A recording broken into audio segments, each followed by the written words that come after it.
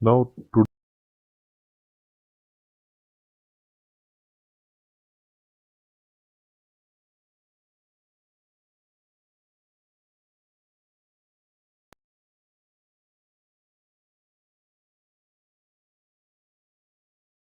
Now, today in this AIMS marathon that we are conducting on YouTube, I will do a session which will be game changer for you. I will try my best to fill up on this slide the questions that can be asked in your exam, and I'll try to give you the topics as well as the answers. One of the questions will be saying, patient is persistently comatose after a history of road traffic accident, high-speed motor vehicle accident. You have to think of diffuse axonal injury. Investigation of choice, MRI. And also second thing we need to remember is, today in this AIMS marathon that we are conducting on YouTube, I will do a session which will be game changer for you. I will try my best to fill up on this slide the questions that can be asked in your exam, and I'll try to give you the topics as well as the answers. One of the questions will be saying, patient is persistently comatose after a history of road traffic accident, high-speed motor vehicle accident. You have to think of diffuse axonal injury. Investigation of choice, MRI. And also second thing we need to remember is, in MRI we want to see hemocytrin. Why? Any place you have the injury, you want to look for any evidence of bleed, for which you need to do a MRI sequence, SWI. These are one of my predictors for your INI paper. Second predictor that I have for you is LCH. Whenever they say Langerhans cell histiocytosis, they will say diabetes insipidus, lytic lesions in the skull which have beveled edges, exophthalmos, or they might use a term vertebra plana, or they might show you electron microscopy showing you, anybody in the chat box, showing you tennis racket shaped Burback granules. That's one of my predictions for the exam. Third predictor based on the topics that they have asked in the past is, what is the role of transcranial Doppler? Now, can we do a Doppler through the skull? Yes, we do it in patients with SAH to look for vasospasm. That is one of the important questions. And in INI exam, they ask many questions in words without the images also, which is one of the things I wanted you to know. Second is they would ask you something like antenatal question like banana shaped cerebellum. Anyone? And anyone can tell me lemon shaped skull are seen in. So if you see these two findings on antenatal ultrasound, you have to think of presence of spina bifida, which will be the answer to this question. So I hope this gives you the idea. They love one-liners like face of giant panda. Anyone? I am sure you have in it you to answer by now. Face of giant panda, Wilson's disease. Wilson's disease. Eye of the tiger. Eye of the tiger. PKAN. What is PKAN? Pantothenate kinase associated neurodegeneration. Mount Fuji sign. Mount Fuji sign. Tension pneumocephalus. Tension pneumocephalus. They love one-liners, especially when it comes to radiology. They love asking these questions. Okay. If you see a cyst with scolex, cyst with a dot, think of NCC. If you have a reservoir of infection, anyone, if you attended my class, I'm sure you can answer. If you have a reservoir of infection like CSOM with ring lesion in the brain, what will you suspect? Think of abscess. Think of abscess. Another possible question is they will show you a biconvex EDH and ask you how will you manage. The management will be a craniotomy and surgical evacuation of hematoma. EDH is an arterial bleed. It can rapidly lead to your compression and herniation. That is why we require this. They might ask you management of brain aneurysm. If they ask you the management of brain aneurysm, what will you mark? You should mark endovascular coiling. You should mark endovascular coiling. They might ask you in stroke, what will you do first? NCCT. Why? To rule out hemorrhage. To rule out hemorrhage, if the CT is normal, then you do a CT angiogram to look for any large vessel occlusion which can be assessed by managed by a mechanical thrombectomy device. Then in addition to that, one of the questions that I've always seen they are liking is parathyroid adenoma. If they ask you what is the investigation of choice to localize parathyroid adenoma, what will you mark? Anyone? Technetium sestamibi scan. Technetium sestamibi scan. They might say SPECT, which is a better answer because SPECT is three-dimensional. They might show you something like a coin with a double ring sign in a child. Always think of button battery. Always think of button battery. And they might have some question on maybe some sinuses, like which X-ray do we do for frontal sinus? Cudwell view. Which X-ray do we do for maxillary sinus? Waters view. Okay. Or they might simply say which ethmoid sinus variant is associated closely to optic nerve. What is the answer? Onodi cell. Onodi cell. Okay. Or which ethmoidal sinus variant is infraorbital? Which ethmoidal sinus variant is infraorbital? Can you tell me? Heller cell.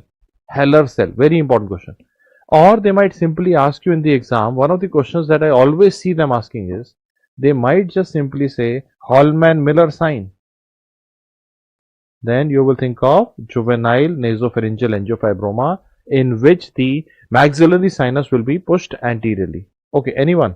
In which condition will they show you Liar sign? Displaying of the carotid bifurcation, Liar sign. Always remember, if they show you Liar sign, the answer will be carotid body tumor. Carotid body tumor.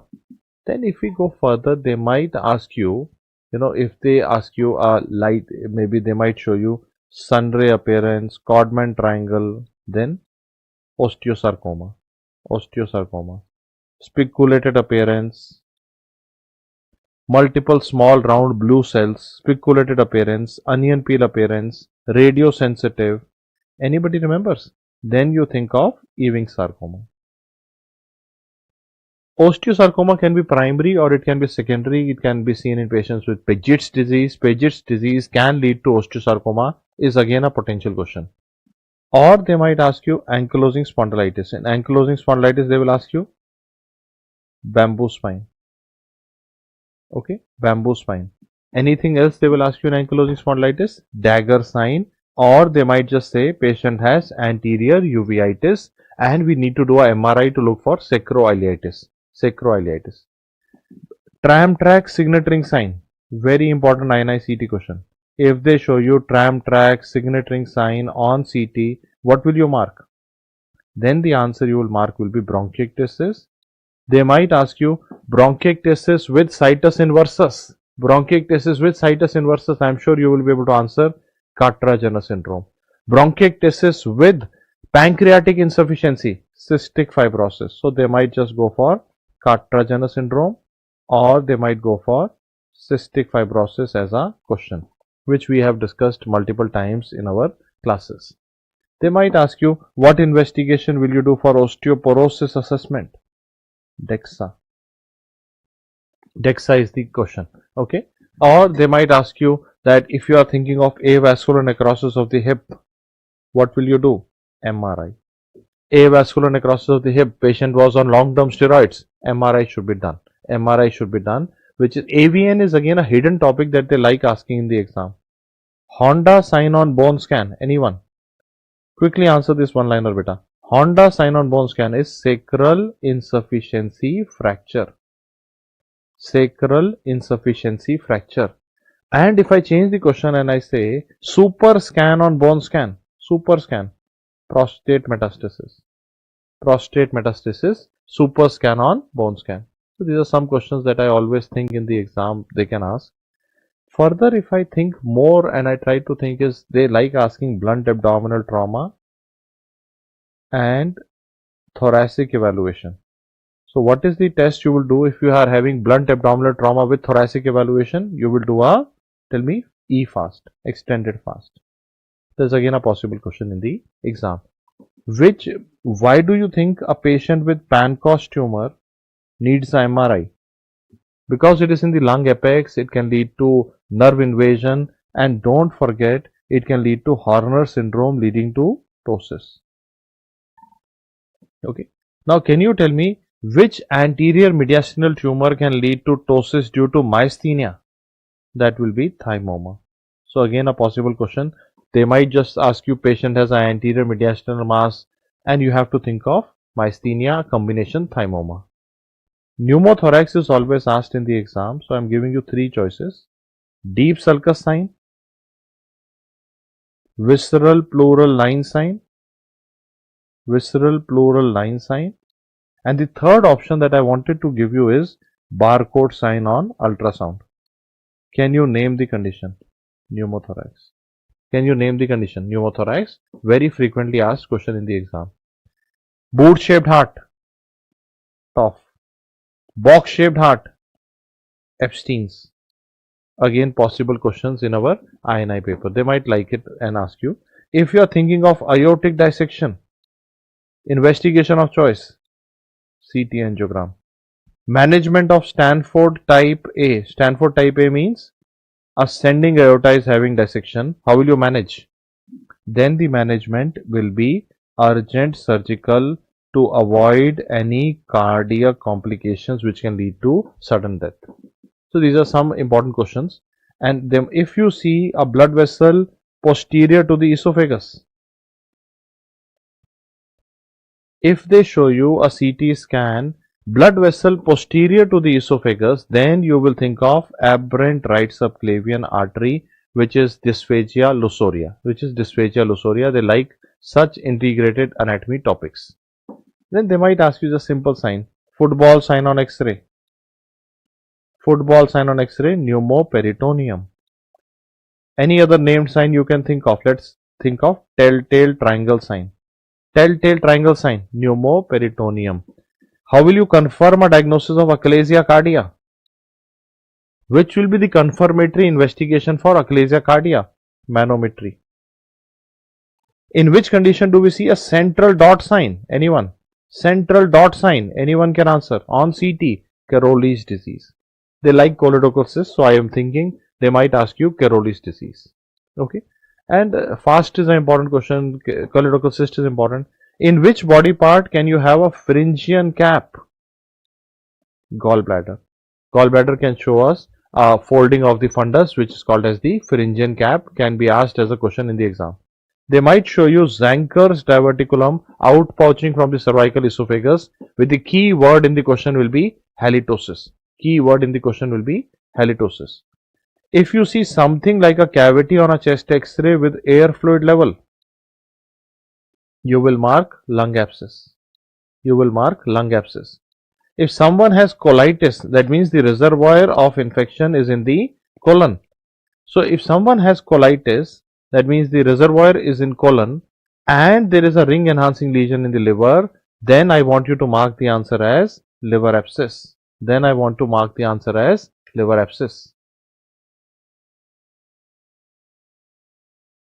So if they show colitis with a abscess like lesion in the liver, that means you have a ring lesion with fluid inside, you will think of amoebic liver abscess. Abscess is a very important hidden topic for INICET. They might ask you in the exam a patient where they might ask you segments of the lung, segments of the liver. So always remember, liver is divided by middle hepatic vein into right and left lobe. Then it is divided by portal bifurcation into superior and inferior segments. Start on the left side, far upper corner, segment 2, 3. 2 is left superior, 3 is inferior. 4A is more medial, 4B is below. Right side you start in the lower part, segment 5. 6 is low down because we are going clockwise, 7 above it, 8 above it. This is how you will label the liver segment. Sometimes they ask you a applied anatomy question in the exam. If they show you fat containing, how will you know fat containing? minus 100 Hounsfield units on CT. Fat containing kidney lesion. Anyone can tell me and name the condition. Fat containing the kidney lesion will be angiomyolipoma, and the condition they will be asking you will be tuberous sclerosis, one of the most important question. Which renal tumor will they show you with a scar in the center? Which renal tumor they will show you with the scar in the center? Can you tell me? Oncocytoma. Then the answer will be oncocytoma. Then the love stones. Ureteric stone, investigation of choice. Anyone? NCCT. Very important question. Multiple times they have asked this question in the INICET. Ureteric stone, investigation of choice, NCCT. Anyone? Now we are going to now ask you some more questions. Cartwheel appearance on ultrasound. If they show you a cartwheel appearance with multiple daughter cysts like this, will be hydrated. Then it will be hydrated. And if they say patient is having some beer paw-like appearance in the kidney, beer paw-like appearance will be xanthogranulomatous pyelonephritis. Beer paw appearance. Okay, xanthogranulomatous pyelonephritis. Okay, young woman with breast lump. Young woman with breast lump, ultrasound. Solid versus cystic in breast, ultrasound. Suspected breast abscess. Abscess you will suspect in which patients? Lactating patients, ultrasound. Metallic foreign body in the eye. What will you not do? Metallic foreign body in the eye. What will you not do? You will, MRI should be considered contraindicated. MRI should be considered contraindicated. Okay. MRI has no ionizing radiation. CT scan has radiation exposure. So that means in CT, what should you ask the patient? I am sure you will put the chat box on fire. Tell me, you should ask LMP before the CT scan. LMP before the CT scan. Okay. 0 Hounsfield units on CT, water. Minus 100, fat. Minus 1000, air. Plus 1000, bone and calcium. This is in a nutshell Hounsfield scale, which is a very favorite question of INICET paper.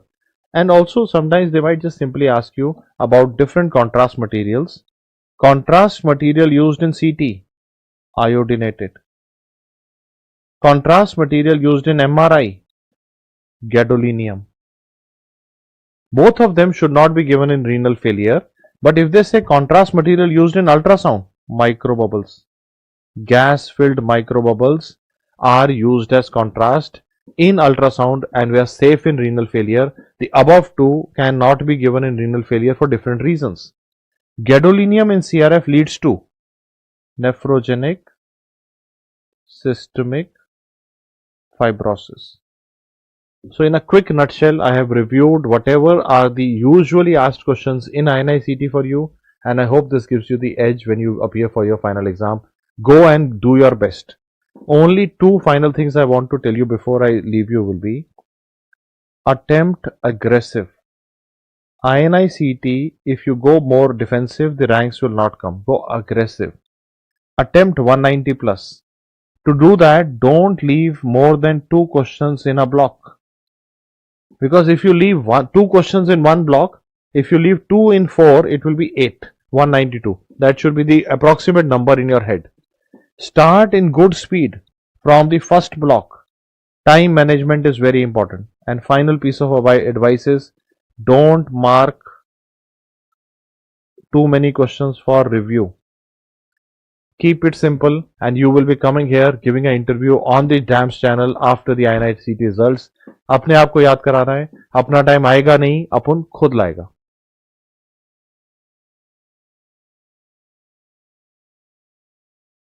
So hi everyone, welcome to the Obs and Gynae session of INICET Marathon. So we are here for the final lap, and we thought of bringing you some of the most important one-liners that have probably a probability of being asked again.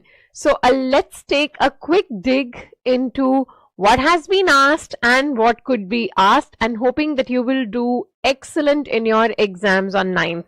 So let's look at some of the things from obstetrics. Okay, so please remember, when we talk about fetal growth, the hormone that is not responsible is growth hormone. It's actually insulin-like growth factors 1 and 2, or insulin, but not growth hormone.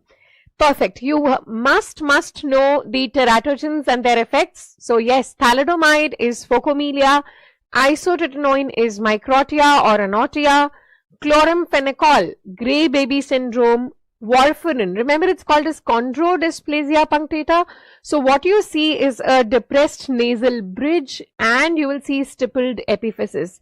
Similarly, like drug which is going to cause neural tube defect, so it is valproate. Yes, and please remember, when we talk about lithium, it's Epstein's anomaly. So if a psychiatric patient is taking lithium, what do you do in the 3rd trimester? You increase the dose.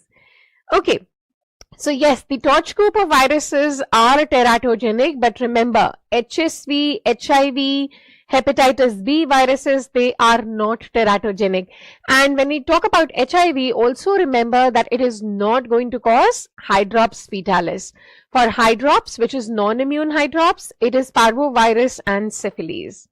Okay, minimum number of antenatal visits as per WHO is 8, but as per the government of India, it is 4. And the first antenatal visit is called as the booking visit, and it should be ideally done in the 1st trimester up to 12 weeks. Okay. So yes, all coagulation factors increase because of estrogen except 11 and 13, which is going to decrease. Remember, there is an increase in fibrinogen, which is the cause for increase in the levels of ESR. Okay. HCG. So HCG is first going to come from syncytial trophoblast 8 days after ovulation or fertilization. It is very similar to LH. Alpha subunit is identical. Beta differs by 8 amino acids. Yes, and then remember, HCG is also the first stimulus for the release of testosterone from fetal testes. It is a glycoprotein hormone. Yes, there is an increase in blood volume in pregnancy. Again, the reason is estrogen, which causes upregulation of, yes, RAS as well as aldosterone. What are the other things estrogen does? Increases TBG, and it is going to increase the action of melanocytes, so you will see the pigmentation. Yes, amniocentesis is important. The time is going to be beyond 15 weeks. We want to do it in the 2nd trimester. Also remember what is early amnio, if it is done between 11 to 14. What about chorionic villus? Chorionic villus sampling can be done after 10 weeks. The time is around 11 to 13. Chordosynthesis should be done only at and beyond 18 weeks. Okay, very important. Remember, quadruple test does not include inhibin B. It is inhibin A, and it is unconjugated E3, estriol. Yes, and if you do a quad test and if you see high levels of alpha fetoprotein but low levels of HCG, then this is not Downs. You have to then suspect abdominal wall defects or neural tube defects, and therefore you should be doing a anomaly scan. Yes, which is best done between 18 to 20 weeks. Downs में please याद रखना, HCG and inhibin A are going to be high. Alpha fetoprotein UE3 and PAP-A are going to be low. Perfect. Yes, what are the named criteria for abdominal ectopic? It is Studiford criteria. And what about ovarian? Spiegelberg. Cervical, Palmans and Rubin's. And in the Spiegelberg criteria, the ovary is connected to the uterus by ovarian ligament, the sac. Yes? Okay. A patient early pregnancy, if she has obvious signs of peritonitis like guarding, rigidity, yes, rebound tenderness, along with, let's say, unstable vitals, then what you're suspecting is ruptured ectopic. Once you see obvious signs of peritonitis, no fast. The answer has to be laparotomy if vitals are unstable, or laparoscopy if vitals are stable.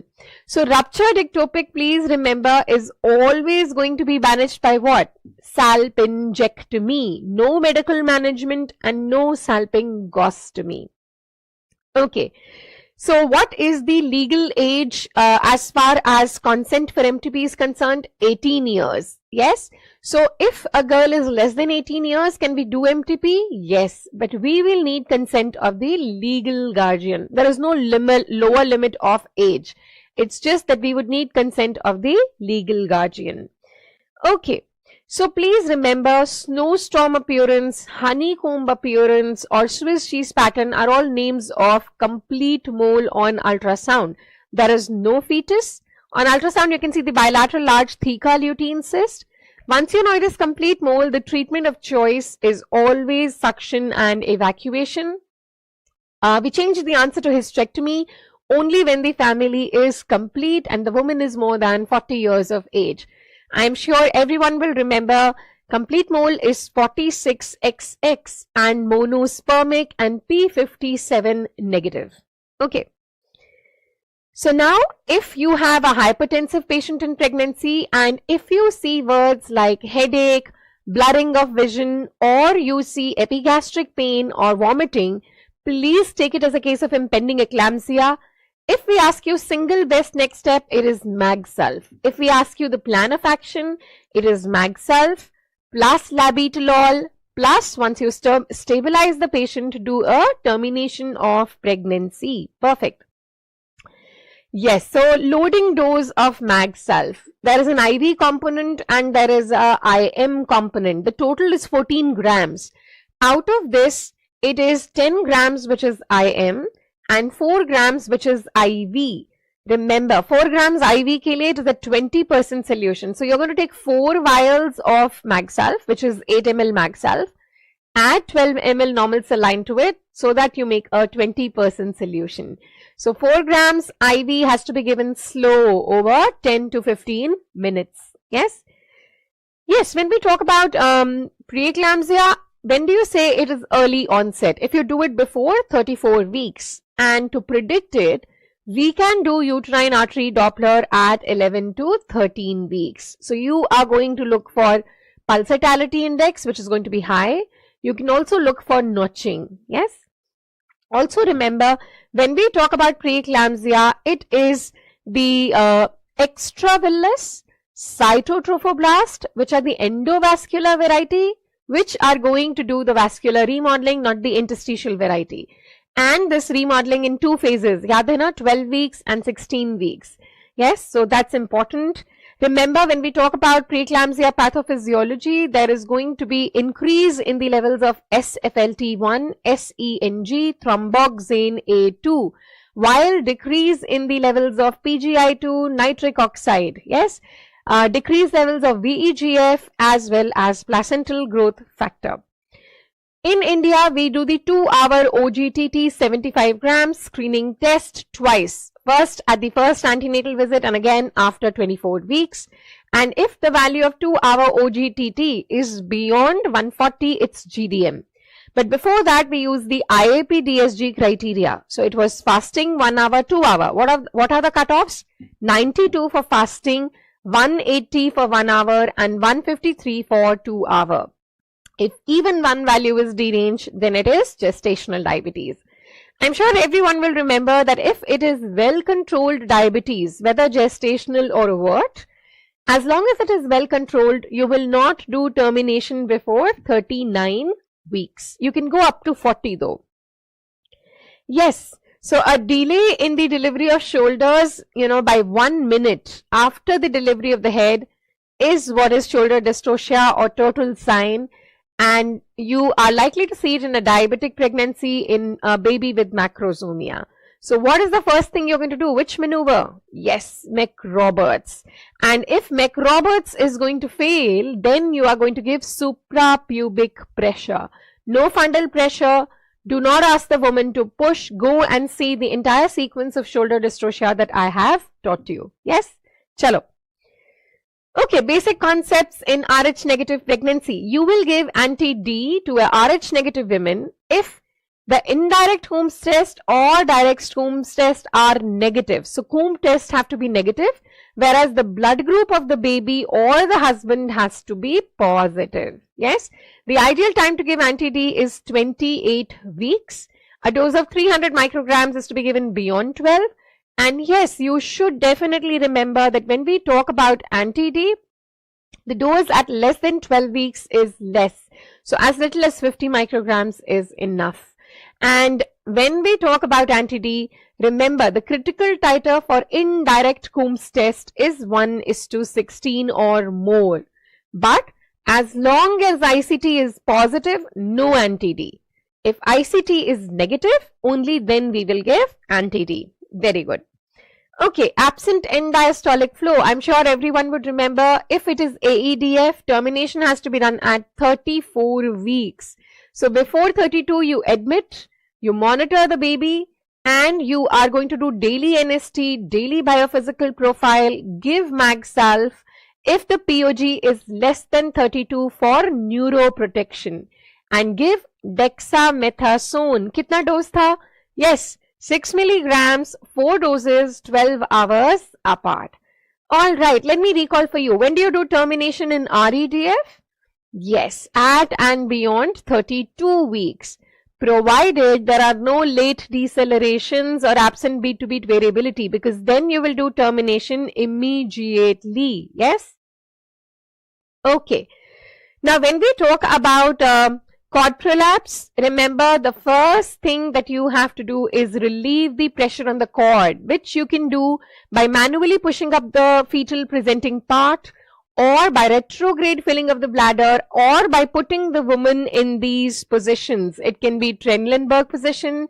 It could also be knee chest position.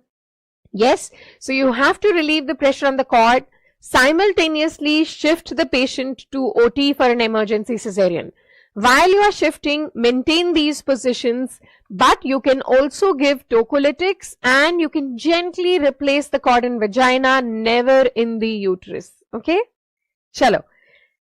Right, so very basic questions on placenta. So yes, please remember, whenever you say dichorionic, it means 2 placentas.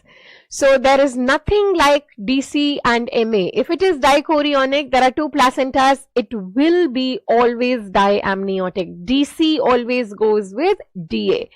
But when we talk about monochorionic, yes, it can be MCDA or MCMA.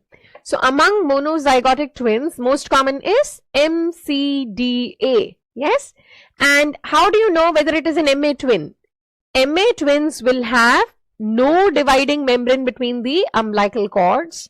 The specific complication of MA is going to be cord entanglement.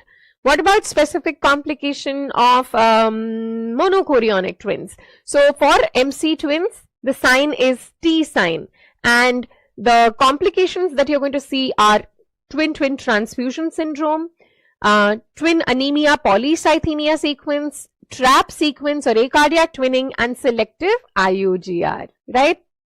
Perfect.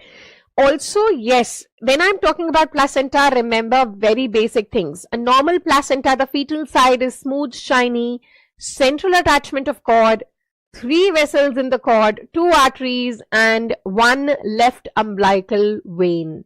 Yes? Okay. When we talk about placenta, I do remember Ames is fond of asking about succinct auriata and vasa previa. So succinct auriata is an accessory lobe. There are connecting vessels which may be traveling over the membranes. So it can be succinct auriata with membranous vessels. Yes.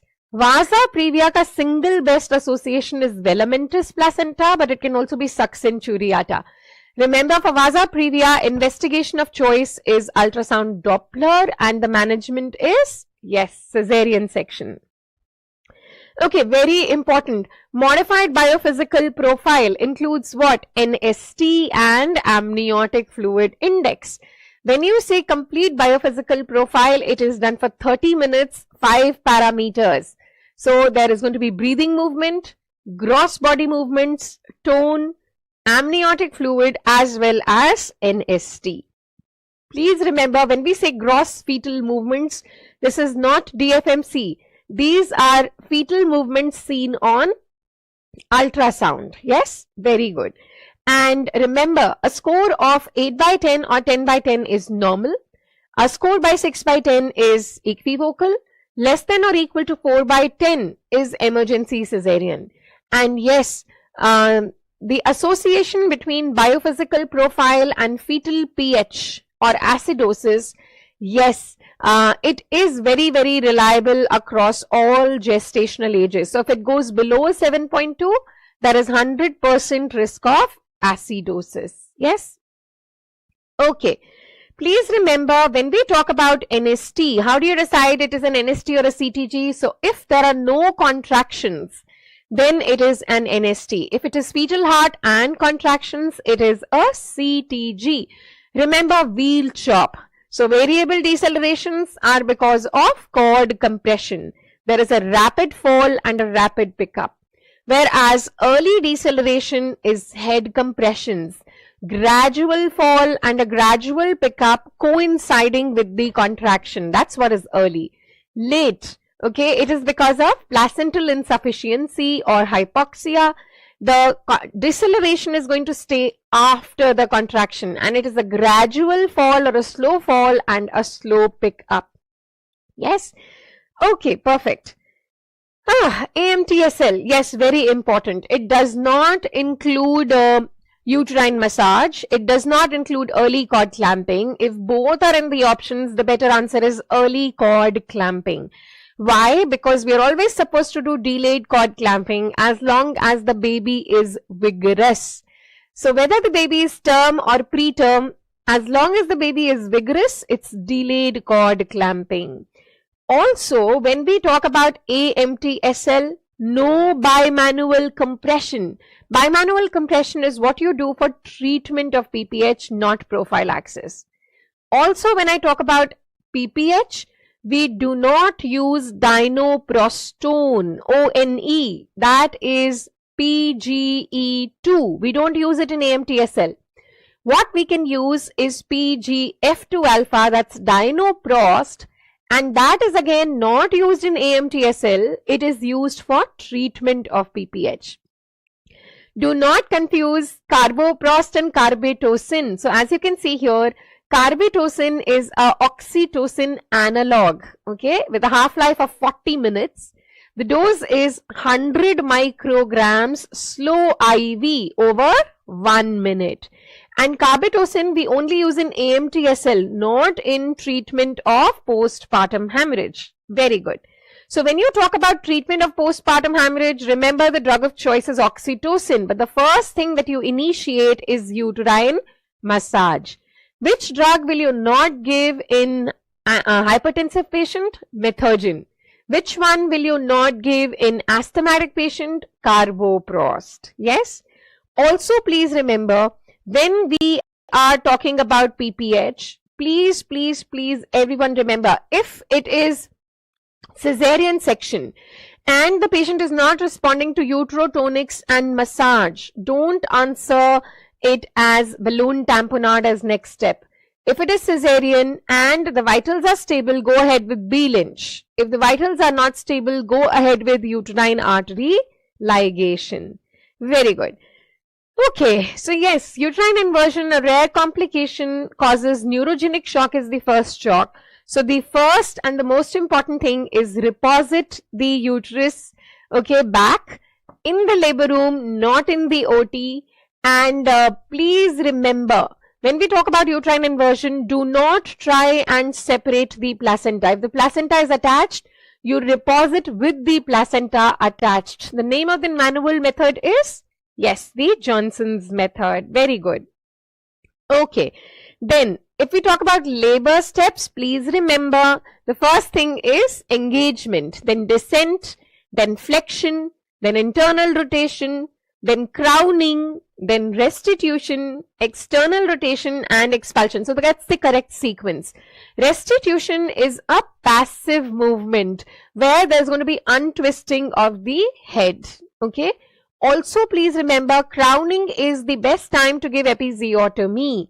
This is when the biparietal diameter is stretching the vulva and it's not receding back. Once you see crowning, it means the scalp is visible, so the station is +3. Yes, is that good? Okay. Okay, please remember Leopold 1 is fundal grip, Leopold 2 is lateral or umbilical grip, Leopold 3, the one done with only one hand, is Paulick's grip, Leopold 4 is pelvic grip or a deep pelvic grip or the second pelvic grip. That's Leopold 4, and it's the only one where we are facing the feet of the patient. So the fingers are directed downwards. Remember, if you are seeing a breach at 37 weeks, we are going to try external cephalic version. If it is contraindicated, then listen to me carefully. Yes, vaginal delivery is not contraindicated. It can be done, but preferred is cesarean section. So if ECV is contraindicated, we prefer cesarean, but vaginal delivery is not contraindicated. If you are doing vaginal delivery, we need to be sure that what is going to happen. The weight of the baby is less than 4 kg. It's not a footling breech, not a stargazer breech, right? Okay. Please remember, once you want to do instrumental delivery, the head has to be engaged. It cannot be above 0. For forceps, it should be actually +2 or +3, so which is low and outlet forceps respectively. Remember, if there is any evidence of CPD, right, like caput plus molding, no instrumental delivery. Yes, vacuum is easier to apply, forceps is difficult. Vacuum should be avoided in preterm babies, in face presentations, in after coming head of breech, and when there is a big caput. Right, so those were my torch one-liners, which I think you should revise. Also, please remember for MagSalve, definitely remember, it is a uterotonic, it is not an antihypertensive. The first step or sign of toxicity is loss of deep tendon reflexes. Oliguria is not a sign of toxicity. It can actually cause toxicity. So if the urine output is less than 100 ml in 4 hours or less than 30 ml in 1 hour, do not give MagSalve. And absolutely yes, we don't send MagSalve, routinely. We will only see it if we see signs of toxicity. So those were the top things in obstetrics, and here we're going to go on to gynecology. See my top picks for gynecology for your upcoming session. Okay, so these are my top picks. Number 1, SRY gene. This is located on the short arm of Y chromosome distal fragment. Remember, there are point mutations in SRY in Swyer syndrome, but they account for a total of only 20% cases. 80% may there will be no mutation in Swyer syndrome. So if you have to put them in the sequence, yes, it is spermatogonia, then primary spermatocyte, both of which are diploid. Then it's secondary spermatocyte, which is haploid, then it's spermatids, and finally it is going to be spermatozoa.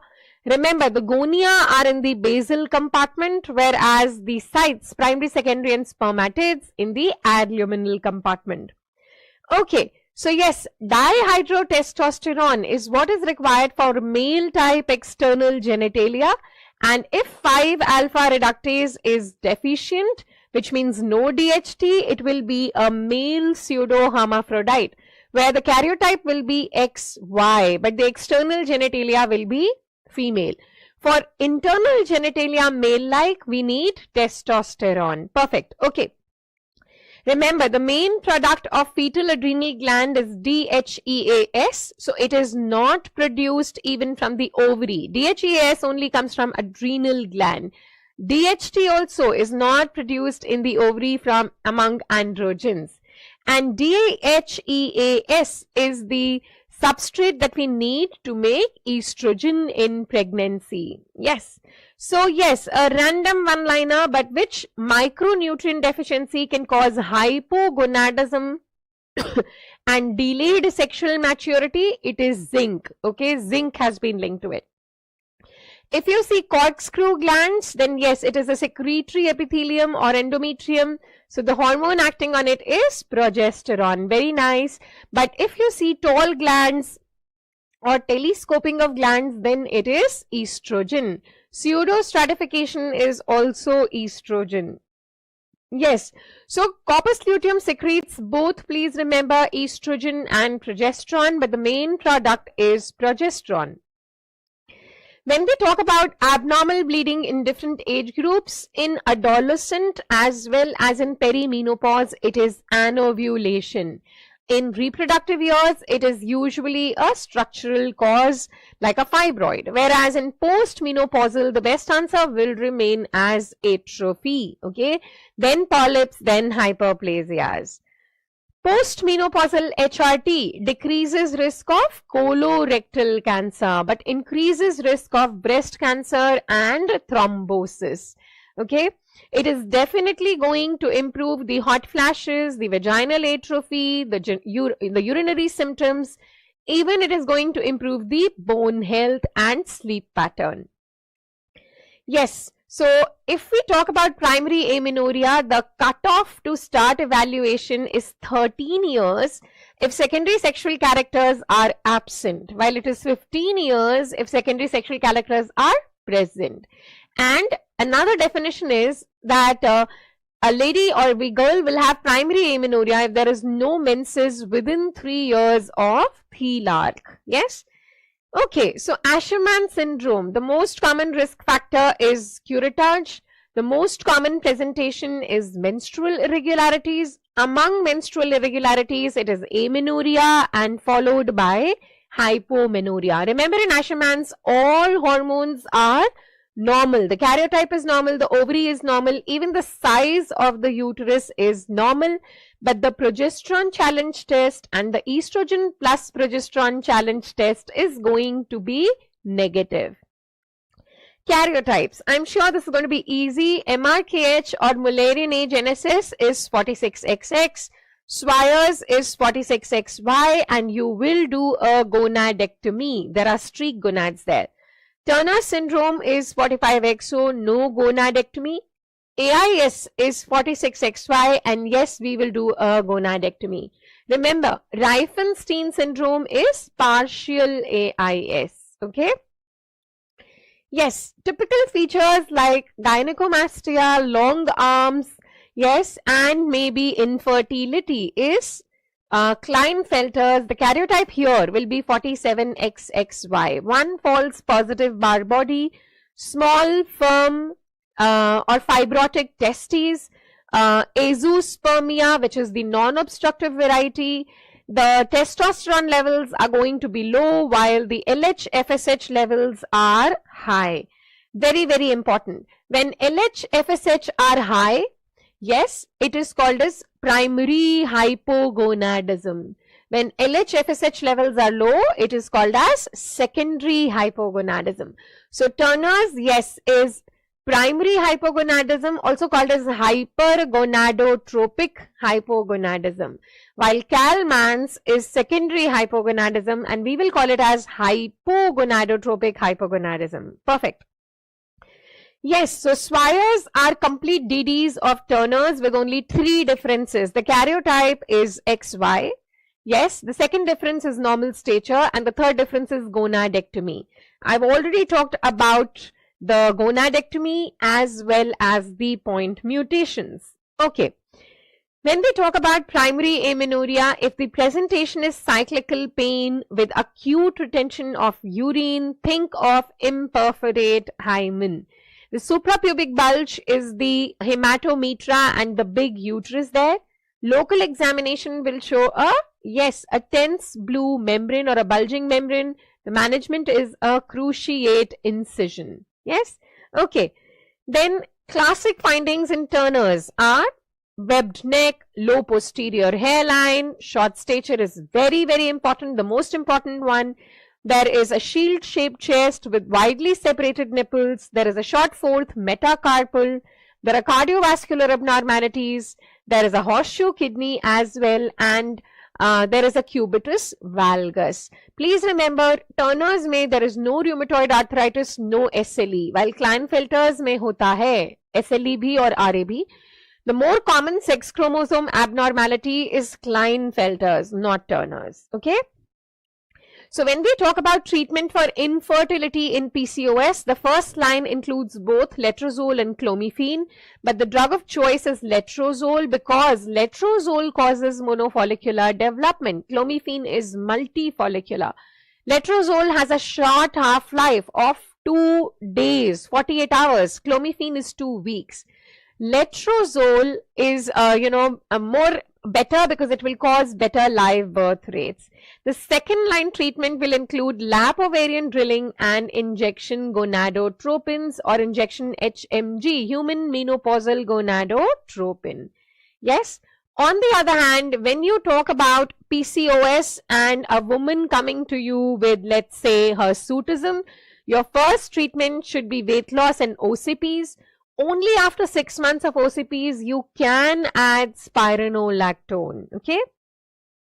Right, I told you, when you say hypogonadotropic hypogonadism, please remember, it means it is secondary hypogonadism, so low LH, low FSH, low testosterone.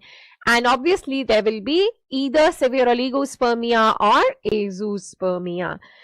Anosmia is seen in Kallmann syndrome, okay, so which is 46XX in females. Again, it is hypogonadotropic hypogonadism. Kallmann's there are also mirror movements, right? Synkinesia, there can be unilateral renal agenesis as well, okay. Tests of ovulation, the best one is serum progesterone levels done on day 21. Values more than or equal to 3 nanograms indicate ovulation. Yes. Cervical mucus, progesterone के presence में it is thick and scanty. Estrogen में it is copious, it is thin, and it will show ferning. Yes. Best test of ovarian reserve is AMH, glycoprotein hormone. It is equivalent to MIS. It is secreted by the small preantral and antral follicles. 1 to 3 nanograms is the normal value. High AMH means more success in IVF, but also a higher risk of OHSS. Remember, high AMH is seen in PCOS. So this is the best test because it can be done on any day. Most common test for ovarian reserve is FSH. The normal values are 4 to 10 international units. It should be done on day 3. Values more than 15 are a poor reserve and values more than 25 is premature ovarian failure. Right, so the HPV vaccine is made from, yes, the L1 capsid protein of the virus. If you follow the WHO SAGE guidelines, if the girl is less than or equal to 21 years, it is 1 or 2 doses. If she is beyond 21 years, we will give 2 doses, 0 months and 6 months. HIV positive is 3 doses. Please remember, in a pap smear, you will not take or do a PV exam before taking the pap smear. So, yes, PV has to be done later. The fixative used is 95% ethyl alcohol. There should be no air drying, but please remember, as per WHO, the best method of screening for cervical cancer is HPV DNA testing, even in resource limited settings, okay. Most cost effective is VIA, right? It is VIA. Please remember, in the HPV virus, E6 and E7 cause malignant transformation. Jisme E6 is going to knock out the P53 gene and E7 the retinoblastoma gene. Yes, and finally, yes, if a lady is coming with postcoital bleeding, do a speculum exam. If the cervix is normal, you take a pap smear. But if the cervix is abnormal, like a hypertrophied cervix, then you are supposed to take biopsy. For SIN2 and SIN3, which is confirmed on colposcopy, the answer is going to be LEAP. For SIN1, which is confirmed on colposcopy, the answer is going to be conservative management or follow up with a co-test for 2 years. What is a co-test? HPV plus, yes, pap smear. So it is done every year for a span of 2 years. And if SIN1 is persisting, then yes, we will do a, treatment. Okay, please remember, clear cell cancer of ovary is an epithelial ovarian cancer of the ovary. Epithelial ovarian cancers are overall most common, 90%. They're because of P53 mutations. But among epithelial, the most common is serous. The other varieties are mucinous, Brenner's, clear cell and embryonal cancer. Yes, a very important thing. Endometriosis in the long run can lead to clear cell cancer of the ovary. The tumor markers of these ovarian tumors is important. So for dysgerminoma, the best answer is LDH, but it can also be HCG. For epithelial, overall answer is CA125, but for mucinous, it is CEA, carcinoembryonic antigen, or CA199. Granulosa cell tumors, it is inhibin A. Choriocarcinoma, where you will see dimorphic cells, multinuclear and mononuclear, the tumor marker is HCG. For yolk sac tumors or endodermal sinus tumors, it is alpha fetoprotein. And remember, you will see the Schiller-Duval bodies. Yes? Okay. Important. Arachnoblastoma is another name for certainly Leydig tumors. And because it is a Leydig cell tumor, it will produce testosterone. So it is a virilizing tumor of the ovary. And the classic finding in Leydig cell tumors is what? It is Rinke's crystals. So when you see a woman who has an ovarian cancer, but we are telling you there is omental caking in peritoneal mets, this means this woman is inoperable. So first you will give her neoadjuvant chemotherapy, 3 cycles. See if she becomes operable and then give the remaining 3 cycles. Okay. Overall, as long as the woman is operable and her performance status is good, the primary treatment for ovarian cancer is surgery. Even in advanced stages, we call it as a debulking surgery. If you see a solid cystic mass and the key thing is elevated CA125 or mental caking, yes, most likely this is a serous ovarian cancer, which is the most common variety. It can show you papillary excrescences and psammoma bodies. What do you see in Brenner's? Yes, you will see Waldard cell nest, coffee bean nucleus. Remember, coffee bean nucleus is also seen in granulosa cell tumors, the Karl-Exner bodies. Okay, so if your patient is showing a ovarian cyst which has a reticular pattern or a fishnet pattern, it is a hemorrhagic cyst. Nothing needs to be done. It will resolve on its own. If you see homogeneous internal echos in a cyst, it's an endometrioma. We call it as a ground glass appearance. Yes, if you see Rokitansky protuberance, then it is a dermoid cyst of the ovary, which is a mature teratoma, the most common type of germ cell tumor. Yes? Okay. So, but if you see an ovarian mass which has solid components, thick septae, papillary excrescences, increased vascularity on Doppler, ascites, then it is a malignant mass, right? Yes. So, any patient who comes to us with postmenopausal bleeding, the first thing to be done is in transvaginal ultrasound. If the thickness is more than 4 mm, then it is considered as thick endometrium for a postmenopausal woman, and then we will go ahead and do a biopsy from the endometrium. Okay. Yes, lichen sclerosis is definitely a risk factor for vulvar cancer, as is smoking or HIV, even HPV, even cervical cancer. So these are all risk factors for vulval cancer, where the typical age group is beyond 55 years. Most cases will happen between 65 to 85 years of age. Yes. Okay. Most common site, yes, is labia majora. What you will see is a discolored patch. Okay. Now, remember when we talk about diethylstilbestrol, it causes clear cell cancer of the vagina. It also causes a T-shaped uterus, a hypoplastic uterus, and hypospadias in a male baby. Yes.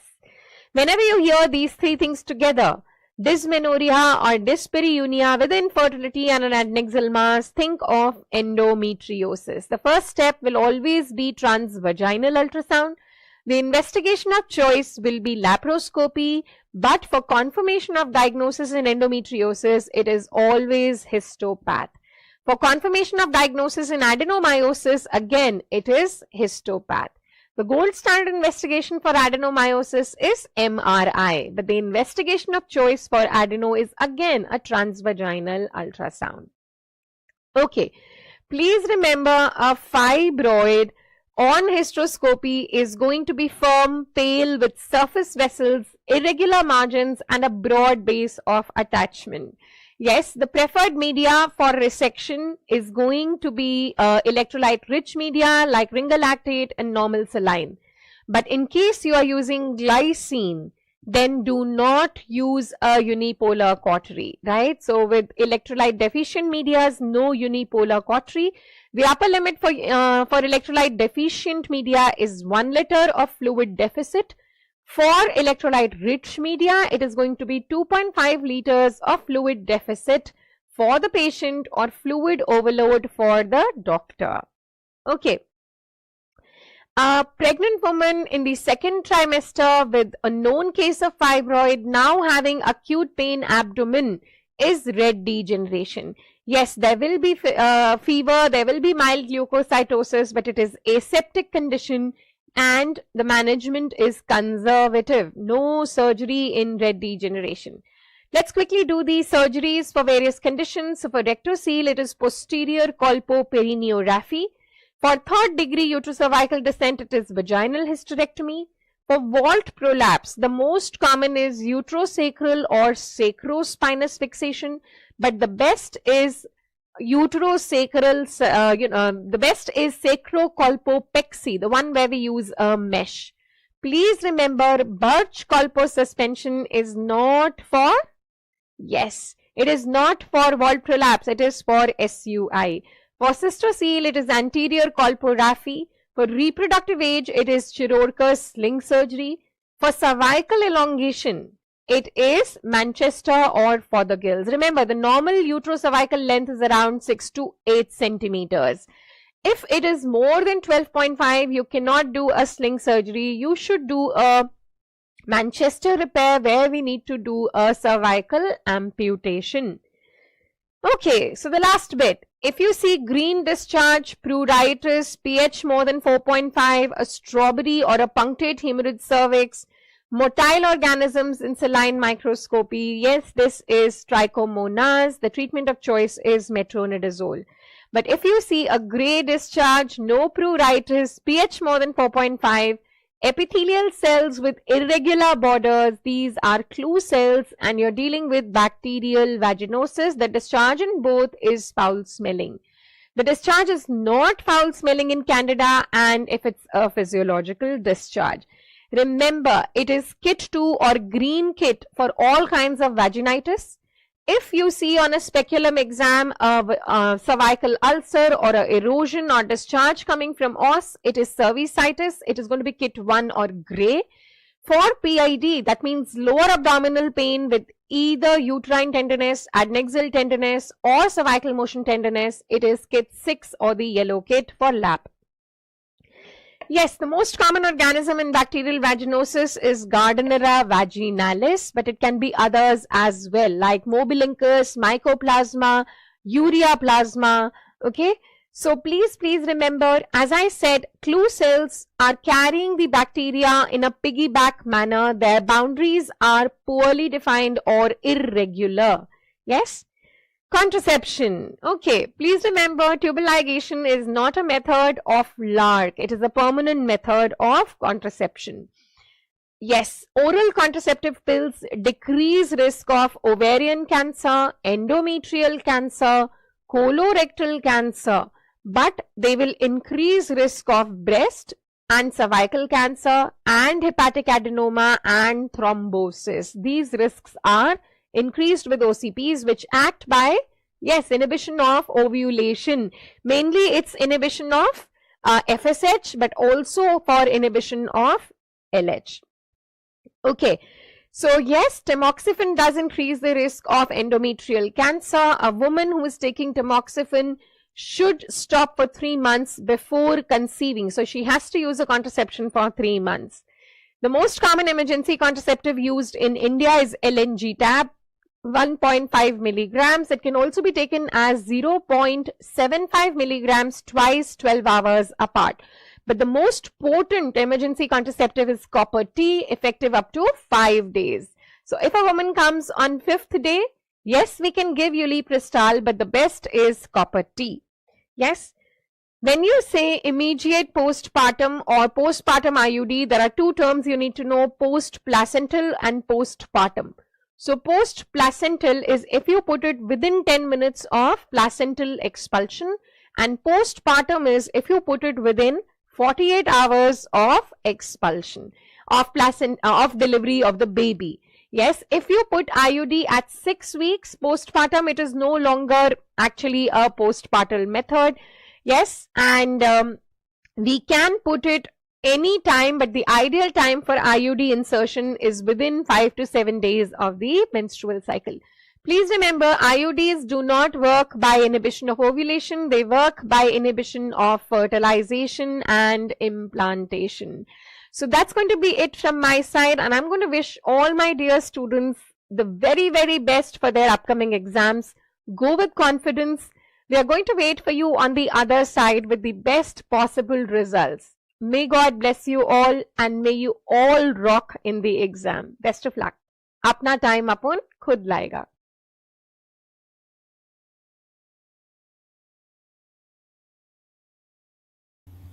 Hi, welcoming you for INICET Marathon. Last minute one-liners. Come on. Gram stain is the stain which differentiates into gram positive and gram negative based on the cell wall of the peptidoglycan thickness. It's a differential stain. Acid fast stain, Ziehl-Neelsen stain, mainly due to mycolic acid present in the mycobacteria, the acid fastness. Negative stain used to demonstrate bacterial capsule. One is India ink, another one is nigrosin stain. Dark field microscopy used for demonstration of spirochetes and other thin items like flagella. Phase contrast microscopy mainly for observing live unstained cells, especially internal structures. It is a type of light microscopy. And another type of microscopy, fluorescent microscopy, Oramin rhodamin stain. We are using to demonstrate mycobacterium. Electron microscope reveals the resolution power is 0.2 nanometer. We can see viruses and ultrastructures. All the microscopes resolution power is 0.2 micrometer except electron microscope. Electron microscope two types: transmission to see the internal structures and phase contrast to see the 3D view of the cell. 3D view of the cell. Gram positive cocaine clusters, Staphylococcus aureus. It is not only gram positive, catalase positive, coagulase positive, cocci. Gram negative diplococci, kidney bean shape, is Neisseria.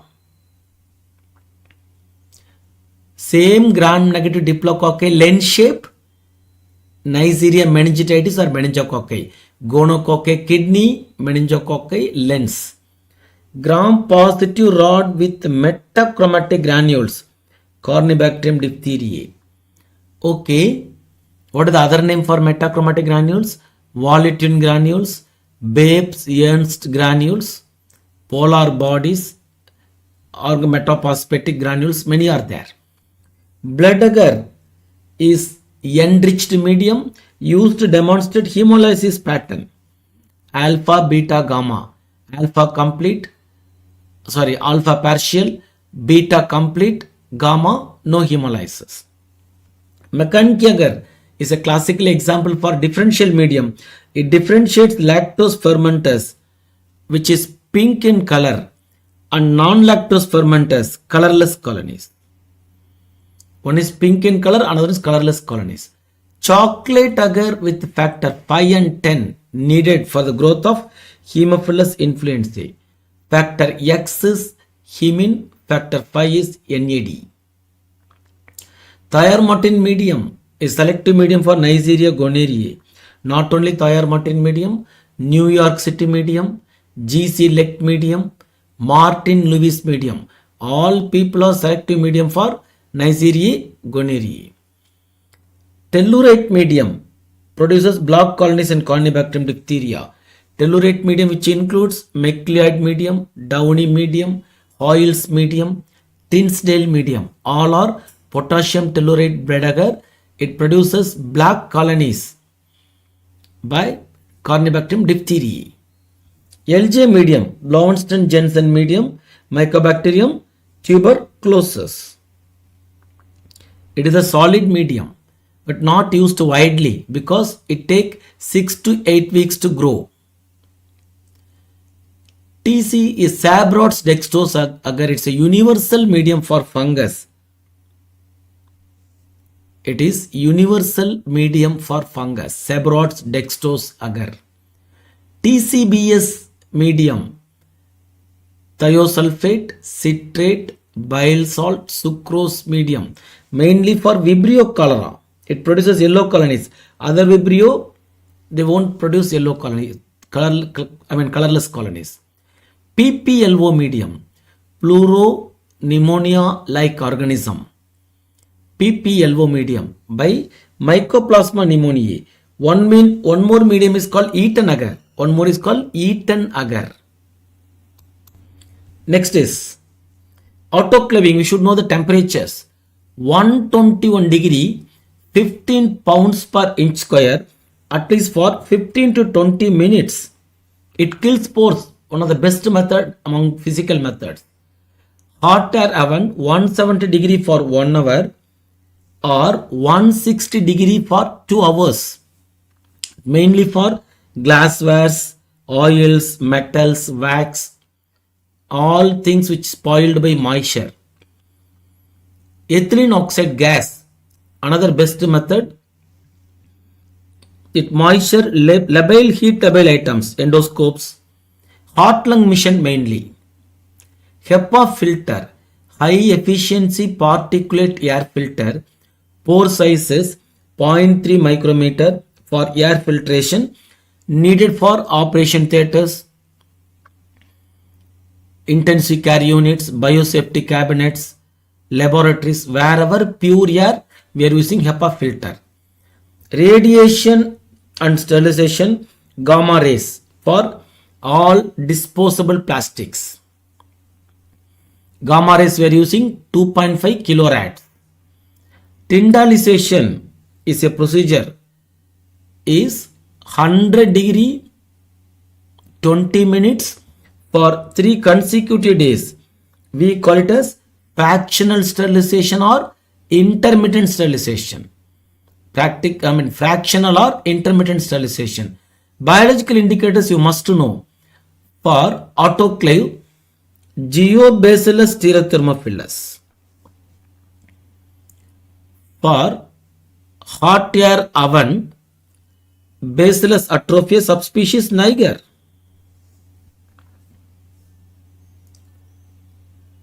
Growth curve phases, lag, log, stationary, decline is the normal growth curve phases. In biological indicator, not only hot air oven is Bacillus atrophius subspecies niger. For ethylene oxide, Bacillus atrophius subspecies globigi. Obligate anaerobic organism is Clostridium perfringens.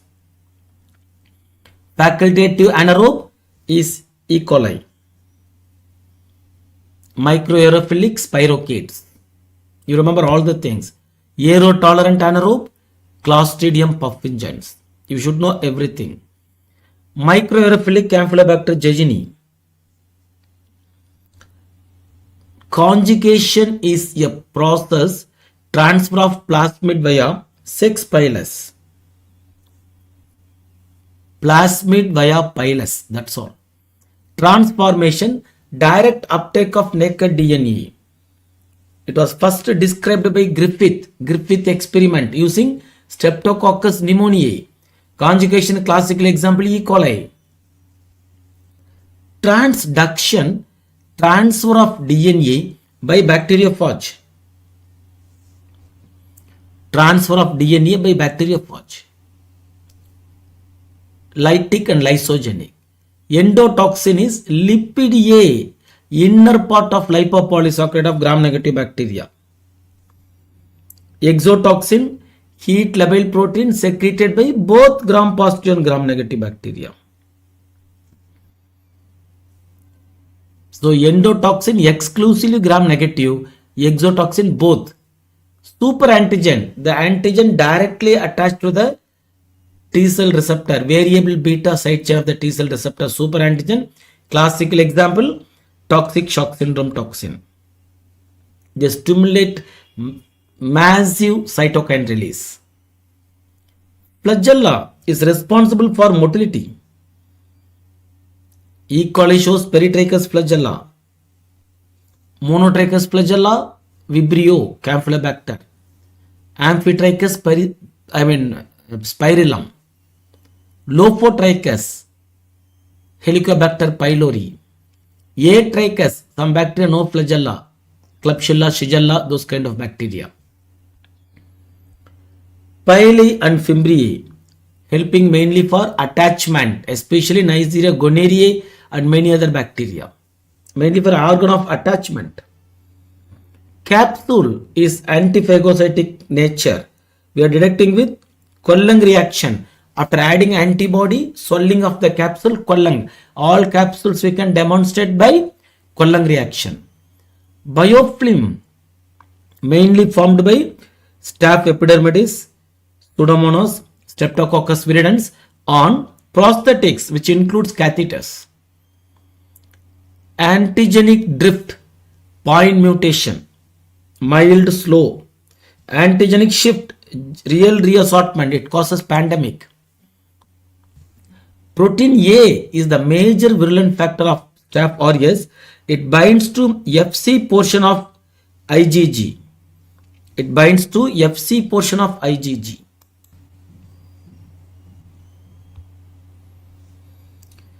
MRSA, methicillin resistant Staphylococcus aureus. This resistance is due to MECA gene, altering penicillin binding protein. One and only novobiosine resistant is Staph saprophyticus, causes UTI in young women. ASO titer, if it is increased, it is a marker for recent Streptococcus pyogenes infection. M protein is superior. It's basically antiphagocytic and virulent factor in Streptococcus pyogenes. CAM test, Christie, Atkin, Munch, Peterson test, arrowhead hemolysis, Streptococcus agalactiae. Streptococcus agalactiae. Enterococcus fecalis. It grows in 6.5% salt and hydrolyzed bile esculin, grows in 9.6 pH, 42 degree, different environment.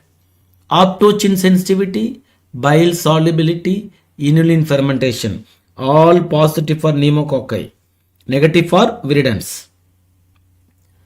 Lanceolate shaped diplococci, alpha hemolytic, Streptococcus pneumoniae. Flame shaped bacteria, diplococci. Chinese letter pattern with metachromatic granules, otherwise called cuneiform arrangement, is Corynebacterium diphtheriae. Elix gel precipitation, demonstration of toxin of diphtheria. It is gel precipitation, Achterlony test, 2-dimension double diffusion. Corynebacterium diphtheriae exotoxin, mechanism of action, ADP ribosylation of elongation factor 2 inhibits protein synthesis. Listeria monocytogenes, always remember, tumbling motility 25. The motility absent at 37, differential motility, causes neonatal meningitis and meningitis in the elderly people. Meningitis mainly renal transplant and cancer patients. Listeria is facultative intracellular. It passes from cell to cell by using host actin fibrils. We call it as actin motility, jet actin motility. Non-motile, non-hemolytic Medusa head colony, frosted like this is Bacillus anthracis. Anthrax toxin produces three components: edema factor, lethal factor, and protective antigen. Edema factor increases cyclic AMP. Bacillus cereus, always remember, food poisoning, Chinese fried rice, preformed enterotoxin. First vomiting followed by diarrhea. Early emetic type, delayed diarrheal type. Clostridium tetani produces tetanospasmin, which inhibit the release of GABA and glycine neurotransmitters, leads to spastic paralysis. Clostridium botulinum inhibit the release of acetylcholine at neuromuscular junction, flaccid paralysis. Clostridium puffingens lecithinase causes gas gangrene, alpha toxin. Clostridium difficile causes antibiotic associated pseudomembranous colitis. Main antibiotic is clindamycin, aminopenicillin, cephalosporins. Naegler's reaction used to demonstrate Clostridium puffingens lecithinase. It also used for Bacillus cereus lecithinase. Drumstick appearance, Clostridium tetani spores. Double zone hemolysis, target hemolysis, reverse camp, stomy fermentation of litmus milk, Naegler's reaction, everything Clostridium puffingens. Non-lactose fermenters, please remember SPI, Salmonella, Shigella, Proteus, Pseudomonas, Yersinia, all non-lactose fermenters. E. coli O157H7 causes hemolytic uremic syndrome. We call it a Shiga-like toxin. Acting on 60S ribosome, inhibits protein synthesis. Proteus mirabilis exhibits swarming motility. It is urease positive. Fishy smell. Shigella dysentery. It inhibits 60S ribosome or 28 ribosome. Inhibit protein synthesis. Bacillary dysentery, bloody diarrhea. Bacillary dysentery, stool with mucus and bloods. Stool with mucus and blood. Vibrio cholera, rice water stool, oxidase positive, curved bacilli, darting motility. That's all. Oil drop colonies in clad medium. Cholera toxin activates adenyl cyclase. Increase cyclic AMP, watery diarrhea. Vibrio parahemolyticus, seafood poisoning, shellfish or oyster poisoning, Kanagawa phenomenon, Vagatsuma agar. That's all. Campylobacter, comma shape, gulping appearance, growth at 42 degree. GBS, Guillain-Barré syndrome. Helicobacter pylori, number 1 urease positive. It is catalase positive, oxidase positive. Carcinogen, group 1 carcinogen. Associated with peptic ulcers, gastric carcinoma, malt lymphoma, group 1. Urea breath test, most sensitive test, non-invasive, H. pylori. Treatment for H. pylori, triple therapy, proton pump inhibitor, clarithromycin and amoxicillin metronidazole. 2 antibiotics, 1 proton pump inhibitor. Vibrio vulnificus, wound infection after exposure to seawater. It also causes myonecrosis, flesh-eating bacteria. Niacin neutral rate nitrate reduction, positive for Mycobacterium tuberculosis. Cod factor, triglyceride dimycolate, is the virulent factor for tuberculosis. It produces serpentine cords. LJ medium, already we have seen, selective medium for Mycobacterium. Photochromogen, pigment in the light. Example, Kansas mnemonic mask. Scotochromogen, pigment in dark and light, Scrophalacium, and mnemonic GCSS. Non-chromogen, no pigment, Mycobacterium avium intracellular, mnemonic Axi. 9-banded armadillo is the animal used for demonstration of Mycobacterium leprae culture. Second one is food pad of mice. Weil's disease is leptospirosis, jaundice, renal failure, hemorrhage. Hepatorenal syndrome. We call it as hepatorenal syndrome. Non-specific test detecting reagenic antibodies, VDRL or PR. Rapid plasma reagent, non-specific. Confirmatory FTA ABS. FTA ABS confirmatory. Primary syphilis, always remember ulcer, painless ulcer, heart shankar. Secondary rash, maculopapular rash, condyloma lata. Tertiary gummas, tabes dorsalis, general paralysis of insane and cardiovascular. Congenital syphilis, Hutchinson's triad, Hutchinson's teeth, deafness and keratitis. Borrelia recurrentis, relapsing fever due to antigenic variation. Next is Borrelia burgdorferi, Lyme disease, vector is tick. Erythema migrans is a rash caused by Lyme disease. Borrelia burgdorferi, bullseye or target rash. Leptospirosis reservoir is rodent. It excreted in urine, not only rodent, any mammal. Rickettsia prowazekii causes epidemic typhus. Louse is the vector. Rickettsia typhi, endemic typhus. Rat flea is the vector. Rickettsia, Rocky Mountain spotted fever. Tick is the vector. Orientia shusugamushi, it causes scrub typhus. Mite is the vector. Q fever, Coxella burnetii, the only rickettsial disease. No rash, no vector. Obligate intracellular with elementary and reticulate. Extracellular elementary, intracellular reticulate body is chlamydia. Trachoma inclusion conjunctivitis is chlamydia trachomatis, otherwise called PLT agent. Psittacosis LGV trachoma agent. Chlamydia psittaci causes psittacosis, parrot fever, ornithosis.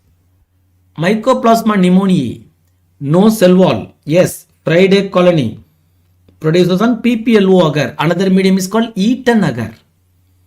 Cold agglutinin, CAT test, IgM antibodies seen in Mycoplasma pneumonia infection. Cold CAT test, MAT test, Leptospira, SAT brucellosis. Eaton agent is the old name for Mycoplasma pneumoniae. All replicate in nucleus except pox virus, DNA viruses. All DNA viruses replicate in nucleus except pox. All RNA viruses replicate in cytoplasm except influenza and HIV. Parvovirus B19 is the smallest single-stranded DNA virus which causes slapped cheek appearance, fifth disease, erythema infectiosum, everything. Hepatitis D is the dependent virus. It occurs hepatitis B virus. HSV1 in trigeminal ganglion, oral lesions. HSV2, sacral ganglion, genital lesions. Zank smear, multinucleated giant cells for herpes infections. Cytomegalovirus, owl's eye inclusion is the classical. Epstein-Barr virus, infectious mononucleosis, Burkitt's lymphoma, nasopharyngeal carcinoma, many other things, Hodgkin's, non-Hodgkin's, oral hairy leukoplakia, big list. Epstein-Barr virus targets CD21 or CR2 receptor on the B cells. Kaposi sarcoma virus, human herpes virus 8. Kaposi sarcoma, it's 8 defining illness. Adenovirus causes pharyngoconjunctival fever, hemorrhagic cystitis, diarrhea. Human papilloma virus type 16-18 mainly causes human cervical cancer. Cervavac is the Indian vaccine. Hepatitis A is RNA virus. Pico-oral, no chronic carrier state. Outbreaks, infectious hepatitis. Hepatitis B, DNA virus, transmitted parentally, carrier state. Serum hepatitis. Surface antigen, hepatitis B surface antigen, first serological marker to appear in the infection. Surface antibody is the protective antibody seen in vaccination or in recovery. Envelope antigen, high infectivity, envelope antibody, low infectivity, the markers. Hepatitis E, RNA virus, high mortality in pregnancy. In India, the latest vaccine is called Hevrivac, recombinant hepatitis E vaccine. Important HIV genes are GAG gene P24, Pol gene for enzymes, N gene for envelope GP120 and GP41. GP120 binds to CD4 and co-receptor CCR5 CXCR4 R5X4. P24 is the earliest antigen we can detect. ELISA is the screening test. Western blot is confirmatory. In screening we are using rapid in India. Coxsackie A causes herp angina, hand foot mouth disease. Hand foot mouth disease. Coxsackie B, myocarditis. Influenza virus is 8 segments, segmented RNA undergo antigenic shift and drift. Paramyxoviruses are measles, mumps, respiratory, parainfluenza, Nipah, metapneumovirus, many are there. Metapneumovirus, Nipah virus also, paramyxovirus. Measles, mainly Koplik spot, white lesion in the oral cavity. Warthin-Finkeldy bodies, intracytoplasmic, intranuclear bodies. Mumps, always remember, parotitis, orchitis, meningitis, encephalitis, and pancreatitis. Rabies virus is bullet shaped, Nigri bodies in hippocampal neurons. Diagnostic. Latest vaccine, Thrabis, G protein based vaccine. Candida albicans, germ tube positive, pseudohyphacine. Cryptococcus is capsulated. We are detecting with India ink and musicormin stain. Aspergillus fumigatus, any aspergillus, acute angle branching, separate hyphae. Mucor or rhizopus is broad-based ribbon-like aseptate hyphae with right-angle branching. Vertical right-angle branching. Sporothrixin ki cigar shape yeast, rose thorn injury, and floret shape mold, rose gardener's disease. Histoplasma capsulatum, dimorphic, yeast in macrophages, and mold is tuberculate conidia. Blastomyces, BB, broad-based budding cell, figure of 8 or snowman appearance. Spirule with endospores is Coccidioides immitis, chains arthroconidia. Paracoccidioides brasilensis, pilot wheel appearance, Mickey Mouse appearance, ship wheel. Dermatophytes are Trichophyton, Microsporum and Epidermophyton, important people. Tinea versicolor caused to be Malassezia furfur, spaghetti meatball appearance. And another one is Malassezia globosa. Nemocystis in GMS stain, broken pink ball or crushed pink ball appearance. Entamiba isolytica produces flask shape ulcers, quadrinucleate cyst in the stool, infective stage. Giardia, pear shaped trophocyte, falling leaf motility. Trichomonas vaginalis, jerky or wobbling motility. Balantidium coli, football or reversion motility.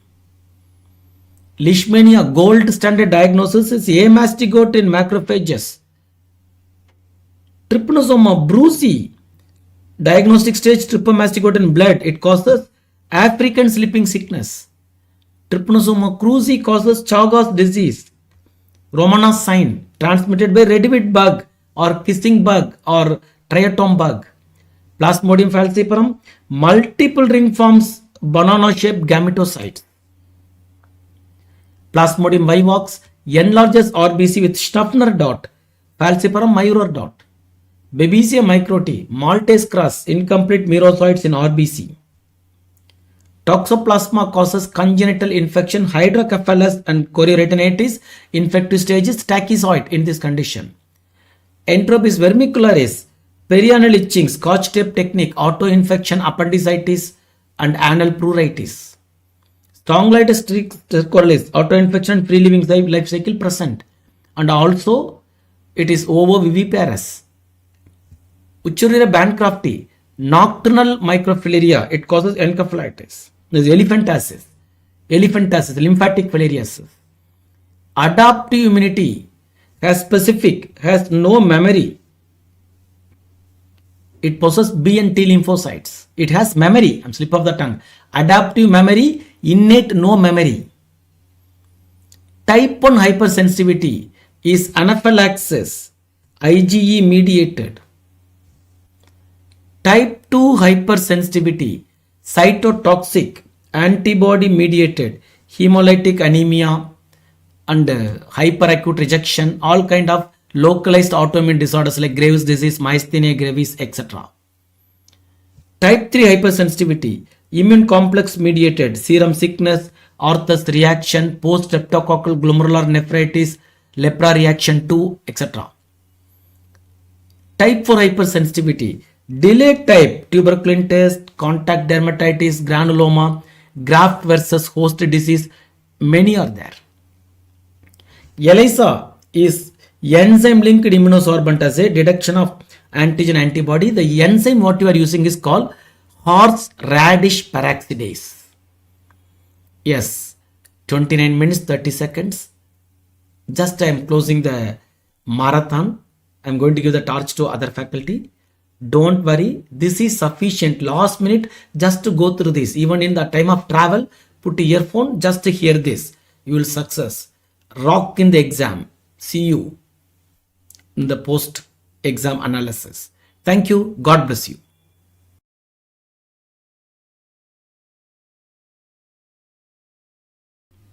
Hi dear students, I'm Dr. Sanjeev Chitragar, your pathology teacher. So in this section, let us quickly go on through few of the previous year topics and one-liners from those topics. We have dealt them in predictor and in other sessions about in detail.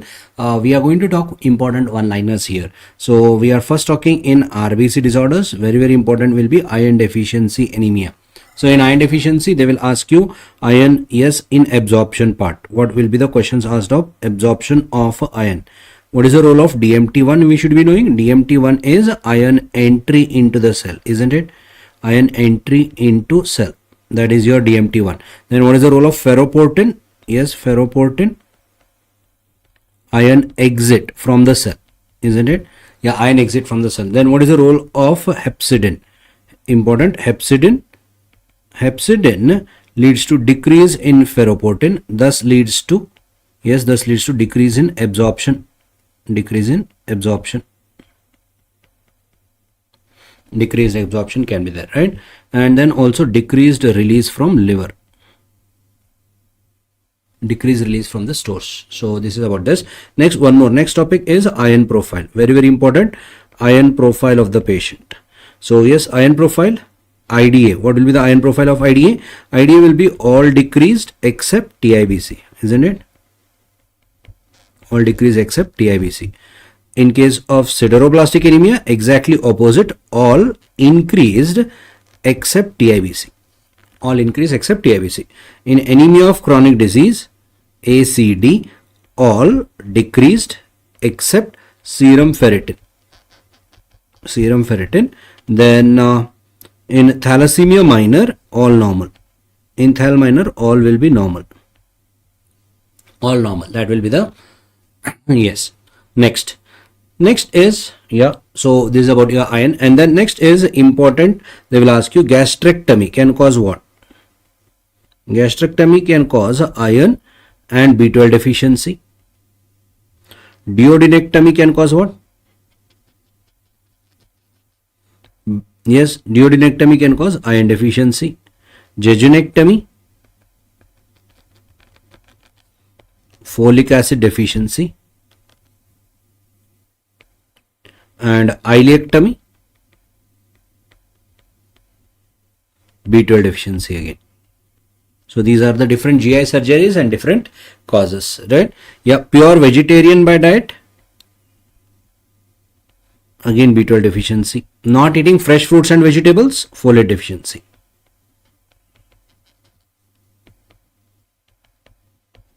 Folic acid deficiency, right? Yeah.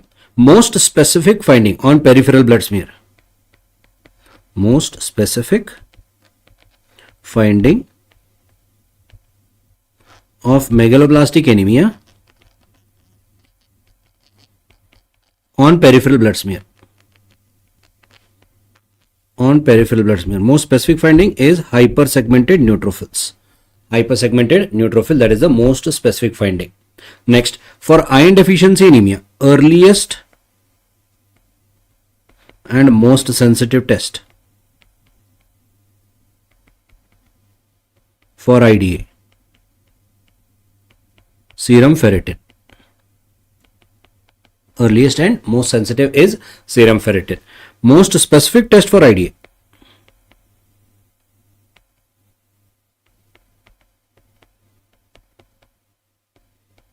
is soluble TFR, serum TFR, TFR1. That will be the most specific test for iron deficiency anemia. Right, so these were your nutritional deficiency anemia. Next is inheritance. Mode of inheritance, autosomal. Okay, mode of inheritance of hereditary spherocytosis. Short form I'll write HS, autosomal dominant. Then sickle cell anemia and thalassemia, autosomal recessive. And G6PD deficiency anemia, X-linked recessive. X-linked recessive. Next, one more, increase in mechanical fragility. Increased mechanical fragility. So, yeah, increased mechanical fragility will be seen in all extravascular hemolytic anemias. All extravascular hemolytic anemias will have to have increase in mechanical fragility. That's why they are undergoing hemolysis, isn't it? Increase in mechanical fragility. Now, what will be there? Increase in osmotic fragility. What is increase in osmotic fragility?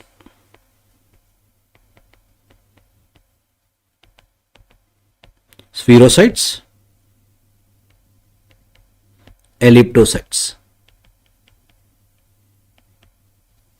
In decrease in osmotic fragility, sickle cell anemia, thalassemia, or we can just write hemoglobinopathies. Usually hemoglobinopathies will be having decrease in osmotic fragility, right? Yes. Next one more is, so osmotic fragility test. So for osmotic fragility test, what is the OFT? What? Lithium heparin is the anticoagulant, which is in green colored vacutainer, right? Yes, that will be green color. Vacutainer will be used for osmotic fragility test, right? Next, investigation of choice for hemoglobinopathies. That is your sickle cell and thalassemia. Investigation of choice will be HPLC. HPLC will be the investigation of choice here, right? Yes. So this is about your important hemolytic anemias. Next, one more is presence spherocytes. Spherocytes DDs. DDs for spherocytes are AIHA. It will be in adult. Hereditary spherocytosis, infants, newborn.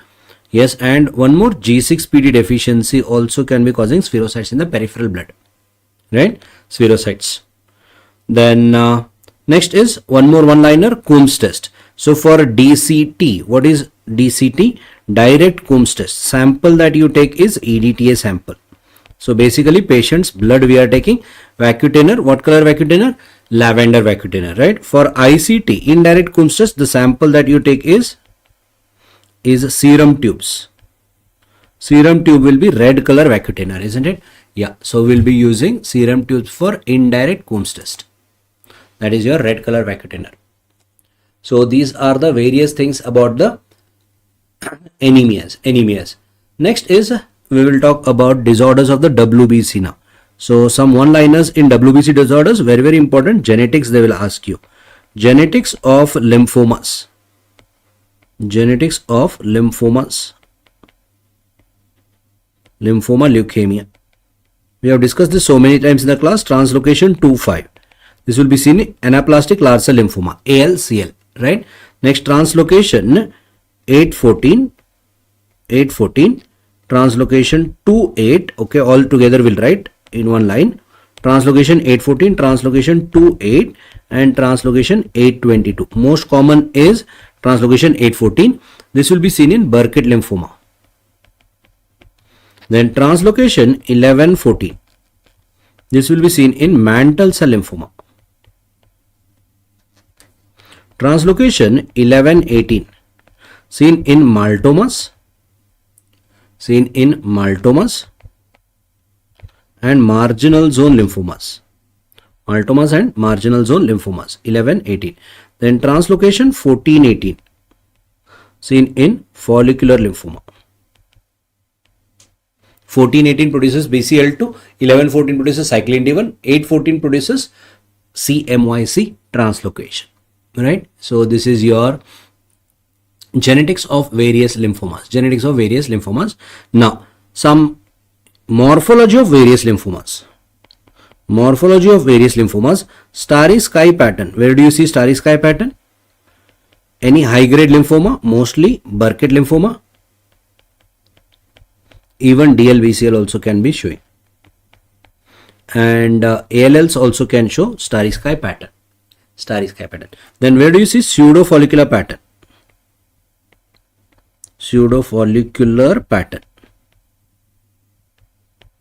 Seen in BCLL, SLL. Smudge cells also seen in BCLL, SLL.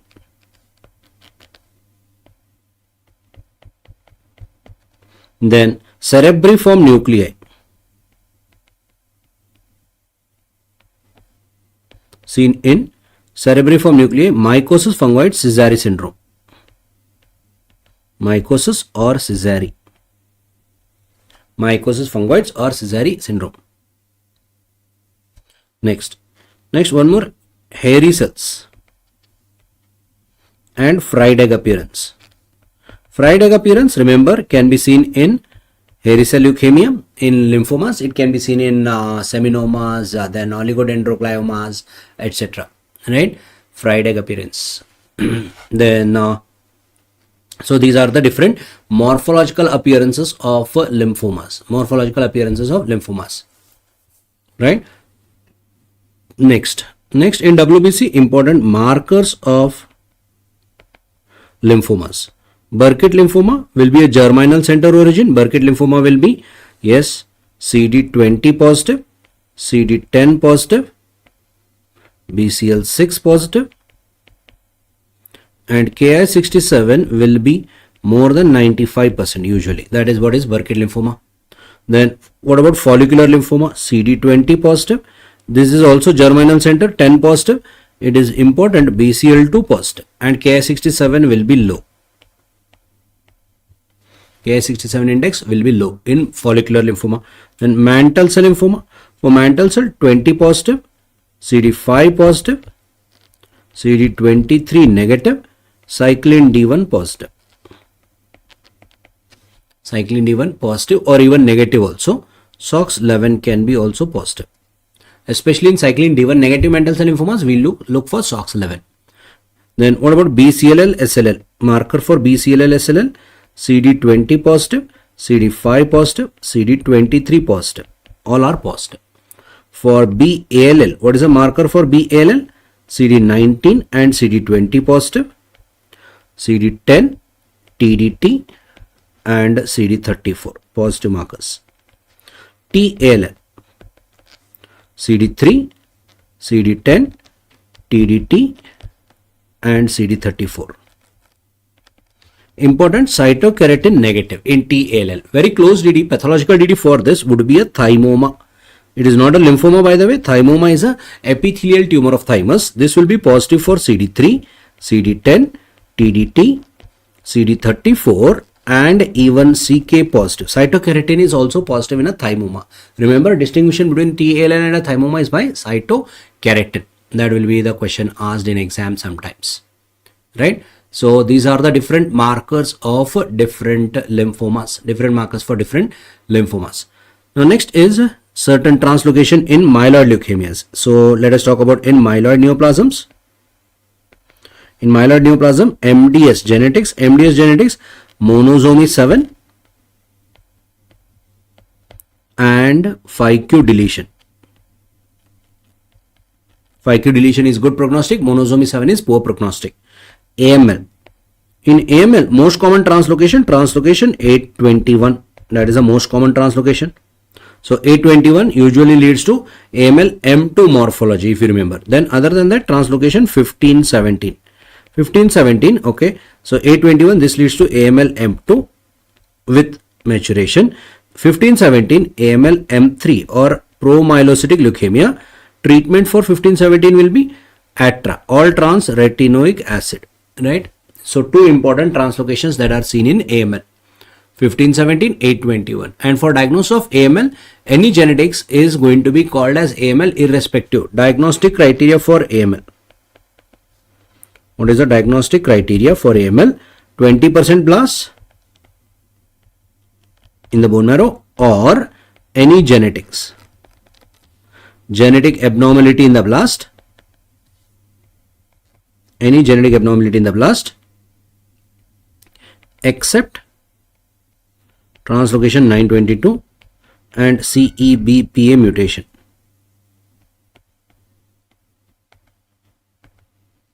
So that will be the genetics that are there for AML. CML. What is the genetics of CML? Yes, translocation 922 or Philadelphia chromosome, right? Polycythemia vera. What is the problem? Mutation JAK JAK2 V617F mutation. It's a point mutation, missense point mutation happening in JAK2. Then essential thrombocytosis also shows JAK2 mutation.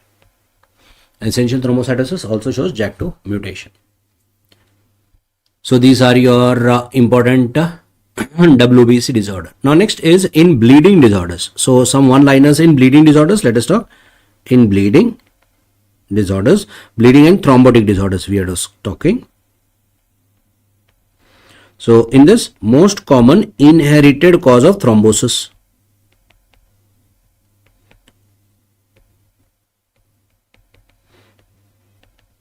Most common inherited thrombotic disease is factor V Leiden mutation or just called as Leiden mutation. Factor V Leiden mutation, which is the most common cause, it is an autosomal dominant condition. Most common inherited bleeding disorder. Most common inherited bleeding disorder, that will be von Willebrand disease. Especially which von Willebrand? Type 1 von Willebrand, which is a mild von Willebrand disease, if you remember. Next, third question, most common inherited severe bleeding disorder. Severe bleeding disorder. When I say severe bleeding disorder, this will be a coagulation disorder. Type 1 von Willebrand will not be the severe bleeding disorder. This will be a mild because it will be only platelet type of bleeding. So this will be hemophilia A. And hemophilia A is also called classical hemophilia, which is X-linked recessive in inheritance. So now, most common severe bleeding disorder in most common inherited severe bleeding disorder in men, males or boys, that will be VWD type 3. Type 3 VWD. Right? So that is what is your different bleeding disorders, right? Next, DDs. So let us talk about DDs here. Yeah, we have discussed so many of them. DDs, patient is having elevated APTT. What will be your DD? Yeah, it will be factor 8, 9, 11, 12 deficiency, von Willebrand type 3.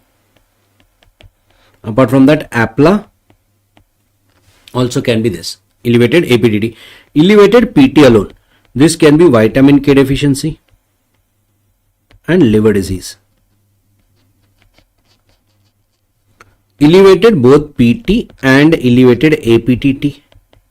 This will be common, that is factor 10 deficiency, afibrinogenemia and DIC. So how to differentiate? TT will also be elevated in afibrinogenemia and DIC.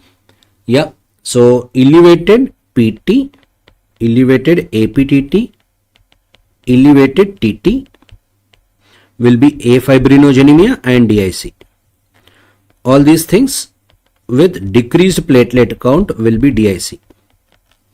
With decreased platelet count, increased D dimers will be DIC, right? Yeah, that will be your decrease in platelet count, or we can add here only decreased platelet count and increase in D dimer. That will be DIC. So these are the important bleeding and the thrombotic disorder one-liner. Now next is transfusion medicine. One-liners from transfusion medicine. Transfusion medicine is an important topic for INICET people. Transfusion medicine, okay. There is a new blood group identified now. Recent blood group identified in India. This is a one-liner, it can come. Recent blood group identified is CRIB. CRIB, Cromer, India, Bangalore. It was identified in Bangalore. That's why it is called Cromer India Bangalore. CRIB. Okay, that is a new blood group that has been identified, isn't it? Yes. So now, what are the blood products? Yeah, important blood products. About blood products, least shelf life, which are having least shelf life. Let us write least shelf life. 1. Granulocyte concentrate. Granulocyte concentrate have shelf life of only 24 hours. Then next one more is saline washed RBC. Also have a shelf life of 24 hours. And platelets without agitation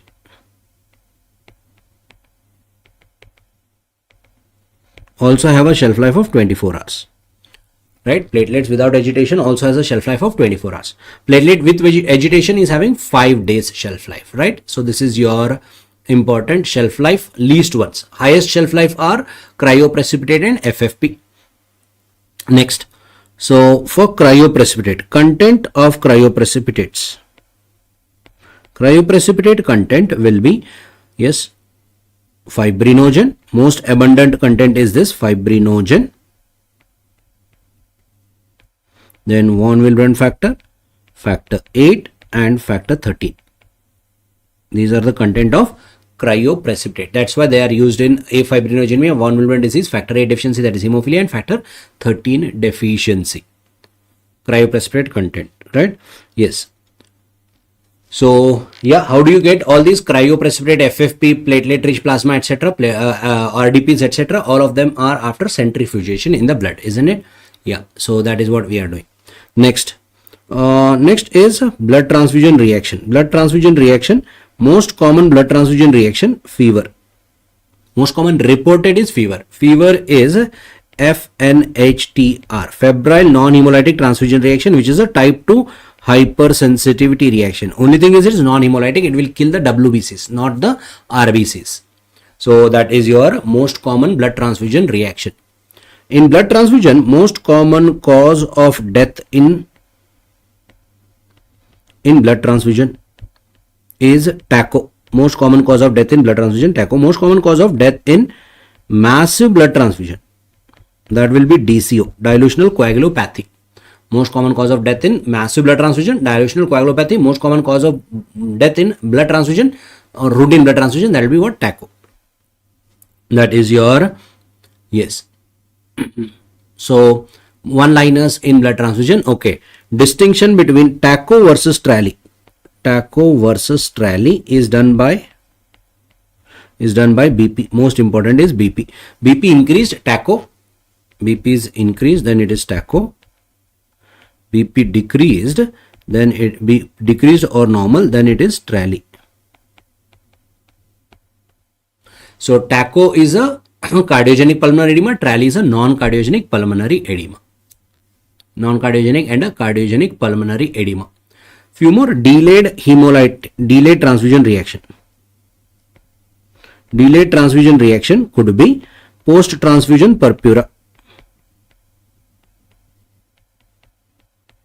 This is also type 2 hypersensitivity reaction, commonly seen in multiparas women. Treatment will be dexamethasone. Usually patient will present with purpura after 1 week of blood transfusion. That will be because antibodies are produced against the platelets. Similarly, there is something called delayed hemolytic transfusion reaction. Delayed hemolytic transfusion reaction, clinically this will present as relapse of anemia or maybe mild jaundice or elevated bilirubin after 1 to 3 weeks. So anemia relapse, clinically this will present as anemia relapse. Why? So at the time of transfusion there was no reaction, there were no preformed antibodies, but the patient start producing antibodies later. Anemia relapse will happen, and then other than that increase in bilirubin can be seen. Very rarely you can see even clinically jaundice also, because there will be not too many antibodies produced right now. So that's why the patient is having like that. Treatment for this will be wait and watch if it is mild. If it is mild, wait and watch. If it is severe, when I say severe, the patient will have hemoglobinuria and renal failure can be happening. Then you can be giving diuretic, fluids plus diuretics. right? So severe, that is if hemoglobinuria is there. The moment you start seeing hemoglobinuria, that means intravascular hemolysis has started and renal failure can be happening. So severe patient, then you have to give IV fluids plus diuretics. You want to get rid of the hemoglobin as quickly as possible. So these were your important topics of hematology for this year INICET, guys. Best wishes all of you.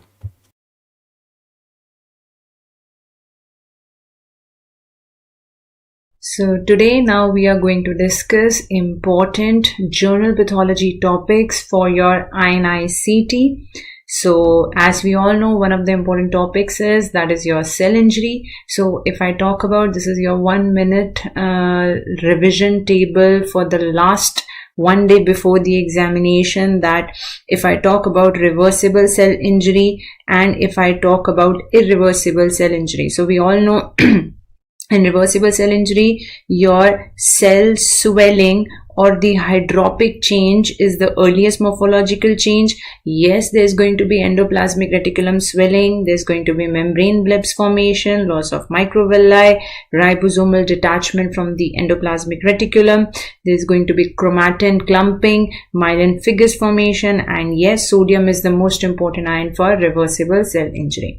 But if I go to your irreversible cell injury, irreversible cell membrane damage, myelin fibrous, myelin fibrous to yahan pe bhi tha. So please remember, myelin fibrous can be seen in both reversible as well as irreversible. Now what is the difference? Number is the difference, quantity. So in reversible they are less in quantity and irreversible they are more in quantity. Apart from that, yes, very very important, you see amorphous flocculant densities in the mitochondria.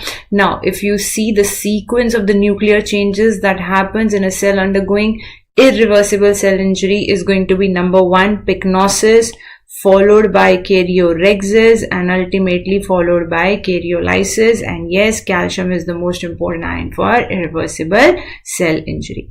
Now when I talk about INICET, genetics is the most important chapter of journal pathology. Please go through that chapter, very very important. Pedigree, inheritance, all those genomic imprinting disorders, Down syndrome, Patau, Klinefelter. Genetics as a whole is a very very important topic for your journal pathology. So I have discussed almost everything in your AIMS capsule. Go through that, and the highlighted ones I'm discussing right now right here. And very important is your pedigree. And I always say, whenever you solve a pedigree question, first pedigree that you should always rule out, irrespective of anything happening in your life, the first pedigree that you have to always rule out is your mitochondrial inheritance pedigree. What do you see? That in which mother give disease to all the children, whereas father give disease to none of the children. So mother give disease to all the children, mother give disease to all the children, whereas father give disease to none of the children. Classical mitochondrial pedigree. Now, if you guys know me till now, you know that I have a very famous rule called as 2G rule of pedigree. First G is your gender, second G is your generation, right? So if I go for gender, male is having the disease, yes. Female is having the disease, yes. That means this is an autosomal disorder. Now first generation disease, yes. Second generation disease, no. Third generation disease, yes. So I have skipping of generation, so that means this is a autosomal recessive pedigree. I have discussed all these pedigree rules in detail in your LRR, in your capsule, everywhere, right? So if you apply those rules again, if you see, this is what she is, a carrier female. So when you see only males having the disease with skipping of generations, with female being carriers, yes, I'm talking about X-linked recessive pedigree. Now coming back here, okay, now if I follow the 2G rule, first generation male, second generation male, third generation male, so only males, all the generations, yes, this is going to be a classical Y-linked inheritance or the Hollandric inheritance. Now coming again, you follow the 2G rule. First G is for gender, male having the disease, yes, female having the disease, yes, that makes it autosomal disorder. First generation disease, yes, second, yes, third, yes, that means all generations are involved, so this is a autosomal dominant pedigree. DVT में if you can remember, मेरे साथ मैंने आपको एक approach भी दिया था, how to solve any pedigree. If question comes, पहले क्या सोचना है, फिर क्या, I gave an entire approach in your DVT as well. Okay, now this pedigree, if you look here, again, if you follow the 2G rule, male having the disease, yes, female having the disease, yes, that makes it autosomal. First generation disease, yes, second, yes, third, yes, fourth, yes. So that means all generations involved makes it dominant. Absolutely wrong. Be very, very careful when you follow this 2G rule, and when you see both male, female involved and all generations involved, the next thing that you have to look forward is कि कहीं ऐसा तो नहीं है, is it not like that father is giving disease to all the daughters, whereas mother is giving disease to 50% of the offsprings. If this is the case, then you're not going to go for AD, you're going to go for XLD. See, when father is having the disease, he is giving disease to all the daughters, and when mother is having the disease, she is giving disease to 50% of the offsprings, right? So these are your classical pedigrees that you have to follow, and I humbly request you, genetics again is very important, pedigree is important, and these inheritance diseases are very important. So there are ways of asking. Straight away they can ask you, please tell me which of the following is X-linked dominant disorder, so they'll give you 4 options, or they will give you a disorder, they will ask you which inheritance is there, or they can give you a long stem clinical question. Say for example, patient is having polyps, comes to you in the OPD, you go for surgery.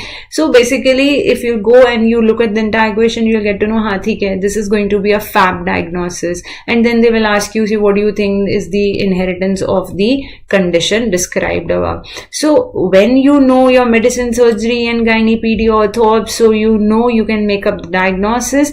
After that, from the clinical history, you have to find out the inheritance, right? So ऐसे नहीं तो वैसे से दोस्त inheritance तो पूछा जाता है.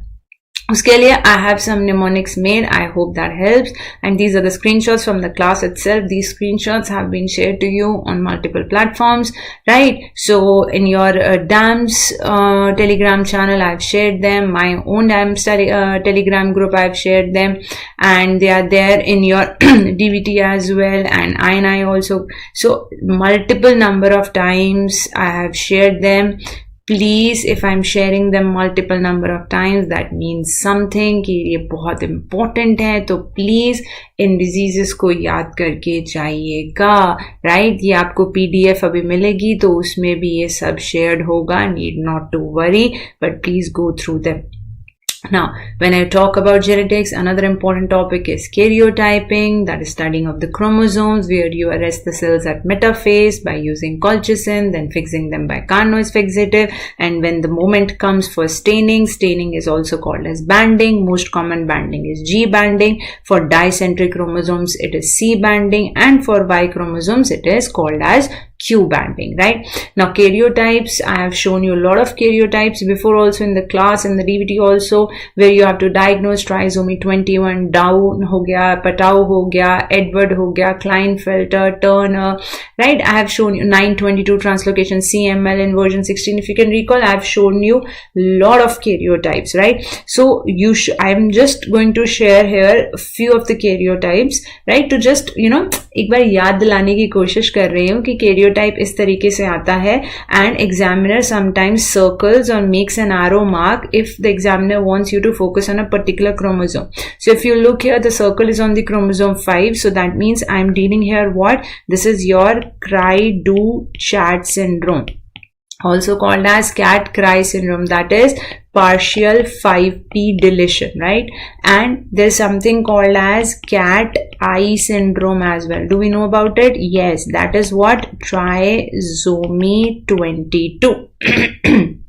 Right, now look here, there's one more pedigree in front of you. Yes, what is this? X, X, Y. So this is your classical Klinefelter syndrome pedigree, right? A tall male with gynecomastia and testicular atrophy, right? Now, if you look here, what is this? Okay, single X. So that means I'm talking about monosomy X. This is a typical Turner female, right? A short stature female with webbed neck, widely spaced nipples, rudimentary streak ovaries. That's why she will present to you with primary amenorrhea, right? Very, very important MCQs. Now, this image is important. So this image can be asked and they will ask you identify the technique. So this is exactly how a fish image looks like. But if I've kept this image, so if you look here, so if I talk about this image here, they say red is ABL and green is BCR. So red is ABL, green is BCR. But here I am seeing the Milan, the fusion of red and green color. So that means BCR ABL fusion gene. I'm talking about what? 922 translocation. Matlab, I'm talking about what? CML. So this is a fish image of a CML patient. Now, fish के बहुत सारे uses होते हैं. Fish, yes, can diagnose these aneuploidies, translocations, and very important, fish can also detect amplification, like HER2 amplification in breast carcinoma patients, right? And yes, when I talk about INICET, how can I not talk about the important genes and the associated mutations?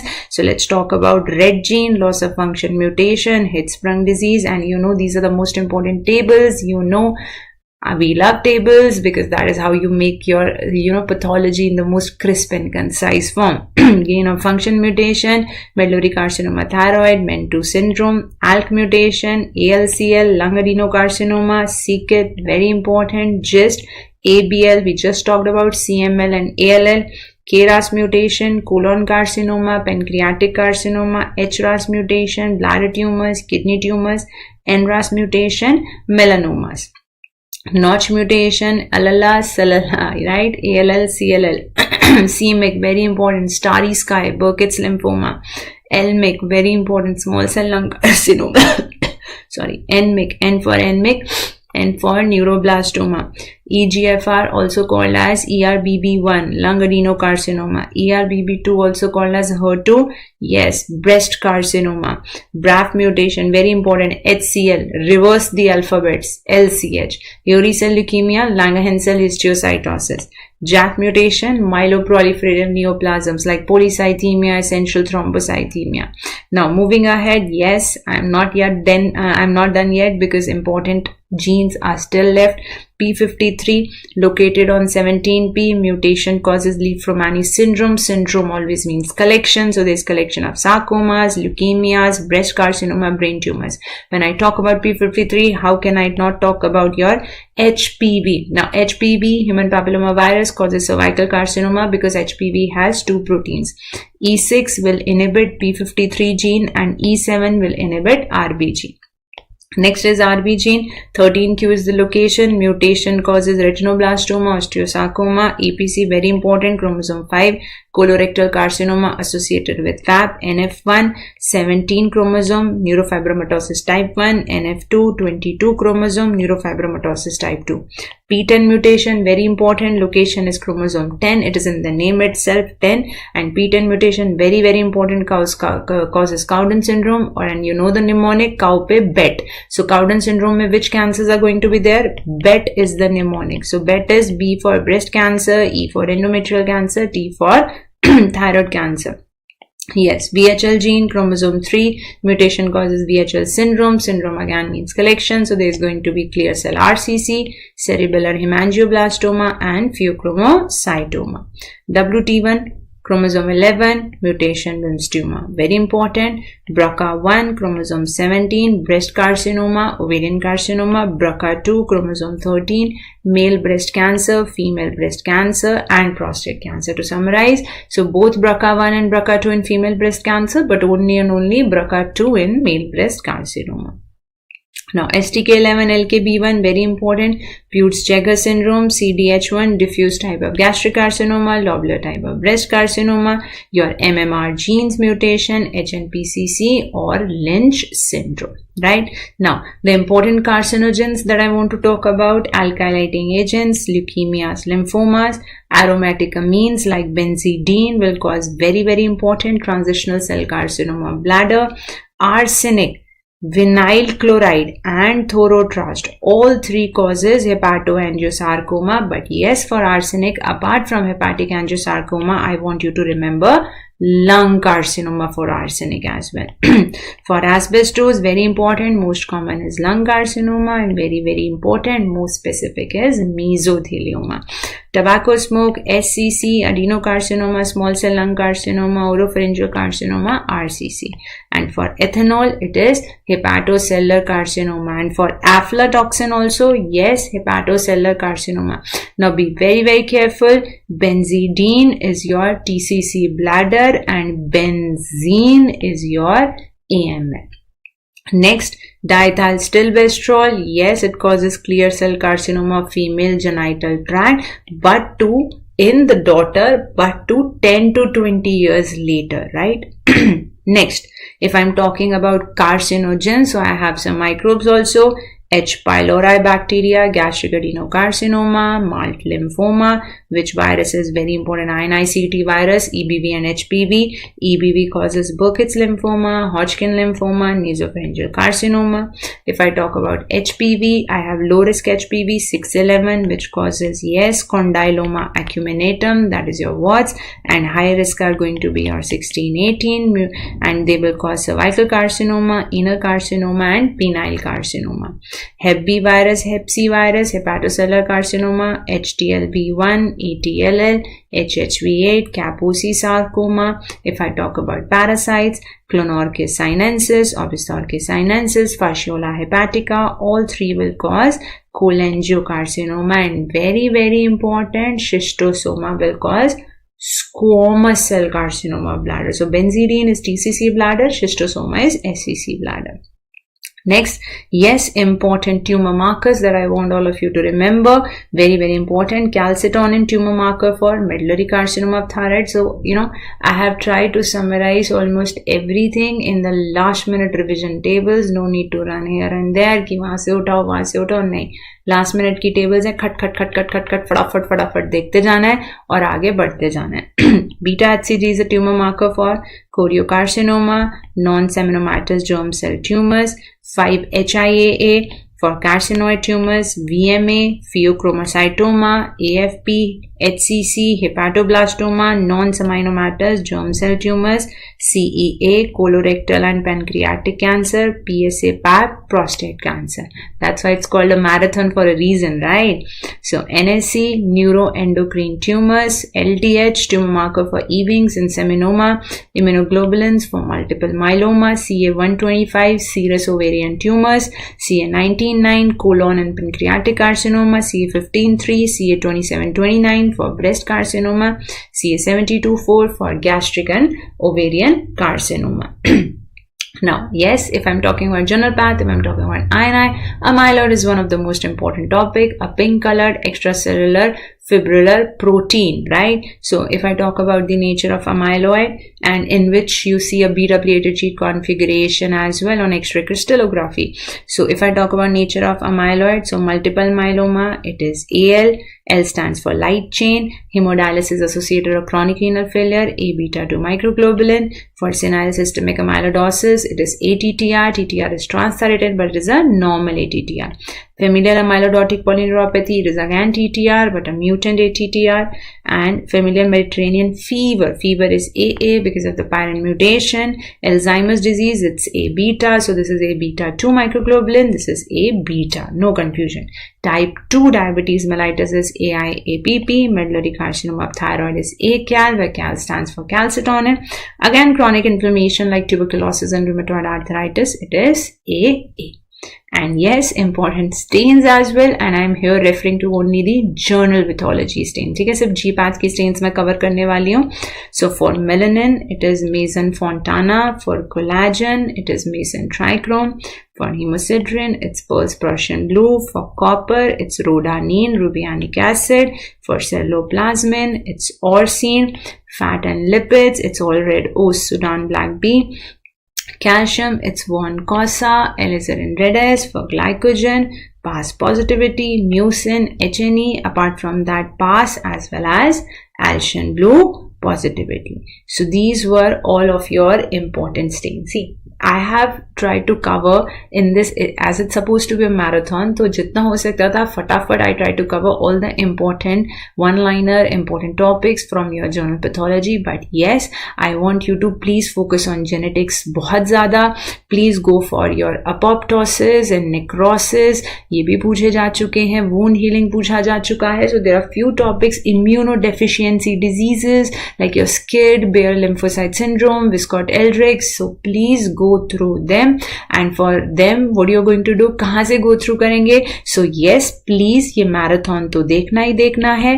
साथ में please go with your AIMS capsule that we conducted few days back on your eMedicos app.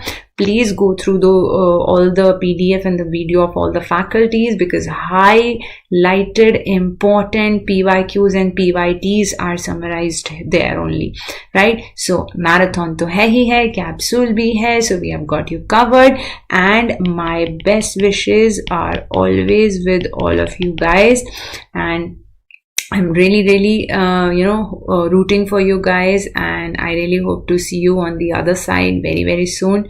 All the best. Thank you so much.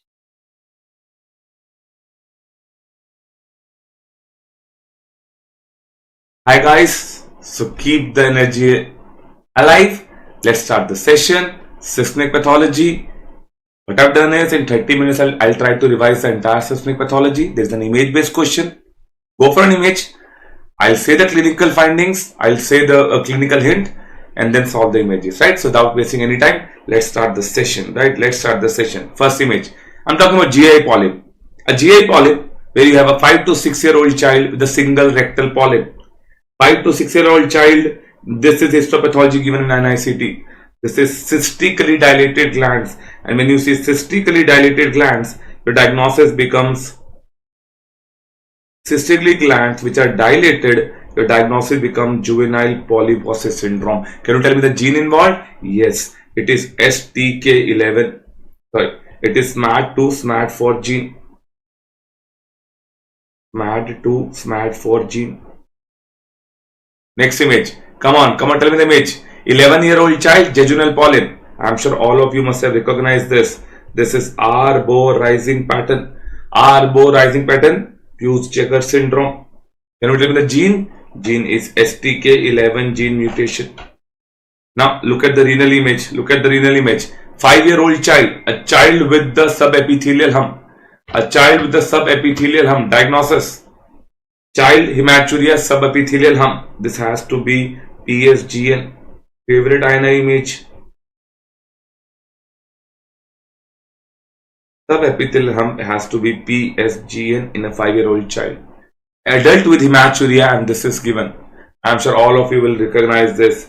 This has to be the crescents. This has to be the crescents, and you'll go with RPGN in exam. RPGN in exams. Now, same RPGN when seen on electron microscopy, this is what is given. I'm sure all of us have recognized this. Now, RPGN you will have R for rupture, R for RPGN.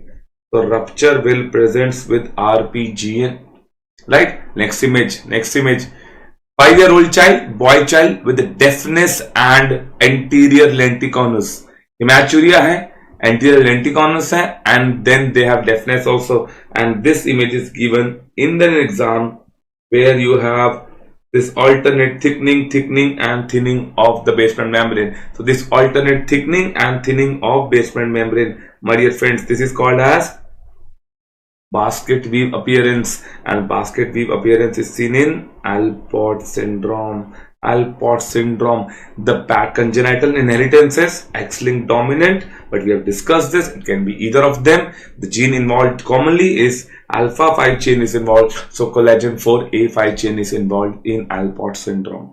Next image, history of malignancy is given, and this is what is given in the exam, that you have this alternate dark white areas. You have alternate dark white areas.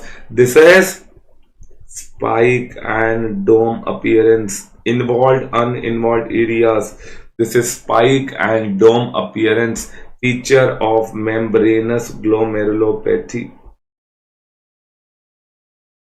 Membranous glomerulopathy. Spike and dome appearance is seen in membranous glomerulopathy. Right, done. And then they have an HIV patient or a diabetic patient. HIV diabetic patient with proteinuria, and this is given.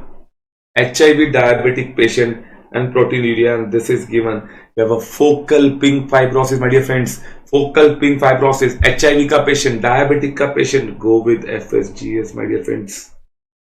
Go with FSGS in the exam. You have a focal pink fibrosis, you will go with FSGS. Let's look at the next image. So they have given a patient who has proteinuria plus hematuria, and this is given in the exam. This is given in the exam. You have two basement membrane. You have double basement membrane. My dear friends, this double basement membrane mechanism is this called as tram track appearance. Tram track appearance is feature of MPG, membranoproliferative glomerulonephritis. Membranoproliferative glomerulonephritis, right? Then, and this is given. Patient with tram track appearance, and this is given. You see the basement membrane, and the basement membrane has gone this ribbon-like appearance. There's complete darkening of the basement membrane. Complete darkening of the basement membrane. This is, come on, MPGN type 2. MPGN type 2 has dense deposit disease, intramembranous deposits. It has intramembranous deposits, ribbon-like deposits. It has to be MPGN type 2. I hope you remember, in MPGN type 1, the deposits are subendothelial. Deposits are subendothelial. Next, talking about INI images, a diabetic patient, my dear friends. A diabetic patient. Last year they asked about Armani abscesses. A diabetic patient, and then they are given this peripheral nodular thickening. Peripheral nodular thickening of the glomeruli. This nodular sclerosis is called as diabetic patient. So come on, it has to be Kimmel-Steele-Wilson nodule. It has to be Kimmel-Steele-Wilson nodule. I'm sure you remember, in diabetic nephropathy there are 3 glomerular findings. Last year INI, Kimmel-Steele-Wilson nodule, you will get to see basement membrane thickness increase. And you also have the diffuse glomerulosclerosis. These are the 3 glomerular findings of diabetic nephropathy patient. The tubular finding is Armani abscesses. Armani abscesses is not the glomerular finding, it is a tubular finding, again seen in PCT of the diabetic nephropathy patients. Let's look at the next image. Lung biopsy, my dear friends. This is lung biopsy, and you get to see golden brown dumbbell shaped bodies. Lung biopsy, golden brown dumbbell shaped bodies. These bodies has to be ferruginous bodies. This has to be ferruginous bodies, and ferruginous bodies is seen in asbestosis, where the patient will have pleural thickening. They have specific chances of causing mesothelioma. Commonly they cause adenocarcinoma, feature of asbestosis. Not to get confused, if you see eggshell calcification, you will go with silicosis. If you see Grinder's disease, you will go with silicosis. Tuberculosis will go with silicosis. Polarized, they are positive birefringent. On a polarized microscopy, you go with silicosis. Kaplan syndrome or black macrophages. If you see the collagen macrophages, you will go with anthracosis in the exam, right? Then next we have a cardiac biopsy. A 5 to 15-year-old child, they have given a myocardial biopsy where the patient has 5 to 15-year-old had a history of sore throat, and on ECG PR interval is raised. ECG PR interval is raised. 5 to 15-year-old child, myocardial biopsy is given, history of sore throat, and then this nodule is given. I'm sure I'm not going to waste time on this. This has to be a Schaff nodule. This has to be a Schaff nodule seen in acute RHD. Has to be seen acute RHD. Come on, please tell me about acute RHD. You also have a special caterpillar cells called as Anichkow cells. You have special cells called as Anichkow cell. In chronic RHD, you will get to see fish mouth stenosis. Chronic RHD will give you fish mouth stenosis. Come on, can you please help me?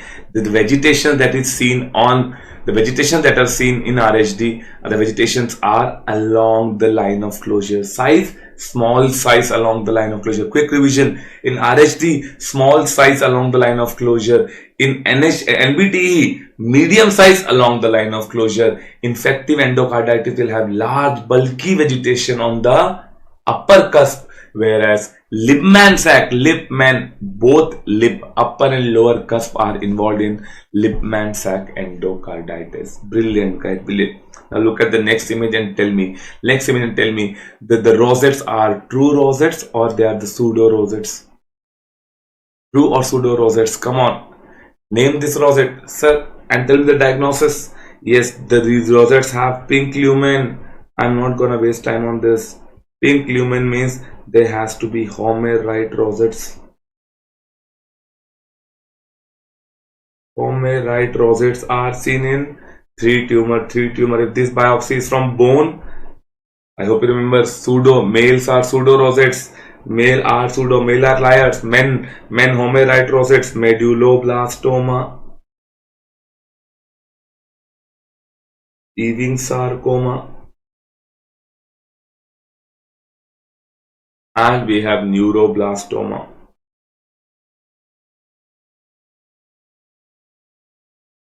So men tumors will have Homerite rosettes. They are pseudo rosettes. Now look at this rosette. True or pseudo? Come says spotters, guys. Yes, sir. I can see the white lumen. I can see the true lumen. The true lumen wala is Flexner Wintersteiner rosettes. It is Flexner Wintersteiner rosettes. It is their favorite one. You will go with retinoblastoma. Right? So these are true or pseudo rosettes. Flexner Wintersteiner are true rosettes. Now look at the next one. Tell me the rosettes and diagnosis. There is a rosette again on the brain biopsy, but in the center of the rosette you see a blood vessel. In the center of the rosette, you see a blood vessels. These are perivascular rosettes, my friends. And perivascular rosettes are seen in which tumor? Ependymoma. I hope in the class I told you PE, perivascular rosettes are seen in ependymoma. PE and PE. Perivascular rosettes are seen in ependymoma, right? Then next topic. Look at this necrosis and tell me, is it true rosette, true necrosis, or is it true palisading or pseudo palisading? Yes, sir. I can see the serpentine necrosis, sir. Serpentine necrosis, and I can see the palisading. So the palisading is pseudo palisading, sir. You told in the class, sir. Butterfly and snake. Butterfly and snake is for glioblastoma.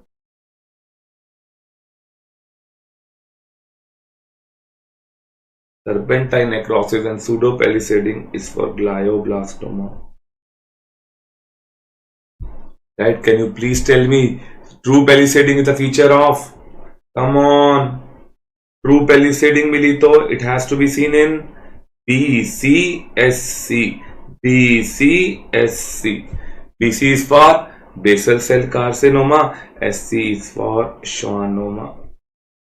So pseudo palisading is glioblastoma, and true palisading, very good guys, very good for the response. Basal cell carcinoma and schwannoma. Now next is a 50-year-old guy with a fried egg appearance and chicken wire capillaries are seen. Frontal lobe biopsy is given in the exam, where you see this perinuclear halos, perinuclear clearing, that is popularly known as fried egg appearance, along with small capillaries. Fried egg appearance with the chicken wire capillaries. Come on, it has to be oligodendroglioma. I told you in the class, if butterfly and snake is for glioblastoma, egg and chicken is for oligodendroglioma. Right? Then next image, we'll look at the image. So the patient will have sensorineural hearing loss.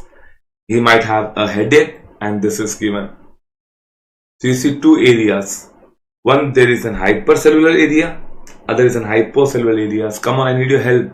Hyper and hypo. The hypercellular area is Antony A, and the hypocellular area is Antony B. Antony A and Antony B. Now I am sure all of you must have understood. The diagnosis has to become a CP angle mass has to become schwannoma. A CP angle mass has to become schwannoma. I need your help. So schwannoma has true palisading, Antony A, and the areas of Antony A, we have a special true palisading wala bodies, and this true special true palisading wala bodies are Verrucke bodies. Verrucke bodies. Verrucke bodies. Right? Then next is, come on, history of radiation. History of radiation, and this purple bulbs of calcification you see. History of radiation along with this purple balls of calcification has to go with pharmoma bodies, and my diagnosis will become meningioma. Done it guys, done it. Anybody, before I show you lung cancer images, can you tell me other findings seen in CNS tumor? If they give you a child with Rosenthal fibers, a child cerebellar mass with Rosenthal fibers, then you will go with pilocytic astrocytoma.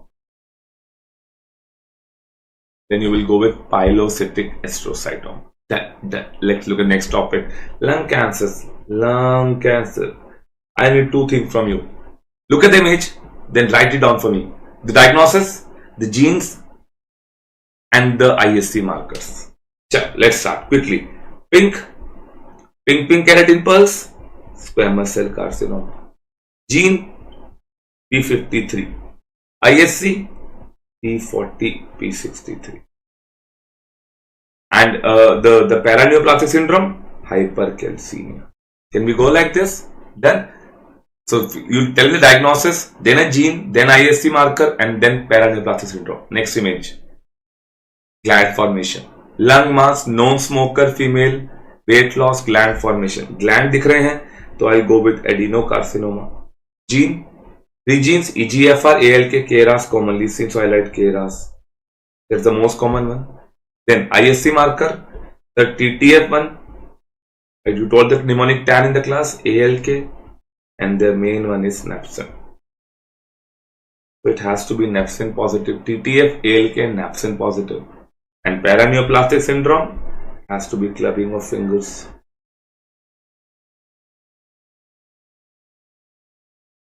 Clubbing of fingers.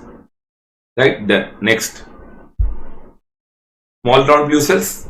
Everything appears small round blue cells to you with salt and pepper chromatin. That you see here. The salt and pepper chromatin. It has to be small cell carcinoma, where you see small round blue cells. Come on, gene chromosome 3p deletion, ulmic amplification, amplification. Then ISC marker, it's a neuroendocrine tumor, guys. Come on, neuroendocrine tumors means synaptophysin, chromogranin, bombacin, CD56, CD57, NSC. Main one are synaptochromo, NSC I'll write, CD56 I'll write. Then paraneoplastic syndrome. I hope you remember, small cell has got maximum paraneoplastic syndrome. Maximum paraneoplastic syndrome means out of all maximum, most common is SIADH. Then we have Cushing syndrome. They will always give you in SIADH, they will write the patient has dilutional hyponatremia. Dilutional hyponatremia, lung mass with that dilutional hyponatremia, go with small cell carcinoma. And I hope you remember the metastasis occur too. It shows brain metastasis. Brain metastasis, and it is a radiosensitive tumor. Small cell carcinoma. And in the small cell carcinoma, this shows a very special microscopic finding. Look at this microscopic finding and tell me. Yes, the blood vessels surrounded by blue color DNA of the tumor cells. My dear friends, I need your voice. Come on. Chennai people, I can't hear you. Come on, yes, azopardy effect. Again, a feature of this blue covering by DNA of tumor cells is called as azopardy effect. Again, seen in small cell carcinoma.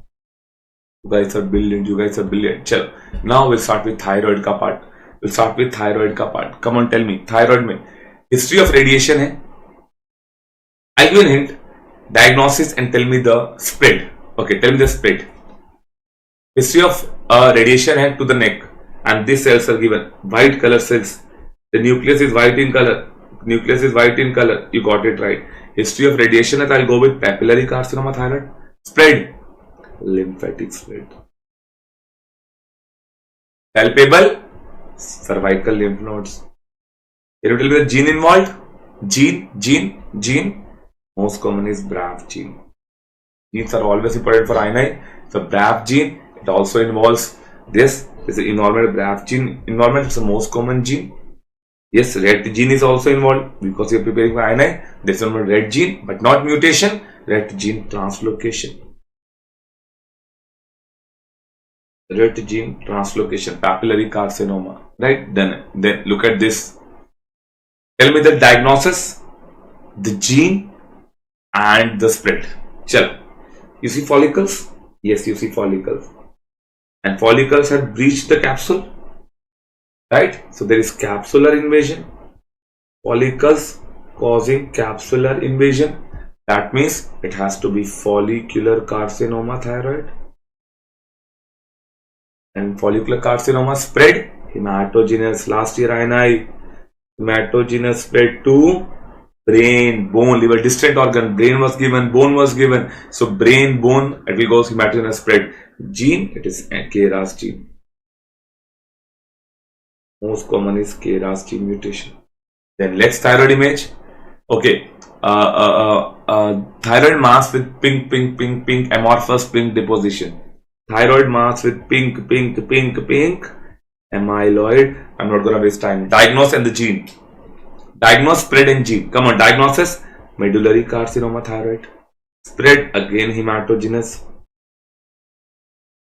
Gene is RET gene mutation. Very important. Sorry, MAT gene mutation. So it shows RET gene mutation, not translocation. RET gene translocation is associated with papillary carcinoma thyroid. RET gene mutation is associated with medullary carcinoma. Yeah. Then after thyroid, let's move to the breast cancers. Look at this breast. Come on, which pattern? Come on, recognize the feature and tell me the diagnosis. This is Indian file pattern. Indian file pattern seen in lobular breast carcinoma. Lobular breast carcinoma. If you studied from me, remember when we discussed lobular breast carcinoma, we discussed SBI bank. So three features. It will show S for signet ring cells, B for usually a bilateral mass, and I for it will show Indian file pattern. Indian file pattern. So Indian file pattern for lobular breast carcinoma. Again, same thing. Recognize the image, the feature that is in the image, and then tell the diagnosis. Breast mass, breast mass, breast mass. Come on. Come on, breast mass. It's just written, right? These are signet ring cells. Breast mass showing signet ring cells has to be lobular breast carcinoma. This image from stomach, go with lobular breast carcinoma. This image from ovary, go with Krukenberg tumor. Go with Krukenberg tumor, right? Done. Breast mass and this image is given. Breast mass and this image is given. You get to see clear areas. You get to see clear areas. Has to be clear. Pus is a mucin pus. We all know mucin gets washed away. It is also known as mucinous carcinoma or colloid carcinoma. Clear areas are mucinous or colloid carcinoma. Done. From thyroid, let's move to the testis. The last segment is the testis one. Come on, testis. Gross finding, lobular grey white mass. History of undescended testis. History of undescended testis, grey white mass, and this image is given where the tumor cell shows whiteness, perinuclear whiteness, fried egg appearance. They show fried egg appearance, and then they have this pink septa. They have pink septa, and then in the pink septa they have lymphocyte. This blue lymphocytes. Bright egg appearance, pink septa containing lymphocytes. All these are feature of seminoma. All these are feature of seminoma. Right? Done. Next image. This is already given, was right. Complete grey white mass, guys. Come on. Testicular mass hai. Complete hemorrhage, necrotic. You are not gonna waste time on this. Complete hemorrhagic, crossing tunica albuginea. I want everybody to comment on this. Complete hemorrhage and necrotic mass. You go with choriocarcinoma in the exams. You go with choriocarcinoma. Maximum hemorrhage, necrotic mass. T for choriocarcinoma will give you cannonball metastasis. Can you tell me the tumor marker? Tumor marker of beta choriocarcinoma. It has to be highly positive beta HCG. Highly positive beta HCG. For seminoma, a tumor marker. I hope you remember BPL, beta HCG, PLAP, placental alkaline phosphatase, and LDH. Although beta HCG is only positive in 15% cases, LDH can also be beta HCG can also be raised, but LDH is an important tumor marker. But ISC for seminoma is, come on, CKIT, OCT34 and NANOJ. This is for seminoma, right? Coming to next image. Come on, a child with a testicular mass. A child with testicular mass where you have a central blood vessels surrounded by the tumor cells, not in one layer but in two layers. A child with testicular mass, and then these special bodies. I am sure you must have recognized this. These bodies are Schiller-Duval bodies. These are Schiller-Duval bodies. Now these Schiller-Duval bodies are seen in yolk sac tumor. I told you, whenever you guys yolk sac, remember sac of yolk sac. Schiller-Duval bodies, alpha fetoprotein raised, alpha 1 antitrypsin is also raised. See, for this is the commonest testicular tumor in children. Right? Done it. Now last image from cardiac biopsy. Come on, we'll end up on a high note. Come on, it's a cardiac biopsy. Decreased cardiac output hai. Cardiac output come hai, and this biopsy is given. We'll end up on a high note. Like always, these are ninja star nuclei. Tell me the diagnosis and tell me the gene involved. Come on, we'll end up on a high note. Ninja star nuclei has to be dilated cardiomyopathy. The gene is titin gene mutation. Can come as a match of the following question of the genes, or can come as an image based question. Dilated cardiomyopathy, titin gene mutation. And this is given the exam then.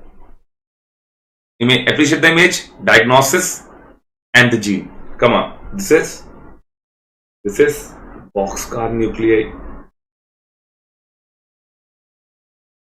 Come on guys, HOCN. Gene, beta myosin heavy chain 7. I told you in the class, H for heavy. Just remember, the heart becomes heavy, that is hypertrophic obstructive cardiomyopathy. The heart becomes heavy. Heavy is for HOCM. If you remember, there are 3 H that I told you. H for HOCM, H for heavy chain mutation, and there was H for special disarray. If you can remember in this, special disarray was helter-skelter disarray. The special disarray was seen as helter-skelter myofiber disarray. Excuse me. This haphazard arrangement of myocytes fibers is called as helter-skelter disarray, again seen in HOCM.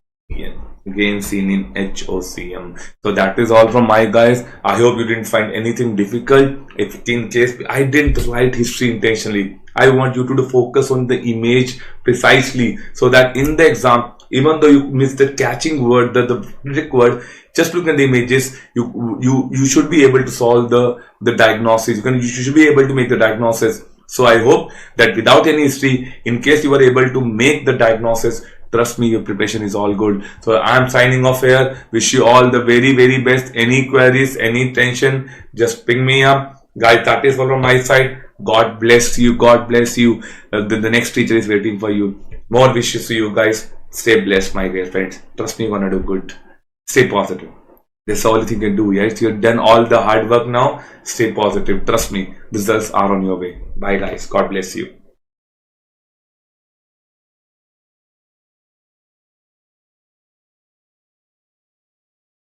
Hi guys, welcome to this INICET marathon for the subject of PSM. You understand that PSM is a very, very important subject, because in the exam of INICET, you would be approximately getting 15 questions, with important questions coming from epidemiology, statistics. Generally, they make the biggest chunk with 6 questions in these 2 chapters. Next, important individual topics: VVM, vectors, HDI, PQLI, hospital waste management, and probably some outlier question. So in PSM, we are having 2 sessions, one session with me and other session with Kashish sir. I'll be taking one part of your important topic, that is statistics. Now mean, when we talk about the mean, we talk about the arithmetic mean. Add all, divide by the sample size. Median, we have to arrange in ascending and descending order. Middle value is the median. Mode is the most frequently occurring. The preferred measure of central tendency in case of a normal distribution. Now what is a normal distribution? When all the 3 are same is the mean. Non-normal distribution, when all 3 are not same, we prefer the median. Outlier, any extreme value is an outlier. Most affected is mean, least affected is mode, but most preferred is median. We do not use at the mode because there is no statistical test for the mode. That's the reason in case of an outlier, we have a median. Bimodal, we have 2 modes. Uniform, when both the peaks are of the same type, of the same height. This image is a bimodal distribution. It is a bathtub distribution. Non-uniform, not of the same height, when it would be somewhat like this. Both would not be of the same height. Generally in real life, we get a non-uniform bimodal. Now, range, minimum to maximum, not used in stats. Interestingly, this was 2 years old INICET question. Standard deviation, this is square root. Mean deviation, whole square divided by sample size. Now, if the sample size is less than 30, it will be n minus 1. Standard error of proportion, which is a quali value, is root over PQ by n, where this P stands for prevalence and this Q is 1 minus P or 100 minus P. Now, standard error of mean, quantitative, it is SD by root over n. Z score, this is basically used in case of bone mineral densities and growth charts. So it is x minus x bar by standard deviation. COV, it is a unit free measure to compare 2 dissimilar variables. Again, a recent INICET question. If I want to compare the systolic blood pressure with the height in centimeter of a class, I cannot use any other indicator except the COB, which is SD by mean into 100. There are no units. Because there are no units, so you can compare 2 dissimilar variables. Now, distribution of data, the standard normal curve. Now, this image is the standard normal curve. It is a bell-shaped curve, bilaterally symmetrical. Area under the curve is 1. Standard deviation is 1. Variance is standard deviation whole square, that is 1. Mean is equals to median equal to mode is 0. So only value which is 0 is the measure of central tendency. Tail starts the baseline from minus infinity to plus infinity. Now variance is used for comparing same variable in different population. Yes guys, now theorem, mean is equals to median equal to mode equal to prevalence, plus minus 1 is 68, plus minus 2 is 95, plus minus 3 is 99. If they say only plus 2, it will be half of it, 95 by 2, which is 47.5%.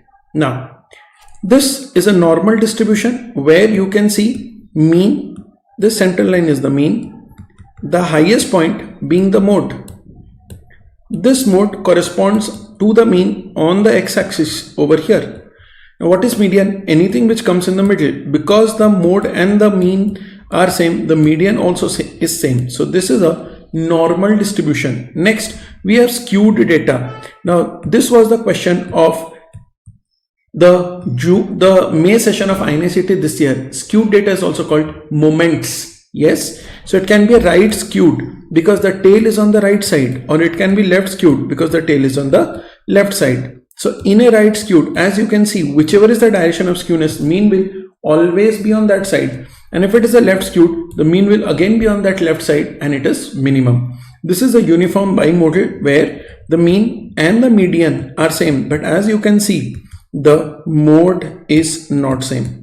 Now guys, this is a very important image. You should not be messing around with this image. Next, quantitative data. How much? If I say systolic blood pressure is 120 mm of mercury, it is quanti. Whereas if I say it is hypertension, yes or no, it is quali. Binary or dichotomous, only 2 answer, boy or a girl. Polytomous, more than 2 answer, tall, intermediate, short. Discrete, cannot take in between values, that is there is no decimals, whereas in case of a continuous we do have decimals. Now categorical scale only measures qualitative data. Nominal, there are only names. Ordinal, the data is ordered, like mild, moderate, severe, there is an order of data, but disease yes or no will be a nominal scale.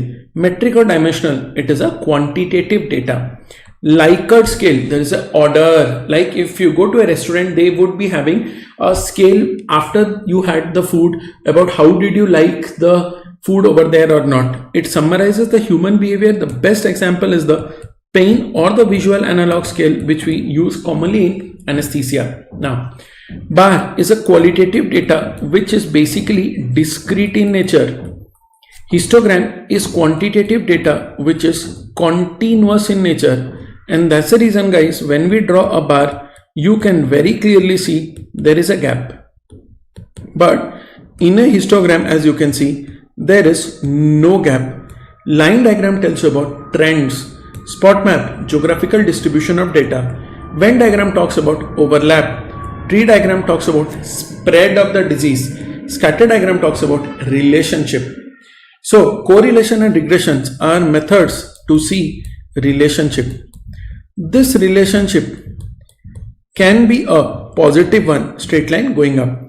This is strong positive. Moderate positive, the scattering of data is more, but it is positive in data in nature. No correlation, random haphazard dots, a Brownian motion. So negative coming down, strong negative coming down. This is curvy linear or non-linear. So this is a non-linear relationship.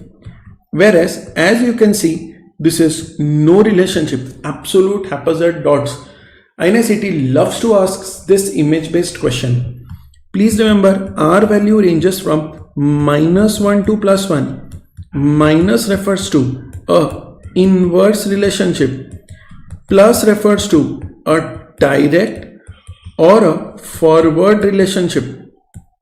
Regression and correlation only tell you about relationship. They do not tell you about any other parameter ever. So never forget these 3 golden points over here. Quartiles. Quartiles means 4 parts. If nothing is given, always consider it to be a normal distribution and 4 parts are equal. Now, if it is a left or a negative skewed, the left side will be longer. If it is a right or positive skewed, the right side will be longer. You can also get a vertical box and whisker. Same rules will apply.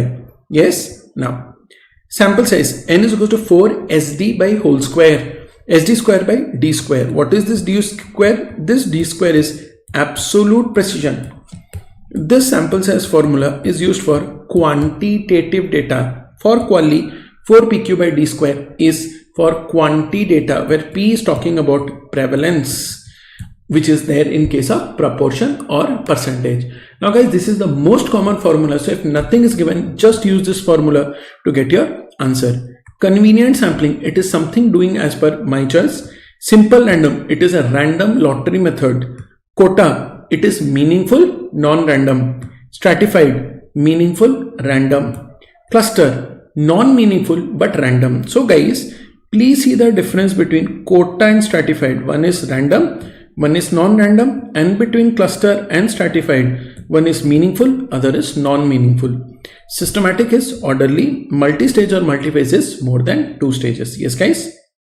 Now, interpretation of confidence. Rule A. If Ci touches the null value, it is statistically insignificant. Now, what is the null value? When the relative risk or odds ratio is equal to 1. B. More the distance of point estimate from the null value, more is the significance. Rule C. Ci is inversely proportional to sample size, and a smaller Ci means more significance. Yes guys? So if I look over here in this image, as per rule number A, this touches null value, so it is insignificant. Significant, significant, significant, significant. Now look into the point estimate. The rule B, more the distance of point estimate from null value, more is the significance. So distance of B and E is more. Smaller Ci, more is the significance. So if I put up the sequence of significance, E is maximum, then B, then A, then C, D is insignificant. But when I talk about sample size, Ci is inversely proportional to sample size. So if you see, the Ci of A is smallest, so maximum sample size is for A, whereas the minimum sample size will be for B. As you can see, the Ci for B is the longest. Yes guys? Okay. Statistical tests. 2 types of statistical tests: parametric, non-parametric. They are just names.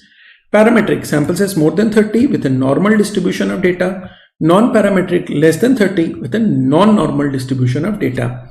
This mainly uses quantitative data. This mainly uses qualitative data. Here we compare mean. Here we compare median or proportion. Now in non-parametric, if it is unpaired or unrelated, 99% times we do chi-square. Now if in this chi-square 2 by 2 table, any value is less than 5, we do a Fisher exact. But if it is paired or related, we will do Mach Ni Mar.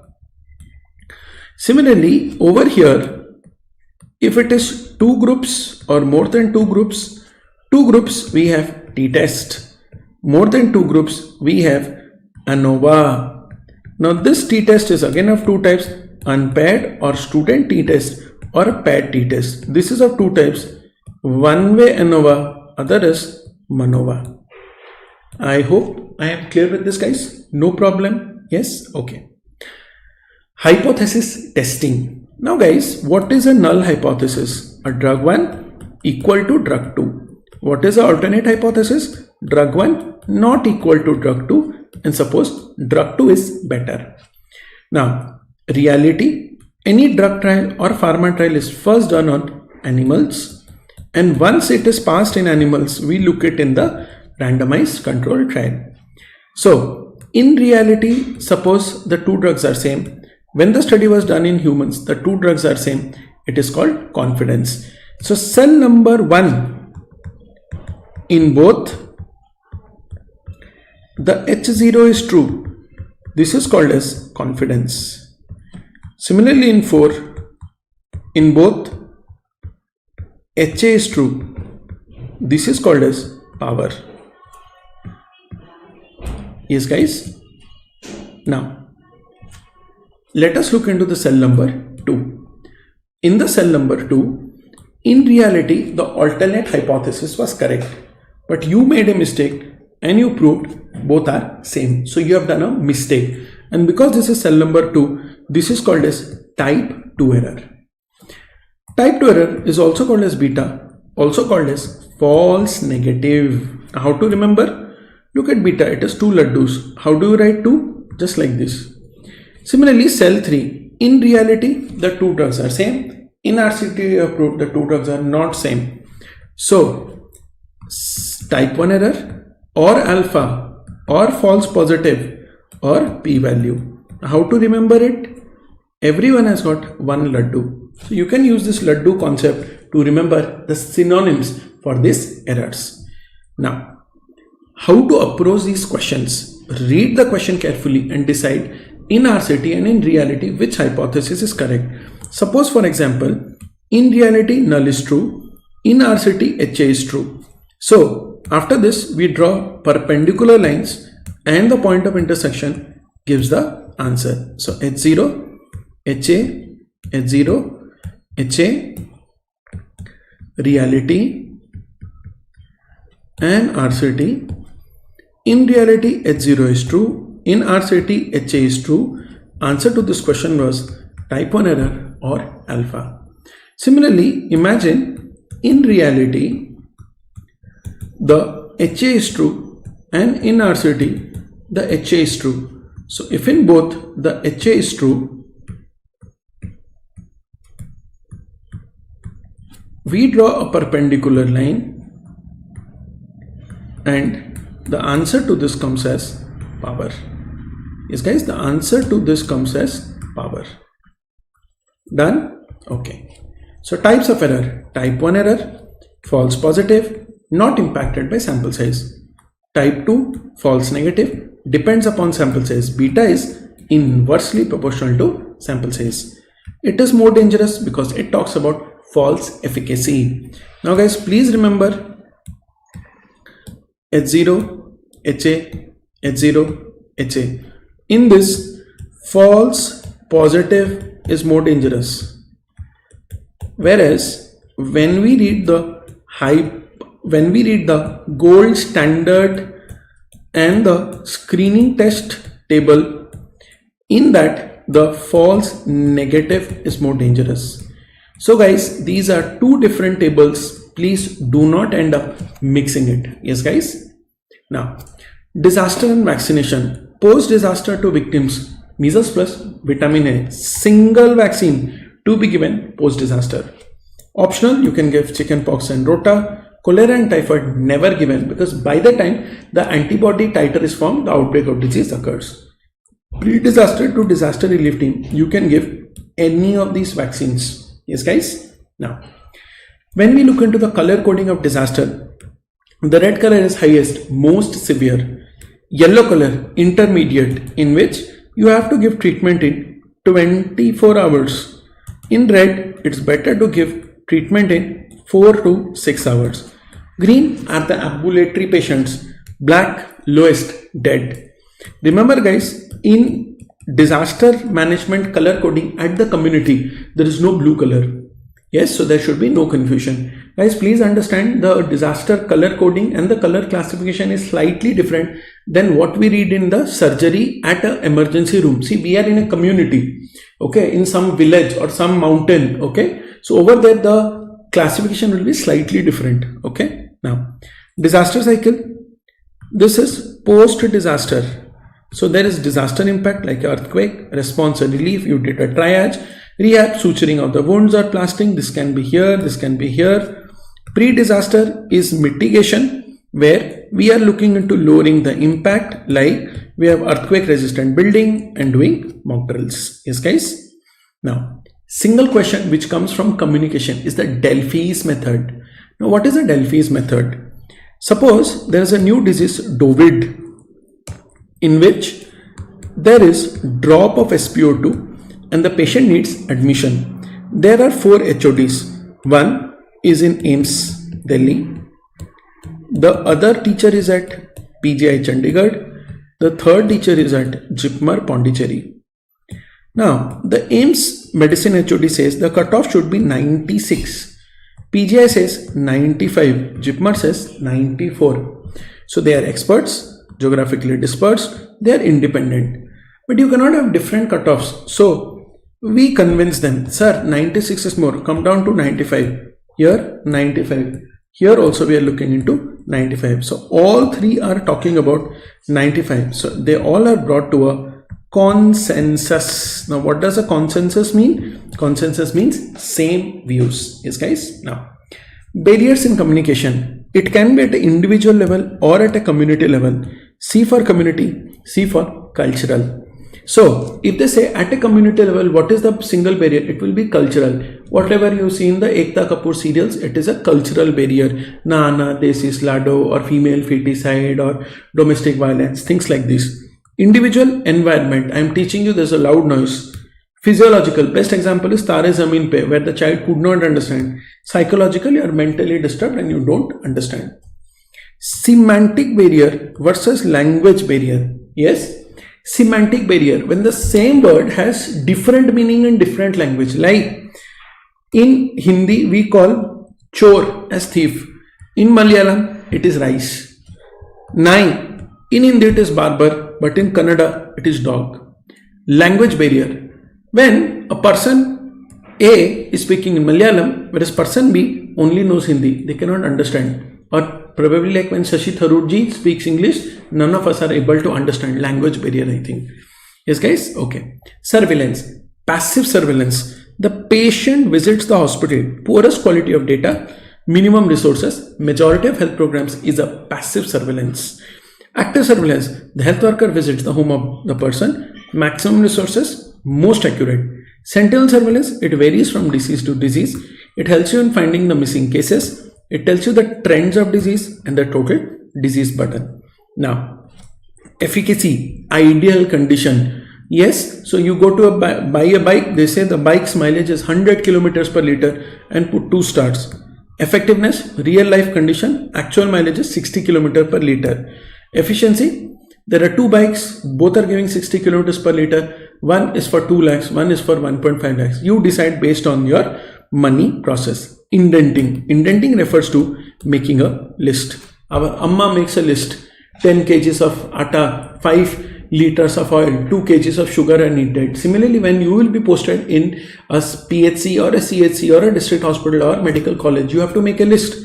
5,000 paracetamol, 2,000 calcium, 1,000 Digene, 10,000 pair of gloves, things like this. How to make this list? The first is VED, vital, essential, desirable. The vital drugs shortage you will never ever tolerate. ABC, always better control. The category A drug is basically 10% of drugs cost 70% of money. They are like our dry fruits. This much of dry fruits, maximum cost. Then B, 20% of drugs cost 20% of money. C, 70% of drugs cost 10% of money. So again, I will be more concerned about category A. Easy way to remember, VED, which is the first letter V, so most careful V. ABC, first letter is A, so most careful is A. Now, if you merge the ABC VED matrix, category 1 drugs have to be kept very carefully. You should not waste it. Reorder factor, it is the number of medications needed in month. Suppose 1000 paracetamol are needed into 2, and the medicine comes once in 6 months. So you have to order 12,000 medicine. If this medicine comes once in 3 months, then this will be 6,000. If it comes every month, then you should order 2,000 medicine. Now, why do we order extra? So that there is no shortage in medicines at all. Yes, guys? Okay. Types of evaluation. The process evaluation. How good as a doctor you are doing a diagnosis is a process evaluation. Yes. Or after the class, when you guys give a feedback, immediate process evaluation. Impact. Intermediate. Yes. Like you attend this class, you give a mock test tomorrow and see number of questions in the mock test from there. Outcome, long term, like how good the health of the person has improved, or how good the NEET and the INICET exams are getting questions from the marathon. UNICEF, GOBI Triple F, growth monitoring, oral rehydration, breastfeeding, immunization, family planning, food supplements and female education. Yes guys. ASHA worker, she should be of the same village. She should be married. Unmarried female is never employed as an ASHA. 10th class is the education criteria. If suitable candidate not there, 8th class. Please remember, ASHA is trained in 7 modules of health system. Recent update which was there on September this year. ASHA salary 3,500 per month plus honorarium. ASHA, one ASHA for 1,000 population is the best answer. There should be no other confusion in this at all. She is a bridge between the community and the health system. ASHA, how good she is working is seen by reduction of IMR. Now when we look into the job responsibilities of health workers, health worker female or a multi-purpose worker female or a ANM, auxiliary nurse midwife, same bandi but 3 different names. She will do all the work related to females, ANC, PNC, contraception, delivery and training of ASHA. Health worker male, other function, malaria, slide preparation, sanitation and chlorination. I hope you understand why India is so dirty. Sputum collection and ORS distribution. Common functions, they will go for home visits, they will do IMNCI together, give vaccine together, maintain the registers, and they both act as DOTS provider. Now we have a CHO, Community Health Officer. This person mainly looks into non-communicable disease, and the second important function is telemedicine, e-Sanjeevani. So 2 important points you should not forget. They are deputed at Health and Wellness Center, whose name is now Ayushman Arogya Mandir. Yes guys? Okay. IPHS. Suppose I go to a sub-center and I say, do my open heart surgery, and they don't do, I start beating them up. So what defines at which level what services are provided? Type A subcenter, no delivery. Type B subcenter, delivery present. Type A PHC, less than 20 deliveries per month. More than 20 deliveries will be a type B. Now, the summary of health system, you know, at the village level, we have a ASHA. At a sub-center level, we have a health worker female, a health worker male. And if there is a CHO, this becomes Health and Wellness Center or the arm. PHC, we have a graduate doctor. CHC, we have a postgraduate doctor. ASHA, 1,000 in the rural setup, urban setup, 2,000. Sub-center, 5,000 in the rural, hilly and tribal area, 3,000. 15 to 20,000 in the urban area for a ANM. In urban area, no sub-center. There is only Ayushman Arogya Mandir. So the population norm for ARM is 15 to 20,000 and for ANM it is 10 to 15,000. PHC 30,000 in the rural setup, 20,000 in hilly and tribal area, urban area 50,000. 1.2 lakhs for CHC, 0.8 lakhs in hilly and tribal, 2.5 lakhs in the non-metro and 5 lakhs in the metro areas. Now, hospital waste management, if it is a metal or a sharp, throw it into blue. No, if it is a metal and a glassware, throw it into blue. If it is a sharp, throw it into a white box. White is the only box. If you want to recycle, put it into red. If you want to burn, you put into yellow. Remember a golden rule. All empty plastic in red except blood bag. Blood bag, special plastic, put into yellow. Yes guys. Second, you should remember that all glass in blue with exceptions. What are the exceptions? So we have a live attenuated vaccines, we have cytotoxics, we have your culture plates and expired medicine. Do not forget them. This is all from my side, guys. Remember one thing, if you are not good in PSM, you will do PSM PG, and that's the reason PSM becomes very, very important. Guys, parting words, remember this, there is no secret ingredient, it is just you. So go to the exam, be aggressive, please attempt 195 to 197 questions. Playing safe in INICET will never ever help you. Remember, have a cool mind tomorrow, because tomorrow if you panic on 9th, you will definitely screw up. With a cool head, with an aggressive approach, INICET is all in your grasp. So be like Po of Kung Fu Panda, which became the master of Kung Fu at the end of the entire movie. Yes, guys? All the best, guys. Any issues, any doubts, please feel free to reach out. And like every year, a special initiative which I run every year, you will get a 24/7 helpline on the 8th November till 8 a.m. 9th November. So even if you feel panicked at the night, you're unable to sleep, you're not feeling okay, do not hesitate, just give me a call. Yours only, Agony Aunt. See you guys, love you, bye bye. Over to my next colleague, bye bye.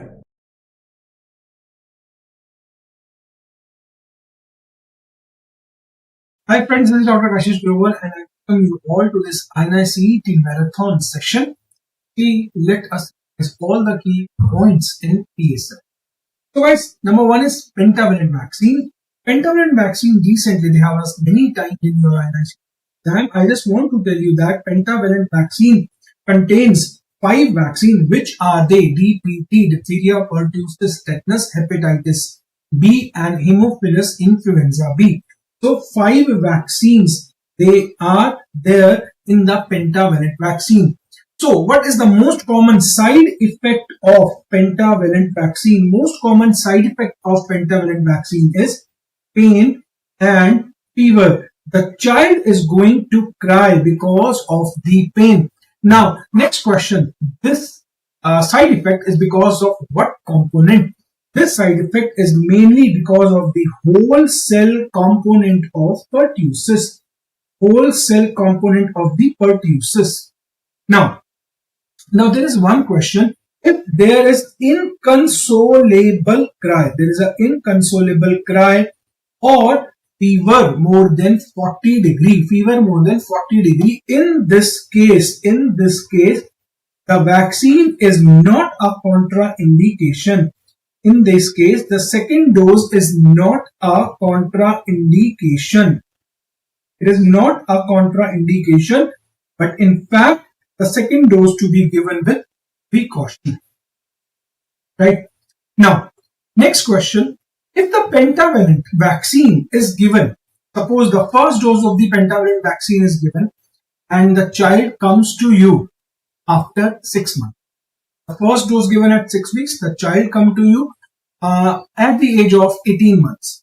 Now, in this case, what you need to do?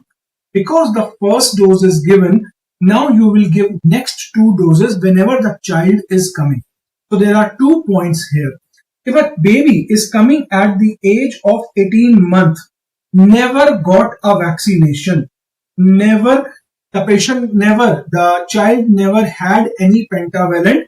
In this case, the age is 18 months. Do you need to give the vaccine? There is no need to give. But if the 18-month baby came, but the first dose was taken at 6 weeks, in this case, what you need to do? You will give other 2 pending doses.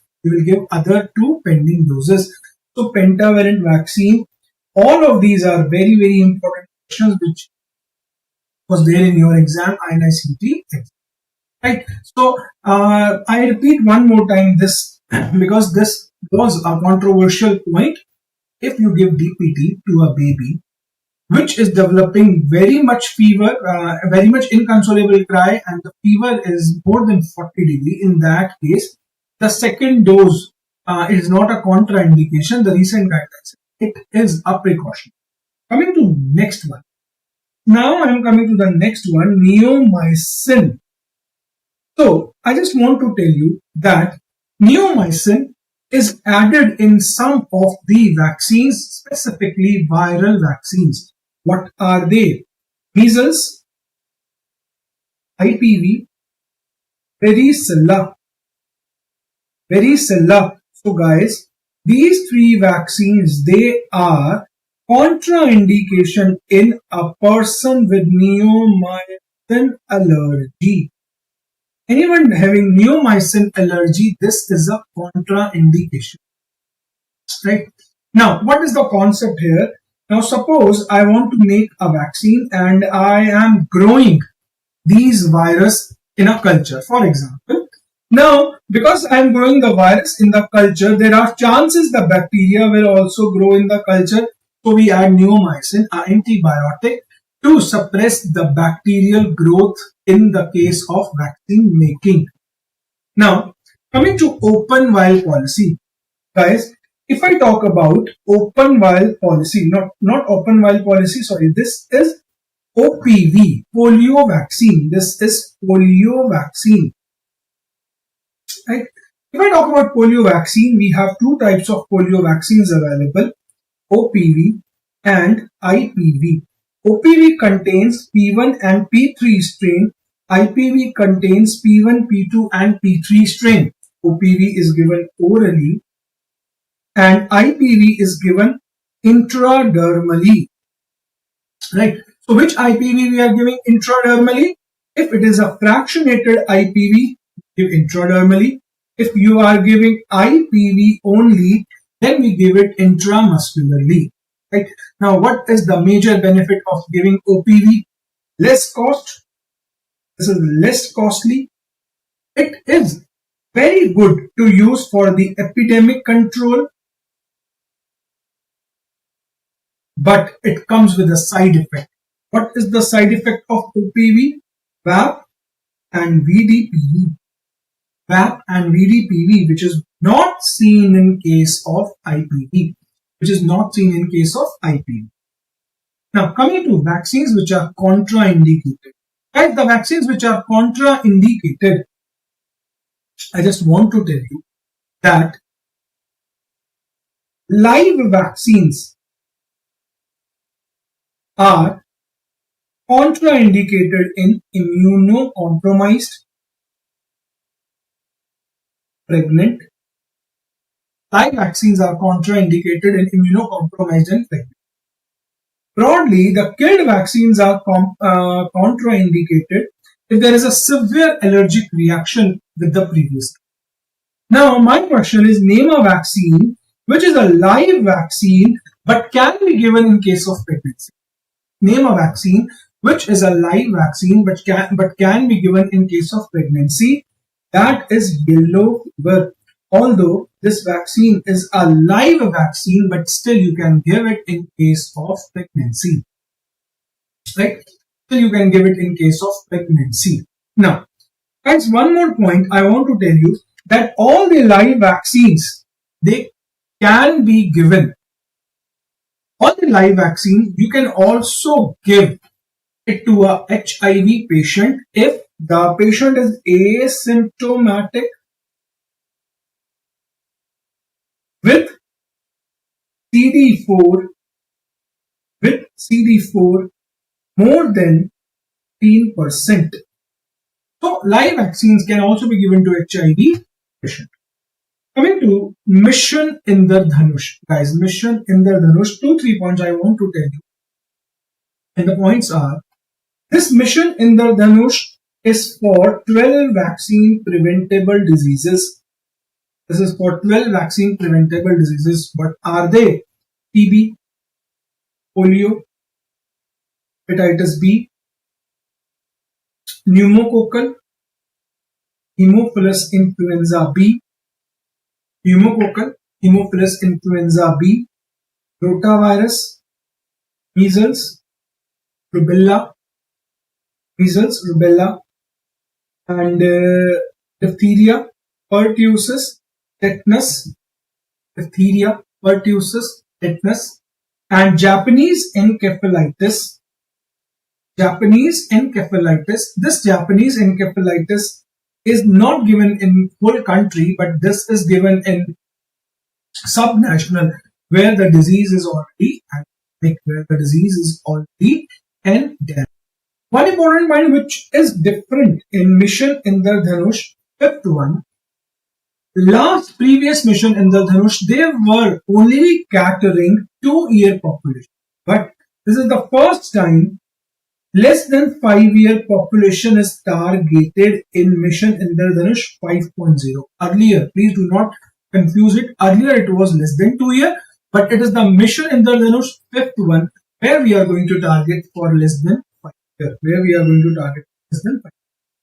Vaccine wall monitor. This is for heat exposure. This is the heat. This is for the cumulative heat exposure in the vaccine. And this vaccine wall monitor, it contains the outer circle, and it contains a inner square. This inner square contains a chemical which on exposure to heat turns into blue. This earlier it is not blue, but whenever the heat is there, it turns into blue, and whenever the excessive heat is there, it becomes dark. It becomes very, very dark. So stage 1 and stage 2 you can use, but stage 3 and stage 4 you cannot use. What is stage 3? When both the color of square and circle is same. And stage 4, when square is darker than the circle. When square is darker than the circle. Now, next is open vial policy. So, once the vaccine is opened, can be used up to 28 days. But the vaccines which do not follow open vial policy, they are MR, BCG and COVID-19 along with live JE. Which JE? Live JE. Strain of live JE SA14142. These vaccines we do not use once we have opened, right? Once we have opened the vial. Now, these three terms which are very important: EVIN, COVIN, UVIN, ZUVIN. So EVIN is the Vaccine Intelligence Network. This is for the vaccine cold chain maintenance. COVIN is for the COVID vaccine. This is the portal for COVID vaccine. UVIN is Universal Immunization Program Vaccine Portal. And recently, this is launched in 2025. ZUVIN. This ZUVIN is for anti-snake venom and anti-rabies vaccine portal. Right? So this is a recent update. ZUVIN. Right? Now we are quickly done with chapter vaccines. Now we are proceeding to chapter epidemiology. Now I'm starting with epidemiology. Right? If I talk about epidemiology, let us first discuss incidence. What is the formula for incidence? Number of new cases divided by population at risk. So guys, this is important. Recently, this was in your CET exam. Right? In the denominator, it is population at risk, not the total population. If I talk about prevalence, in prevalence, it is new plus old divided by total population. Now quickly, what is the relationship between these two? Prevalence is equal to incidence into duration. Now quickly, you have to tell me what will happen to prevalence if there is a very deadly disease, highly virulent disease. So if a virulent disease is present, then prevalence decreases. If a good cure is available, then the prevalence decreases. If there is something which is prolonging, a drug which is prolonging life, but not curing, now this combination increases the prevalence. Right? Now, quickly, in incidence, what is the denominator? It is population at risk. Right? So the relationship between prevalence is equal to incidence into duration. Now, Now, quickly coming to the study designs. Okay, before study design, name a mortality indicator which tells us about the killing power of disease. A mortality indicator which tells us about the killing power, case fatality rate. It is case fatality rate, right? Now, quickly, name a study design which is the weakest study design. Name a weakest study design. The weakest study design is ecological study. Quickly, name the unit of study in ecological study. What is the unit of study? It is the population, because we are not taking any individual level information. Now, what is the drawback of ecological study? The drawback of ecological study is ecological fallacy. It is the ecological fallacy. Now, quickly, what do we mean by case report and case series? What is case report and case series? Case report is publishing rare clinical findings of a single case. It is case report. What is case series? Whenever we have a group of cases where we are publishing their rare clinical findings, this is known as case series. This is known as case series. Now, quickly, name a study which gives us prevalence. Name a study which gives us prevalence. It is cross-section study. Name a study which gives us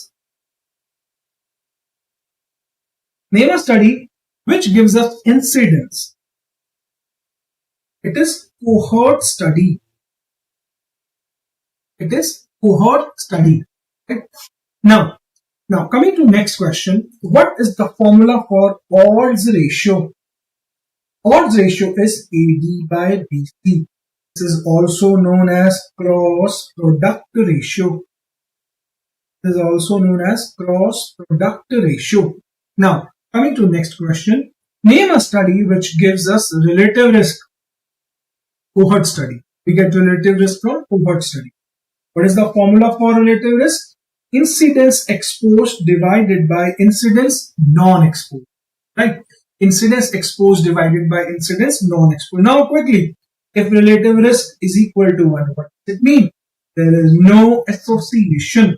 If relative risk is more than 1, for example, 1.5, it means there is a positive association. If relative risk is less than 1, it means there is a negative association. There is a negative association. Right? This relative risk is very, very, very, very, very important. Now, coming to RCT. What we are doing in RCT, we are randomly allocating participants into groups. Right? One is interventional group, another is a placebo group. This is RCT. Now, what is the main important thing in RCT? It is the randomization. It is the randomization. We all know about RCT. Now, quickly, let us discuss about what is a quasi-experimental study. Quasi-experimental study where no randomization is done. So, quasi-experimental, it is a type of RCT where we are not doing any. Now, what is a factorial RCT? Factorial RCT where we are, it is similar to RCT, but here 2 drugs, or you can say 2 interventions, are now being tested. Right? So, for example, I am testing COVID vaccine. Now, in the same group, I am testing COVID vaccine and also the beta carotene, or you can say aspirin, or any other drug. 2 drugs are being tested in a single group. This is usually done to save money. There are usually the economic reasons are there why we are doing.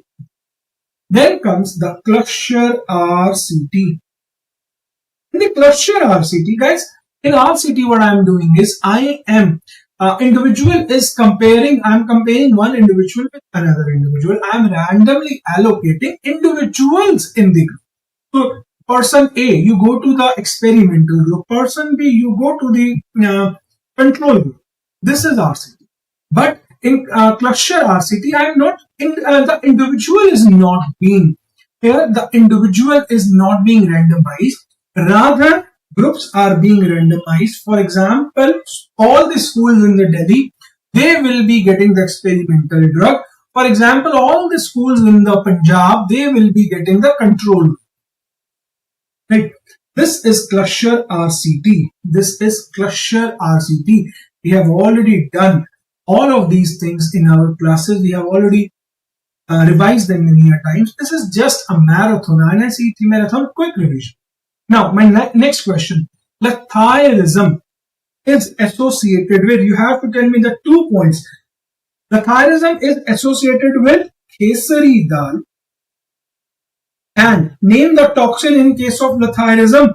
It is BOA, beta oxalyl amino adenine. Which vitamin is going to prevent the lethiarism? It is vitamin C. It prevents, right? And BOA is the toxin. This is very important for neurolethiarism, right? Now, epidemic dropsy. If I talk about epidemic dropsy, can you tell me about the food? Epidemic dropsy. If I talk about epidemic dropsy, in this case, the mustard oil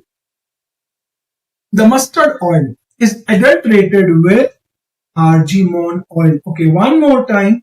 What is the toxin here? It is sanguinarine. Name of toxin is sanguinarine. Right? Now, coming to the next one. Right? Now, sanguinarine is there. What are the symptoms? What are the symptoms? What are the symptoms related to this? So, the symptoms are glaucoma, pedal edema,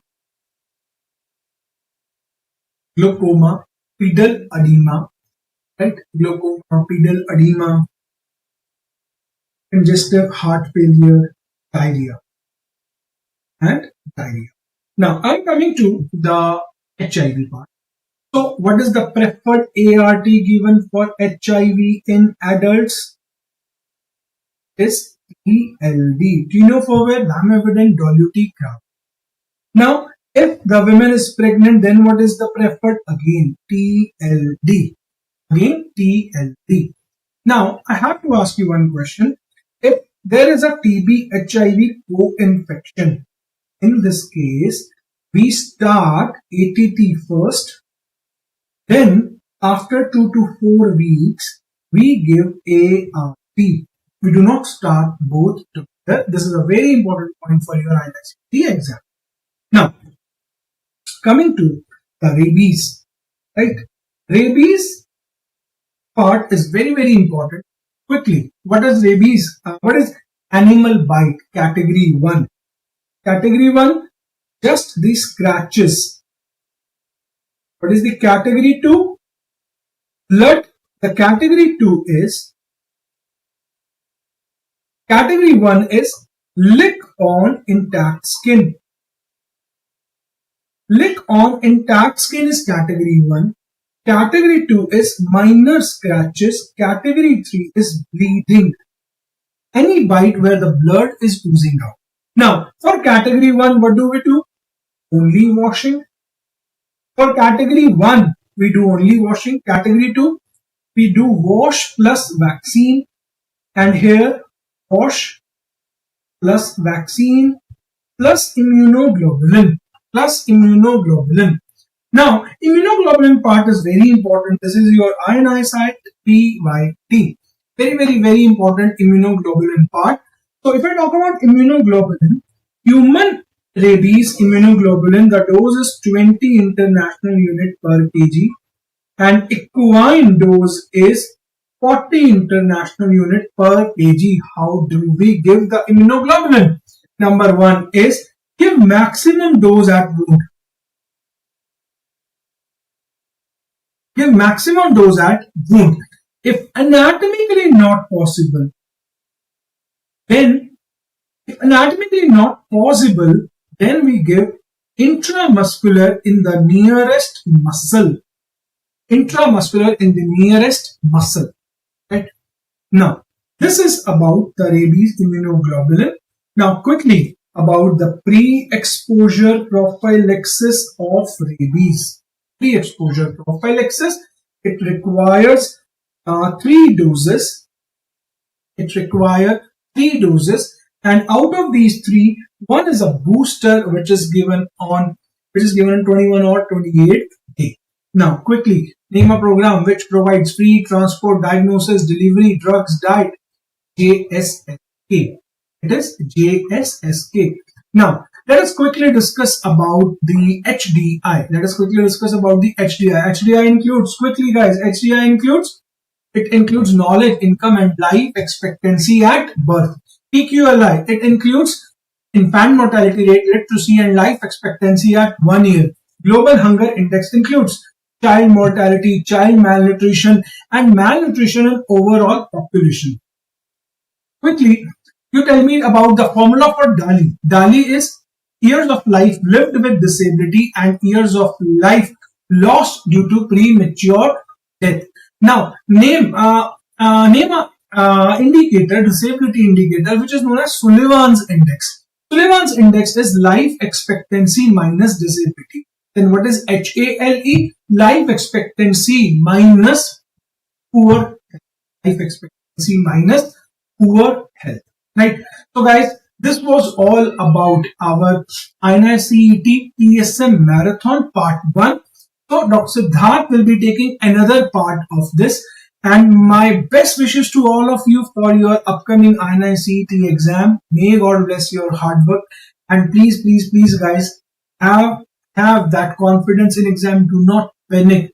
Trust me, you have a very wonderful preparation, but panic in exam at the last time during the exam, those 3 hours, they are going to matter a lot. Right? So my best wishes to all of you. God bless you. Thank you so much.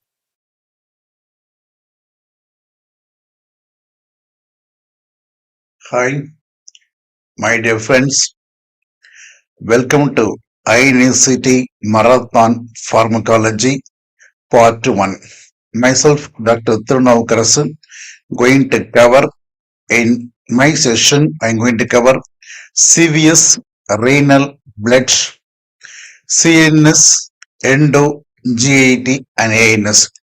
Remaining part will be covered by my colleague Dr. Dinesh. Okay, so without wasting time, I am starting my topic to start. As you know, marathon, rapid revision. Okay, to start in the CVS.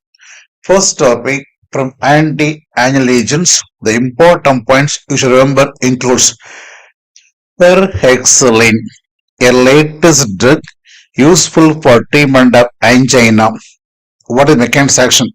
It is actually ornithine palmitoyl transferase 1 enzyme inhibitor, thereby shifting the myocardial metabolism from fatty acid to glucose oxidation, like trimethazarine. You all know trimethazarine, one of the P-FOX blocker. P-FOX means pathway of fatty acid oxidation inhibitor. It diverts myocardium from using fatty acid oxidation into glucose oxidation. Similar to trimethazarine, we have one drug called perhexylene, a latest drug useful for treatment of angina. Useful for angina as well as useful for treatment of hypertrophy obstructive cardiomyopathy. And the common adverse effect includes it causes hepatotoxicity and peripheral neuropathy. So it is one of the expected question called perhexylene. And then one more latest point, low dose colchicine, that is 0.5 mg per day, got approval for secondary prevention in coronary artery heart disease. Then ralazine, a very important question. It's actually a late sodium channel blocker, reduces intracellular calcium load, thereby decreasing cardiac workload.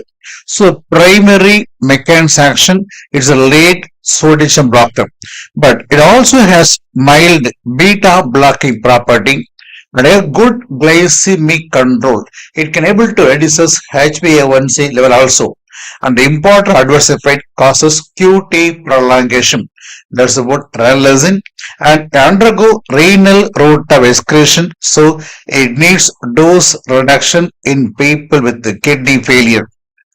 And then cyanide poisoning. In case of cyanide poisoning, to treat the poisoning, we have antidote, the antidote kit containing amyl nitrites, sodium nitrites, and sodium thiosulfate. One important question: cyanide antidote kit containing what are the elements? Amyl nitrate, sodium nitrite, and sodium thiosulfate. But actually, for treatment of cyanide poisoning, the best drug is going for intravenous hydroxycobalamin. Vitamin B12 is the best drug of choice for treatment of cyanide poisoning. And then coming to arrhythmias, name one class of drug having highest anticholinergic property. Class 1A drug has highest anticholinergic property, especially disopyramide having highest anticholinergic action, thereby causing adverse effect of dryness of mouth, constipation, and retention urine. Since causing retention urine, this drug not suitable for treatment of arrhythmia in elderly male with benign prostatic hypertrophy. Already in prostanomegaly, there is a urinary stasis obstruction. This drug also going to cause further urine retention. So name the anti-arrhythmic agent not suitable for treatment of arrhythmia in elderly male with benign prostatic hypertrophy. Think of disopyramide, a class 1A drug. And it's a case of ventricular fibrillation. An important question: what is the FDA recommended drug for treatment of ventricular fibrillation? Mean best is go for intravenous amiodarone. The anti-arrhythmic choice for treatment of VF is intravenous amiodarone, a class 3 drug. But actually for treatment of VF, we go for CPR, cardiopulmonary resuscitation, and also DC shock. Apart from this, we had go for injection adrenaline because in VF, there is a cardiac arrest. When cardiac arrest is there, cardiac output become poor. So brain going for dead. So to prevent the brain death, we have to stimulate the heart by injecting adrenaline. So according to ACLS, Advanced Cardiac Life Support Guidelines, they says for treatment of VF going for CPR, DC shock, and adrenaline injection, whereas anti-arrhythmic choice in this case go for intravenous amiodarone. And it's a case of atrial fibrillation. Comes question: which are all the drugs useful for controlling ventricular rate in AF, and which are drugs got approval for reverting rhythm of AF in NSR? For controlling rate mean just involving BCD. Those drugs acting on AV node, reducing AV conduction velocity. For example, B for beta blocker, C for CCB, and D for digoxin. All these drugs acting on AV node reduces AV conduction velocity, thereby controlling ventricular rate, thereby giving time for filling and then making good cardiac outputs. Whereas name some anti-arrhythmic got approval for converting rhythm of AF into NSR. NSR means normal sinus rhythm. That is done by ibutylite, dofetilide, vernacaline, and amiodarone. All these are potassium blocker, comes under class 3 anti-arrhythmic agent. Okay, so amiodarone, ibutylite, vernacaline, and dofetilide. And then it's a case of SVT. For the treatment of SVT, there are two important questions. In case of acute SVT, for rapid conversion of SVT into normal sinus rhythm, we go for intravenous adenosine. It is the first line drug of choice. If this option not there, go for intravenous verapamil. For converting rhythm of AF into NSR, for converting SVT. In acute SVT, the first line drug choice going for intravenous adenosine. Rapid IV bolus injection. Adenosine ultra short acting only for less than 10 seconds. So give intravenous rapid bolus injection. But one point, whenever a patient had SVT, you are giving adenosine and it's going to become normal in science rhythm. But the point is, if a patient developed SVT one time, he is prone for recurrence of SVT. So, to prevent the recurrence of SVT, I have to give prophylactically some antiarrhythmic. So, question will be, name some prophylactic antiarrhythmic to prevent recurrence of SVT. Mean go for oral beta blocker, oral verapamil, and oral amidol. All are got approved for inhibiting or preventing recurrence of SVT. And then regarding heart failure, you should know, doctor, for INICET, heart failure latest drugs are very, very important. Name the direct guanyl cyclase activator, thereby going to accumulate cyclic GMP and causing vasodilation. Mean think of one new drug called vericiguat. So direct guanyl cyclase activator. And then name some drug having both angiotensin converting enzyme inhibitory property and neprilysin enzyme blocking property. Mean go for omapatalat and sampatalat. You know ACE blocker name and all ending with the pill like captopril, lisinopril, perindopril, and neprilysin blocker name is sacubitril. But what is the question? Name some drug having dual action. That is inhibiting both angiotensin converting enzyme as well as neprilysin enzyme. Think of omapatalat and sampatalat. They are useful for heart failure as well as for hypertension. And then you must know, doctor, you must know. Name some latest FDA approved new guidelines, that is drug reducing mortality in heart failure and reducing the hospitalization and improve quality of life in heart failure. Mean think of the four important pillars we having RNA, that is angiotensin receptor plus neprilysin blocker. We call sacubitril plus valsartan. Here sacubitril is a neprilysin inhibitor. Valsartan is the angiotensin receptor blocker. It's a angiotensin receptor inhibitor. It is neprilysin inhibitor. This combination we call ARNI. And then beta blocker like corvidilol, metoprolol, and then bisoprolol. Also nebivolol. These are all important beta blocker got approval for treatment of heart failure. And MRA, that is mineralocorticoid receptor antagonist, so-called spironolactone, a potassium sparing diuretic. And then SGLT2 blocker, for example, sodium glucose transport 2 blocker like dapagliflozin, empagliflozin, and sotagliflozin. All are anti-diabetic drug called sodium glucose transporter 2 blocker got approval for treatment of heart failure. So the four important pillars in the treatment of heart failure includes RNA, beta blocker, and aldose antagonists and SGLT2 blocker. They are the most important pillars in the treatment of heart failure.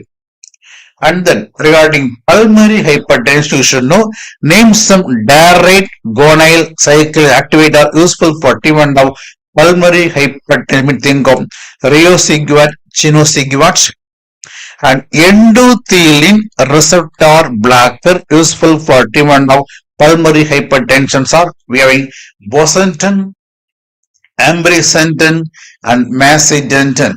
Here ambrisentan selective endothelin A receptor blocker.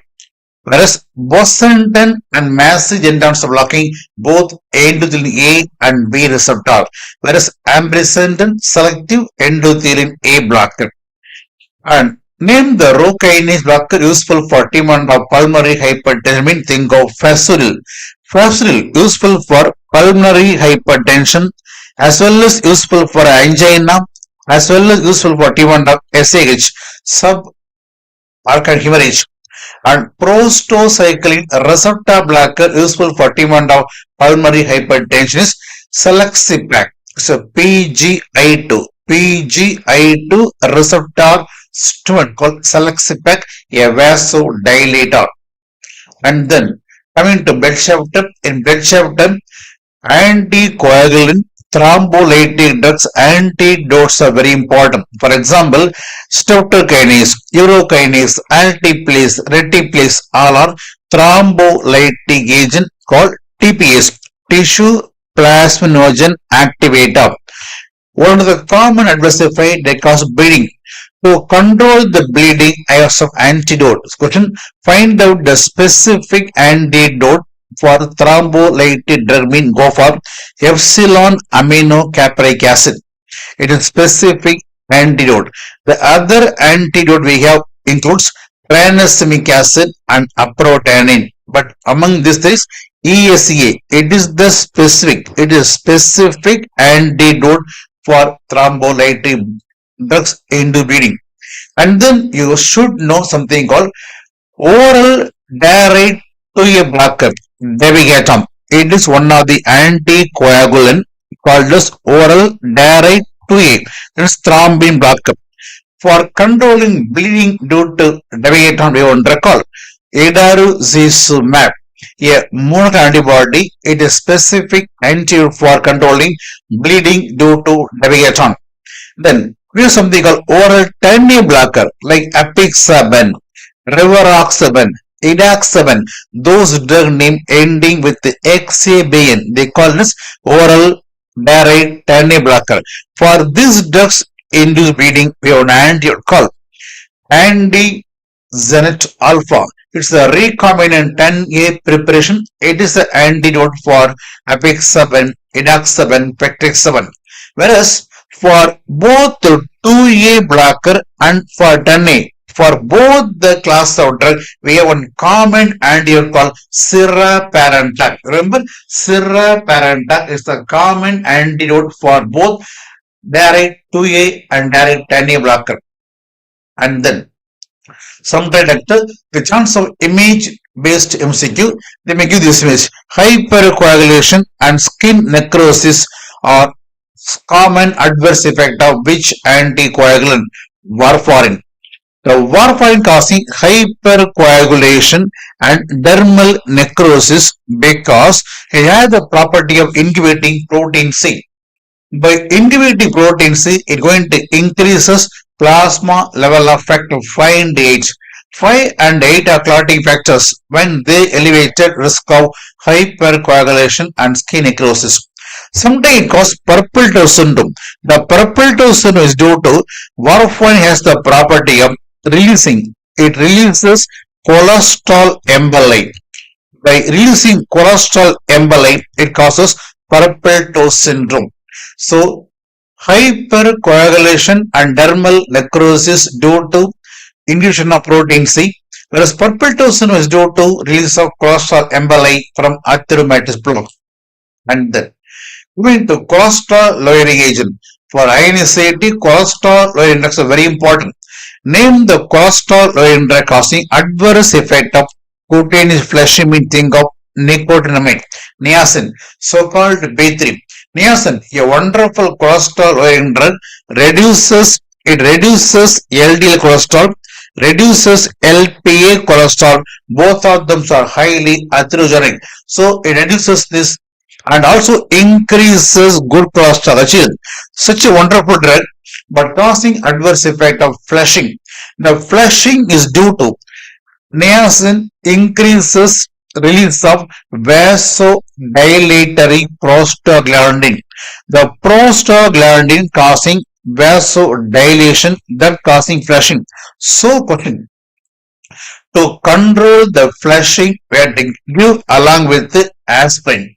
Aspirin, one of the NSAID, inhibiting synthesis of prostaglandin, thereby controlling niacin-induced flushing.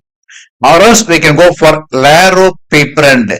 Laropiprant, one of the prostaglandin receptor blocker. But in general, for treatment of niacin-induced bleeding, induced flushing, we go for aspirin because there is a most common drug inhibiting prostaglandin synthesis. And then latest cholesterol lowering drugs are very, very important. To understand that, you should know some concept. For example, we have one group of drug called statin. Statin are the most important group of drug lowering cholesterol. They reduces cholesterol synthesis by inhibiting FMGE rectase enzyme. So one point, by decreasing synthesis, plasma total cholesterol level decrease. And statin has one more action, causing upregulation of LDL receptor on hepatocytes. On the surface of liver cells, they are going to increases LDL receptor. Thereby, all the peripherally running LDL will be taken by the LDL receptor. So, the peripheral LDL cholesterol level also decreases. So, statin decreases total cholesterol and LDL cholesterol. Remember, two mechanisms. One mechanism, inhibiting synthesis of cholesterol by inhibiting HMG-CoA test, and it reduces LDL by causing upregulation of LDL receptor on the surface of liver cells. But I am going to discuss latest. What latest? The LDL receptor may undergo degradation by one thing called PCSK. PCSK means pro-protein convertase subclissin capsid. So the PCSK9 going to cause degradation of LDL receptor. When they undergo degradation, plasma LDL will be high. So to avoid this, we have something called PCSK9 blocker. Who are they? Very, very, very important question. PCSK9 blockers are wearing alirocumab and evolocumab. These are monoclonal antibody useful for lowering LDL cholesterol. The given injection subcutaneously, primarily useful for reducing LDL cholesterol. Alirocumab, evolocumab. In this junction, today you should know we have one more latest drug called inclisiran. It is a drug going to inhibit synthesis of PCSK, inhibiting synthesis of PCSK9. So these are direct PCSK9 blocker, whereas it is going to inhibit synthesis of PCSK9. And then we have evinacumab, another latest MAB useful for lowering LDL. It is acting by inhibiting angiopoietin like 3. The target is angiopoietin like 3, thereby reduces plasma LDL cholesterol. And then, very, very important question, pemvidinic acid. Pemvidinic acid, here 2 to 3 points should know. First point, it is the latest drug. It's a combitative ATP citrate lyase inhibitor. It's a combitative ATP citrate lyase blocker. Actually, it's a prodrug. This drug activated in liver and going to inhibit ATP citrate lyase enzyme, thereby decreases total cholesterol, LDL cholesterol and TGL. It's a very much decreasing LDL cholesterol, very much. That's why in case of atherosclerotic cardiovascular disease patient, we give statin. Even after statin, LDL not getting that much control pain, we can add pemvidinic acid. Or it is also recommended in people who are not able to tolerate high dose of statin. When you want to have very much control LDL, we use statin. Along with statin, we can supplement pemvidinic acid. And also useful in people who are not able to tolerate high dose of statin. For them also we can recommend this. And one huge advantage, it does not causing myopathy. No muscle pain, no risk of myopathy. Okay, whereas statin causing myopathy, muscle pain, myalgia. So one of the greatest advantage of pimedic acid, no risk of myopathy. And then we have some very latest drug called antisense oligonucleotide. For example, pilocarsen able to reduces LPA cholesterol. Then volanesorsen reduces triglycerides. So names of latest antisense oligonucleotide mean think of these two drugs. Okay, and then coming to diabetic chapter. When in case of kidney failure, when you go for rapid hemodialysis, the chance of dialysis disequilibrium syndrome in this sudden risk of severe edema. To treat this case, the best diuretic go for mannitol. Mannitol, a osmotic diuretic, wonderful drug for T1 dialysis disequilibrium syndrome induced severe edema. And then people with the liver disease having ascites. For treatment of liver disease with ascites, to treat this acid edema, the best diuretic go for spironolactone, because in liver disease there is a hyperaldosteronism. To control this, I go for aldosterone antagonist called spironolactone. Whereas in liver disease, don't use acetazolamide.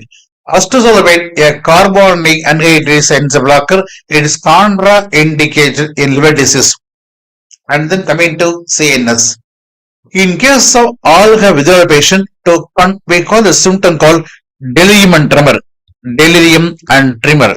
To control this symptom, the best drugs are benzodiazepines like diazepam, chlordiazepoxide, and lorazepam. Again, question: for treatment of benzodiazepine poisoning, we have one specific antidote called flumazenil. It is the antidote for treatment of benzodiazepine poisoning.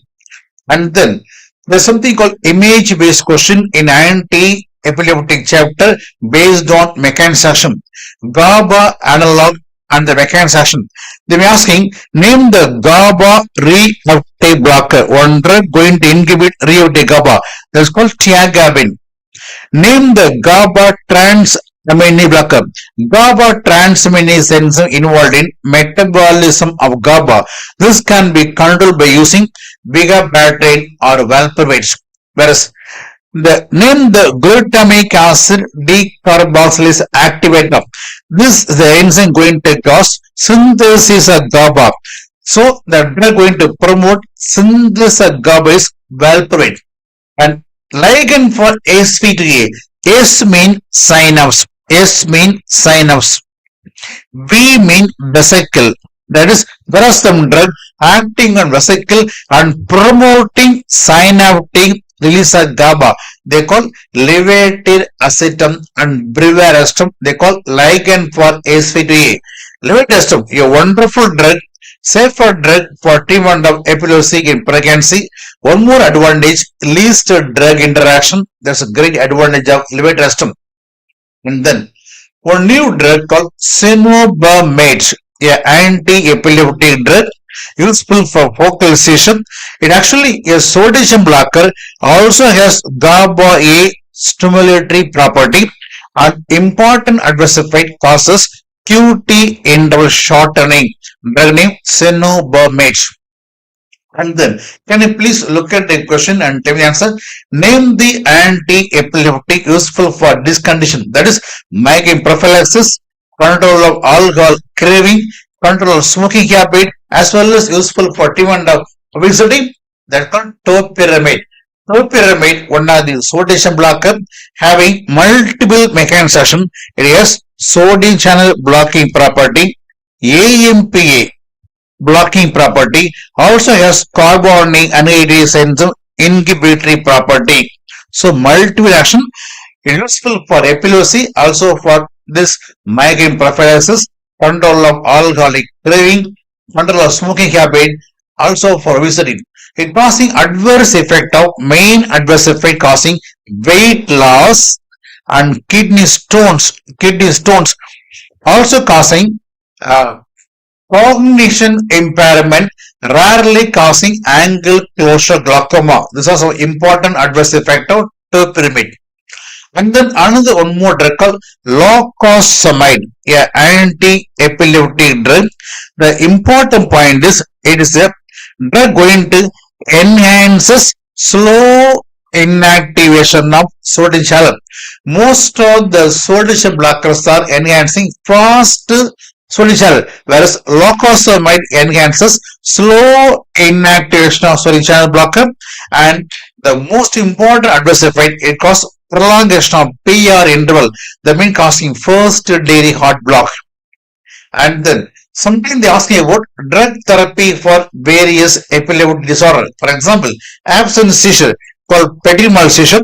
For this case, if a child having only sad look, only absence seizure, nothing else, mean for this case we go for ethosuximide, one of the T type of calcium channel blocker. Remember, absence seizure is due to problem in T type of calcium channel. So better go for T type of CCB like ethosuximide. And if a child having absence seizure with some extra problem like tonic-clonic seizure or a myoclonic seizure, some extra problems there, mean go for sodium valproate. It is also has the property of T type of calcium blocking property.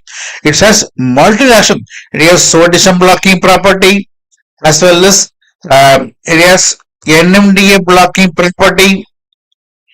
Also, it's having GABA agonism property. So it's a wonderful drug for multiple type of seizure, including absence seizure with the extra problems. And then regarding adverse effect, also asking, so in neurology, anti-epileptic very important. Regarding ADR of anti-epileptic, name the anti-epileptic drug causing adverse effect of SI. It is mean go for oxcarbazepine. Oxcarbazepine cause very high risk of SIDs comparing to carbazepine. Both will cause, but maximum is oxcarbazepine. And then regarding Parkinson, anti-Parkinson drug, name some anti-Parkinson useful for treatment of restless leg syndrome. Go for D2 receptor stimulant. For example, Pyrexol, propinerol, rhodioardine, all are non-ergot D2 receptor stimulant, useful for restless leg syndrome. And here, rhodioardine special is a patch form, topically useful drug for treatment of Parkinson disorder. And remember, the ropinerol having one important serious adverse effect causing sudden onset of sleep or a sudden sleep attack. Okay, while driving or while eating, suddenly they go for sleeping. It is a major problem of ropinerol and pyrexol. And then name the important antipsychotic drug useful for treatment of PDP. PDP, Parkinson disease psychosis. For treatment of Parkinson disease psychosis, use one drug called pimavanserin. It is one of the atypical antipsychotic action by 5-HT2A inverse agonism. So 5-HT2A inverse agonist. Then ALS, very important. Amyotrophic lateral sclerosis drug therapy important. NMDA blocker is riluzole, whereas antioxidant edaravone. One more drug, antisense oligonucleotide, name is tofersen. So FDA approved drug for treatment of ALS. NMDA blocker means riluzole, causing adverse effect of hepatotoxicity. And then antioxidant edaravone and antisense oligonucleotide go for tofersen. And then coming to antidepressant. Antidepressant and sex-related MCQs are commonly coming. So remember, we have one group of drug called SSRI. The SSRI causing adverse effect of delayed orgasm. Because of causing delay in ejaculation, SSRI are useful for treatment of premature ejaculation. See, one of the adverse effect of SSRI causing delay in ejaculation. That property was exploited for treatment of premature ejaculation. Among the SSRI. Dapaxerin is the FDA approved. It's FDA approved SSRI for treatment of premature ejaculation. And then this one drug called Presedone. It is one of the atypical antidepressant. It causes adverse effect of priapism. Because of causing priapism, it can be useful for treatment of erectile dysfunction. Whereas, which are the antidepressants having least risk of sexual dysfunction? Very important. Among the antidepressants, bupropion, one of the NDRI, norepinephrine, dopamine reuptake having least risk of causing sexual dysfunction. Next comes mirtazapine.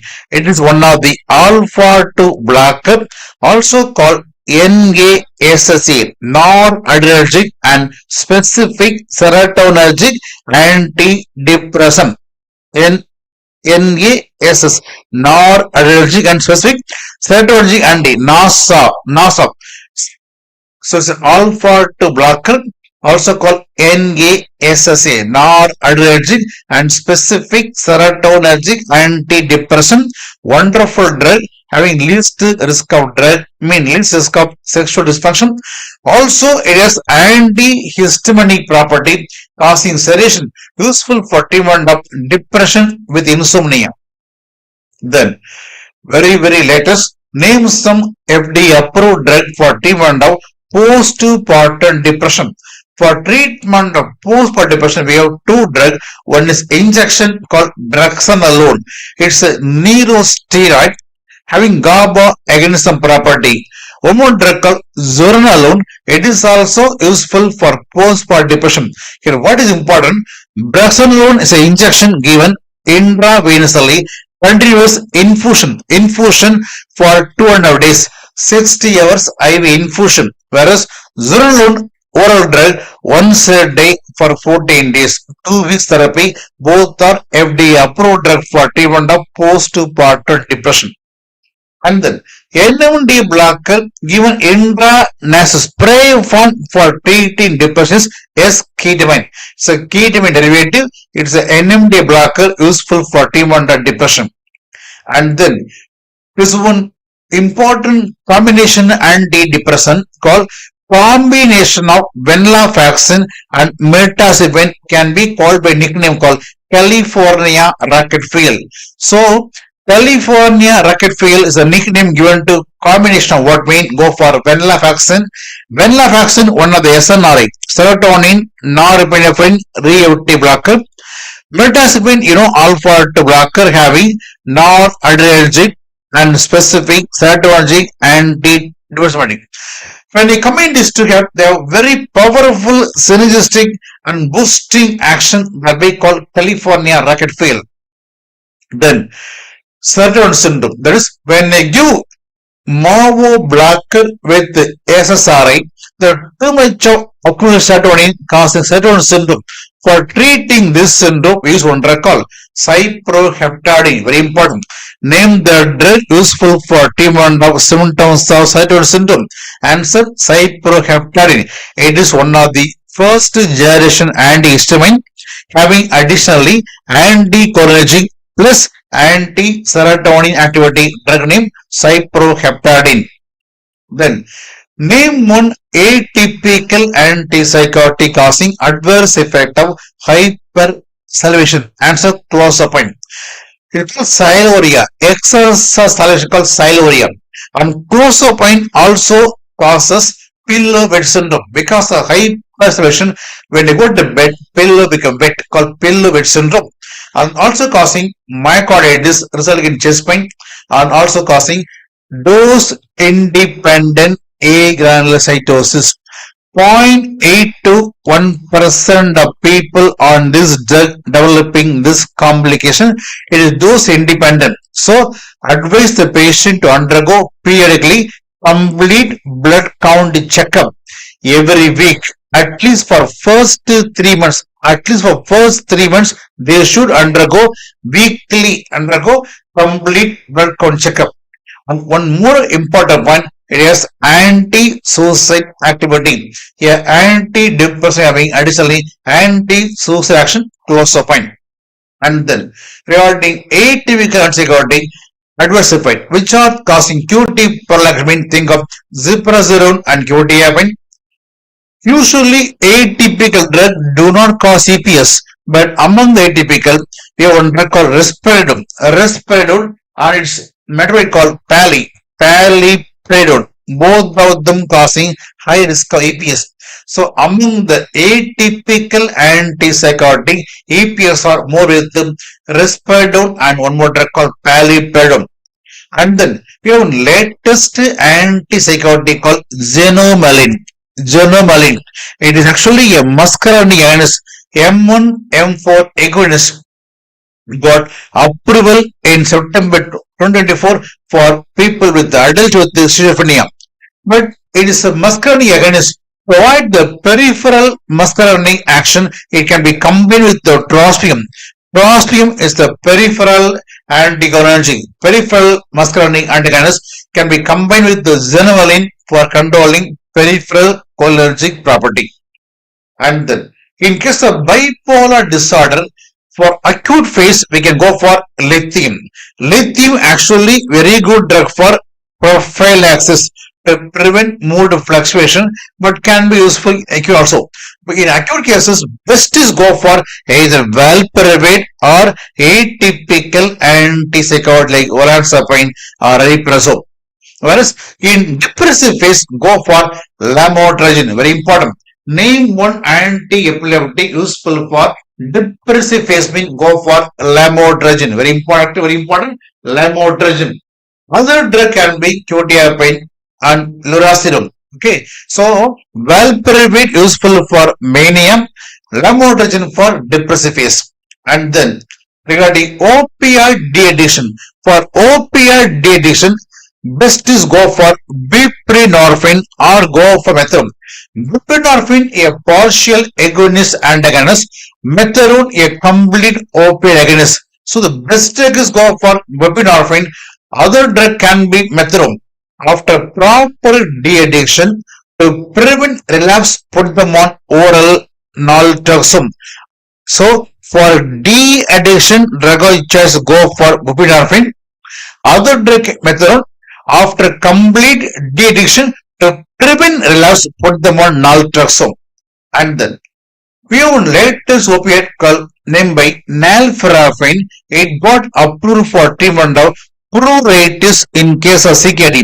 A CKD patient having high level of urea, this causes itching. To control the itching, we can try antihistamine or steroid. Even then patient not responding, we go for nalfurafine, a opioid useful for controlling itching. And then some new drug for treatment of Rett syndrome. Rett syndrome, a congenital neurological developmental disorder. For this syndrome, we can try one drug called trofinetide. And then name one FDA approved drug for treatment of Hutchinson-Gilbert progeria, think of lonafarnib. Lonafarnib, a farnesyl transferase enzyme blocker useful for treatment of progeria syndrome. Lonafarnib. And then one more latest drug called suzetrigine. Suzetrigine, a latest drug called painkiller. It's a selective sodium blocker useful for treatment of acute pain, neurologic pain, and for chronic pain also. It's a latest painkiller mechanism action. It's a selective sodium blocker. And then regarding ADHD, for treatment of ADHD, the best is go for stimulant type of drug. For example, methylphenidate. It is the best drug of choice. Mechanism action acting by inhibiting uptake of dopamine and norepinephrine. Called drug name methylphenidate. If this option not given, we go for non-stimulant called as atomoxetine. It is a selective norepinephrine reuptake inhibitor. So always first choice go for stimulant type of drug like methylphenidate. If not non-stimulant like atomoxetine. And then regarding narcolepsy, excessive daytime sleepiness. For treatment, in this case, we go for modafinil or some new drug like solriamfetol. It's a NDRA, norepinephrine dopamine reuptake blocker. Or we can go for pitolisant, so-called tipalisant. It's a H3 inverse agonist. One more case, cataplexy or sleep paralysis. For treatment of this case, you want a new drug called sodium oxybate. It's a gamma hydroxybutyrate. It's an agonist of gamma hydroxybutyrate, useful for treatment of cataplexy. And then coming to endocrine, another important topic. For your INICET, CNS is the most vital area. Another vital and most important topic, endocrine. Here, name the drug reduces growth hormone release called somatostatin analog, mean go for octreotide. It is a somatostatin analog, reduces release of growth hormone, useful for treatment of acromegaly. Similarly, we have D2 agonists like bromocriptine, cabergoline. They also has the property of decreasing release of growth hormone, useful for treatment of acromegaly. Whereas for treating acromegaly, I have one thing called growth hormone receptor blocker. Very important drug named by Pegvisomant.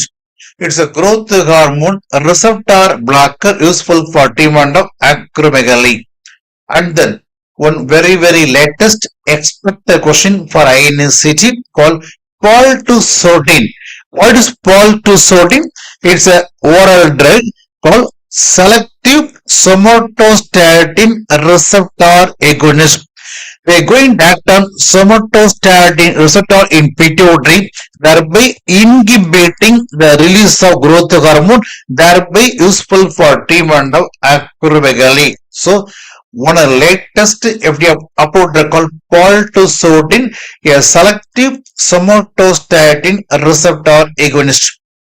And then for treatment dwarfism, we have recombinant IGF, insulin glycogen factor analog, named by mecasermin. It's IGF analog. Here one super important point. Actually, the mecasermin very useful for treatment of Lawrence syndrome. Lawrence syndrome means growth hormone receptor insensitivity. I am giving growth hormone, but patient not responding because problem in the receptor. In this case, growth hormone is not useful. Go for directly go for IGF, insulin glycogen factor analog, named by mecasermin. And then this also expected question. Name the hormonal therapy useful for decreasing fat in abdomen in people with HIV lipodystrophy. See, HIV patient when treated by anti-retroviral drugs, there is a risk of lipodystrophy and deposition of fat in abdomen. To reduce the fat, we have one drug called tesamorelin. It's a growth hormone releasing factor agonist. It's the approved drug for reducing fat in the abdomen in HIV patient with lipodystrophy. And then find out the preferred antithyroid in first trimester, mean go for propyltyrosol. Whereas from second trimester we go for methimazole. Remember, methimazole should not use first trimester because it's a teratogen causing adverse effect of aplastic cutis. There is absence of skin in the scalp, sometimes causing choanal atresia also. So methimazole, a teratogen, causes aplastic cutis and choanal atresia. So don't use it first trimester. Whereas PTU safe because it is highly protein binding, less chance of crossing placenta, so less risk of teratogenicity. But use it only for first trimester, not more than 3 months. When using for more than 3 months, the mother may develop severe hepatotoxicity, so be careful. So for first trimester, the best antithyroid PTU. For second trimester, we go for methimazole. Coming to name the antithyroid drug causing adverse effect of granulocytosis causing infection. It is thiamide like methimazole and PTU, maximally methimazole. And then name the preferred antithyroid drug for pre-operative preparation of gland. It is Lugol's iodine. It is going to reduce vascularity of the gland, making the gland more firm, easy for operation. And it should be given 7 to 10 days before the date of surgery. Thereby, they are going to reduce vascularity, making gland more firm, easy for operation with less risk of bleeding. And then anti-diabetic chapter, very important. You should be thorough. Okay. Latest question: anti-diabetic drug useful for approved for treatment of obesity are: one is liraglutide, second semaglutide, one more thing tirzepatide. Remember, liraglutide, semaglutide, both are GLP-1 agonists, glucagon-like peptide 1 agonist. Whereas tirzepatide is a GIP, glucose dependent insulinotropic polypeptide plus GLP-1. So it's a dual agonist, has both action, that is GLP-1 action and GIP action. All are injection given subcutaneously for treatment of obesity. Then anti-diabetic drug approved for heart failure, I told already, SGLT2 blocker like dapagliflozin, empagliflozin and sotagliflozin. Whereas anti-diabetic drug causing heart failure means think of pagadosone. Pagadosone, one of the thiazolidinedione called PPAR gamma. It causes fluid retention and it has high risk of causing heart failure. That's why Goodman-Gilman says it is contraindicated in people with moderate to severe heart failure. One more drug, saxagliptin, one of the DPP4, dipeptidyl peptidase 4 blocker. It is also causing heart failure. Whereas we have one drug called rosiglitazone. It is also here thiazolidinedione, already got withdrawn because of causing heart failure. So among the available anti-diabetic, the drug causing heart failure are: one is pagadosone, one more drug called saxagliptin. Then some latest anti-diabetic, we have one drug called teplizumab, MAB, useful for type 1 diabetes. Here targeting against CD3, given intravenously for type 1 diabetes, drug name teplizumab. Then another latest FDA approved drug, imiglimin. It actually preventing oxidative stress and preventing mitochondrial damage on beta cell. That is preventing beta cell damage, thereby promoting insulin secretion. Point 2, reduces glucose output for liver. Point 3, increasing peripherally insulin sensitivity. There is overcoming resistance. So multiple mechanism, drug name imiglimin. And then dual GIP and GLP-1 agonist useful for diabetes, tirzepatide. I told already, it is not only useful for diabetes, also useful for obesity.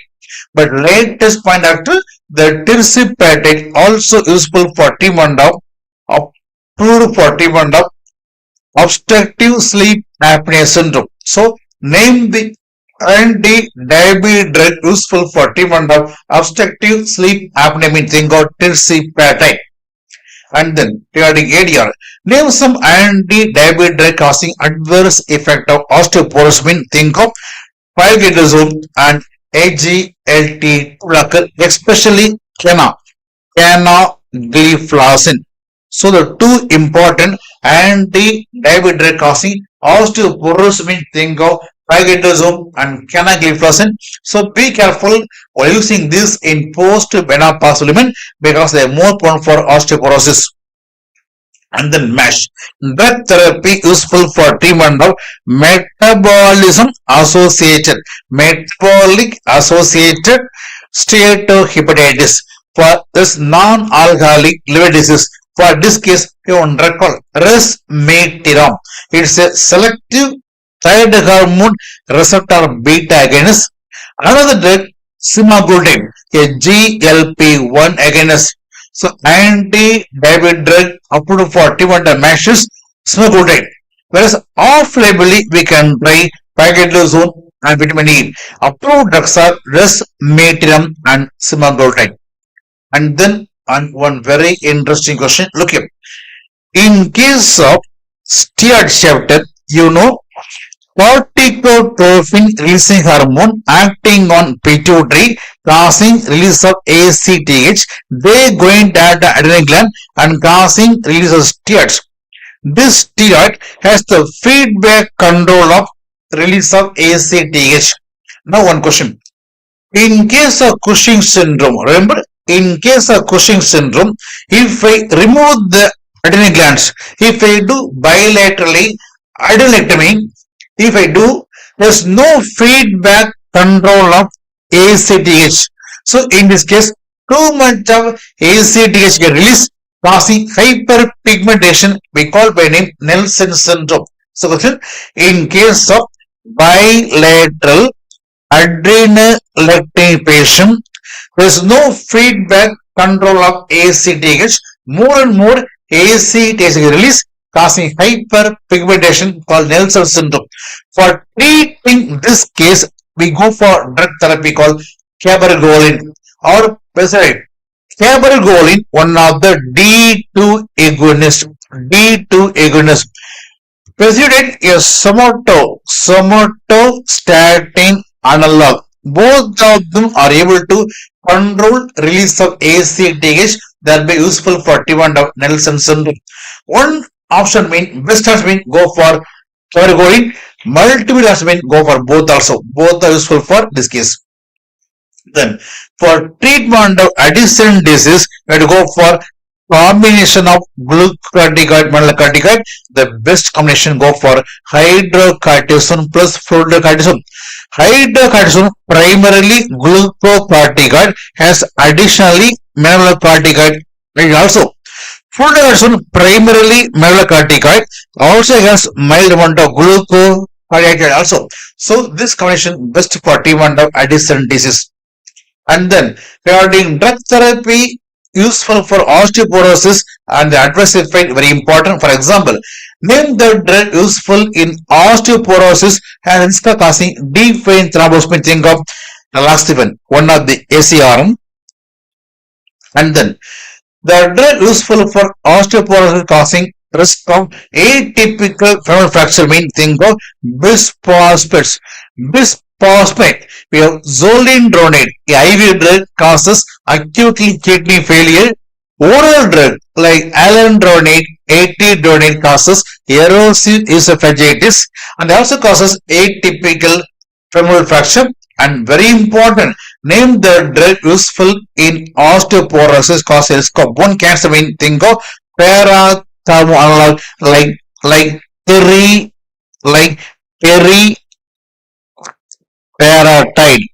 Very important. Parathermal teriparatide, homotracal abaloparatide. We have two important drugs. One is called teriparatide, homotracal abaloparatide. Both are parathermal, human parathermal analog, useful for preventing osteoporosis. They are actually very good osteoblast, but they should give only for 1 year. At the maximum 1.5 years, not more than 2 years. When they given for more than 2 years, risk of causing adverse effect of bone cancer. So question, which drug when given for more than 2 years for treatment of osteoporosis has risk of causing bone cancer? Mean think of teriparatide. And then coming to GAD, for when you give anti-cancer drug, they cause vomiting. Vomiting can be early phase, late phase. For early phase vomiting, best is 5-HT3 blocker like ondansetron, palosertan. Late phase vomiting, there is vomiting occurring after 48 hours or after 72 hours. For this vomiting, we have some long-acting drug called NK1 blocker, neurokinin 1 antagonist like aprepitant, fosaprepitant, rolapitant, and NEETPG. Whereas name one phase 3 blocker having long half-life, mean think of palosertan, half-life is about 40 hours, having long half-life. useful for late phase also. And name one atypical antipsychotic useful for treatment of vomiting due to cancer curing. Think of olanzapine. Olanzapine, atypical antipsychotic. It has anti-emetic property, increasing appetite also, thereby improve body weight also. In cancer patient, they're going to improve body weight also. Wonderful drug called olanzapine. And then coming to in GIT, kindly refer proton pump blocker topic also, and also potassium competitive acid pump blocker like onoprazan, rivaroxaban. And sometimes they ask me about adverse effect of antibiotic, metoclopramide causes EPS, and some bismuth causing black color tongue. Like that, some adverse also. Due to lack of time, I'm just leaving that. I am just only most important points. Okay. And regarding ANS, some latest therapy for Alzheimer, latest therapy for myasthenia are important. For myasthenia, we latest drugs called MEB like rituximab, eculizumab, and rozanolixizumab. Look at rituximab targeting against C20, and eculizumab is a complement compound C5 blocker, and rozanolixizumab also is a neonatal FC receptor antagonist, are very useful for myasthenia gravis, latest drugs. And for Alzheimer also we have latest drug like maybe like aducanumab, lecanemab, and donanemab. All these drugs are targeting against beta amyloid. Of course, you should know in Alzheimer we have rivastigmine patches, rivastigmine, a choline esterase enzyme blocker, and we have NMDA blocker like memantine, and also antibody like aducanumab, lecanemab, and donanemab. And then datura poisoning or belladonna poisoning, the datura plant and atroberna or atropine-like substance for treatment of atropine toxicity. The best antidote go for physostigmine. Physostigmine has the property of lipid soluble, easily crossing the blood-brain barrier, useful for controlling both CNS and peripheral symptoms of acetylcholine activity. So, activity, it's a choline esterase enzyme blocker going to accumulate acetylcholine, thereby useful for treatment of atropine toxicity. Physostigmine, a wonderful drug for treatment of atropine toxicity. And then what about some miscellaneous? For controlling smoking, the most effective drugs go for varenicline. Varenicline, a alpha-4 beta-2 partial nicotine, the most effective drug. It is also useful for treatment of dry eye disease. But important area, it causes adverse effect of mental depression, sometimes causing suicidal ideas. Okay, that's one drawback. Coming to drugs acting on bladder, very important. Name one M3 agonist acting on bladder, mean think of bethanacol. Bethanacol, a cholinergic drug acting as a M3 agonist, promoting motility or peristalsis, useful for treatment of post-operative urinary retention. Name one beta-3 agonist, mean think of mirabegron, V-begron. We have mirabegron, one more drug called V-begron. Both are beta-3 agonists. They cause detress or relaxation, causing urine retention. So useful for treatment of overactive bladder. Then SNRI, serotonin norepinephrine reuptake blocker, drug named by duloxetine. It is going to increases urethral tone. By increasing urethral tone, strengthen urethra, thereby controlling urination while coughing. That means useful for treatment of stress incontinence. And then alpha-1 blocker, drug named tamsulosin, going to block alpha-1 in the intern with the sphincter, causing sphincter relaxation, thereby causing easy urination. This property is useful for treatment of BPH for an elderly male with the benign prostate hypertrophy.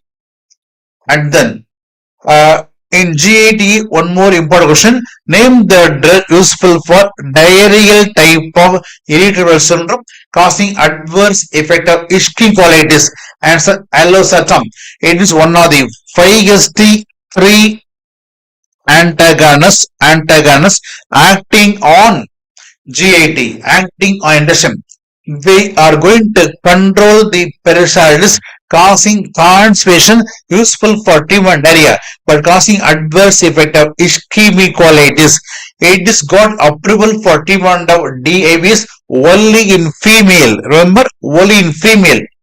And the guanylyl cyclase activator useful for TB and constipation type IBS are having linaclotide and plecanatide. And then it also called CFTR, cystic fibrosis transmembrane regulator activator. And name the direct cloacal activator useful for TB and constipation type IBS that be promoting chloride secretion, promoting motility, the name lubiprostol. It's a direct cloacal activator. And then name the sodium hydrogen exchange 3 blocker useful for TB and constipation IBS. Mean think of tenapanor. It's a sodium hydrogen exchange 3 blocker useful for TB and constipation type of IBS. And then name one SGLT2 agonist useful for short bowel syndrome. And think of teduglutide.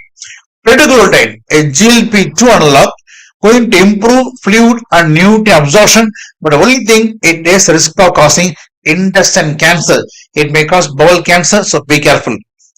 And then alpha 4 beta 7 integrin antagonist useful in IBD, inflammatory bowel disease. We want to recall vedolizumab. It's alpha 4 beta 7 integrin blocker. We also have alpha 4 beta 1 integrin antagonist, the name natalizumab.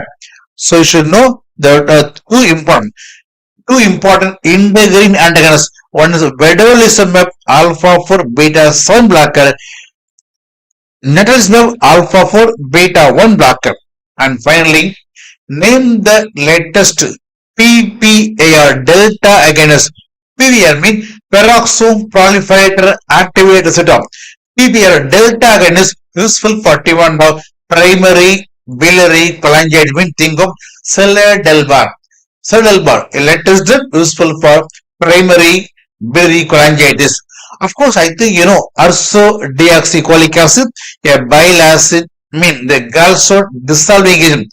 Ursodeoxycholic acid useful for dissolving gallstone, whereas seladelpar useful for TB and primary biliary cholangitis. Anyway, doctor, what I did is ANS, CNS, CVS, renal, blood, diuretic, endo, all the most important question as a marathon race I revised. Remaining portion will be discussed by my colleague, so don't get worried. Read well, doctor, read well. I think you are nearing examination. Don't get panic, be cool, compose. Definitely you are going to get a very good rank. So surely you are going to meet the success, and you are going to have your success party very soon. So may God bless you. All the very best. Thank you very much, doctor. Thank you very much. May God bless you.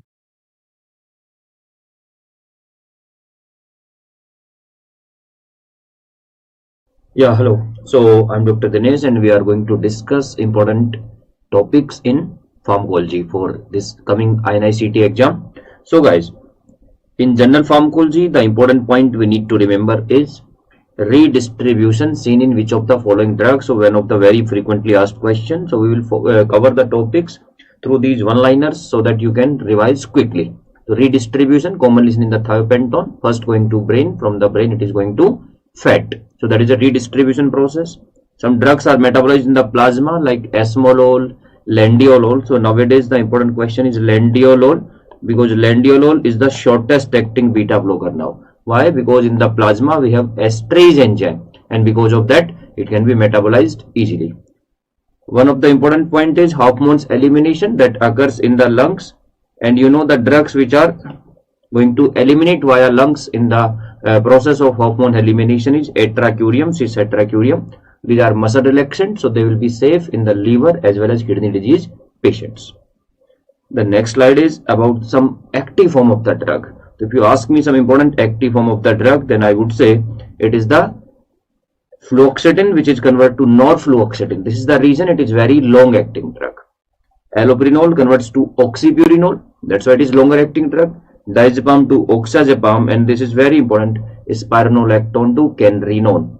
Don't be confused with the finrenone. Finrenone is a new drug which is same class of drug but non-steroidal nature, and it is approved for CKD patient.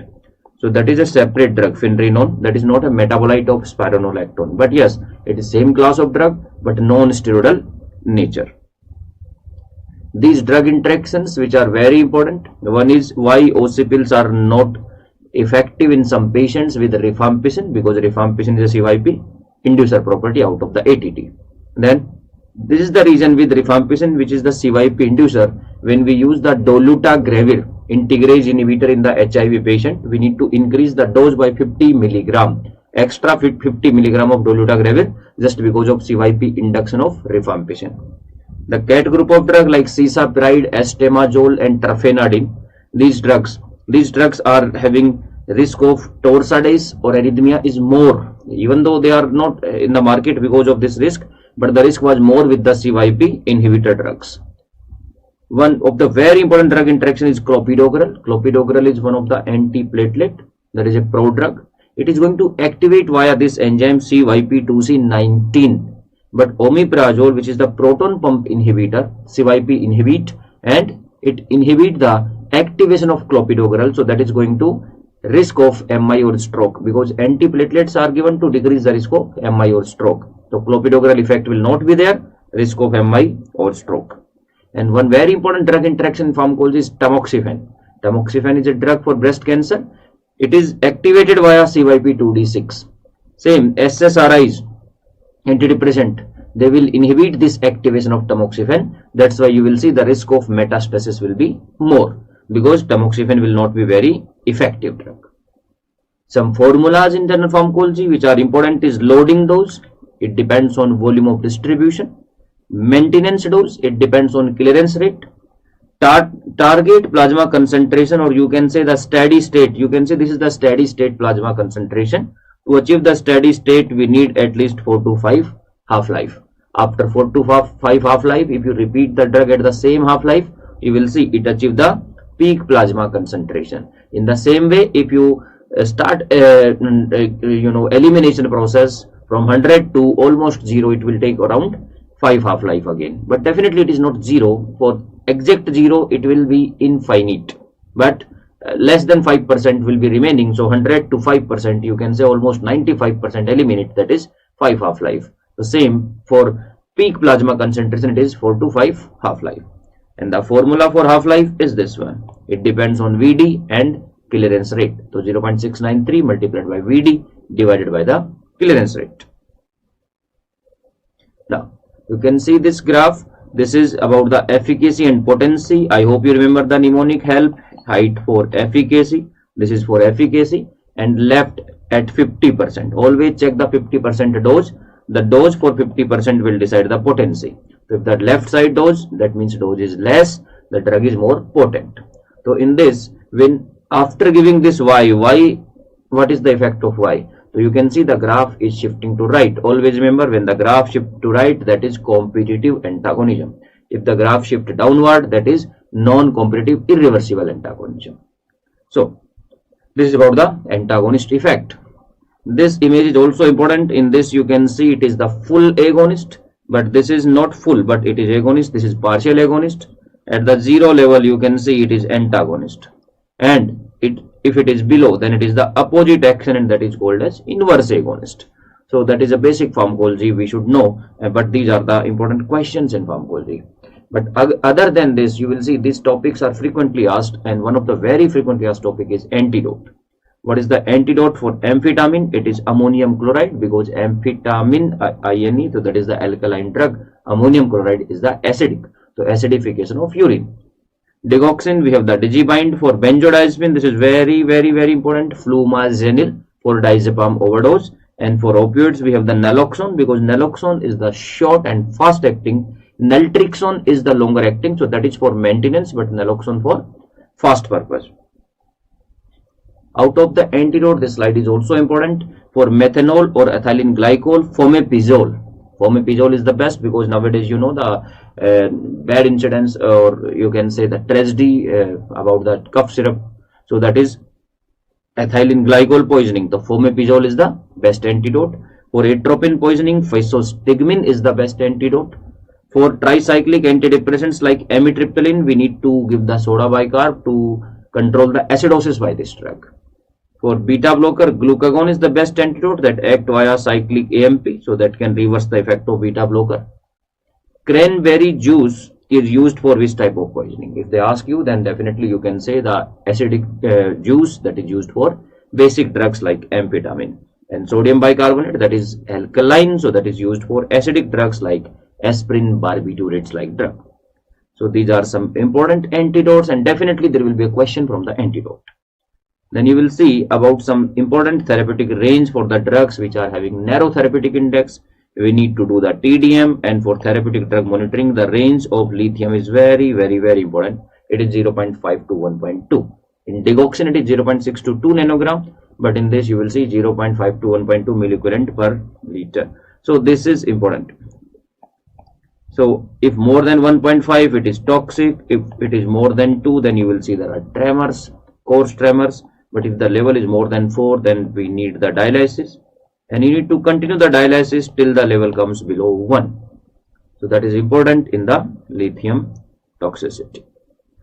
Some definitions in pharmacology: one is essential drug, which are satisfying the priority healthcare need. But don't forget the national list of essential medicine, the latest is 2022, which contains 384 medicines. The drugs for rare disease are called as orphan drugs. For prescription, we have the H and H1. For narcotics, we have the Schedule X. But this is very important. The sham drug, the inert or inactive substance, these are called as placebos, which is causing the psychodynamic effect. And again, I would say this is very important. What is spurious drug? Spurious drugs are basically the fake, duplicate, counterfeit drugs available in the market. So this is dangerous drug. So nowadays, so many spurious drugs in the market. We need to be very vigilant about these drugs, because they are dangerous drugs. Then comes to 5-HT1F agonist, which is approved for migraine, that is Meditans. These are very important drug for the migraine which is resistant by the triptans. If the triptans are not effective, you can try the less Meditan. And also one of the important benefit of Meditan is it is not causing coronary or cerebral vasoconstriction risk, which is seen with the ergots and triptans. So that is the benefit of Meditans. And the important toxin which is approved for migraine patient. So these are important drug for the migraine patient, and you will see the injection in the scalp we use onabotulinum toxin. CGRP antagonists are also available in the market. The one newer is atogepant, which is also approved, but already we have the many gepants in the market. In the autocoids, you also need to remember the longest acting is piroxicam because of enterohepatic recycling process, deconjugation process by the bacteria. And for nimesulide, we have the black box warning in children because it is hepatotoxic drug. And one of the very important question is, sir, the commonly used drug is paracetamol, but the poisoning risk is there, hepatotoxic is there. So we have the N-acetylcysteine, which can replenish the glutathione peroxidation. So that will cause the PCM inactivation in the the form which is not going to harm the liver. But if you will not give the NAC, PCM will convert to NAPQI, and this NAPQI is very toxic metabolite for liver. So our aim is to decrease the NAPQI production by replenishing the glutathione peroxidation mechanism. A new painkiller approved in the market, don't forget suzetrigine. So that is a non-opioid pain medication. It is basically inhibiting the pain signal in the peripheral nervous system and blocking this sodium channel, NAV 1.8, and this is one of the new painkiller approved in the market, suzetrigine. So this is important. Also the very hit topic is the gout. So don't forget the drug for gout, the xanthine oxidase inhibitor, febuxostat. But don't forget it is having the risk of MI, ischemic heart disease. So which anti-gout drug having the risk of MI, that is febuxostat. Some of the antihypertensive which are having uricosuric property, don't forget the losartan. And the anti-dyslipidemic drug having this property is fenofibrate. Fenofibrate is important. PPAR agonist, peroxisomes proliferation activated receptor. This is PPAR alpha agonist. For PPAR gamma we have the pioglitazone, and we have nowadays the dual PPAR also. For dual PPAR agonist we have the saroglitazar. So saroglitazar is for both purpose. Saroglitazar for dyslipidemia, triglycerides as well as the diabetes. And one of the important mnemonic for the drugs causing hyperuricemia. So don't forget the pained drugs, pyrazinamide, aspirin, immunosuppressant like cyclosporin, niacin, ethambutol, and diuretics like loop and thiazides. But remember, aspirin in very high dose can have the paradoxical or opposite effect. So these are some important questions about the autocoids. Now in some recipe, most common side effect of salbutamol is tremors, and cognitive and psychiatric side effect warning has been issued by the FDA against montelukast. And don't forget mepolizumab. You know the mepolizumab, that is the important monoclonal antibody, mepolizumab, that target the this interleukin 5, but that is approved for Churg-Strauss syndrome, eosinophilia. In pulmonary hypertension, one of the important drug is sineseguat. So seguat are the drugs which are guanyl cyclase. One more seguat is approved, that is variseguat for heart failure, CVS. Rho kinase inhibitor like fasudil, repasudil, and the drug which are used via inhalational route, you know the treprostinil, that is one of the PGI2 analog, and nitric oxide. So for newborn we have the nitric oxide, but for adults treprostinil via inhalational we are using for pulmonary hypertension. But they are not the drug of choice. The overall drug of choice is still the same, that is endothelin antagonist bosentan, or we can use the sildenafil Viagra. Then some important question about the antibiotics. In some of the cephalosporin you will see this ring NMTT, N-methylthiotetrazole ring, and if the antibiotic having this ring, they have the risk of bleeding due to hypoprothrombinaemia. So you can say the important drug is cefoperazone. Even though it is very safe in the kidney patient, it is having the risk of disulfiram reaction, but also having the risk of bleeding. Also remember this combination, sulbactam plus durlobactam combination, that is for carbapenem resistant Acinetobacter baumannii. So in this resistant type of bacteria, these are the superbugs, we use the sulbactam durlobactam combination, which is approved in the market. As you know, MRSA, the evergreen topic. Don't forget the drugs for MRSA. Vancomycin, linezolid. Linezolid is a drug which is used for TB patients as well nowadays, and this is the drug which is inhibiting the MAO enzyme, having the risk of cheese reaction. But for topical use we have the mupirocin and fusidic acid. So don't forget vancomycin, linezolid like drugs for MRSA. Also one of the frequently asked topic is pseudomembranous enterocolitis. The maximum risk, the antibiotic showing this is clindamycin, but the most commonly you will see the cephalosporin because they are commonly used.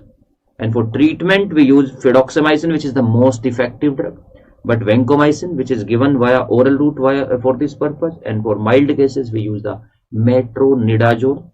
Also we have the baslitoxumab.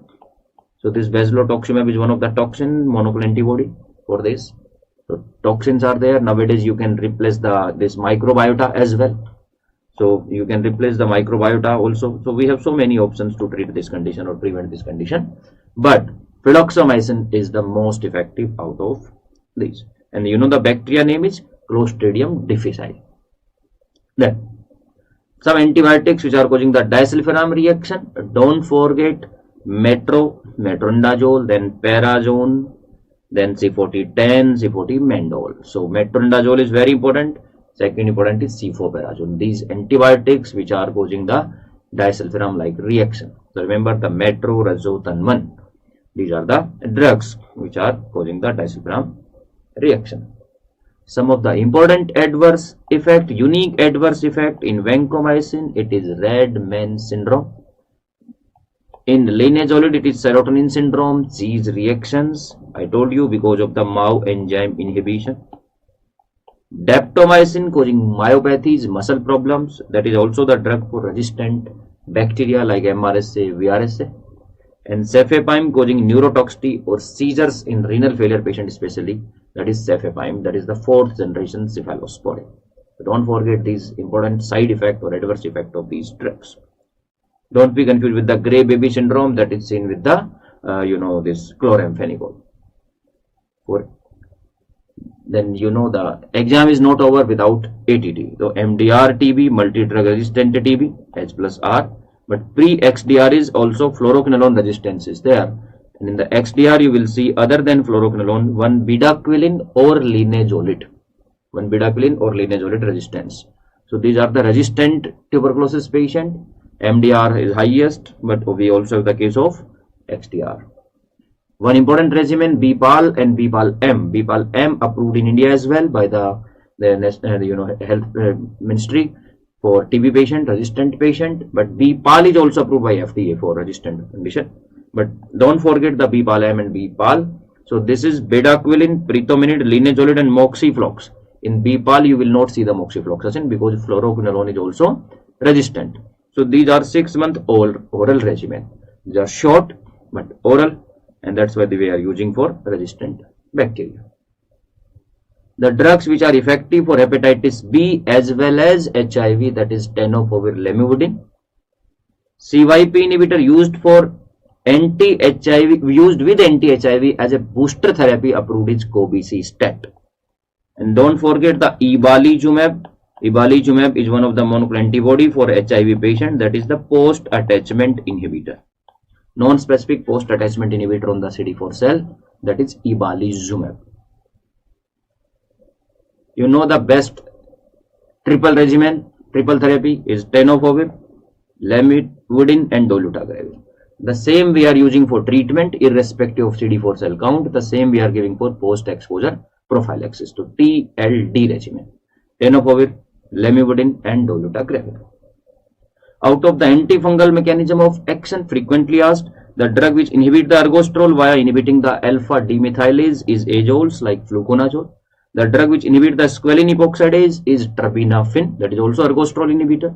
But the drug which inhibit the beta 1,3 glucan, this is 1,3 glucan synthase is caspofungin, that is a cell wall inhibitor. And this is approved for candida and aspergillosis. And the drug which inhibit the microtubules is griseofulvin. One important drug, tavabrol, that is approved protein inhibitor tavabrol for topical application in the onychomycosis patient. One of the very frequently asked topic is the malaria. The drug which is for exoerythrocytic stage is primaquine. But we also have nowadays the single dose tafenoquine.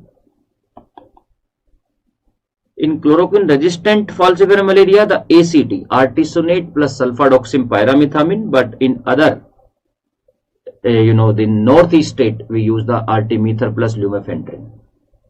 But for severe and complicated malaria, artesunate, quinine. Artesunate is best. But quinine, one advantage is it is safe in pregnancy first trimester also. In malaria prophylaxis, mefloquine and doxy. Meflo if the journey is for more than 6 weeks, and doxy if the journey is less than 6 weeks. The antihelminthic frequently asked topic, most of the nematodes, albendazole, but for cestodes and trematodes, it is the praziquantel. So if they ask any cestode or trematode, mostly it is praziquantel, but for liver fluke, it is triclabendazole. And also don't forget for hydrated worm and neurocysticercosis, it is still albendazole. The oral drug for scabies is ivermectin, but still the topical drug of choice is permethrin 5% single application. So these are some important topics in antibiotics, and the last is anti-cancer. In the anti-cancer, which enzyme is inhibited by these two important drugs? Methotrexate inhibit dihydrofolate reductase, and 5-fluorouracil inhibit thymidylate synthase, thymine less death of the cells.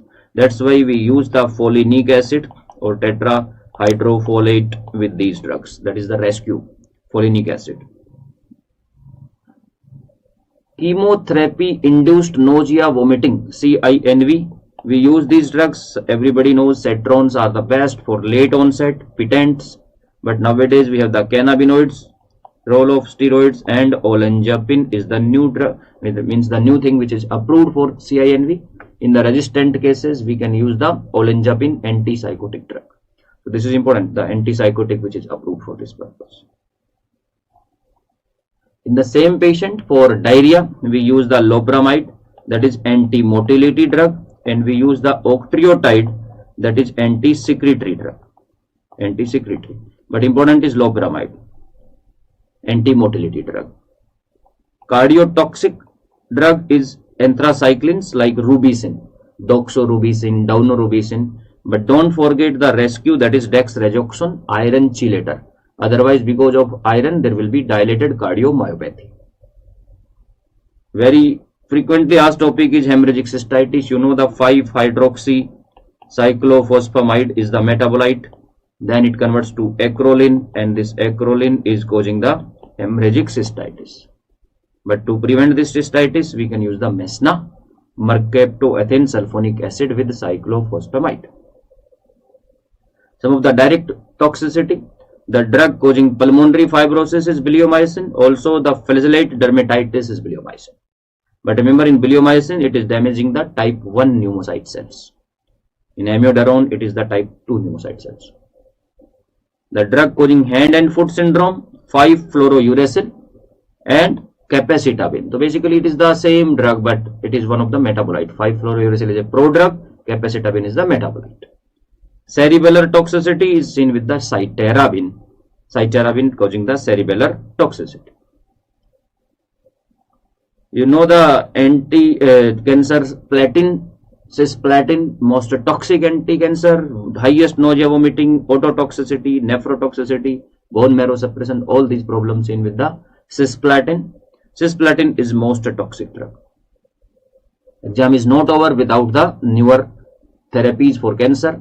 TKIs, in TKIs, osimertinib, very important, 3rd generation TKI for T790M mutation, EGFR for non-small cell lung carcinoma, and this lapatinib and neratinib for resistant cases of breast cancer. These two TKIs are very important, very effective drug. So lapa, nera for breast cancer. You know the BRAF inhibitor for multiple myeloma, vemurafenib, and MAC inhibitor, trametinib. We can use the trametinib MAC inhibitor for non-small cell lung carcinoma. So BRAF and MAC. So don't forget the suffix. So this is matinib. Matinib is MAC inhibitor and BRAF is fenib. Proteosomes inhibitor, bortezomib. That is for multiple myeloma. Very important drug. Bortezomib, carfilzomib, ixazomib. This is oral drug. So we use these small molecule inhibitors in multiple myeloma. Proteasome inhibitor, bortezomib. Histone deacetylase inhibitor is NORCET. NORCET.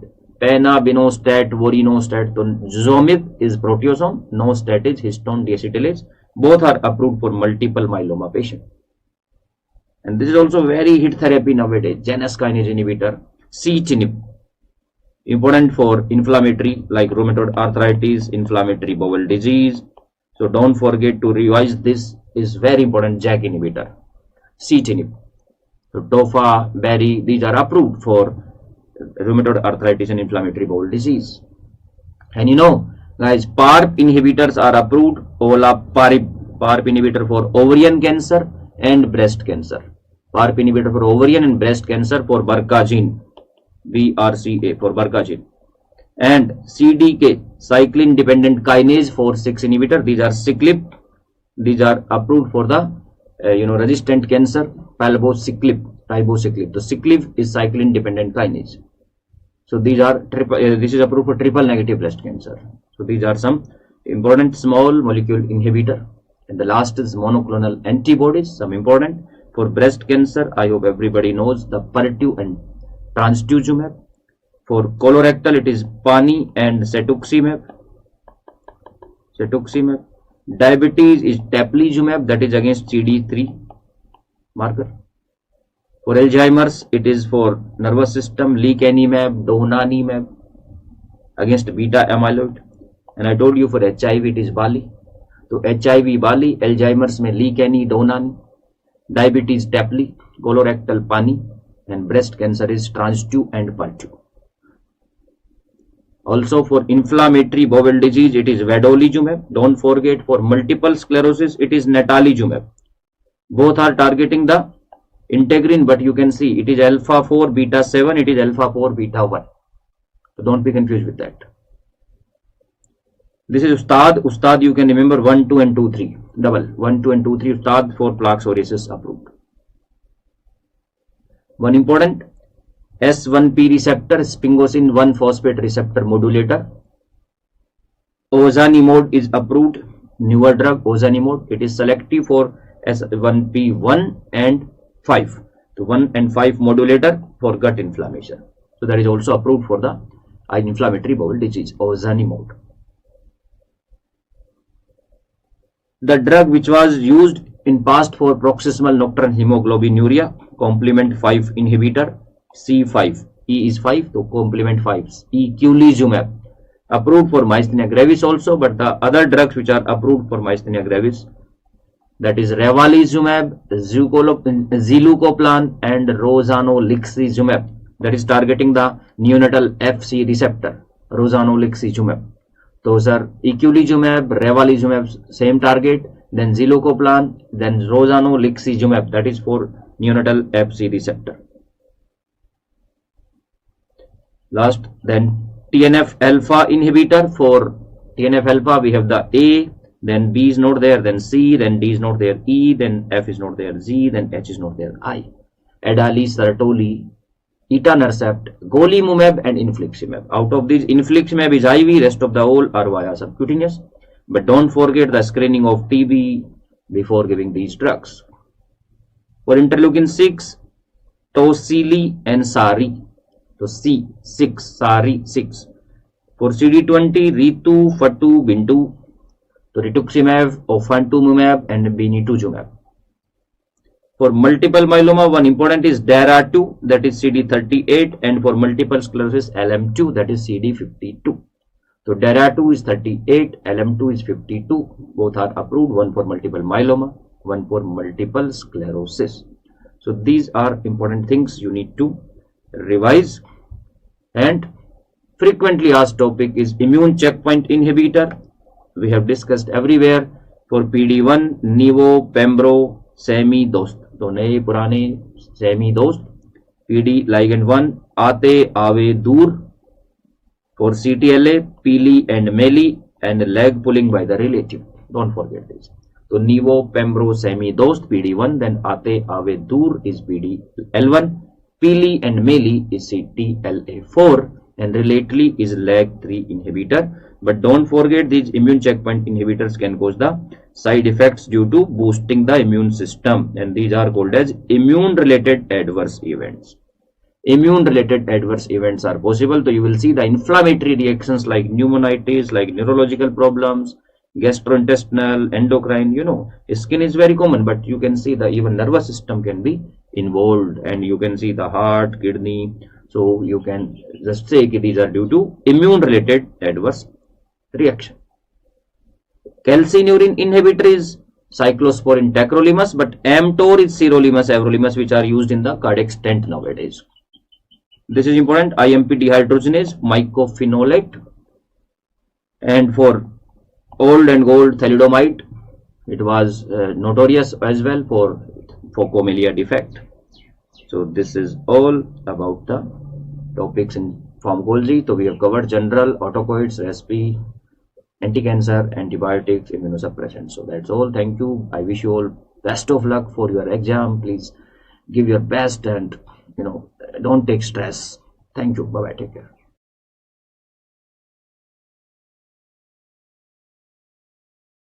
Hi everyone, I'm Dr. Saurabh Sharma. So let's see this half an hour marathon session in ophthalmology. So the important topics within INICET are these.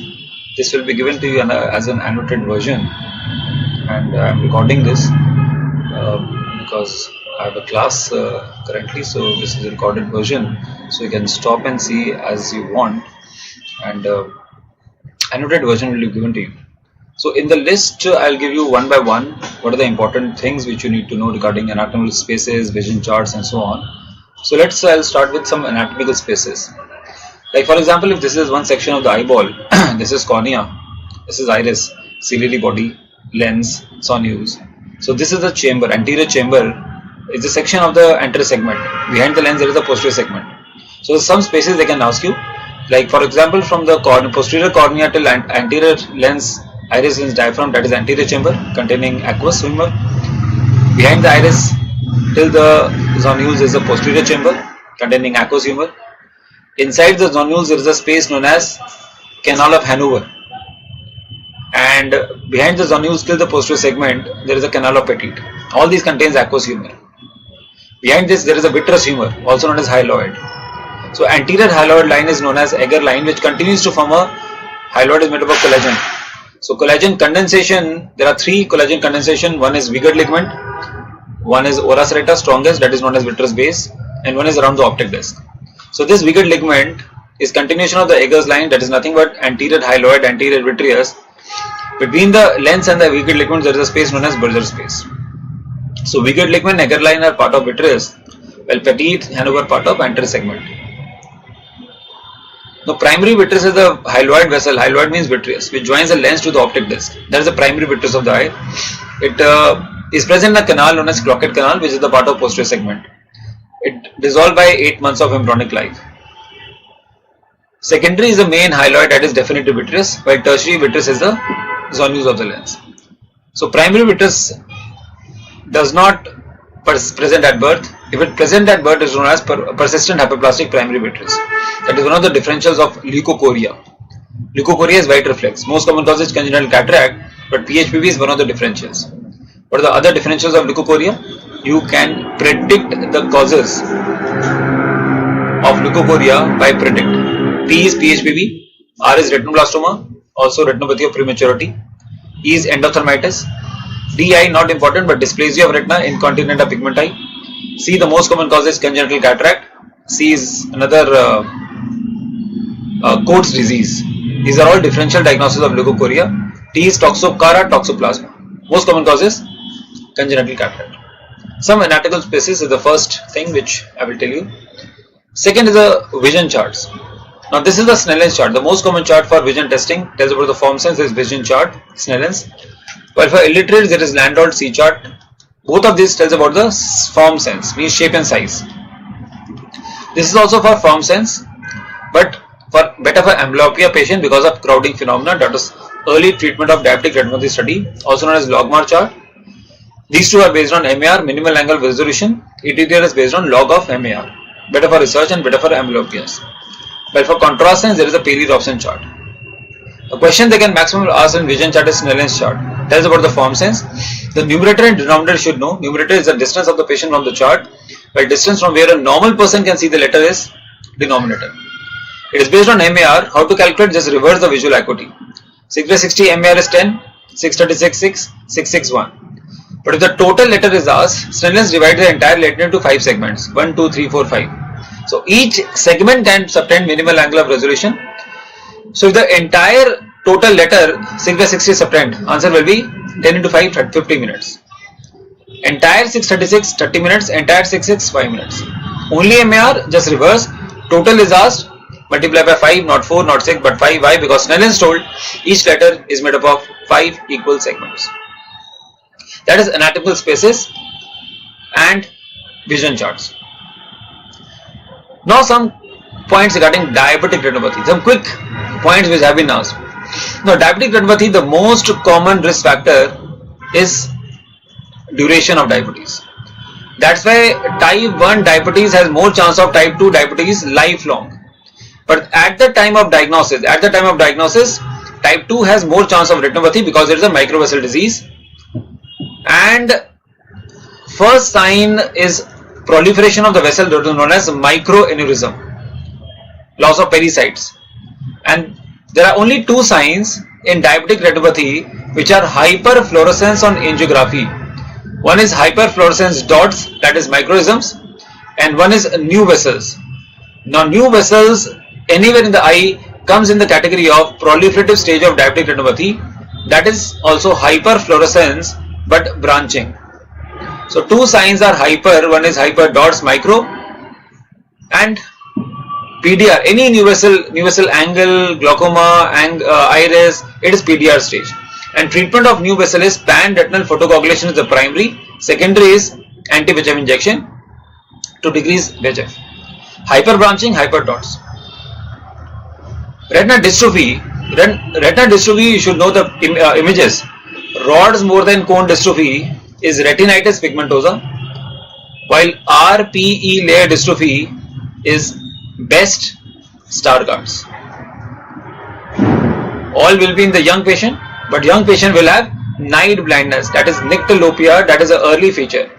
And there is a triad, arteriolar attenuation, bony spicules, backsidus pallor.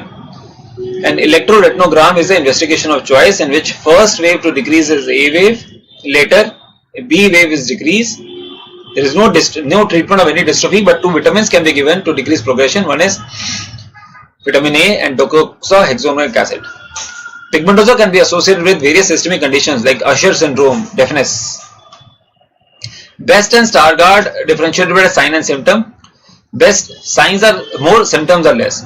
And vision is less, vision is normal, but there is an egg yolk appearance, that is lipovision deposit. Later on the vision is decreased in scrambled egg stage. The picture is important. While Stargardt is lipovision deposit all over the retina, that is known as flex.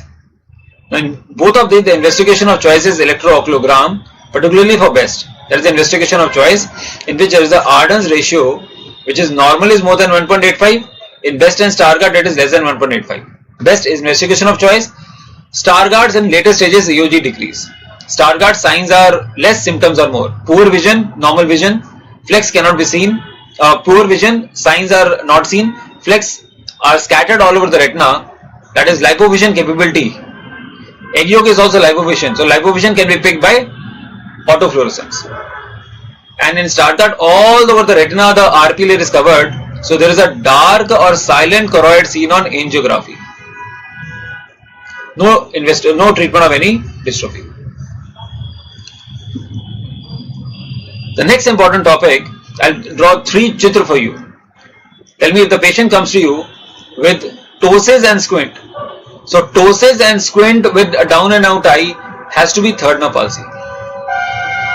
Down because of SO, out because of LR with ptosis. There is anisocoria, pupil is dilated as well. Down and out eye, ptosis, pupil reactions are lost, knee reflex is lost, no diplopia in this left third nerve palsy in levo depression, because both eyes are parallel in levo depression in left third nerve palsy. But if the patient is coming to you with, in primary gaze, he comes to you with right eye looking straight and left eye ESO.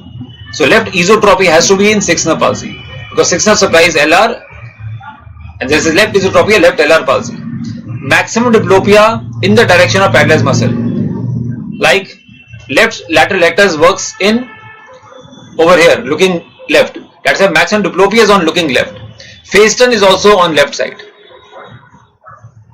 While if the patient of nerve palsy comes to you with hypertropia, that has to be 4th nerve palsy, because 4th nerve supplies SO, that is a depressor.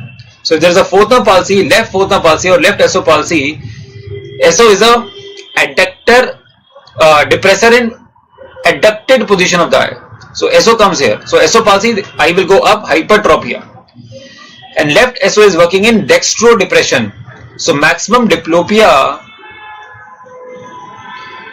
in left SO palsy will be in dextro depression in the direction of patellar muscle. Dextro depression means on looking right and down. Face turn also will be in that direction, right face turn, chin down. And head tilt, for head tilt compensation, superiors come with opposite head tilt. So left SO palsy come with right side head tilt. Inferior muscle palsy come with same side head tilt. So that is third nerve, fourth nerve, sixth nerve palsy. Comitant squint, for example, phorias are seen in children. No decrease in eye movements. Primary equal to secondary deviation. In paralytic, secondary is more than primary deviation. Refractive errors. The question which can be asked in refractive errors is to know about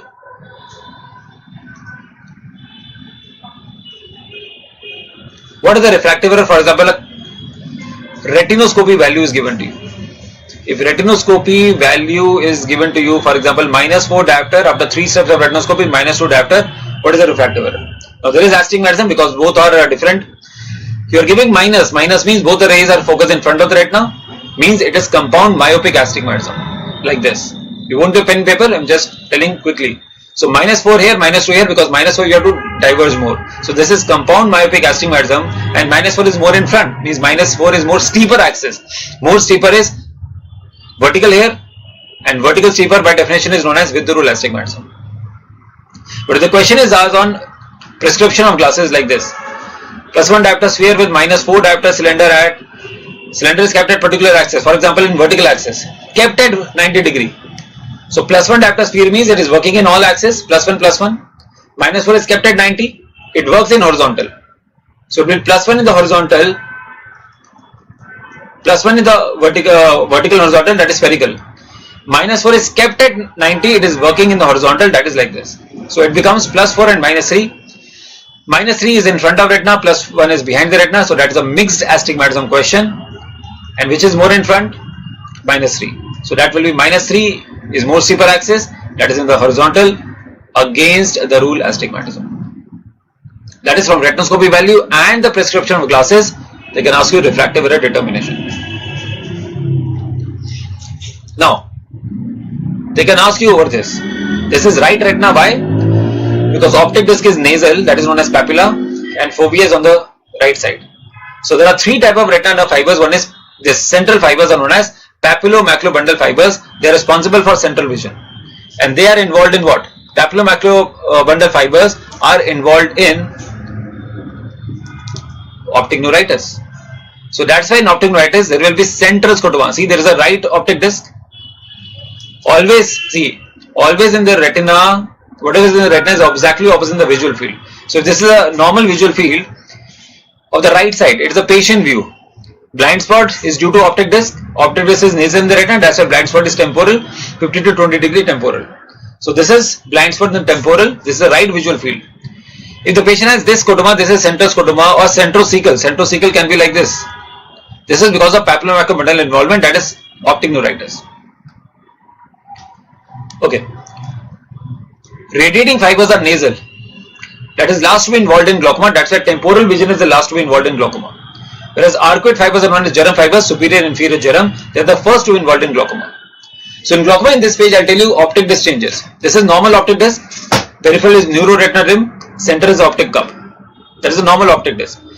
But in glaucoma, what happens? There is a optic disc change in glaucoma is there is increased coverage ratio more than equal to 0.7 due to thinning of the nerve fiber axons, that is ganglionic cell loss forming the nerve fiber axons, increase in the coverage ratio.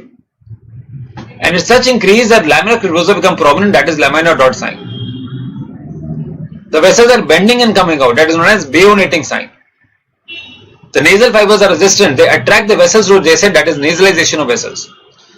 So nasalization of vessels, laminar dot sign, bending, bayoneting sign, all these are optic disc changes in glaucoma.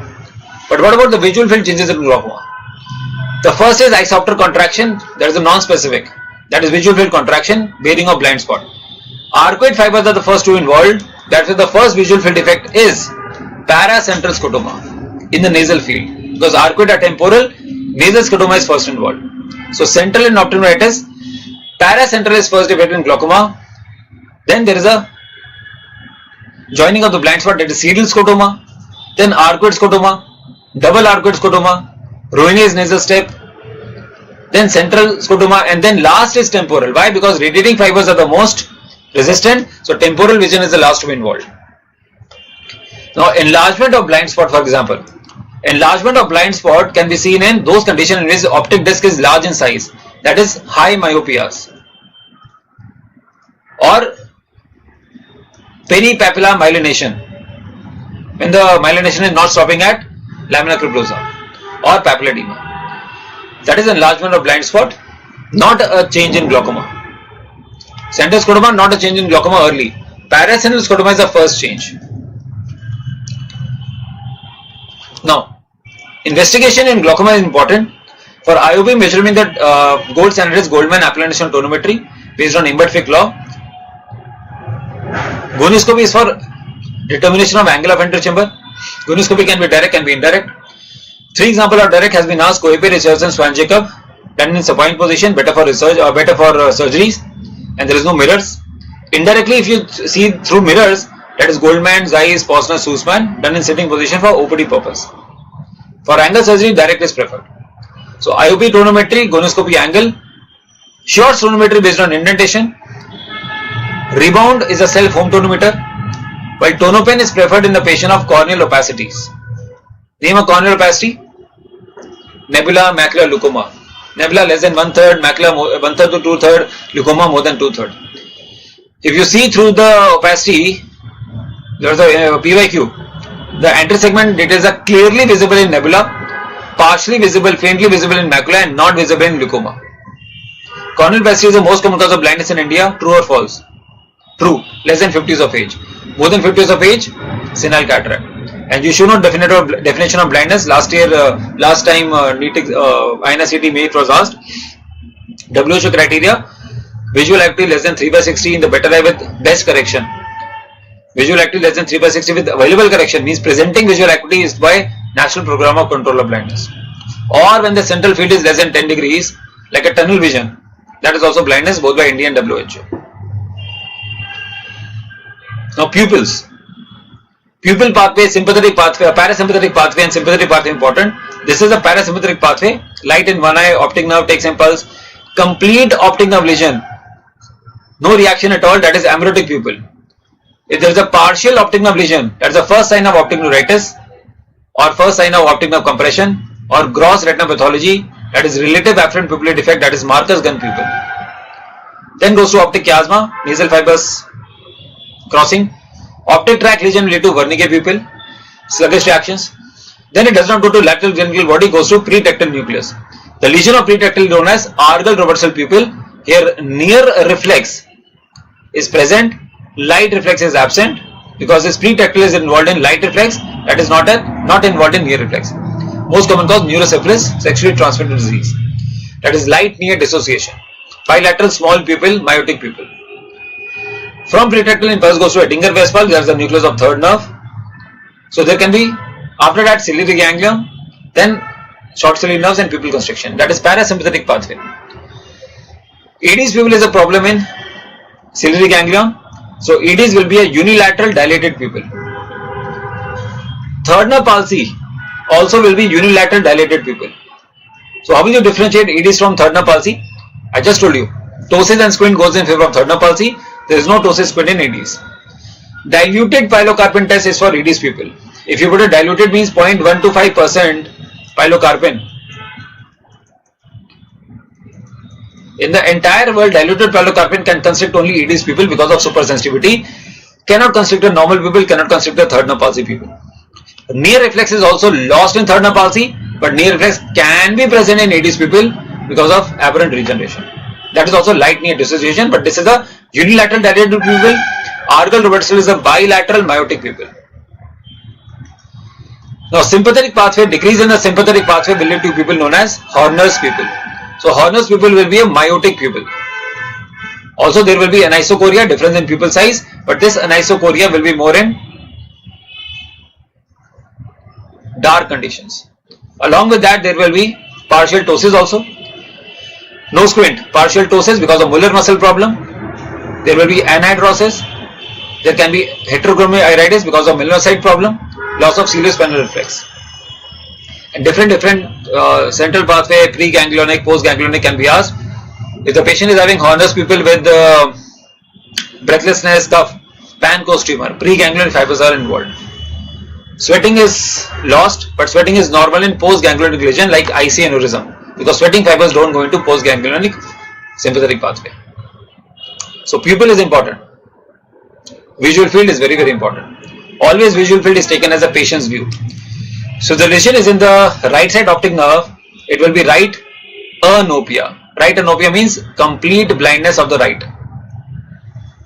If the lesion is in the optic chiasma like pituitary gland tumor, nasal fibers are crossing, so bitemporal heminopia. And bitemporal heminopia is heteronymous, means opposite side defects. Right side optic tract will lead to, always when the lesion is behind the chiasma on the right side, it has to be left homonymous, like this. This is congruous. Congruous means 50% involved in both. It can be incongruous also, like this, when region is very small.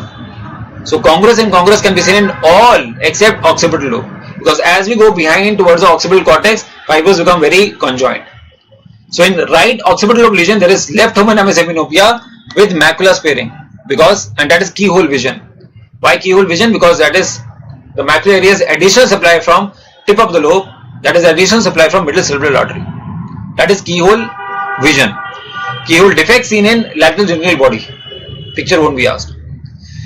Temporal parietal has optic radiations. In temporal lobe, inferior fibers are involved, so superior defect will be there.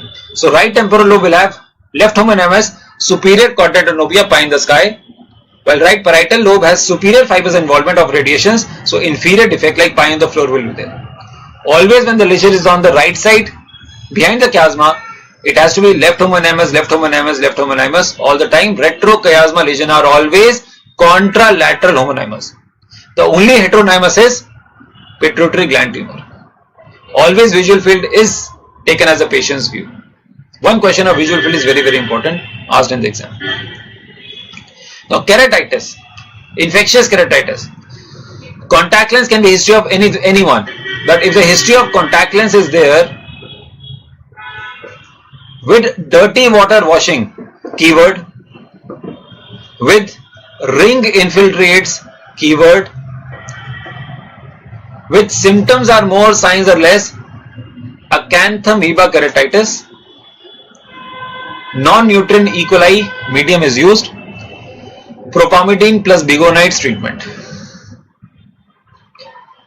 If there is a history of contact lens or maybe history of trauma, with signs are more, symptoms are less, and ulcer is dry, rough texture, feathery margins, satellite lesions, that is fungal keratitis. Natamycin 5% 1 hourly is the answer. Well, keratitis may be with contact lens, maybe with fluorescein staining, orange color dye under cobalt filter with a green ulcer like this, dendritic ulcer, linear branching ulcer, desquamation, that is herpes simplex ulcer. Corneal sensations are also decreased only in viral keratitis, that is herpes simplex, dendritic ulcer. Acyclovir 5 times a day ointment is a treatment. For any keratitis, cycloplegics is an adjunct treatment of choice. Topical steroids are contraindicated in viral keratitis epithelium involvement because of it can lead to geographic ulcer. Now proptosis in child is a very important question. If the child has a proptosis with pain, painful proptosis with a history of sinusitis, particularly ethmoid sinusitis or trauma, with proptosis, pain, redness, swelling of eyelid, that is the most common cause of unilateral proptosis in a child, that is orbital cellulitis. They can ask you, it is preseptal or postseptal. Three things cannot go in preseptal: proptosis, decreased vision, decreased eye movements, cannot be preseptal because it is before the orbital septum. Then they can ask you radio question, abscess formation. Abscess and cellulitis can be differentiated only by radiological. And the last stage of Chandler's staging of orbital cellulitis is cavernous sinus involvement. Systemic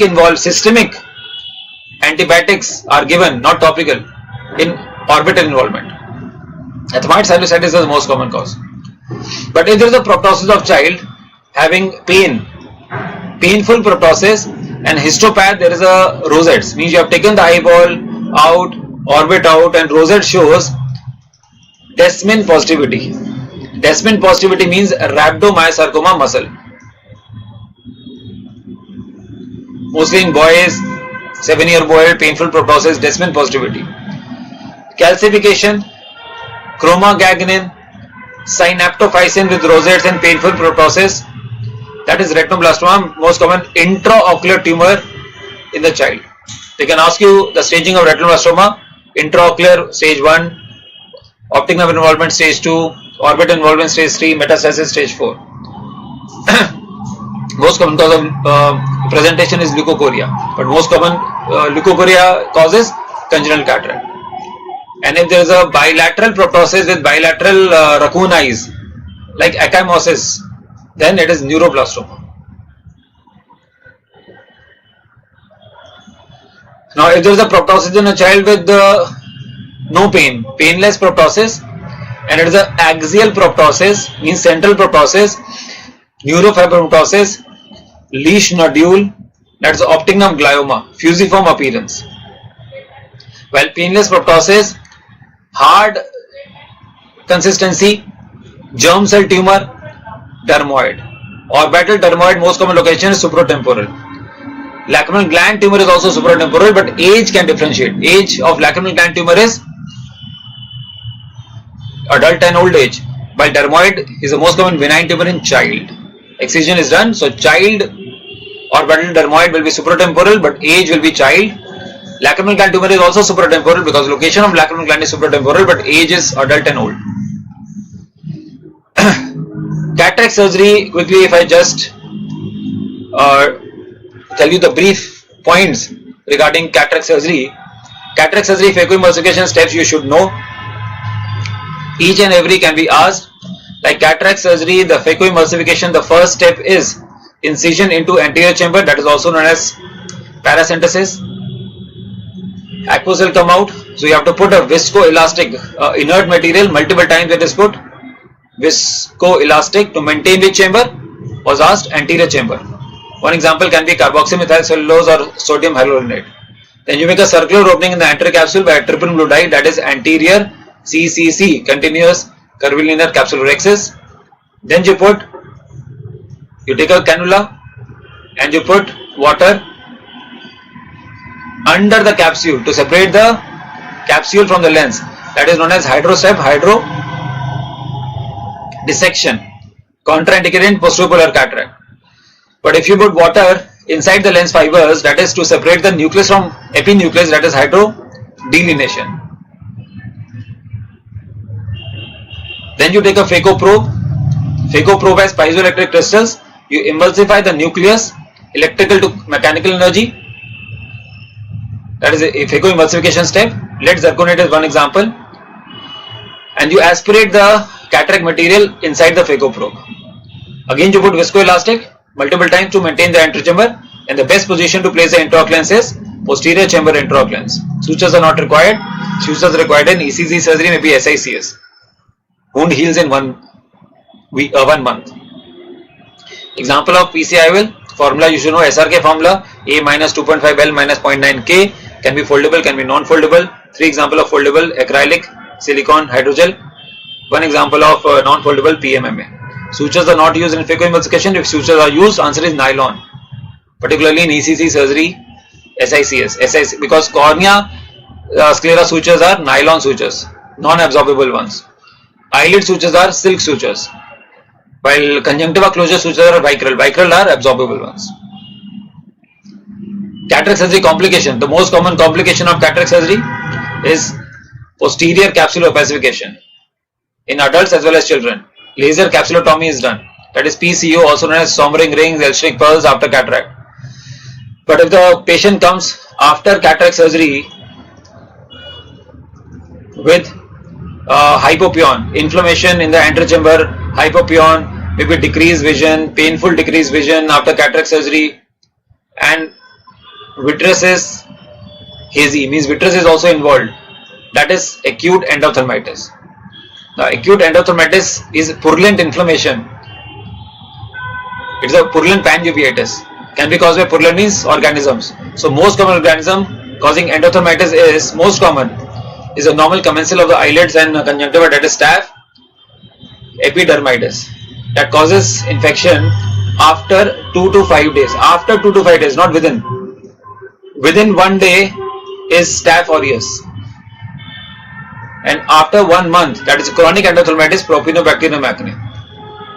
But the patient after cataract surgery comes with hypopyon within 24 hours. Within 24 hours and with hypopyon, inflammation in the anterior chamber, vitreous is not involved. And limbal to limbal corneal edema means inflammation is there in the anterior segment, but vitreous is not involved. Limbal to limbal corneal edema, that is toxic anterior segment syndrome. Steroid is given. That is only inflammation to the material used during cataract surgery, maybe IOL material, maybe some inflammation to phacoprobes or some materials, or the material to sterilize the instruments. That is toxic anterior segment syndrome. Name says anterior segment, so vitreous is not involved. Ultrasound B scan will be normal. Alright. If cornea sclera is also involved in endophthalmitis, then is panophthalmitis. So for example, trauma. Trauma is a very, very important topic, okay? So trauma, one question they can ask, trauma can be say injury, trauma can be chemical injury. First thing in chemical injury, always in trauma or anything, history taking, okay fine. History is always first, and then in chemical injury, wash the eyes.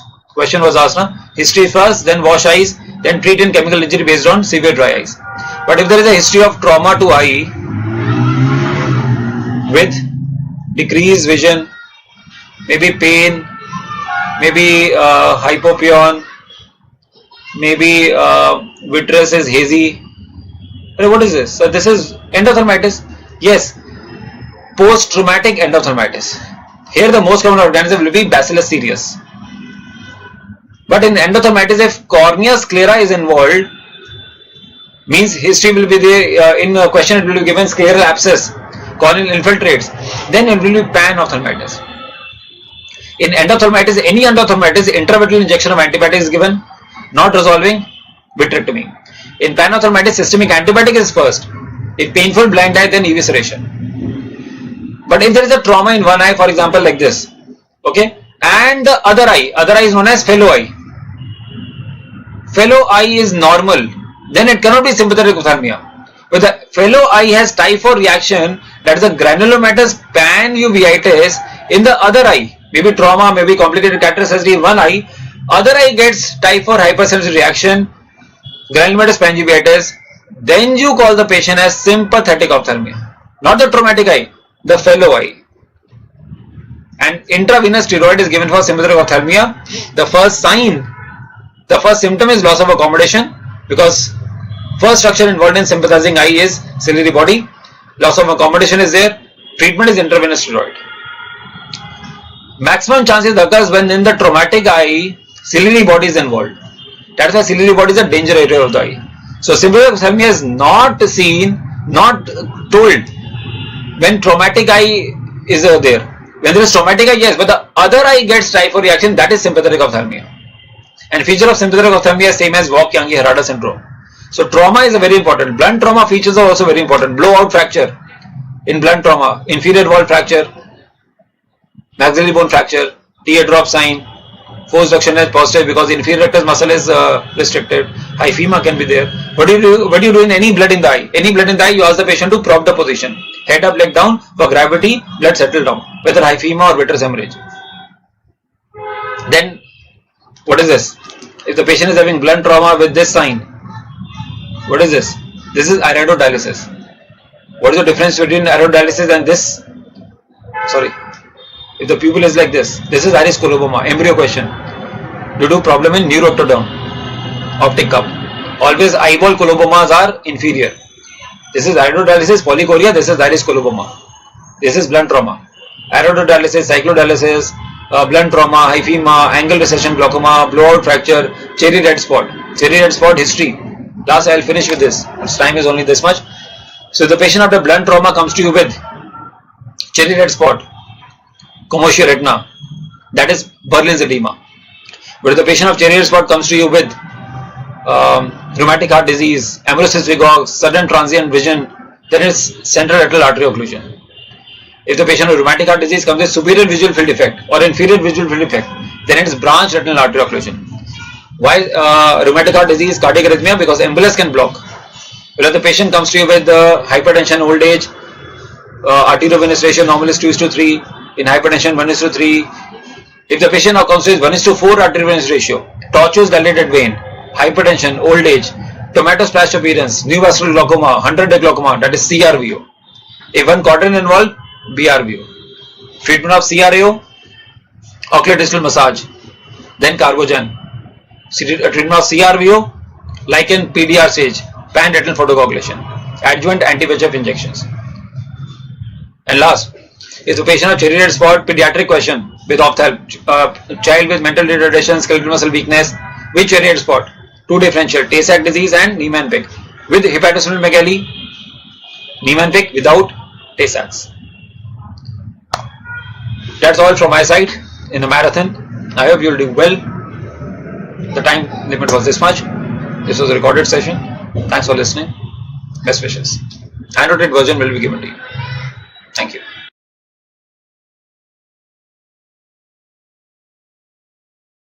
Hello everyone, this is Dr. Sandeep Madan. I know that you guys have prepared well and now you're going to write the exam. Just before the exam, I just want you guys to go through these topics quickly. So just to brush up your knowledge, let us start.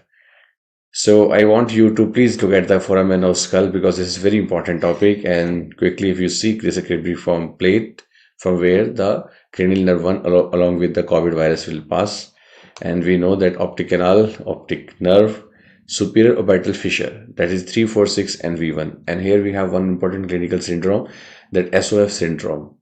And along with these structures, if you add the cranial nerve 2, that is optic canal, it will become orbital apex syndrome. Okay, and after the fissure we have 3 foramen, rotundum, ovale and spinosum, from where V2, V3 and nervus spinosum, branch of V3 will pass. Then we have internal acoustic meatus, from where the 7th nerve and 8th nerve will pass, and this is the jugular foramen from where 9th, 10th, 11th nerve will pass. Even though 9th, 10th, 11th will pass, but the 9th has separate, you can say separate canal within this jugular foramen, and 10th and 11th will have another separate canal. Then this is the foramen lacerum, which is contributed by the 3 bones, and no major structure will pass through and through the foramen, but traversing the upper part will be internal carotid artery along with greater petrosal nerve. Now this is also in favorite area, 2-3 times question has been asked previously, and let us quickly go through. This is what cribriform plate, so we can say this is the site where the cranial nerve 1 will be there. This is the cranial nerve 2. Okay, this one will be the artery with the lumen over here, and just above that we have the cranial nerve 2. Okay, let me just highlight, this will be the artery with the lumen, and this one is the cranial nerve 3. Now what is this? Cranial nerve 4, but this one is the cranial nerve 5. How can you say? Because it is thickest, and cranial nerve 4 is the thinnest. So thinnest and thickest, they lie next to each other. So we are going in this sequence. Please remember 1, 2, 3, 4, 5, but after the 5, the 6th is not in the sequence, 6th is inside, because this is going to pierce the dura and entering the dural canal, which is called as Dorello's canal. This will be 7th and 8th. So in fact, you can say in line, if you compare the sequence where we were going, after 5th is the 7th and 8th, because 6th has gone in the medial aspect. Then we have 9th, 10th and 11th nerve. They all pass from the jugular foramen. And let me zoom in to show you something. You can see over here, 9th, 10th, 11th all are in the jugular foramen, but 9th is separate canal, 10th and 11th together.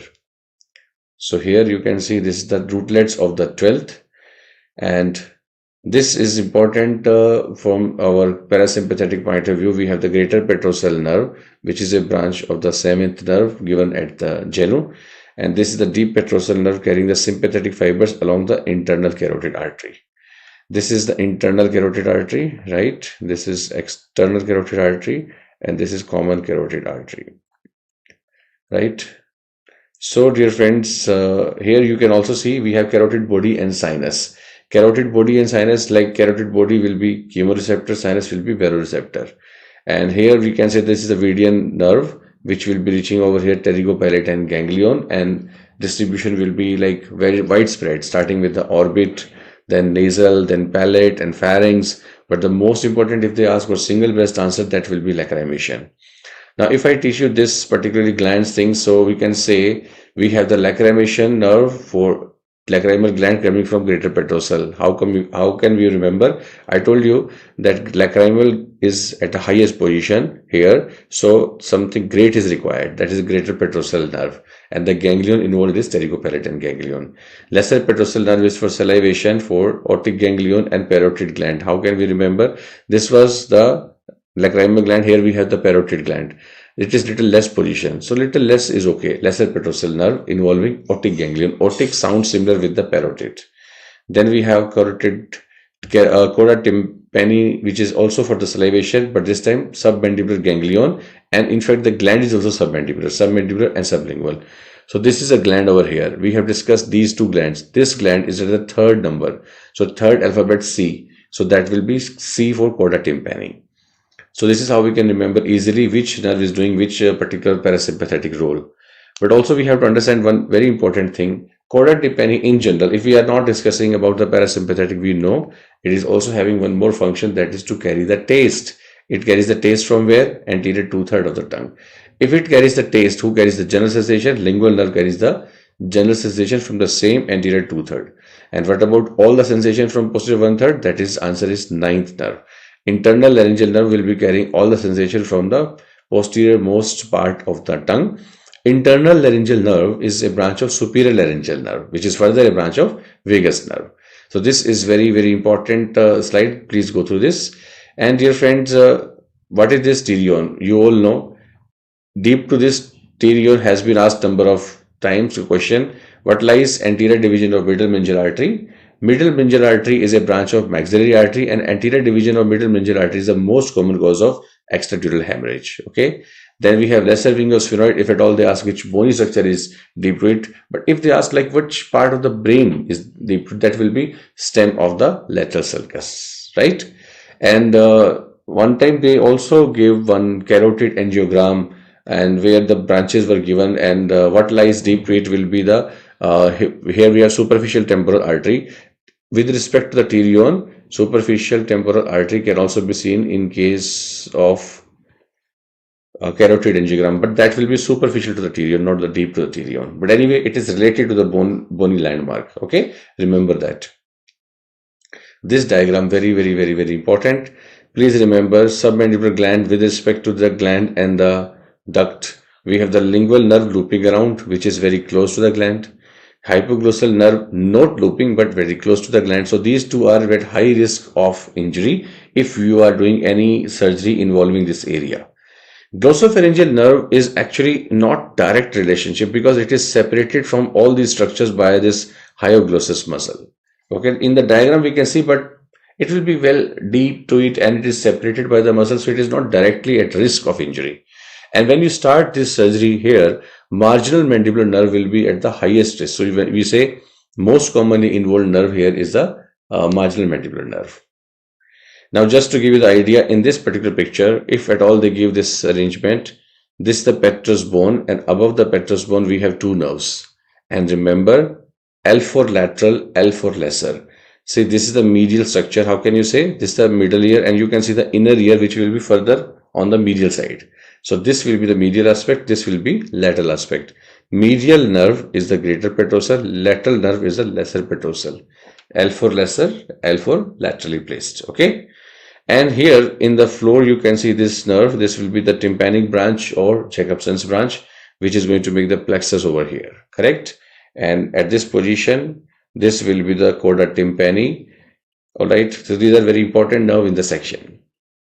Now what are these? These are deep nuclei of the cerebellum, because when you look at the cerebellum, we have the cortex, we have the white matter, and within the white matter, these are all deep nuclei. So if you look at the deep nuclei, we have what? We have the dentate nucleus is there. Let me show you dentate nucleus, and we have emboliform nucleus just after that. Then we have globose nucleus and fastigial nucleus. We can remember them by simply remembering the mnemonic: doctors eat good food. Okay, from lateral to medial. So who is the lateral most? Dentate nucleus. Who is the medial most? Fastigial nucleus.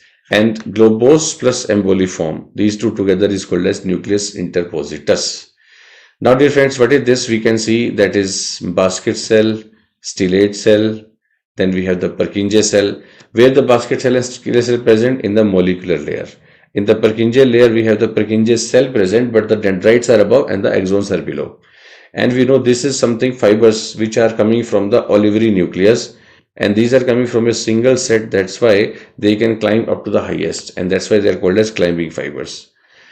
But there are the granule cells which will help the mossy fibers to deliver their input, because mossy fiber will be reaching only this much layer, and the granule cells, they will carry the input further. So mossy fiber will be delivering the input in an like indirect manner, but one mossy fiber will be communicating with multiple Purkinje fibers, Purkinje cells, dendrites, and the climbing fibers will be communicating one to one. So approach is direct for climbing fiber, but it is one to one. Approach is indirect for mossy fiber, but it is one to many, so widespread. Eventually, Purkinje fiber will bring all the output from the cortex, and final output from the cerebellum will be the deep nuclei over here. Now what is this, dear friends? That is your root of lung, and the question is usually asked anterior to posterior who is present. That will be pulmonary vein, pulmonary artery, bronchus, and highest structure if they ask will be epiarterial bronchus and pulmonary artery.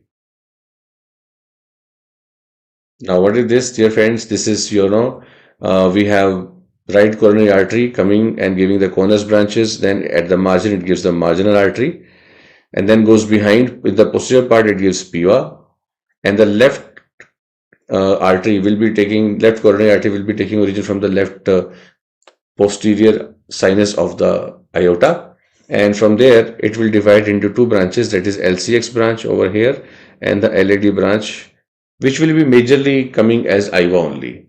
But LAD branch, left anterior descending branch, will be giving this particular artery which is called as diagonal artery, which will won't supply the right ventricle because it is going downward and leftward, and this is the area of the right ventricle. LCX before going behind will be giving the left marginal artery, and here we can see SA node getting supplied from the nodal artery given by the right coronary, and the AV node getting supplied from the PIVA artery. So we can say in gist, dominance determined by PIVA, and most of the time it will be right dominance because usually that is the scene. Sometimes as a variation it can be from the left, or it can be co-dominance as well. Right conus artery, it is the first branch of right coronary artery. It is the third coronary artery also. Widowmaker artery will be the left anterior descending artery, which is nothing but the we can say it is because highest relation with the MI. And diurnal artery, important point, it won't supply right ventricle. And what about this? This is the coronary sinus, where we have important veins draining into it. But more important is which vein will not drain into it. And what is that? The coronary sinus vein not draining into it will be anterior cardiac vein, Thebasian vein, which is also called as venae cordis minimi, and right marginal vein sometimes. Now this is something very important because left brachiocephalic and the right brachiocephalic will merge to make the superior vena cava, and we have this azygous vein over here. This side we have accessory hemizygous vein, and these numbers are nothing but the posterior intercostal vein. How to remember? So let us quickly revise this. First vein is fixed anyway on both sides. First vein answer will be brachiocephalic only. Right side first, right brachiocephalic, left side first, left brachiocephalic.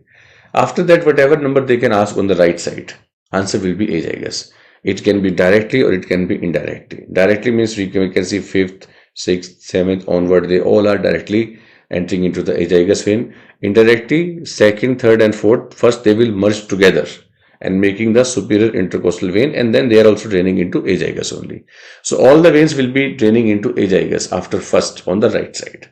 But so far as left side is concerned, we have 3 areas of drainage. First area is the brachiocephalic, where 1 to 4 will be going. Second area will be accessory hemizygous, where 5 to 8 will be going, and the remaining veins will be draining into hemiazygous.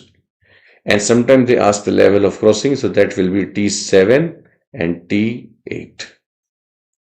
Now these are the, you can say diaphragm, openings of the diaphragm. We know IVC opening, esophageal opening and aortic opening. Levels will be what? T8, T10 and T12. What about the structures? IVC opening, obviously IVC, but with which phrenic? Right phrenic only. Esophageal opening, esophagus with both the vagus, left and right vagus, and left gastric artery branches dedicated for esophagus. And aortic opening aorta structure will be there, that is A for aorta, T for thoracic duct and A for azygous vein. During inspiration, IVC will dilate because the venous return is increasing. Esophageal will be undergoing constriction, but what about the aortic opening? There will be no change because actually it is behind.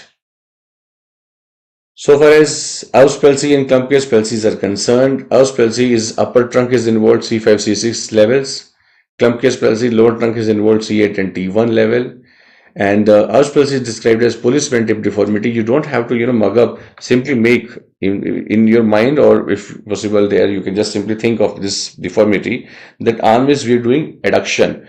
We are not doing abduction, correct? And we are doing medial rotation. So you can just think of it and think of the forearm situation. It is not, flexed, it is extended and it is pronated. So that makes the policeman tip deformity. So far as claw hand on the Horner syndrome is concerned, Horner syndrome is straightforward because of the involvement of the T1 fibers. And what about the claw hand? It is because of involvement of the intrinsic muscles of hand. Now, these are some important muscles, like this is the third lumbrical, but how we have approached. Let's start with the approach. First muscle on the outer side is the abductor pollicis brevis. Why I said outer side? Because we know abduction is on the outer aspect. Just inner to it will be flexor pollicis brevis. On this side you can see abductor digiti minimi, and this is what is the flexor digiti minimi. And we can, on this side we can see one muscle just deep to it. What is this just deep to it? Is nothing but the opponens digiti minimi. And if you see these cut tendons, which I am highlighting with the stars, these cut tendons are nothing but flexor digitorum superficialis. How can we be sure? Because after cutting them, we can see the tendons which are deep to them. And what are those? I am highlighting with the dots. These are nothing but these are flexor digitorum profundus. Because superficial tendons are cut, deep are visible, and deep are called as profundus. And from the profundus, these lumbricals will take origin, which I am highlighting with the 1, 2, 3, 4. These are first, second, third, and fourth lumbrical. Third lumbrical we have already written, but I have now expressed all the lumbricals. And this should be our approach in use these kind of sections. Now, this is what is the pad and dab. So we can say this is the dab muscle. Dorsal does the abduction. This is the palmar introsi, which does the adduction. This pad will be absent in the middle finger because middle finger is already in the axis. Others finger can be adducted. This cannot be adducted. But then middle finger can be abducted on both the sides. So it will be 2 in the middle finger. 1 will be in the index and 1 will be in the ring finger. No dorsal introsei will be seen in the thumb and little finger. If they do not have this dorsal introsei, because anyway they don't need it, they have their own abductors. We have seen just now abductor pollicis and abductor digiti minimi. Now this gluteal muscles, especially their nerve supply and their action and tendon work, this is very important area. Let's revise. Gluteus maximus, we have inferior gluteal nerve, we have superior gluteal nerve. Inferior gluteal nerve supplies the gluteus maximus, which is the chief extensor, but it can do, as per the fibers, abduction and lateral rotation also. Superior gluteal nerve, like abduction, medial rotation, that is a very, very important action for these muscles. Trendelenburg sign, as we look at this way, this is the normal behavior. Even if you raise the foot, nothing will happen because this side muscles are contracting, gluteus medius and minimus. If these muscles are not able to contract now, there is no one to stop the tilt. Tilt will be seen. Now let's revise quickly the points over here. Nerve tested is the superior gluteal nerve. Muscle testis, gluteus medius and minimus. Gait involved on the unilateral side will be called as lurching gait. But if it is bilateral, the same gait will be called as waddling gait. Okay. And this is something important for us to remember. We have to give the injection in the gluteus maximus muscle in the upper and outer quadrant. Never go in the upper and middle quadrant. Even in fact, the inferior middle quadrant also should be avoided. Superior middle quadrant, these two nerves are risk of injury, superior gluteal as well as sciatic. In the inframedial, the sciatic nerve is definitely at risk of injury. Now, we also have to remember these saphenous veins. Origin of the great saphenous vein will be medial, short saphenous vein will be lateral. It passes anterior to medial malleolus, this passes posterior to lateral malleolus. Course will be medial, like medial leg, medial behind knee, medial thigh. But short saphenous vein will be posterior leg, not the lateral leg. That's important. Accompanied by the saphenous nerve and this one sural nerve. This point has been asked 2-3 times previously, that if you are operating on this particular vein, which nerve is at risk of injury. Termination will be femoral vein and popliteal vein. Now we can see the same thing. This is the medial vein over here, passing anterior to medial malleolus, medial leg, behind knee, medial thigh, termination into the femoral and accompanied by the saphenous nerve. This vein is not going laterally, rather going posteriorly, ending in the popliteal fossa, accompanied by the sural nerve. Now this is epiploic foramen, very important. What are the boundaries? This boundary anterior will be right free margin of the lesser omentum, which contains the portal triad structure. But above we have the liver, particularly caudate lobe of the liver. Below we have the first part of the duodenum. But what is behind, for this we have to take section.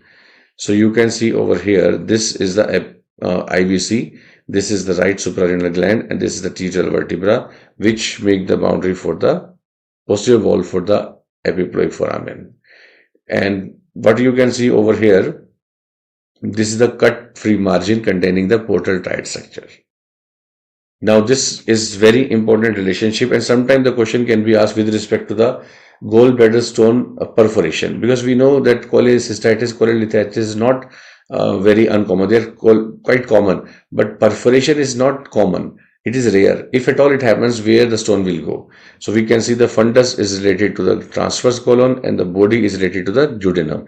And accordingly, we can think if from the fundus there is a perforation, it will enter into the transverse colon. From the body, if the perforation is there, it will enter into duodenum, but won't lodge. It will travel and reach the ileum. I can show you here. Here you can see gallstone ileus. It enters the duodenum, traveling and reaching over here and getting stuck over here. So if they ask where it enters, duodenum, where it lodges, ileum. Okay, this is called as gallstone ileus, and the triad, regular triad, will be positive over here. Now that is the spleen, and we know the numbers are here: 135 inch for the dimension, 7 ounce and all. 9 to 11th rib is the extent of the spleen, 10th rib is the axis of the spleen. But certain ligaments which are more important for us, that we can see, this is the diaphragm. Diaphragm is called as phrenic, and this is the colon. So this becomes the phrenicocholic ligament over here, and this phrenicocholic ligament will be preventing the spleen getting enlarged in a vertical manner, which is why it is giving a support also. It is called as tentaculum lenis. But we have gastrosplenic ligament and the linorenal ligament. Now we see the gastrosplenic ligament, the first component is gastro. It contains gastric artery.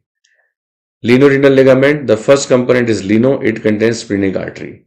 Even though I have not included here, but if they ask tail of pancreas will be where, we know the splenic artery travels with the pancreas.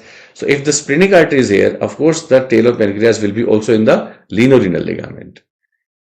Now dear friends, what is this? Is the ejaculatory ducts, from where the semen will be put over here. But to prevent the retrograde ejaculation, nature has provided this muscle. This is called as internal urethral sphincter. This is very important. Why? Because in case of male, it will be preventing the retrograde ejaculation, because it contracts exactly at the time of ejaculation, upper pathway is blocked. In case of female, this will be absent. And you know, suppose this patient comes to you, this is like median lobe, which is having tendency for BPH, and this is the posterior lobe having tendency for carcinoma. If a patient comes to you with the median lobe hypertrophy, in that case you cut the the internal urethral sphincter. In case of BPH, you will be doing transurethral section of the prostate, and internal urethral sphincter muscle is gone. Internal urethral sphincter muscle will be gone, leading to retrograde ejaculation present, because the support is gone. In this case we have the issue-rectal fossa. What we can see, this is a levator ani. Levator ani will be making the pelvic diaphragm. And here we have obturator internus muscle. This is the ischium, this is the rectum and anal canal. This is called as ischiorectal fossa. So basically both the sides we have ischium. In the center we have rectum and anal canal. In between actually we have nothing. To fill this part, the fat is filled actually, and we say fat is a content. Okay. And here we have pudendal canal. This is again very important for us. Pudendal canal, pudendal nerve, these are important for the clinical anatomy point of view. Now what is this? This is the, persistent ductus arteriosus because of the left-sided 6th pharyngeal arch artery, or especially the distal part. And quickly let us revise this. First pharyngeal artery, that is going to make the maxillary artery. Second is going to make the stapedial and the hyoid artery. Third will make what? Third alphabet is C for carotid system. All the carotid system will be coming from here. So here we have, proximal part, common carotid, distal part, internal carotid, new bud will be external carotid. But what about fourth? Till 1 to 3 we did not say, left and right because everything is same. Especially for the fourth you have to memorize. Left side it is going to make arch of aorta. And the right side it is going to make right subclavian. Very, very important. And 6th arch artery, especially proximal part will be making the pulmonary artery, that's okay. But the distal part, only on the left side, it is going to make the ductus arteriosus. And around it, we have the left recurrent laryngeal nerve. And around it, we have the right recurrent laryngeal nerve. I hope that makes sense. In case of abnormal right subclavian artery, the recurrent laryngeal nerve becomes non-recurrent. And in case of persistent ductus arteriosus area you are performing any surgery, who is at risk? Left recurrent laryngeal nerve will be at risk. This is very, very important. And particularly ductus arteriosus part has been asked number of times. Now, there's we have been given this slide and we can see this is cardiac muscle. How can I say? Because I can see the striations and I can see the branching. So striations and branching present. Striations and branching present leading to what? This is going to make cardiac muscle. For cardiac muscle, it should be, movement should be fast. If movement should be fast, we have the gap junctions. We have the, molecules which are keeping them together. So adherence molecules should be present. But why you should occlude? You should not occlude it, isn't it? So that's why A will be the answer. What is this? We can see the hair follicle and we can see grape-like cluster next to the hair follicle. This grape-like cluster next to the hair follicle will be your sebaceous gland. Sebaceous gland, which is an example of holocrine gland. Okay. But if you see away from the surface, okay, and then coiling like that, if such type of arrangement is there, which is called as sweat gland, which can be typical sweat gland can be merocrine, atypical sweat gland will be apocrine gland. Atypical sweat gland is responsible for the body odor, but in an indirect manner. So these will be seen only in a certain area, for example, axilla, perineum, perianal, around the areola, okay. And the typical sweat gland will be seen all throughout the body. What is this? We can see this is the sinusoids. This is the sinusoid, and this is the hepatic plate. Between the sinusoids and the hepatic plate, the space is called as space of Dissay. In the space of Dissay, we have the hepatic stellate cell present, which is also called as Ito cells. But Kupffer cells are present within the sinusoids, not in the space of Dissay. In fact, the pit cell also present in the sinusoids, not in the space of Dissay. What about the role of hepatic stellate cell or the Ito cells? These will be, vitamin storage and vitamin soluble. Fat soluble. They will be storing the fat and the fat soluble vitamin storage. That is DECA. So they will be doing the vitamin storage which are fat soluble because the fat is stored over here. And in case of pathological condition, they will be making the fibers. So fibrosis will be also one of the feature for these cells. Now what is this? This type of papillae have been asked. And if you see, this is an arrangement. The shape likes filament. That will be your filiform type of papillae. And the important point, taste buds are absent. But if you see the shape is leaf-like, it will be absent in humans. And the shape is mushroom-like. Mushroom is a fungus. It will be, a fungiform. and it is responsible for the red dots on the tongue. If you examine the tongue in the mirror, you will see certain red dots are there, because here up to the tip the blood vessels are reaching. That's why. And if you observe, the apical width is more, and within the cleft you have the taste buds, then you are sure that it is the nothing but circumvallate papillae. Now this particular question is asked dense irregular, dense regular type of tissue. So you have to remember, like, answer to this question will be dermis, because dense irregular is a cover. Let me just quickly revise this area. For the regular part, we can use this mnemonic tal, tendon, aponeurosis and ligament, and here the fibers are in one direction. Dense irregular means they are all covers.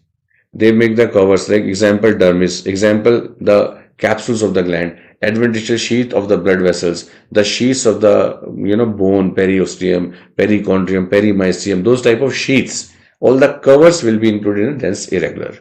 So dense regular we know, dense irregular we know, and the loose tissue is basically the submucosa, subcutaneous tissue, lamina propria, loose irregular tissue. Those type of tissues are included in the loose connective tissue.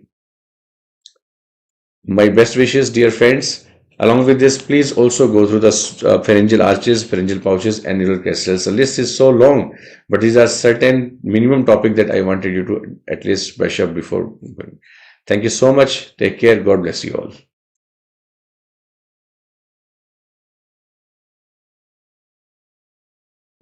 Okay, bachcho. So let us start with the INICET Marathon Dermatology. So the first question is, all of the following presents with annular lesion except. So bachcho, this was actually a PYQ which came in your exam. Annular lesion is a lesion with different consistency in the center compared to the periphery. So this is the periphery, which is little different in its appearance compared to that of the center. So this is your classical annular lesion. Now, usually students get confused between annular and discoid. So what is discoid? Discoid is something where the consistency is similar all over. So this is discoid, which is also known as nummular. Now here they're asking you annular, bacho. Now there are three types of annular lesion. The one with clearing in the center, which is the classical example of that is a very classical example of clearing in the center is fungal infection tinea. Second is crusting in the center, which is cutaneous leishmaniasis. And the third is scarring in the center, which is the cutaneous TB. Now in this, among the options provided, bacho, urticaria, I think you all know that urticaria classically present with wheal. And what is wheal? There is a triad of erythema, there is presence of redness, itching, and there is dermal edema, which is very, very transient. So out of all, it is the urticaria which do not present with annular lesion.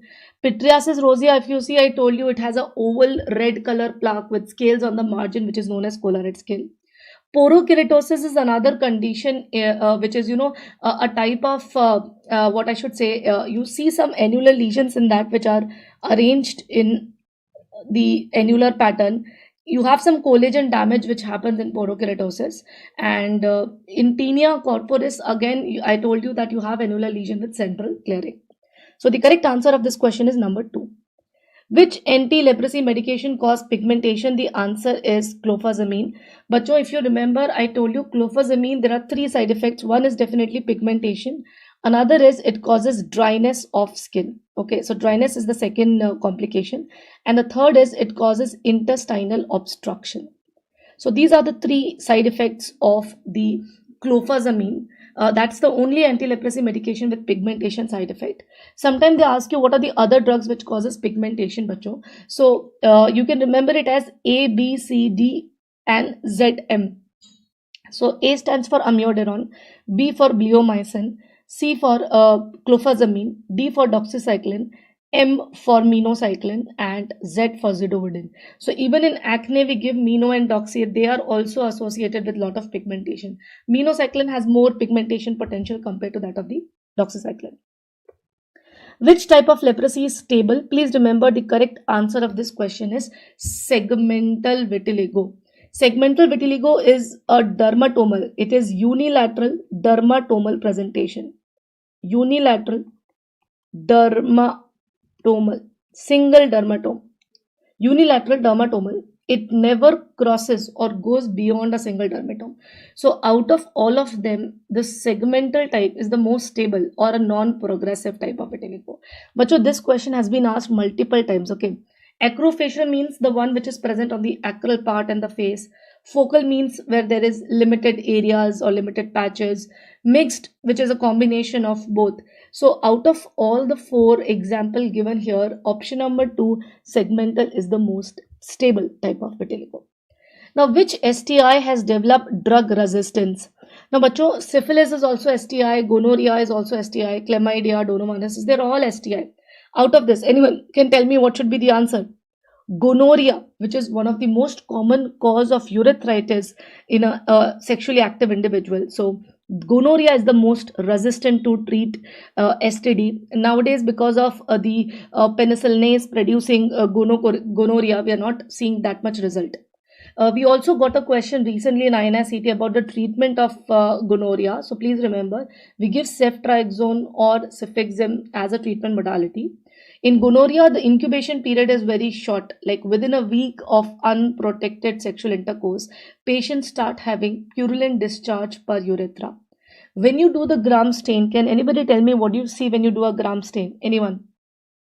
Gram negative diplococci is what you see when you do the gram staining in a gonorrhea patient. Very nice. Now match the following. Again, you do get match the following type of question. You have to match them correctly. So allergic contact dermatitis. So I think everything is given here. I have directly matched this question. So you have given the name of the investigation and you have given the diseases. So for allergic contact dermatitis, we do a patch test, which is a type 4 hypersensitivity reaction. Now, bacho, if you remember, I already discussed that when to remove the patch and when to read the patch as frequently asked question. So we remove the patch on day 2, that is the 48th hour after application, and we read the patch on day 4, that is the 96th hour of application. So patch test is investigation of choice for allergic contact dermatitis. Lupus vulgaris, the investigation of choice is biopsy. But this question has been asked multiple times. Lupus vulgaris, which is cutaneous tuberculosis. The best way to diagnose is to do the biopsy, to see the tuberculoid granulomas, which are epithelioid granulomas with T cell collar around it.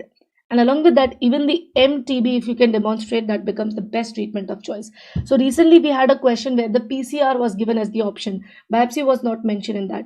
So please remember, demonstration of the organism or the biopsy both becomes the investigation of choice. Tinea capitis, which is fungal infection of the scalp, dermatophyte of the scalp, you do KOH and you see a very classical septate hyphase or branching hyphase. Then leprosy, you do slit skin smear. Usually we take smear from 3 or 4 sides, like the forehead, the ear pinna, the eyebrows, dorsum of the hand, or if there is a plaque, then we take it from the margin, and we do Ziehl-Neelsen stain and we demonstrate M. leprae. So that is the investigation of choice for leprosy. Clear hai bachcho? Coming to the next question. Which of the following we have, or out of all of them, which of the following has non-scarring alopecia? Now bachcho, this question I've seen being asked in your exams multiple times. Okay, so I hope you remember that alopecia we have divided in scarring and non-scarring. Okay, non-scarring and scarring alopecia. Non-scarring, if you remember, we have divided in 3 A's and 3 T's. Scarring mein there is no such division, but there are many examples under this. Can anybody tell me what are the examples of non-scarring under A? So it is alopecia areata. It is androgenic alopecia.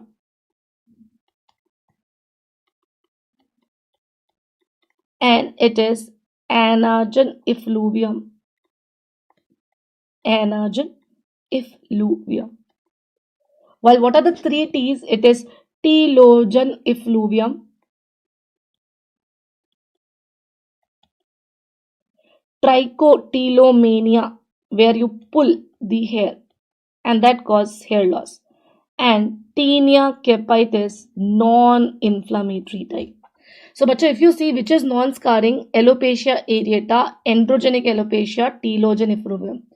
Frontal fibrosing alopecia is an example of scarring alopecia. Now, sometimes they ask you what are the other examples. So, lichen planus, sarcoidosis, frontal fibrosing alopecia, tinea capitis, inflammatory type. Sometimes the cause is not known, so idiopathic varieties, cutaneous metastasis. They're all considered under the example of scarring alopecia. So please remember, this question has been asked multiple times. So just go through the table if possible before your exam. Now, coming to a question where you can see a very classical image on the nose, you can see that it is a nodule. And another feature of this nodule is there is an ulcer sitting on the top of it. So what is this classical ulcer, or what is this classical lesion with an ulcer sitting on the top? Please remember, this is your basal cell carcinoma. BCC and malignant melanoma is a very frequently asked topic in your exam, bachcho. I've seen questions being asked multiple times. Okay? So, 60-year-old male patient with basal cell carcinoma, what all you should know? It is the most common skin cancer. Second, it presents with nodule, and soon this nodule will ulcerate to form a very classical ulcer with rolled out beaded margin. How is the ulcer? The ulcer with very classical rolled out beaded margin, and this ulcer is locally aggressive, do not metastatize, and that is why we have given it a name known as rodent ulcer. When you do the biopsy, can you tell me what do you see when you do the biopsy? You will see a very classical arrangement of stratum basal cells known as palisading arrangement. And what is the treatment of choice? You have to remove it, but not the wide surgical excision, what you do in malignant melanoma. You do microscopic Mohs surgery, a very classical treatment where you remove the cancer sequentially. There are two new drugs which are used for the treatment of basal cell carcinoma, and that is vismodegib and sonidegib. So they are sonic hedgehog pathway inhibitors. Please remember, these are some of the frequently asked topics from this particular topic. Now, another question is, a young male presented with itchy rash on the trunk. If you see this rash, it is very classically arranged like this, Can you notice the lesions are in a very classical oblique pattern?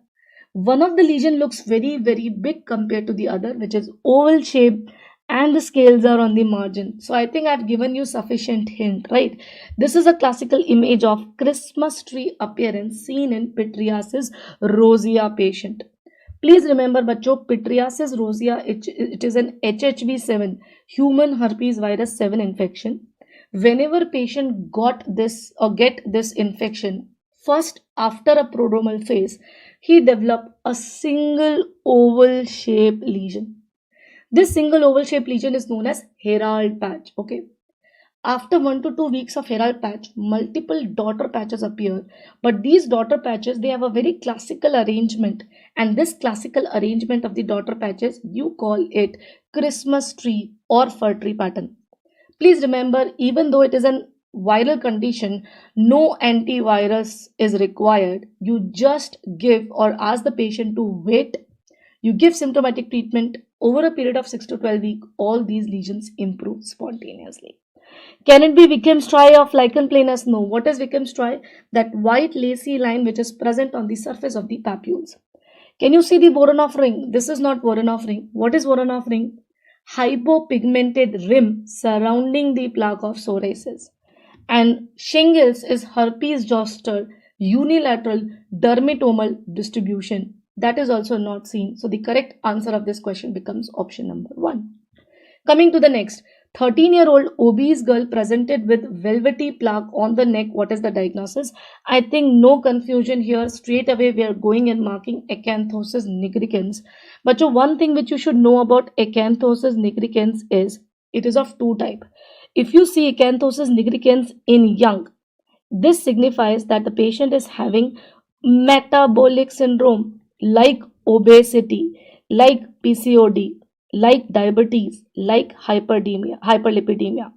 But if you see the lesion in elderly, you have to think of gastric adenocarcinoma. You have to think of gastric adenocarcinoma. Okay. So if it is an elder individual, Always look at the patient very carefully. Try to evaluate the patient for the underlying associated malignancy. So that is a question again, bacho. Acanthosis nigricans has been asked. You see these velvety hyperpigmented lesions on the neck or underarms, groin, intermammary areas, etc. Coming to the next, row of tombstone appearance. Okay, row of tombstone appearance is actually this. Can you see this is the stratum basal layer or stratum basal keratinocyte seated on the basement membrane. A single layer of stratum basal keratinocyte sitting on the basement membrane. This is known as row of tombstone appearance. Very classical of pemphigus vulgaris. This question again came 2 times, bacho. There was an assertion reason type of question recently in INICET. Same thing they have asked. They were asking whether it is true or false. So please remember, the row of tombstone appearance is only feature of pemphigus vulgaris, and the reason why you get this intact layer or this stratum basal cell sitting on the basement membrane because of hemidesmosome, which is absolutely preserved. Okay, so that hemidesmosome, which is a glue which connect the keratinocyte with the stratum basal, that is absolutely normal. This is known as row of tombstone appearance, very, very characteristic of pemphigus vulgaris. Okay, now coming to the next question, the apocrine sweat glands are present on which part of the body? Now, bacho, you should remember what are the locations. We have recently noticed that in INICET exam, there are more and more questions being asked from the basics. Okay, so the anatomical questions, the location questions. So if you have to pick for the apocrine glands are only present on 3 areas, that is axilla, areola and groin. So out of the 4 options, axilla is correct. But if they write eccrine gland, bacho, eccrine gland is present everywhere on the body except for the mucosa. And sometimes they ask you, where do you have maximum eccrine gland? Palm and sole. Minimum eccrine gland? Upper back. No eccrine gland? Mucosa. Apocrine is only on 3 areas, axilla, areola and face. Axilla, areola and groin. Now match the column A with the best alternative in column B. So this is a question from the direct immunofluorescence. This is a question from the Woods lamp finding. I hope you know what's a Woods lamp. It is an instrument with very characteristic feature that it emits the UV rays. Sometimes they ask you what is the wavelength of light emitted by the Woods lamp. The wavelength of light emitted by the Woods lamp is 365 nanometers. There is a filter which is present in the Woods lamp which help in emission of this wavelength, and that filter is made up of barium silicate and nickel oxide. Now what is the correct answer for erythrasma, bacho? Please remember it is coral red color. Pityriasis versicolor, it is yellow. Tinea capitis, it is blue green actually. That is the best answer, but that is not given, so I'll mark green here. And vitiligo is actually the milky white. So this one. So I would go for 1 as B, 2 as A, C as D and 4 as E. So the best option becomes here. Okay? So the correct answer becomes number 1. Non-scarring alopecia is feature of all. If you remember, I told you androgenic alopecias, tinea capitis, non-inflammatory type, alopecia areata, telogen effluvium, they're all considered to be the non-scarring type, but this is your scarring type. Okay, so number 3 is your scarring type of alopecia, rest all are non-scarring type of alopecia. A patient with pruritic urticarial lesions with linear deposits of IgG. But this is a very important image. If you see this question, this is an image of direct immunofluorescence finding. There are 3 types of direct immunofluorescence which you should know. First is known as fish net pattern, okay, where you see fish net like appearance. That is a feature of pemphigus group. Both vulgaris and foliaceous will have it. Then linear deposits like ribbon candy. So ribbon candy pattern is a feature of the pemphigoid group, which includes bullous pemphigoid, pemphigoid gestationalis, linear IgA disease, etc. And there is third pattern which is known as picket fence pattern or appearance, that's a feature of dermatitis herpetiformis, which is a gluten sensitive enteropathy. So this cannot be the case, this cannot be the case, this cannot be the case. The correct answer is bullous pemphigoid. Another thing, remember that you see urticarial lesions, the surrounding skin, the skin surrounding the bulla is red and itchy. So for this, the correct answer becomes number 4. Now here, this is the fishnet pattern, which I was talking about. This is a feature in pemphigus, the fishnet pattern of pemphigus, and this is the picket fence pattern of dermatitis herpetiformis, where only the tip of the dermal papilla get that very characteristic green hue. A patient presented with the itchy scaly lesion. Now again, bacho, same question we have repeated. So this question came in another exam, Christmas tree and fir tree pattern. So pityriasis rosea we have already discussed. You can get this question multiple times. What are the other type of scale, bacho? The silvery scales, you should remember, silvery micaceous scale is a feature of psoriasis. Okay. Colored scale is a feature of pityriasis rosea. Fish-like scale is a feature of ichthyosis. Yellow greasy scale is a feature of seborrheic dermatitis. Yellow greasy scale. And the image behind me, that's a feature of the last one here. That is the very classical mica-like scale. Feature of pityriasis lichenoides chronica. So this is your mica-like scale, pityriasis lichenoides chronica. Okay. Now, what are the clue cells, bacho? What is the answer? Clue cells, first of all, remember it is a feature of bacterial vaginosis.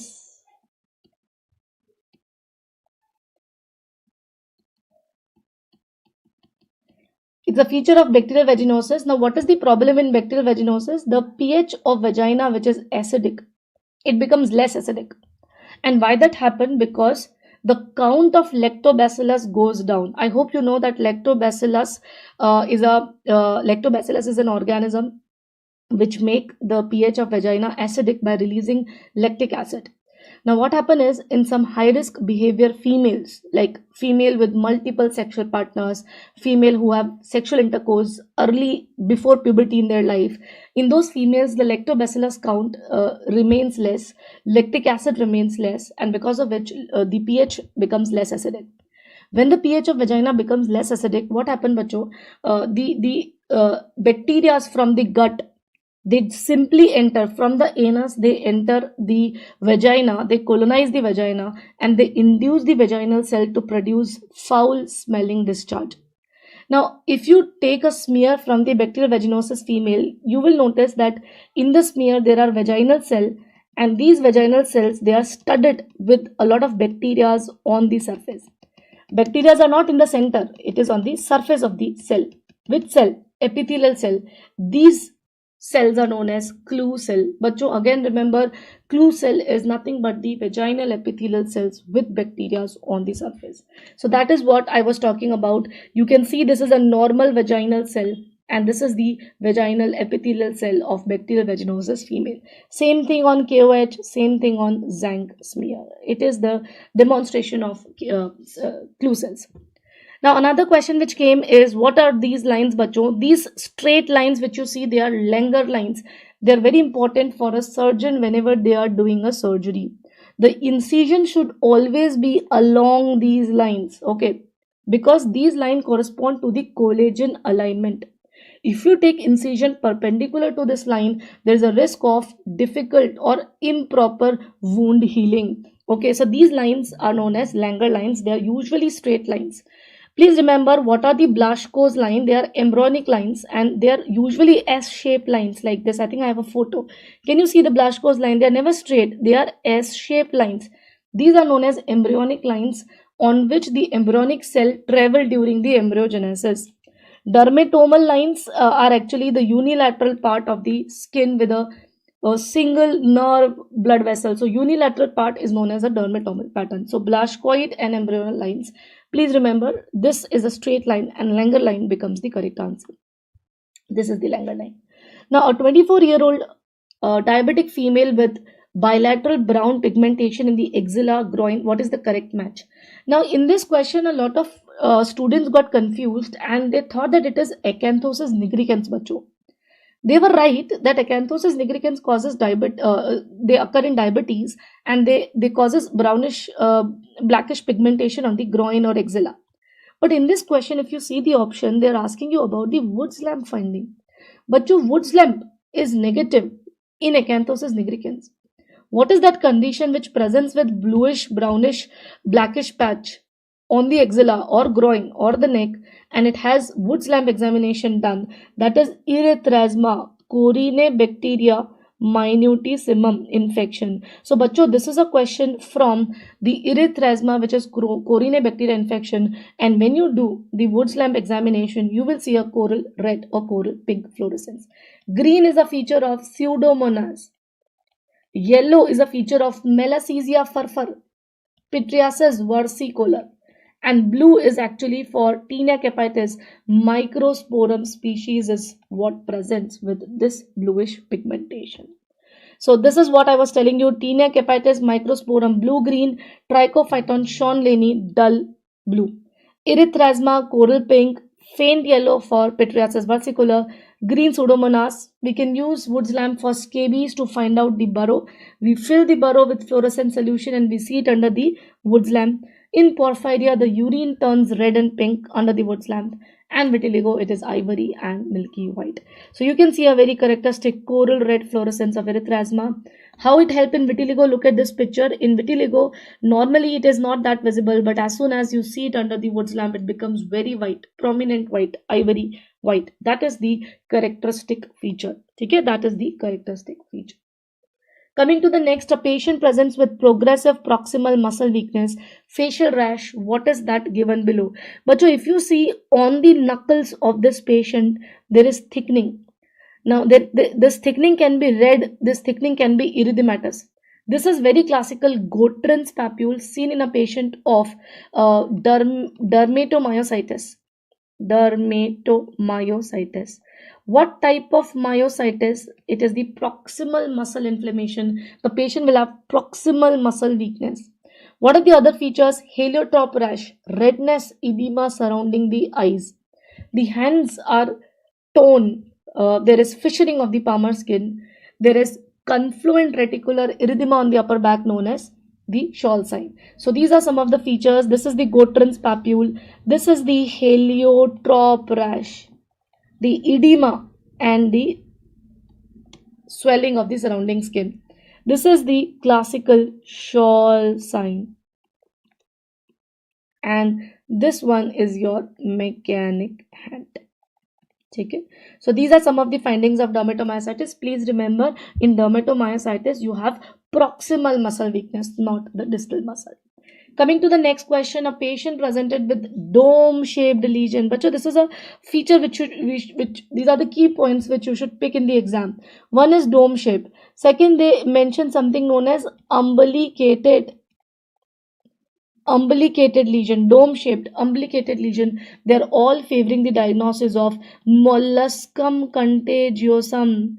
And if you remember, if you see the image here, bacho, this image which is visible here, that is the classical tomato smashed or splashed appearance. The histopath look like a cut tomato. That is a feature of the molluscum. Now, when you do the smear, you see the infected keratinocytes with Henderson-Peterson bodies in it. LD body is a feature of leishmaniasis. Safety pin body is a feature of donovanosis, and copper penny bodies is a feature of chromoblastomycosis. But Henderson-Peterson bodies is a feature of molluscum contagiosum. Now, molluscum contagiosum, it belongs to pox virus. That's a DNA virus. There are 4 viruses, mainly MCV 1, 2, 3, 4, where 1 is common. Now, you can see a very characteristic dome-shaped lesions with central umbilication. That's a feature.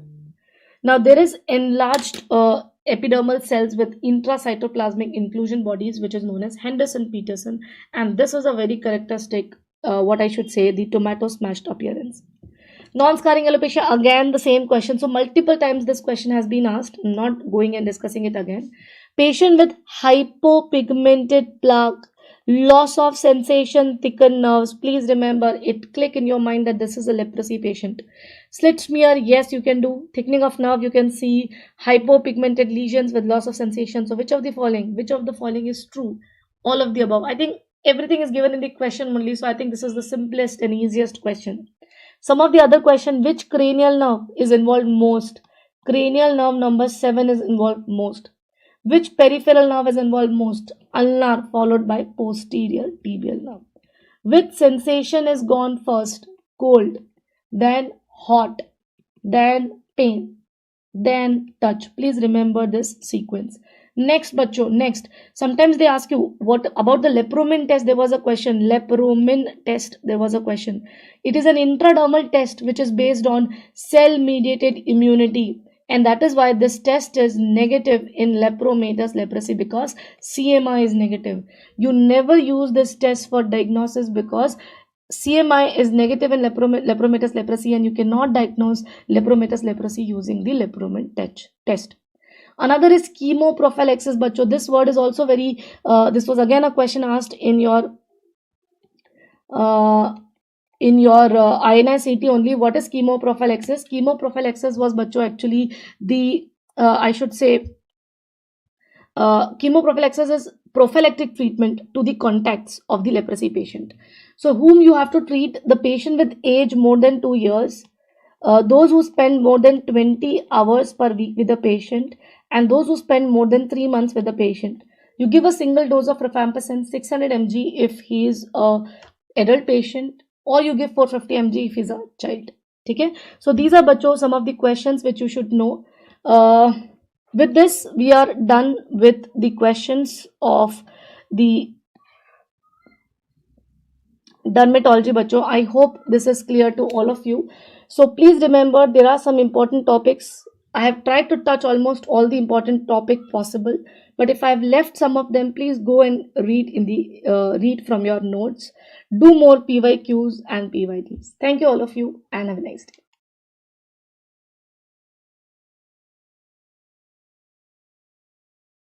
Hello my dear friends, and today we are supposed to have a marathon on the PYQs in the last 5 years in the subject of urology. It's an important topic, 5 to 8, 10 questions of urology is not a less number of questions. It's going to make a big difference in your overall marks. So let's begin without wasting time. An image, and it's an image based question. As you can see, you are seeing the view of the perineum, and you're seeing the scrotum with necrosis, and there are ulcers. So erysipelas. Why is it not an erysipelas? Because erysipelas is seen on the face. Cellulitis, yes, it's a cellulitis, but cellulitis of the perineum has a specific name.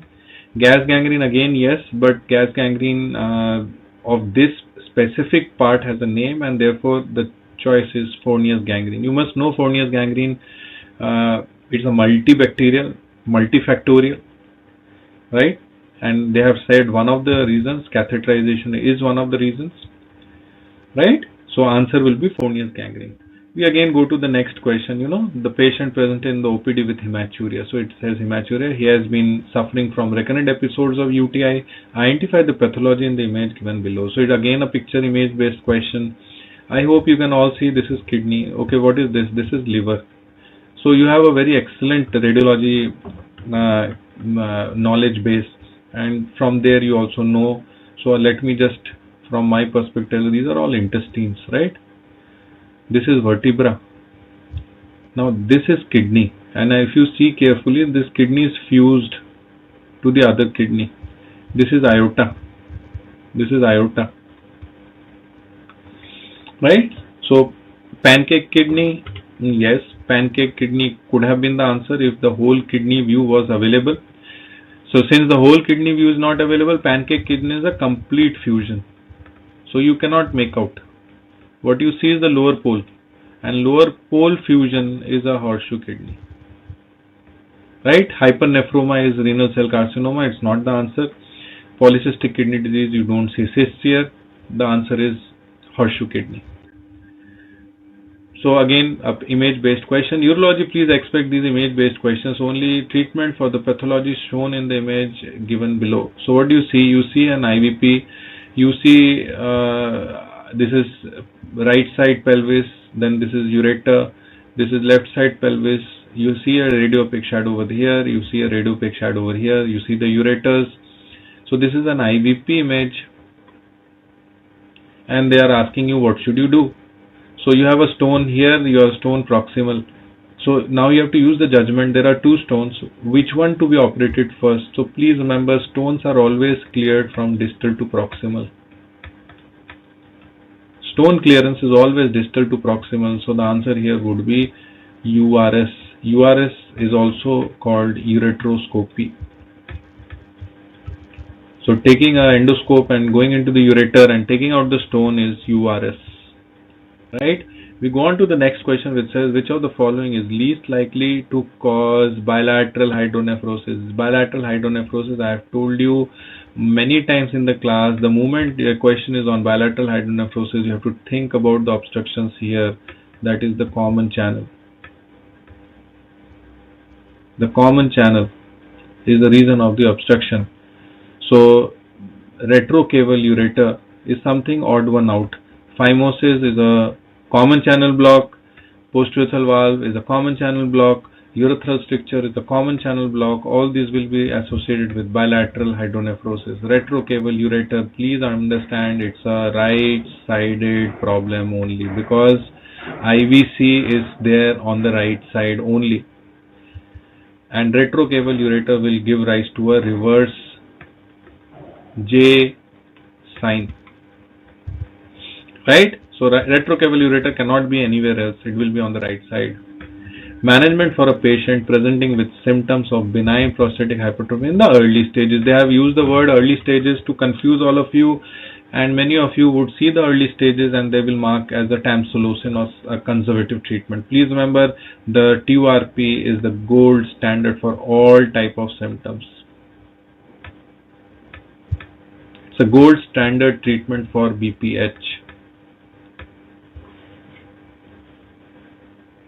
So no doubts about it. Answer will be TURP. Which of the following is not true for nephroblastoma? See what has happened. They have changed the question. Many of you who are from my class, they know nephroblastoma is the alternate name of a very famous condition, which is the Wim's tumor. So nephroblastoma is a technique to make it difficult. Let us see which is not true. Spread by lymphatics. Spread by lymphatics, yes, it has spread by lymphatics. Early lung metastasis, yes, this is also true. Treatment is chemotherapy followed by surgery. Yes, it can also be the answer. It is the commonest intra-abdominal malignancy in children. No, it is not. So please remember, you have asked not true. This is the answer, it is not true. Because the most common intra-abdominal malignancy in children is neuroblastoma and not Wim's tumor. 55-year-old lady presented with a painless hematuria, painless hematuria, and swelling in the left flank. On examination, a 4 cm ballotable mass was felt in the left flank region. Urine cytology was positive for malignancy. And next line in the treatment of this patient would be so this is a question, or a slightly difficult and a different question, and that is next line in the treatment.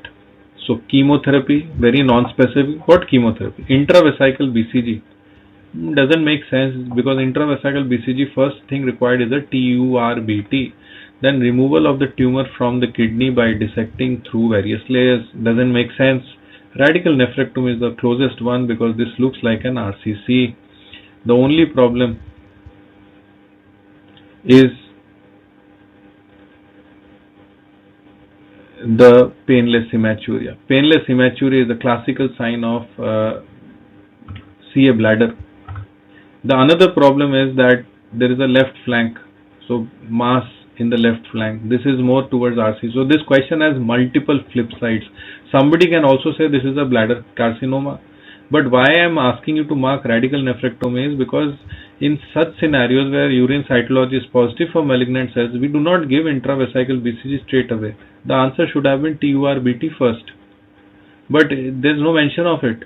So the best answer is a radical nephrectomy, considering this as to be a RCC. But remember, RCC is pain plus hematuria plus lump. This is the triad. It is classically not a painless hematuria. Right? Moving on to the next question. Which of the following is the preferred treatment for muscle invasive bladder cancer? Muscle invasive. Muscle non-invasive was a TURBT. But if it is muscle invasive, answer will be cystoprostatectomy. Neoadjuvant chemotherapy with mitomycin C. No, it's an intravesical. Intravesical is when you do it for non-muscle invasive. Radiotherapy. No. Immunotherapy with intravesical BCG. Answer is no. It is radical cystoprostatectomy. 60-year-old male is diagnosed with testicular cancer. Which of the following is true about the spread of the testicular tumor? 60-year-old male is diagnosed with a testicular cancer. Which of the following is true about the spread of the testicular tumor? Involvement of optic nodes, involvement of the para-aortic nodes, involvement of the inguinal nodes, involvement of the precaval nodes. Please remember, it is para-aortic nodes which is the most commonly involved nodes. Right? No doubts about it.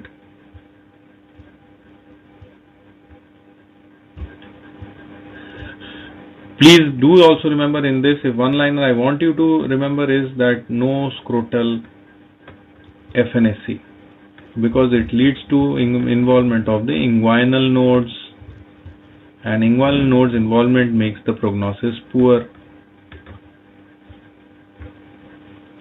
Right? Moving on to the next question. This is the cut section, maybe a testis. This is the epididymis. This is the testis. A 35-year-old presented to the OPD with a complaint of a mass of the testis, and orchidectomy was performed. This is a picture which is showing what? This is a picture which is showing homogeneous pink cut surface. There is a telltale story of seminoma. Seminoma are homogeneous pink on cut section. A 14-year-old boy is presented with absent left testis in scrotum. On examination, left testis was found in superior inguinal pouch. So superior inguinal pouch is the most common site for ectopic testis. What is the diagnosis? The answer has been seen in this one word, which is superficial inguinal pouch. This is ectopic testis. Why do you have ectopic testis? Because testis has 5 gubernaculums, my dears. So the one which is scrotum is the most strongest, and that leads to the testis going into the scrotum. But if other gubernaculums becomes more active and strong, then it goes elsewhere, and that causes ectopic testis. 35-year-old male came to the OPD with swelling in the left scrotal region. You can see the left scrotal region, plus you can see vein-like, worm-like presentations. Pain increasing on standing. This is the typical presentation of this condition, and that is on palpation it feels like a bag of worms. What is there to discuss? Answer will be varicocele. Right? Does it cause infertility? Aspermia? Also azoospermia? So this matter is now doubtful.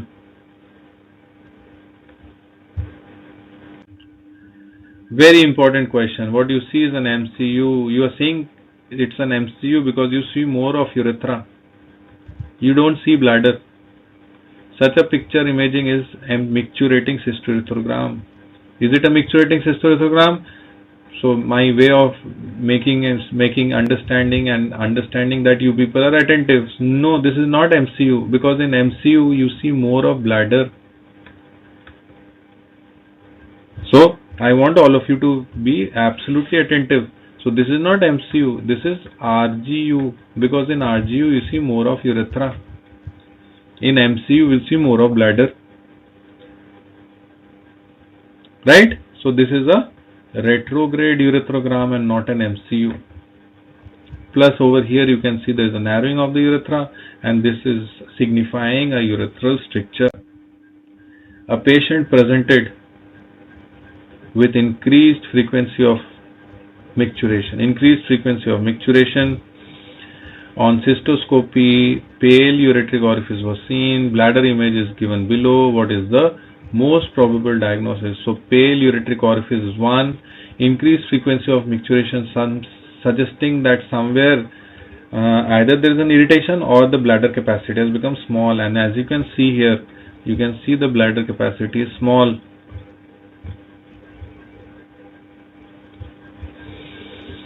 right? So this is a typical case of bladder TB.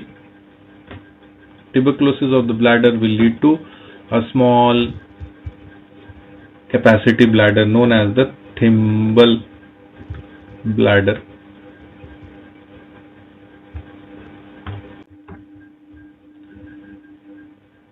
A patient whose kidney stones were removed earlier presented after 2 years with complaints of fever and flank pain. Imaging done is shown here. What would be the next line of treatment in this patient? Again, another image based question. Please see what is seen here is a DJ stent.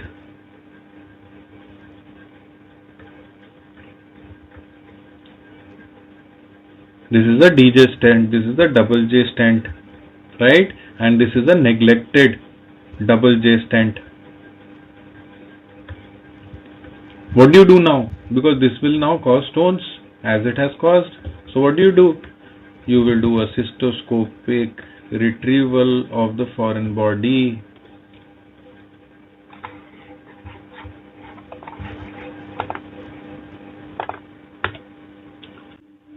Right, so next question would be, what can be the likely diagnosis in a child 3 to 5 years of age presenting with a 14 centimeter tender mass in the flank region? So 3 to 5 years is the most common age group for Wilms tumor. RCC is out. Angiomyolipomas are rare tumors in adults, not in children. Clear cell sarcoma of kidney is more common in less than 1 year of age group. The only problem is answer is definitely Wilms tumor, but the word tender, because the most common presentation of Wilms tumor is an asymptomatic lump. That is the only problem in this question. However, if we see the other points, then it is all pointing to a Wilms tumor. Going to the next question, 65-year-old worker in a dye industry, giving a big hint. It's a 65-year-old worker, dye industry, was evaluated for urinary complaints. Ultrasound shows a thickened irregular bladder. This picture is showing a papillary growth. This is probably a cystoscopic view of the bladder which is showing a mass. So it says what should be the next management. Obviously, if you see a mass like this on cystoscopy, you will do a transurethral resection or bladder tumor. You will take muscle layers below it. Let the radiologist, let the pathologist report whether it's a muscle invasive or non-muscle invasive. And then accordingly you decide the further management, right? So TURBT is the answer which you should mark. CA prostate, 85 years, Gleason score 6, PSA is less than 8 nanograms, best approach. 85 years, metastatic, non-metastatic, right? What should be done? An active surveillance should be done.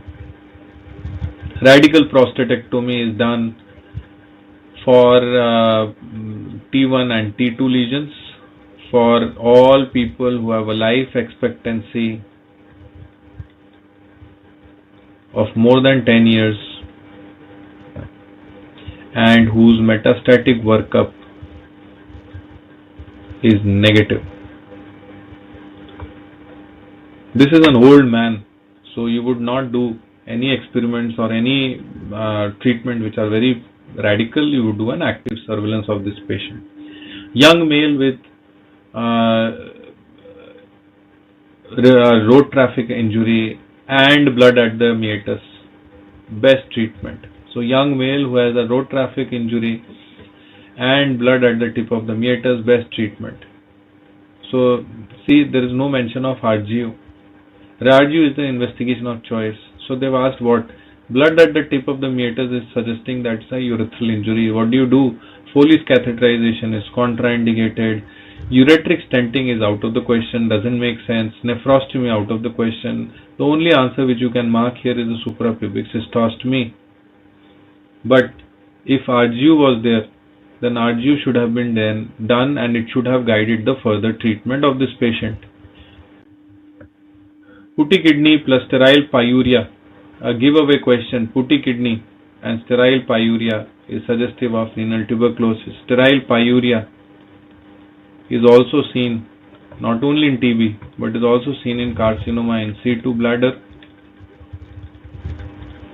and you have atypical cystitis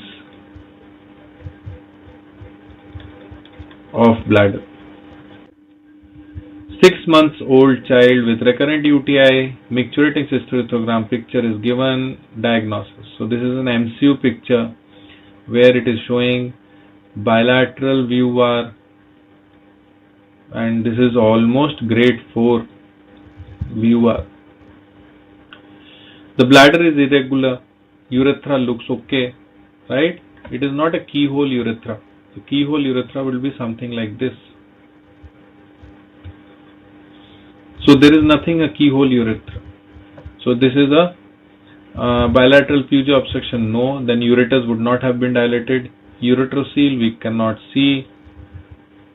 Bilateral outlet, bladder outlet obstruction, yeah, it can be, but there is no sign of keyhole sign. There is no sign of PUV. VUR, bilateral, is the best answer in this question. Is the best answer. Vesico-ureteric reflux. Suppose the MCU showed a keyhole sign like this, then the answer would have been a bladder outlet obstruction, but no, not in this case. It's the bilateral VUR. Again an image based, very beautiful question. What do you see here? So please remember, this is again a giveaway sign image question of bladder extrophy, and please remember, along with bladder extrophy you have pelvic diastasis. The bladder is open, epispadias you can see it's there, and low set umbilicus also will be there. So these are all associated with bladder extrophy. And what you see here is the protruding mucosa.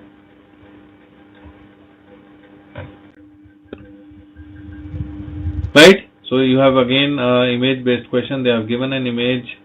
Probably this is an X-ray, plain KUB. Other side is not visible. Some people may say, is it an IVP? I don't think so. This is an IVP. This has to be mentioned in the question. It's a plain X-ray, and if it is a plain X-ray, then this is showing a staghorn calculus. Putty kidney is seen in tuberculosis. This is not. Nephrocalcinosis will not be like this. Medullary sponge kidney is not seen on X-rays. A 55-year-old male presented with a verrucous carcinoma around the glans of the penis. Examination reveals that the inguinal lymph nodes are not enlarged. What is appropriate management for this patient? So it is a non-lymphatic association, non-lymphatic involving, looks like a CA penis, seems localized, not gone to the lymph nodes yet.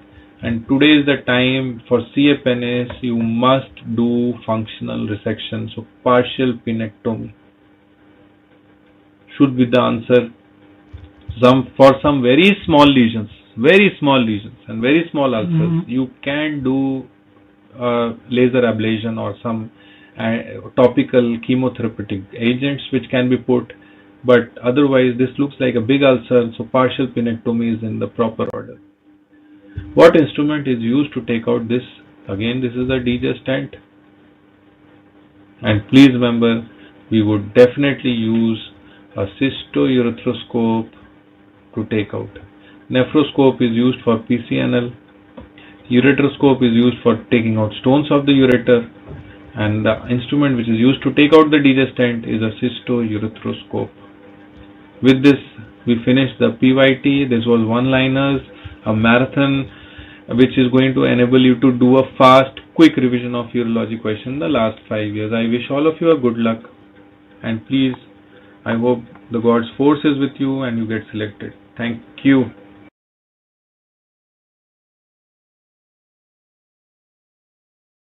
Hello Damsonians, welcome to the INICET Marathon. I am Dr. Srinath. I'll be taking you through two important topics of medicine. So starting with our nephrology and then rheumatology. Two topics which are always high yielding, especially in INICET exams and NEET PG exam also. It has both the small subject, including other than this GI and endocrine, have always higher yield in medicine. So let's not miss on these topics. In the nephrology, the most important topics I always say in INICET, one question from RTA, one question from channelopathy. Difference between pre-renal and renal AKI, pulmonary renal syndrome and CKD associated metabolic bone disease is commonly asked. So let us look at each one of them. Quick flowchart based review is all we want to do. The renal tubular acidosis we know is a rare cause of metabolic acidosis. Diagnosis is made when there is normal anion gap in the plasma with high or positive urinary anion gap. There are 4 types of RTA, and the most important test for diagnosis of the type is the urinary pH. Among the RTA based on the urinary pH, the only RTA where the urine pH is going to be more than expected, more than 5.5, is the distal RTA or the type 1 RTA, which is the most severe form, most inherited form, hence presents in children, associated with risk of developing renal calculi is going to be there. In the patient with type 2, the most important part is the Fanconi stride. So glycosuria, amino acid urea and phosphate urea. And the good part is osteomalacia is responsive to D3 unlike in type 1 RTA.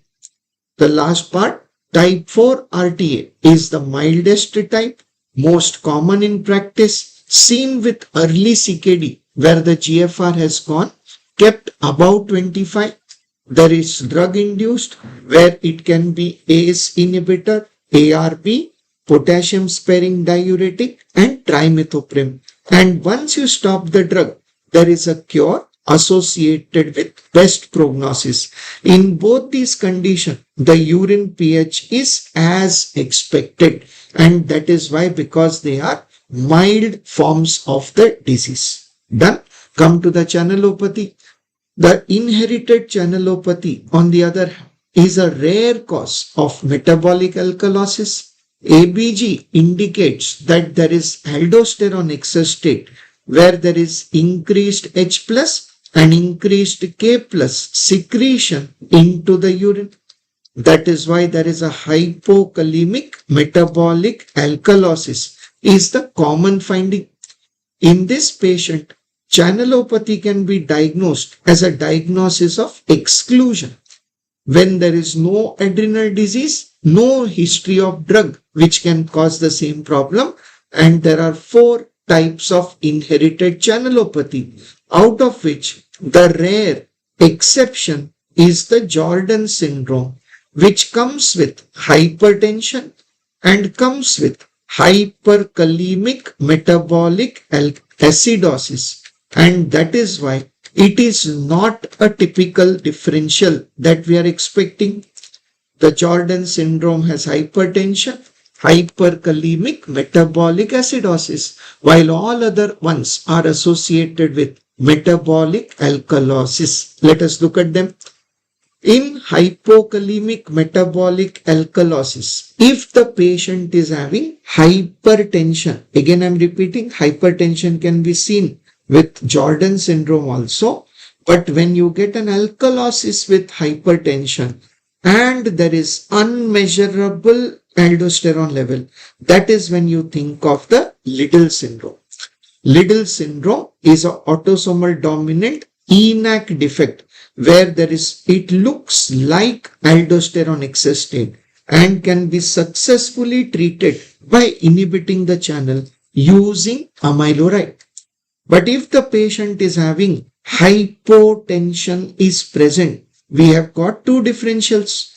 The more severe is going to be the Barter's syndrome, while the milder form of the disease is the Gitelman's syndrome. Both of them, how are they? Autosomal recessive, sodium chloride cotransporter defect can be seen. This defect associated with hypomagnesemia, which can cause paralytic ileus or even arrhythmia, mimicked by the use of thiazide diuretic. But the most severe is Bartter syndrome, where there is autosomal recessive defect in the inhibitory defect in sodium, potassium, 2-chloride ATPase pump. Same pump also works in the cochlea. Hence, there is deafness, there is hypercalciuria leading to renal calculi, and the unique factor is that it is responsive to indomethacin. Giving the NSAID slows the progression of the disease in Bartter syndrome. These are our channelopathies for you. The next part, very, very important flowchart, is the differences between the pre-renal and renal AKI. We have multiple parameters, but as far as exam is concerned, most sensitive award goes to FENA, fractional excretion of sodium, and most specific are always the biomarker if they are present in the urine. Otherwise, in a patient with AKI, when do you suspect pre-renal? When urea creat ratio is elevated, urine osmolarity is elevated, there is a concentrated urine, but the urine sodium is less than 20, FENA is less than 1%, and biomarker is negative. You think of pre-renal AKI. But urea creat is normal, ratio is normal, osmolarity is dilute urine, but urine sodium is more than 40, FENA more than 2%, or if biomarker is present, you think of renal or intrinsic AKI in this patient. Looking at the pulmonary renal syndromes, whenever the patient presents with the two important symptoms when you get in the MCQ, there is hemoptysis along with the hematuria. When there is going to be the hemoptysis with the hematuria is going to be present.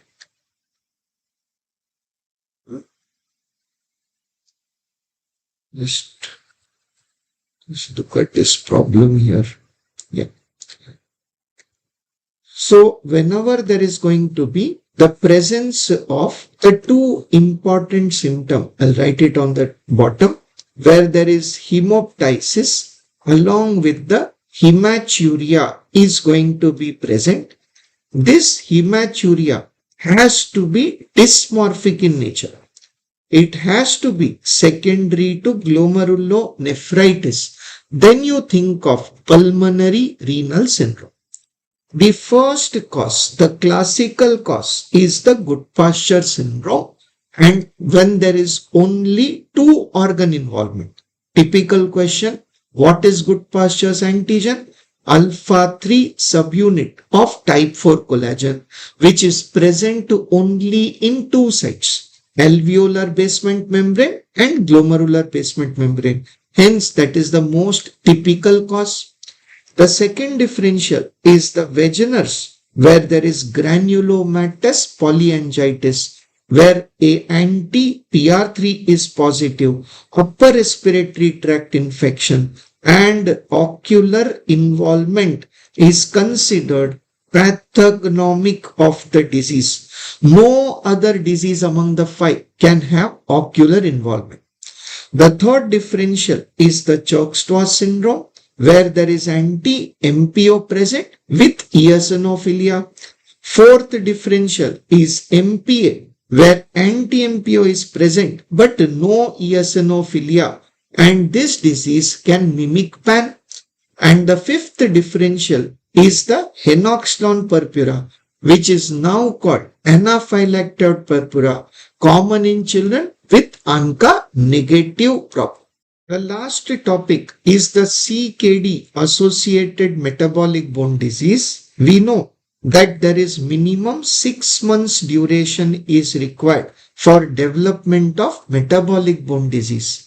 The most common is the osteitis cystica fibrosa, which is due to the hyperparathyroidism. And here we have to correct both minerals, calcium and phosphate together. The second is the adynamic bone disease, which occurs due to limited mobility and the only one with low bone turnover. The chronic acidosis can lead to the third type of bone disease due to demineralization. Depending on the age of the patient, they can come with rickets or osteomalacia. It is the least common among the three. So moving forward to the rheumatology section, the important disease here, we want to start with, of course, lupus disorders. We must know about the myositis group of disease. We must highlight the differences between rheumatoid arthritis, spondyloarthropathy. We must learn about vasculitis syndrome, what are the causes according to type of the disease, and IgG4 related disorder, important for us. So starting with the first group, lupus disorders have SLE, which is the most common cause. There can also be the differential diagnosis of systemic sclerosis and Sicca syndrome. The SLE is a disease affecting young female, while systemic sclerosis and Sicca syndrome present in the middle age. Most common symptom of SLE is synovitis. Please don't mark malar rash. Most common symptom of systemic sclerosis is Raynaud's. In Sicca, there is dryness of eyes. Most specific feature of SLE is the discoid rash. Most specific feature of systemic sclerosis is shortening of the digit, mask-like face. All of them, common screening antibody is ANA. Specific antibody in SLE includes anti-Smith, which is most specific, anti-dsDNA, APLA, and low complement level.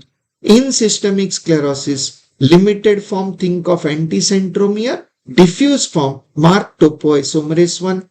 Sicca syndrome, both anti-Ro, anti-La can be there.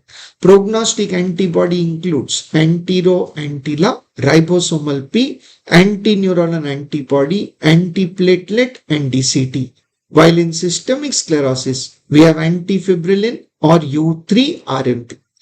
Dreaded feature in SLE is heart failure, pulmonary hypertension in systemic sclerosis, and lymphoma in a patient with primary Sicca syndrome. Done. So coming to idiopathic inflammatory myopathies. Rash is absent, proximal weakness is there. The most common cause will always be the polymyositis, is the most common cause. But if there is a distal more than proximal weakness, there is only one condition causing this, and that is inclusion body myositis. And whenever skin involvement is present, you can mark dermatomyositis as the correct answer. The typical skin manifestation includes the Gottron's rash, the heliotropic rash over the eyelids. That is important to know. In the polyarthritis, most common causes are the differentials are spondyloarthropathy, which is a group of 4 disease. RA factor is positive, family history is negative, genetic predisposition has poor penetrance, axial involvement is rare and late, primary site is synovitis, and predominant feature is articular. Each one should receive DMARD therapy. But in spondyloarthropathy, they are also known as seronegative arthritis. Family history is positive in majority because genetic association is HLA B27 positive. There are the 4 causes: angspont, psoriatic, IBD, and reactive arthritis in this group. Axial involvement is relatively common. Primary site is enthesitis. Predominant feature extraarticular. And first line treatment is NSAID therapy. So differences are there, hence we want to highlight between the two. The third topic is the vasculitis syndrome. As I told you, important classification is to identify pathology involved. Based on the pathology involved, we have got 3 groups of vasculitis syndrome. We have got direct MCQs. When there is ANCA mediated, there are 3 causes: Wegener's, Chokes-Towers, and MP. All these 3 diseases we discussed in the previous slide. Pulmonary renal syndrome also. Immune complex disease are only 2. Either there is HSP and there is PAN. and T cell mediated, very important, also called granulomatous vasculitis, or GCA, Takayasu, Wegener's and Chokes-Towers syndrome, right? So to finish, we have got a very important group, that is IgG4 related disease. IgG4 first discovered when we got the autoimmune pancreatitis, we got the first diagnosis. But then we realized that it can be associated with literally every organ in body. It can cause renal involvement, retroperitoneal fibrosis, lymph node swelling, patchy meningitis, Mikulicz disease, where it can look like a salivary gland tumor, Riddle's thyroiditis, mediastinal fibrosis, and prostatitis. So the important point is the IgG4 disease can mimic the malignancy. It can mimic the cancer or the malignancy because common age group affected by the disease is the elderly person.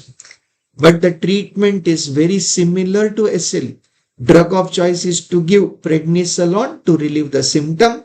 In refractory cases, rituximab can be given. For maintenance therapy, we have azathioprine or mycophenolate mofetil.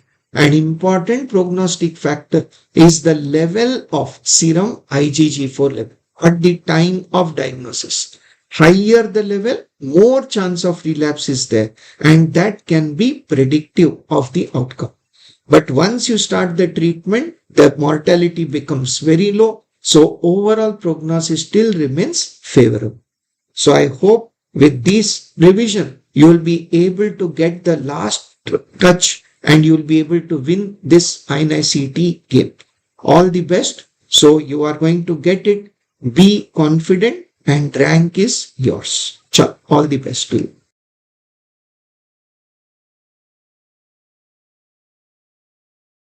Hello and welcome friends to the marathon for the AIMS INICET exam.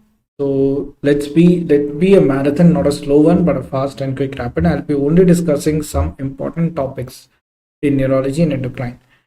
So let me begin with the first topic, epilepsy. In epilepsy, the common topic which has been asked for the last 10 years is juvenile myoclonic epilepsy.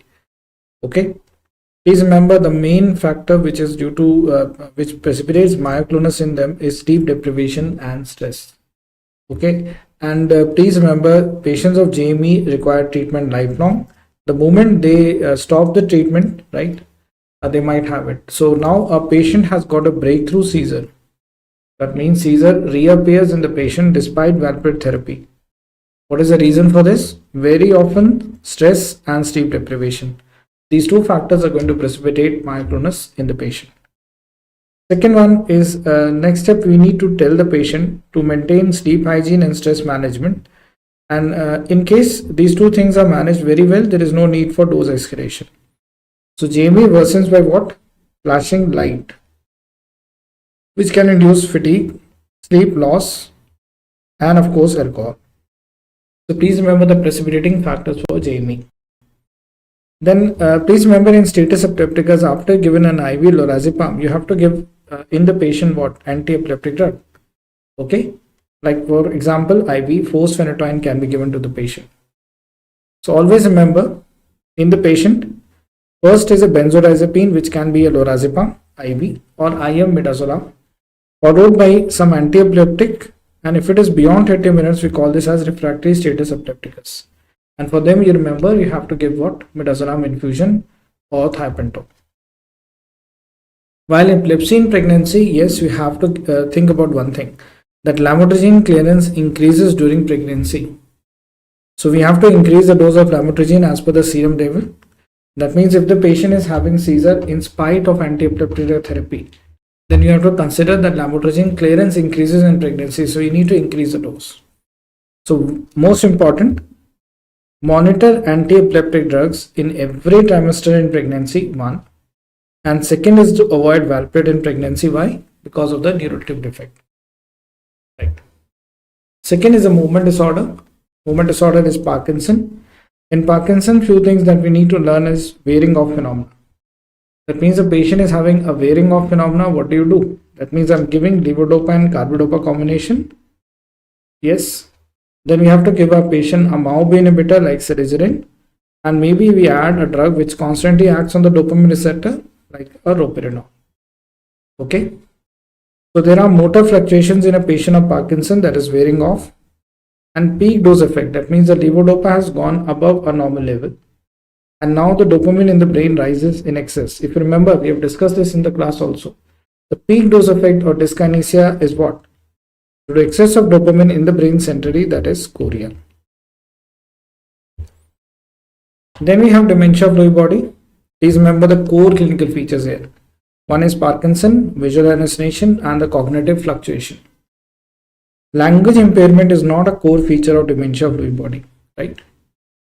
And the golden point here is that the antipsychotic drug may worsen and avoid haloperidol in them, okay? Because it may worsen the symptoms in the patient of Parkinson even, right?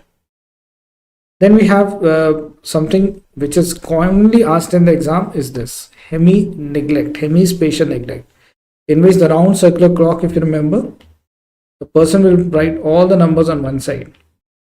That means apna time apan khud layega. Yes.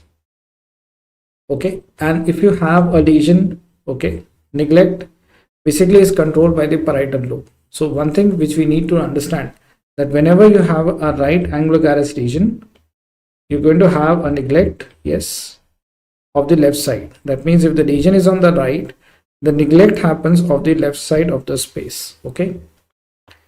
Something again asked in the exam was a transcortical aphasia, that was sensory. In that we have a poor comprehension. Yes, it's almost like a Wernicke's aphasia patient, fluent speech and intact repetition. So any kind of transcortical aphasia that you find will always have a preserved repetition. And the reason for this is a watershed infarct at the MCA and PCA area. Just to remind you of this, this is the brain that you see. The interior part and the superior part of the brain and the strip is supplied by AC. The back side is supplied by the PCA.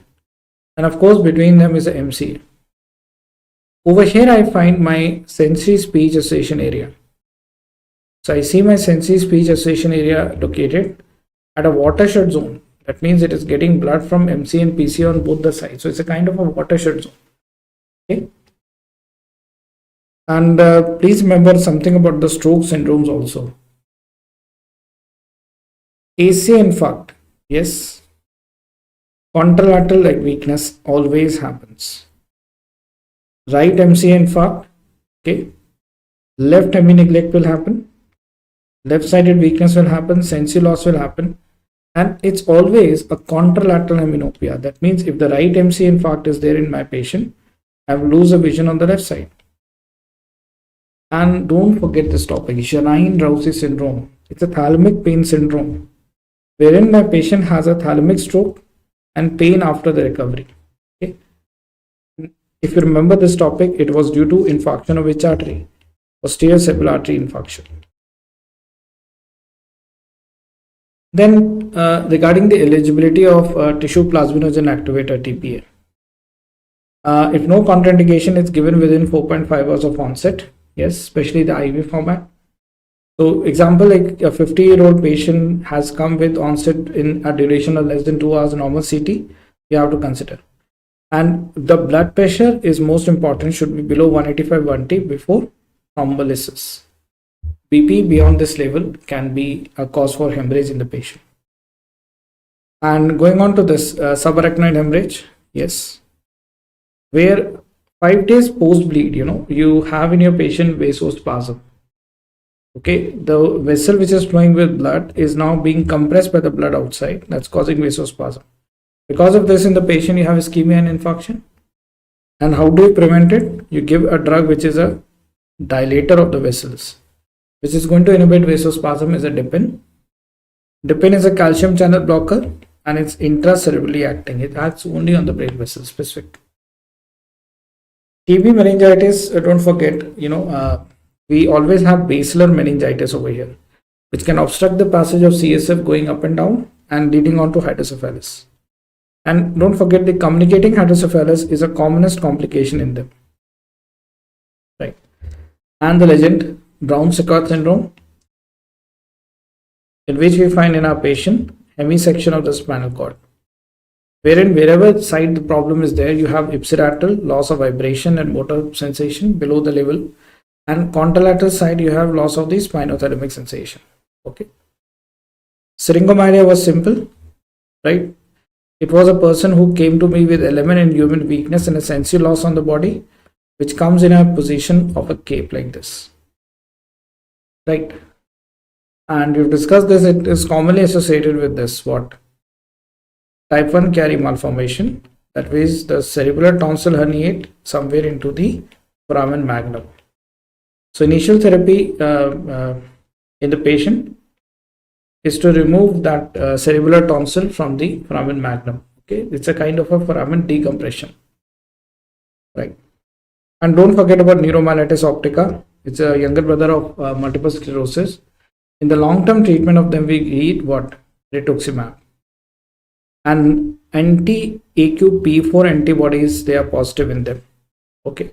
And don't use interferon and all. It will worsen the disease in patients of NMO or DEVIX. One case, one statement again, thiamine before glucose. Giving glucose will precipitate Wernicke's and may cause an irreversible damage also Korsakoff. And don't forget, yes, a place that you like to go after the exam, Goa. Global confusion of PG and ataxia that is seen in my patient. That myasthenia gravis, thymectomy, they have asked question on this. It's generally advised for people who have got generalized myasthenia gravis with a acetylcholine receptor antibody positive in people whose age is below 55 or 50, even without thymoma. It's very important statement because most of the time the gland is hyperplastic. You have to remove that also. And just a catch over here, the MuSK antibody positive patients do not benefit from this kind of a surgery. Please remember this. Going quickly to the endocrine part.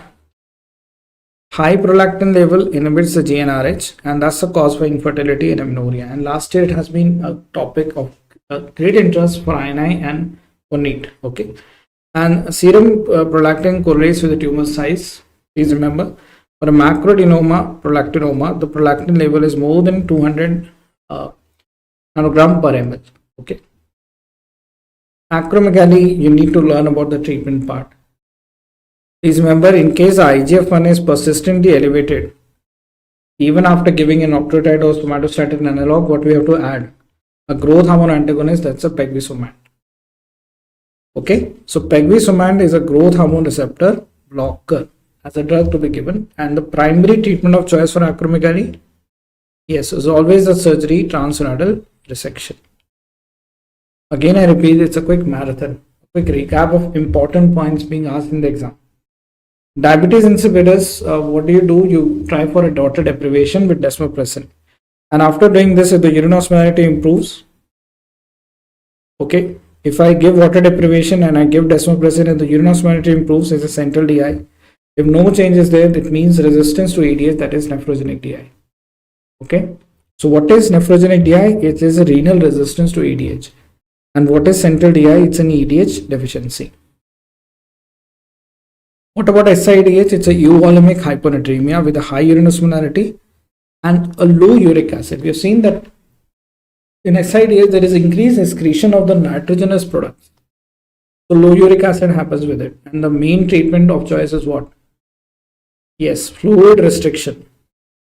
Plus minus demicocyacline and a best friend now known as Veptans. Veptans are nowadays more preferred than demicocyacline and they are considered to be the drug of choice for them. Going to the Cushing syndrome, please remember for the ectopic ACTH production, it's always a rapid onset, severe hypokalemia and metabolic alkalosis. These are the 3 points that we need to understand. How to diagnose an ectopic ACTH production, Cushing syndrome. Okay, so high dose DEXA if I give, if you remember, it will suppress the cortisol in which condition? Pituitary adenoma. And pituitary adenoma causing Cushing syndrome is known as what? Cushing disease. That's a golden point here. Primary hyperaldosteronism, please remember, if it is a unilateral adenoma, you have to try out for laparoscopic adenectomy. Okay. And for bilateral hyperplasia, medical line of treatment like Epinor or spironolactone, which are considered to be an aldosterone antagonist. Edison, please remember, Again, in the exam that they commonly ask is what is a pre-op preparation for them. For this patient, I'm going to give a high dose hydrocort to maintain a good level of cortisol in the patient during the surgery, because surgery stress, your cortisol demand will rise.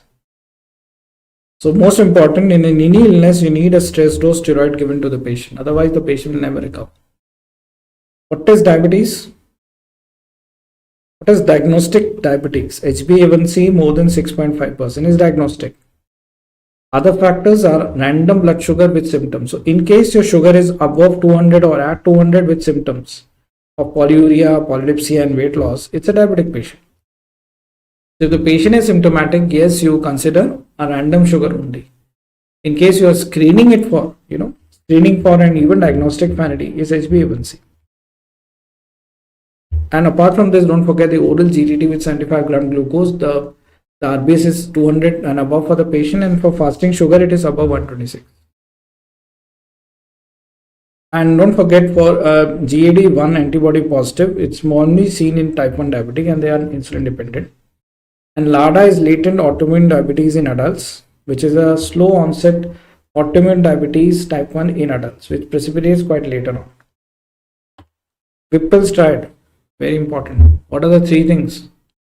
Hypoglycemic symptom, low plasma glucose, and above all, relief of symptoms on correction.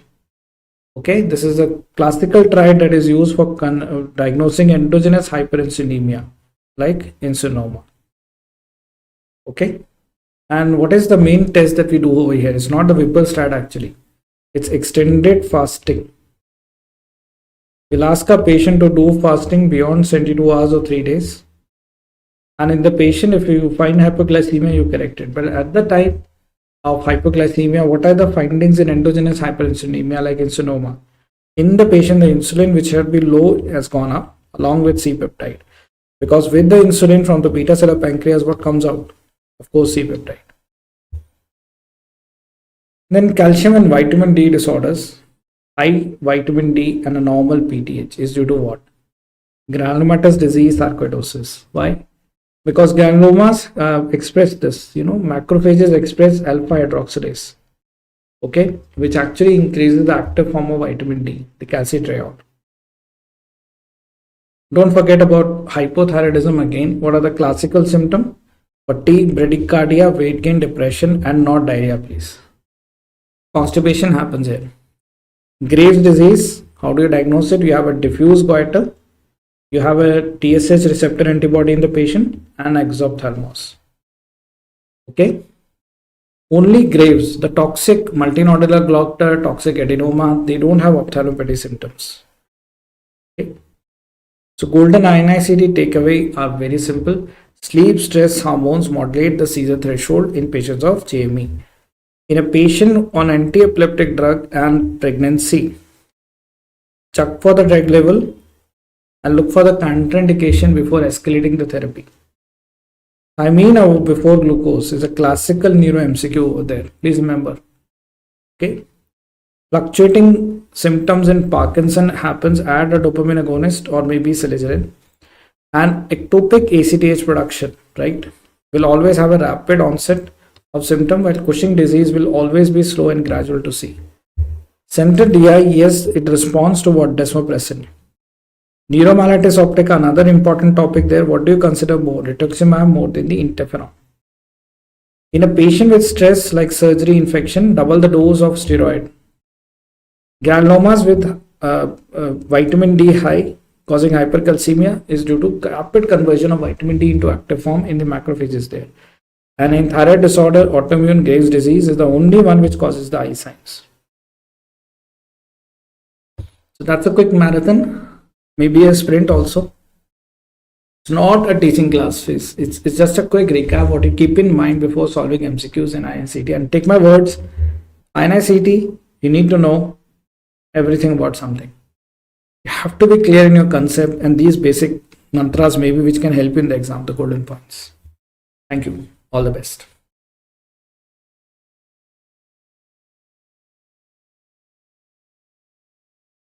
Hi students, my name is Dr. Siddharth Sethi and I will be talking about important topics, important one-liners important assertion reasonings which can definitely come in your upcoming INICET. So let's start with first few very important topics and facts which you need to know. So remember, first of all, you need to know about the genetics of cystic fibrosis. So let's first talk about where is the CFTR gene and what are the most common mutations. And guys, remember that in every back to basics lecture, every lecture of DAMS, whether it's DVT, back to basics, TND, I always talk about genetics of cystic fibrosis. So remember, the gene for cystic fibrosis, CFTR, is on 7q31.2 locus. And remember, there are a lot of mutations known, almost 2000 mutations, but the most common mutation is delta F508, which means deletion of the phenylalanine at the 508 number position. So deletion of the phenylalanine at the 508 number position. Remember, this gene codes for a chloride channel, okay? And this deletion is classified as a class 2 mutation, where the protein is not made up on the endoplasmic reticulum well, it is misfolded and it is not able to reach the cell membrane and make the chloride channel. So of course, remember, the CFTR gene is on chromosome number 7 and the most common mutation is delta F508. Now you should know that what is the function of this CFTR gene. So my next question is on what happens to the chloride concentration in our body. So guys, this cartoon tells very nicely how this CFTR chloride channel works. So remember, in sweat glands, this channel normally reabsorbs chloride. So if suppose there is a mutation in the CFTR gene, so chloride is not absorbed from the sweat. So sweat chloride is increased. On the other hand, in pancreas, in gut, in respiratory system, chloride secretion is the function of CFTR gene and the channel. So if this channel is not working, the chloride secretion is less in the pancreas and the gut and the respiratory epithelium. So yes, in cystic fibrosis, chloride concentration, remember, is increased in sweat and reduced in pancreatic secretion. So inheritance of cystic fibrosis is autosomal recessive. We just told you. Remember, that's very important. A very common question in your INICET and NEET PG. Okay. Let's talk about hemolytic uremic syndrome. And I've seen that in the last 5 years, they have started asking you a lot of questions on hemolytic uremic syndrome directly or indirectly. So let's talk about some direct questions and also some indirect questions. Okay. So let's first talk about what is hemolytic uremic syndrome. This is just a shot from my back to basics lecture. Remember, hemolytic uremic syndrome is a triad of microangiopathic hemolytic anemia, thrombocytopenia and acute kidney injury. Now in the developed world, it follows E. coli. Someone had a diarrhea because of E. coli 0157H7 and he got the kidney failure. But in Bangladesh, commonly Shigella dysentery type 1 is responsible. Now common between both of these organisms is the Shiga toxin. And this toxin attacks the vascular endothelium and leads to thrombi in the small vessels. So because of the thrombi, when RBCs are passing through the thrombi, they break. So these broken RBCs are called schistocytes. Now in India, somehow we have seen, before coming to India, guys, remember, for infection related HUS, the treatment is supportive. We don't use any other medicine for that. For infection associated HUS, treatment is just supportive. We don't give antibiotics. The mainstay is fluids, maintenance, fluids and the corrective fluids. Now in India, we have seen the most common cause is antibodies to factor H, which is a complement regulator. Now drug of choice is eculizumab, which is a humanized monoclonal antibody against C5.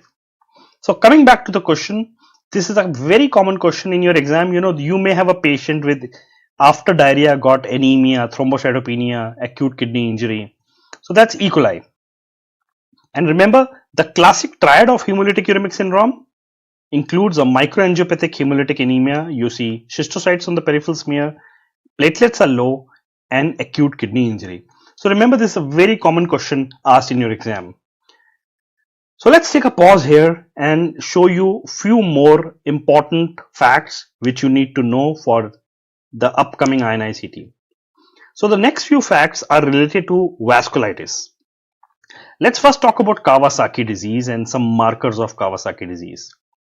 So all of you should know Kawasaki is the most common medium-sized vasculitis, and we diagnose it by fever at least 5 days. So fever should be there for at least 5 days, and you should have 4 of these 5 criteria. So remember, they are very important criteria. 4 of these 5, they will definitely come in your exam. A child with fever and erythema of palms and soles, edema of hands and feet.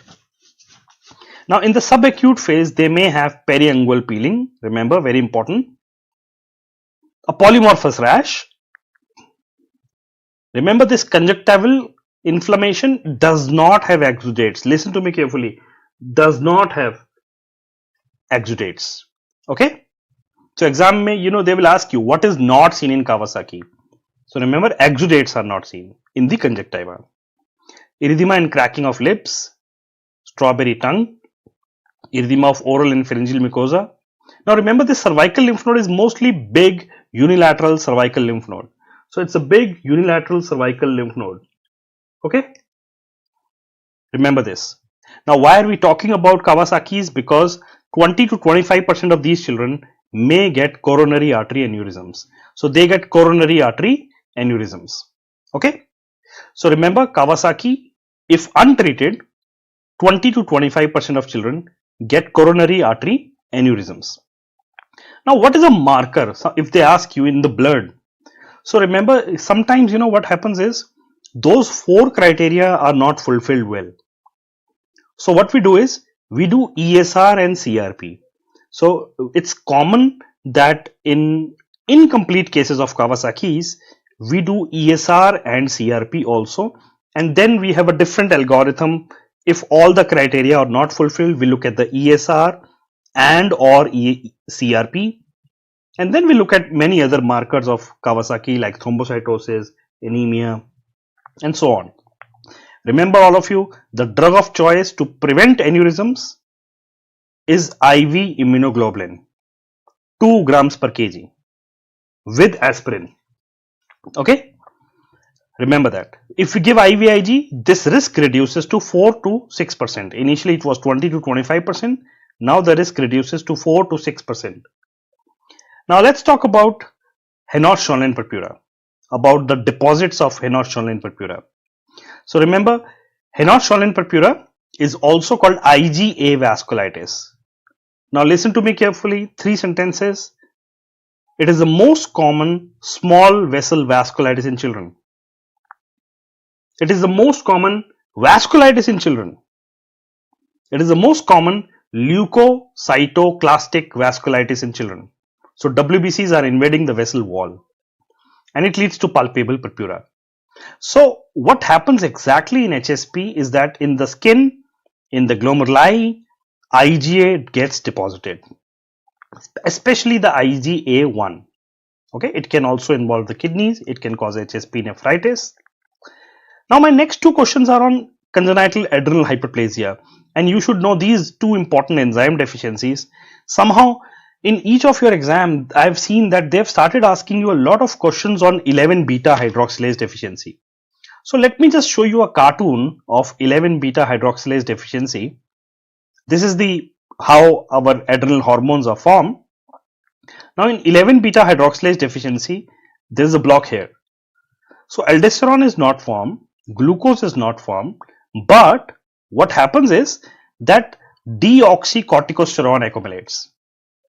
And this is a very potent mineralocorticoid. So because of this accumulation, more sodium accumulates, leads to hypertension and hypokalemic metabolic alkalosis. Remember, because of testosterone excess, again, males get precocious puberty, females get virilized. We diagnose this condition by estimation of this 11-deoxycortisol levels. So yes, in 11 beta hydroxylase deficiency, there is hypertension with hypokalemia. Remember, hypertension with hypokalemia. Now remember, all of you should be aware about the most common CAH. Congenital adrenal hyperplasia is the most common adrenal disorder in a child. It is the most common cause of female pseudo-hermaphrodite. Guys, this is a snapshot from my handwritten notes, and this is also a snapshot from my back to basics lecture, which is all workbook based. So this is a snapshot from my workbook. So it's the most common cause of a female pseudo-hermaphrodite. Child is a female but looks like a male, female, XX. It is autosomal recessive. Mutation in the gene called CYP21, which is on 6p. The prevalence is 1 in 15,000 to 1 in 20,000 live births. Now, again, now look at this cartoon. Now, if there is a block at 21, remember, 21 hydroxylase deficiency is the most common cause of CAH. 90% of CAH is a block here. Now, aldosterone is not formed, cortisol is not formed. So, since aldosterone is not formed, sodium is lost. Salt wasting crisis. Sodium is lost, potassium is retained, child is in shock. So 70% of children with CAH present at 2 weeks of life with hyponatremia, hyperkalemia, shock, hypoglycemia. Now if testosterone is high in a male, male gets precocious puberty, early puberty, while females get virilized. So see here is a female child, but actually this child has a clitoris hypertrophy. Scrotum are empty. So because of increased testosterone, penis like structure, which is actually clitoris, and because of low cortisol, the labia are pigmented. Okay, so remember 21 hydroxylase, this most common cause of CAH, presents with a salt wasting crisis. Okay, it presents with a salt wasting crisis. Remember this. Okay, can we go further, all of you? Okay, so now all of you, let's take a pause and we'll show you 5 important, okay, again facts. Okay, so let's talk about renal tubular acidosis. So renal tubular acidosis, and now let's first talk about type 1 renal tubular acidosis, and then let's talk about type 4 renal tubular acidosis. Okay, so in type 1 renal tubular acidosis, first let's look at RTAs. Type 1 is actually distal. Okay, type 1 is actually distal. So it was discovered first, so that's why it's called type 1. Type 2 is proximal. Okay, so in type 1, since distal hydrogen ion is not secreted in the urine, so urine pH is always more than 5.5. It will be never less than 5.5. Okay, so let us just remember this. Distal hydrogen ion is not secreted, so urine is never acidic. There is hypokalemia. In distal RTA, there is hypercalciuria and nephrocalcinosis. In proximal renal tubular acidosis, proximal bicarb is not absorbed, so they are losing bicarb. They are losing bicarb. Now type 4, remember type 4 is more seen in like diabetics, where there is aldosterone deficiency or aldosterone resistance. So remember in type 4, there is aldosterone deficiency or aldosterone resistance, like it is seen in diabetes, where there is hyperkalemia. So apologies for this, guys. Urine pH is never, this should be the option here, is never. Okay, so remember in type 1 RTA, urine pH is never less than 5.5. Okay, so let's just correct this. It's never less than 5.5 and there is hypokalemia. So let's come to the next question of type 4 resistance. Let's come to the next question, and I told you type 4 RTA is because of either aldosterone deficiency or resistance, and there is hyperkalemia in type 4 RTA. So remember in type 4 RTA, there is aldosterone deficiency or resistance. Let's come to the next question. Let's come to the next question. And the next few questions are on a few important genetic syndromes of spinal muscular atrophy, Duchenne's. Let's talk about spinal muscular atrophy. Remember, it is a very important case in your exam. A child who comes to you floppy baby syndrome is spinal muscular atrophy. It is autosomal recessive deficiency because there is a abnormality at the level of anterior horn cells. Abnormality at the level of spinal anterior horn cell. So here is a baby, remember it is autosomal recessive. Here is a baby who is floppy, born floppy, hypotonic. Even during pregnancy there were reduced fetal movements. And it's a mutation or deletion in the gene called SMN. Now since there is a spinal anterior horn cell disease, they have lower motor neuron weakness, hypotonia, areflexia, atrophy, and fasciculations. Remember, lower motor neuron weakness leads to fasciculations. Now the drug of choice is the world's costliest drug. A single IV infusion of onasemnogene abeparvovec is the world's costliest drug, 16 crore rupees. Or now there are new drugs like intrathecal nusinersen, oral risdiplam can also be given. Okay, remember this. So remember, SMN, one gene deletions or mutations cause SMA.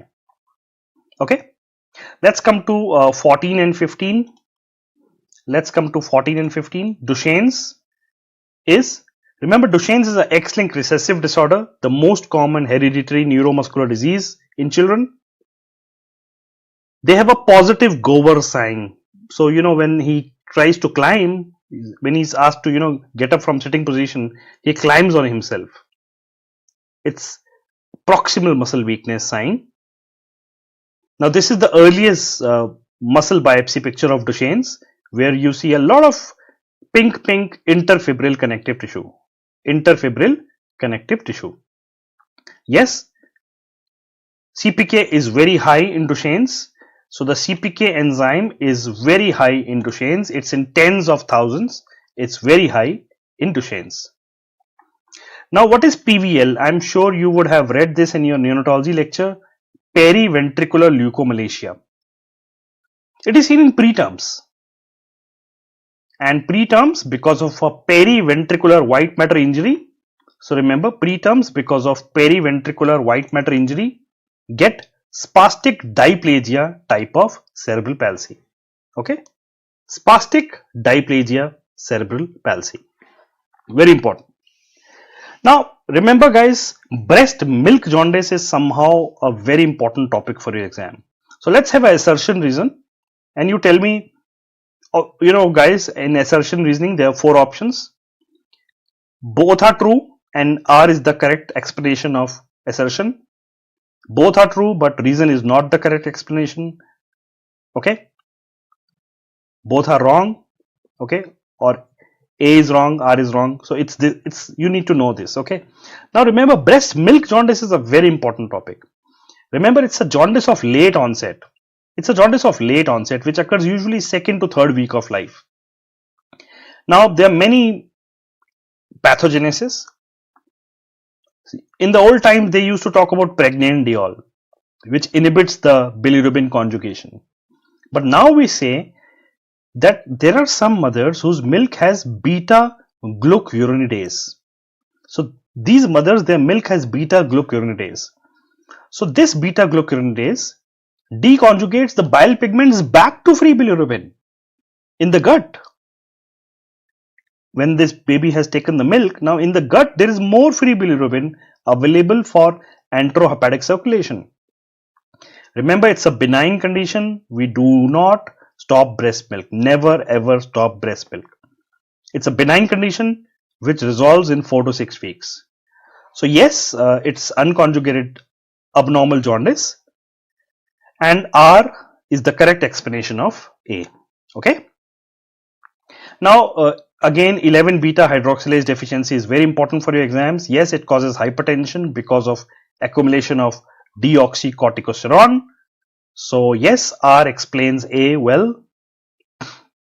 Let's come to again RTA. And remember, in your exam, they may ask you about distal RTA, proximal RTA, which is type 2, and type 4, which is basically aldosterone deficiency or resistance.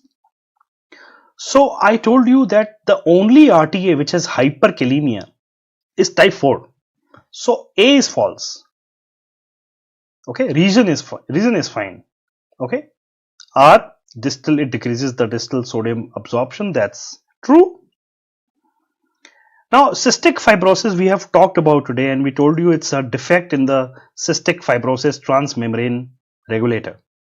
So because of which chloride is not secreted, remember, in the pancreas and the gut and the lungs.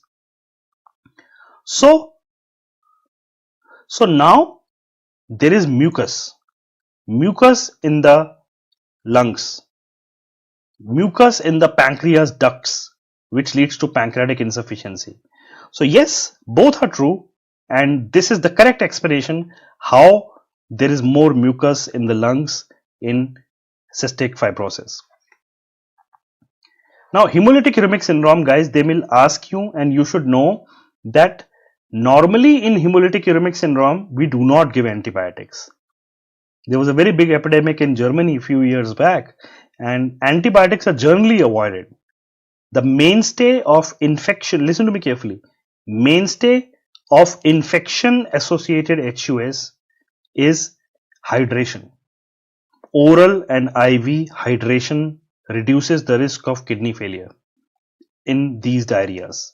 So supportive care only in India, and if there are genetic defects of factor H, we give eculizumab. Okay, so eculizumab is given if there are anti-factor H antibodies, where we give immunosuppression also, or if there is a genetic defect of factor H. Now, a match the following definitely comes, and guys, I can tell you, you will get a match the following related to mitochondrial trinucleotide repeats. So let's match the following. What do you think, guys? So yes, they are properly matched. Cystic fibrosis is autosomal recessive. Today we talked Duchenne's is X-linked recessive. Remember, Leber's is mitochondrial. Okay. Recently in NEET PG they asked about Leigh disease, Leigh. Leigh disease is also mitochondrial. Myotonic dystrophy is autosomal dominant, and it is a defect of trinucleotide repeats. There are more of trinucleotide repeats in myotonic dystrophy. Gene therapy is successful for SMA, a very common recent exam question. So that was all about questions which I wanted you to know.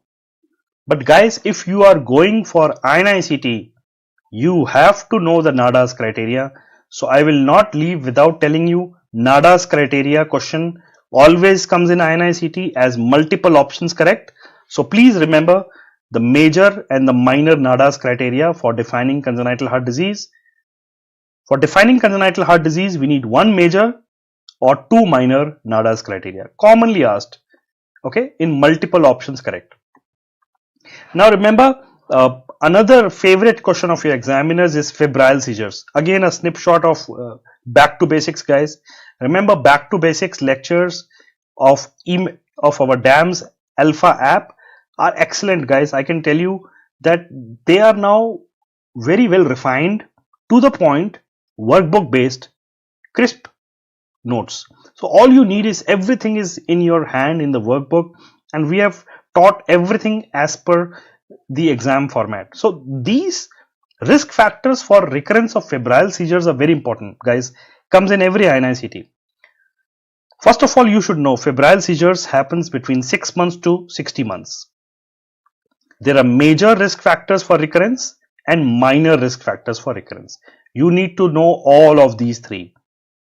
Age less than 1 year, duration of fever less than 24 hours, fever between 38 to 39 or 100.4 to 102.2 degree Fahrenheit. In fact, they also ask about Fahrenheit.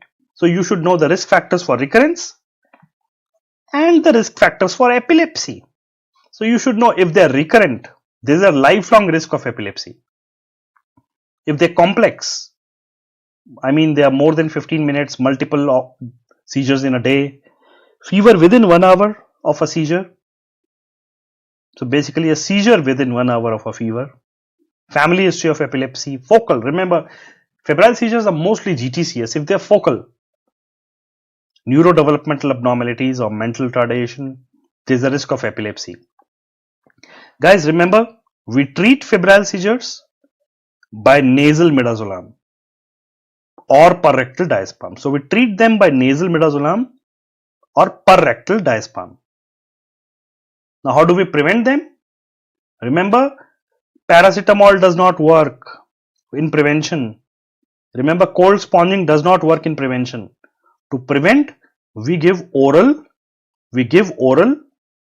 diazepam or clobazam. So basically, it's clobazam more commonly. So remember, to prevent febrile seizures, we give oral clobazam or oral diazepam. Whenever he gets fever, for 2 to 3 days, we'll give oral diazepam or oral clobazam. Clobazam is a new benzodiazepine. Guys, that was all about systemic pediatrics, which you need to know. Remember, whatever I told you, these topics are gold standard, important topics for your exam. My name is Siddharth Sethi. I'm a pediatric nephrologist. These are some of the social media handles. Feel free to ask any queries you have. And I wish you all the best, and I'll see you on the other side. Thank you.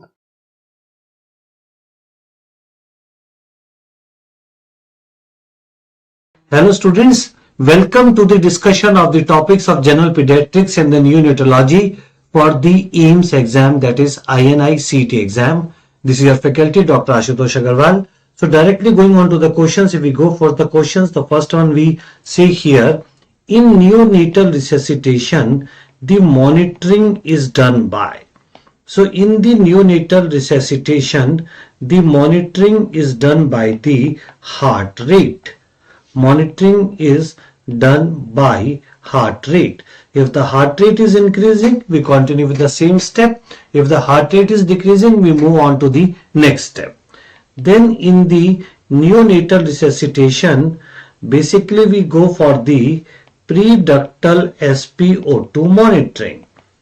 In neonatal resuscitation, preductal SpO2 monitoring is done from right upper limb. That is done from the right upper limb. Always you need to monitor SpO2 in a newborn from the right upper limb only. Then if we further say during positive pressure ventilation in a newborn, and whenever you see in a newborn positive pressure ventilation, that always means is the bag and mask ventilation. Bag and mask ventilation. What is the initial concentration of oxygen? What is the initial concentration of oxygen that you need to remember? In less than 35 weeks, it is 21% oxygen, 21 to 30% oxygen. In less than 35 weeks, it is 21 to 30% oxygen, and if it is more than 35 weeks, it is room air, or it is particularly the 21% oxygen. Right. Then you should remember regarding the points regarding the chest compression. Regarding the chest compression, the ratio of chest compression to positive pressure ventilation is 3:1, which is given every 2 seconds. It is not given every 1 second. Remember, it is given every 2 seconds, right? And these chest compressions are applied over. They are applied over lower 1/3 of sternum. They are applied over lower 1/3 of the sternum. We compress 1/3 of anteroposterior diameter. 1/3 of the anteroposterior diameter of chest. And while using the chest compression, always remember 100% oxygen is given. 100% oxygen is given. So these are the points you should remember regarding the neonatal resuscitation. Then there are certain points which needs to be remembered regarding the hypoxic, ischemic, encephalopathy. You should remember the points regarding the HIE, hypoxic, ischemic, encephalopathy, the diagnostic criteria, right? We say here is the diagnostic criteria, and the diagnostic criteria is Apgar score less than 3 at 5 minutes. The Apgar score is less than 3 at 5 minutes. Then there is presence of acidosis. Presence of acidosis, and the criteria says the pH is less than 7. The pH is less than 7. The third thing you should remember, there is evidence of multi-organ dysfunction. Evidence of multi-organ dysfunction. There is signs and symptoms of neurological dysfunction. Signs and symptoms of neurological dysfunction. So this is the diagnostic criteria of the HIE, and due to HIE, which neuropathological lesions can be seen? Which neuropathological lesions it can be seen? So they can be seen in the preterm child, and this can be seen in a term child.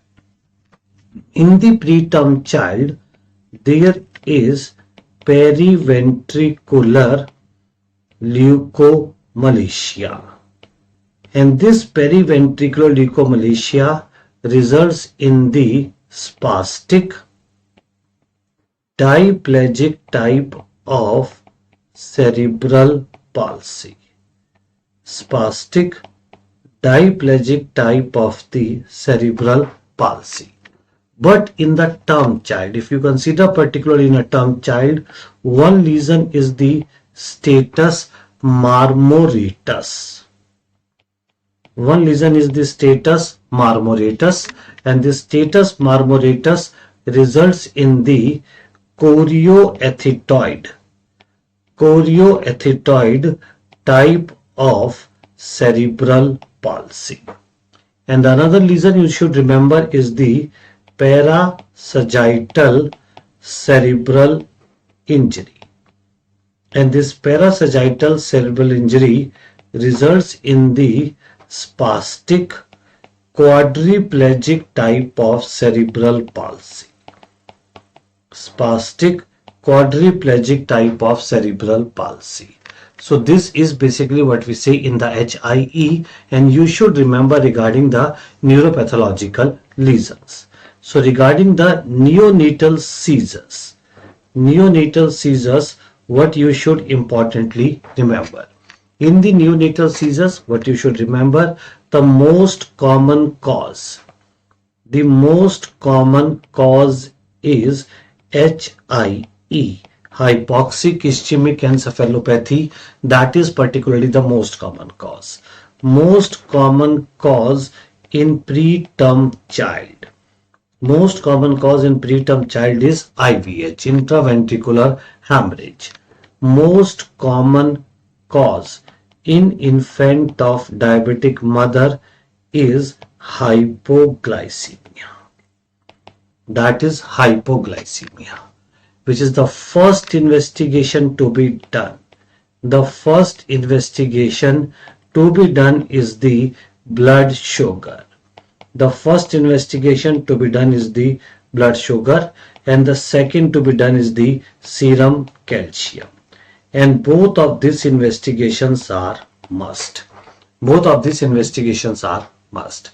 Moving on to the next one, you should remember the component of the respiratory distress scoring.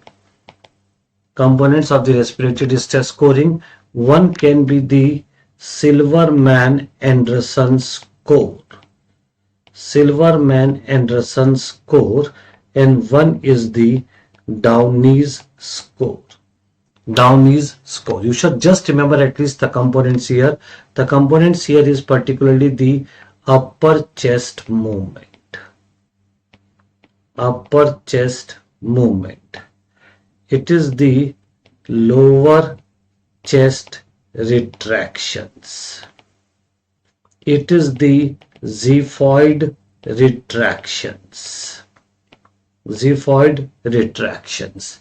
Then it is the nasal flaring. Nasal flaring, and then there is expiratory grunting. Do remember these are the 5 components particularly for the Silverman-Anderson score. In the Downey score, one is the expiratory grunting, and this is the only component which is same between the 2 score, that is expiratory grunting. Then is the respiratory rate. Then is the air entry. Then is the retractions, and finally is the cyanosis. So do just remember the respiratory distress scoring 2 and what are the components of both of them. That is important thing to be remembered. Then you should remember again the one-liner, ensure is used in, and ensure is used in the hyaline membrane disease. Ensure is used in the hyaline membrane disease, HMD, that is intubation, giving surfactant and doing the rapid extubation that is there. Then congenital alveolar proteinosis, which was previously called as pulmonary alveolar proteinosis. The form now is called as congenital alveolar proteinosis, and this is due to surfactant protein B deficiency. Surfactant protein B deficiency. How to make the diagnosis? Diagnosis is made by genetic analysis. That is made by the genetic analysis of SPB gene in blood or buccal mucosa.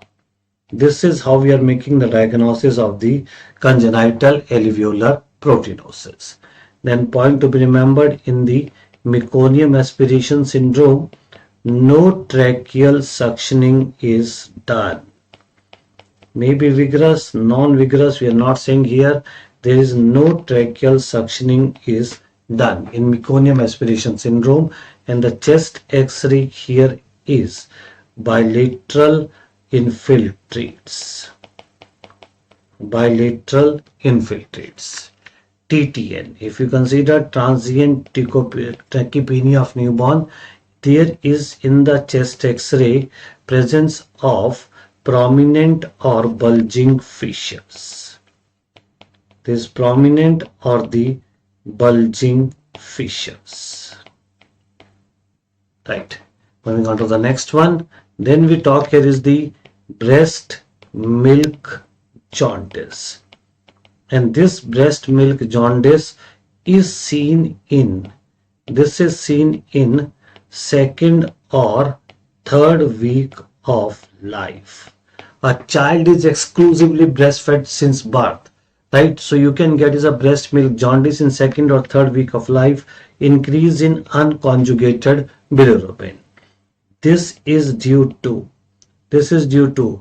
first, increased beta glucuronidase present in breast milk.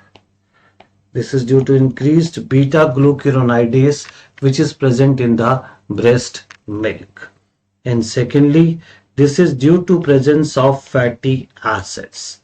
Fatty acids which inhibits conjugation. Fatty acids which inhibits conjugation. So this is reasons for the breast milk jaundice. Then in the extrahepatic biliary atresia, what is the initial investigation of choice? That is liver biopsy plus ultrasound plus minus HIDA scan. What you should remember, doing HIDA scan is no longer a compulsion. It is plus minus. And after this, If it is not confirmatory, we go for intraoperative cholangiogram. Intraoperative cholangiogram. And this intraoperative cholangiogram is considered to be the gold standard for diagnosis. So what is the gold standard for diagnosis? That is the intraoperative cholangiogram is there. In EHBA,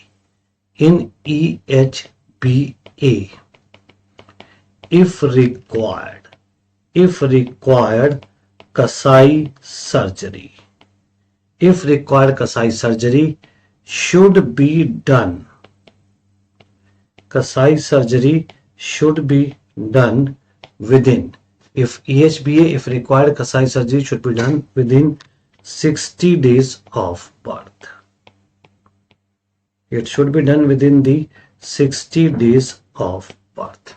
If required, Kasai surgery should be done within 60 days of birth.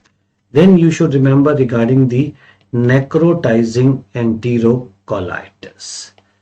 Necrotizing enterocolitis.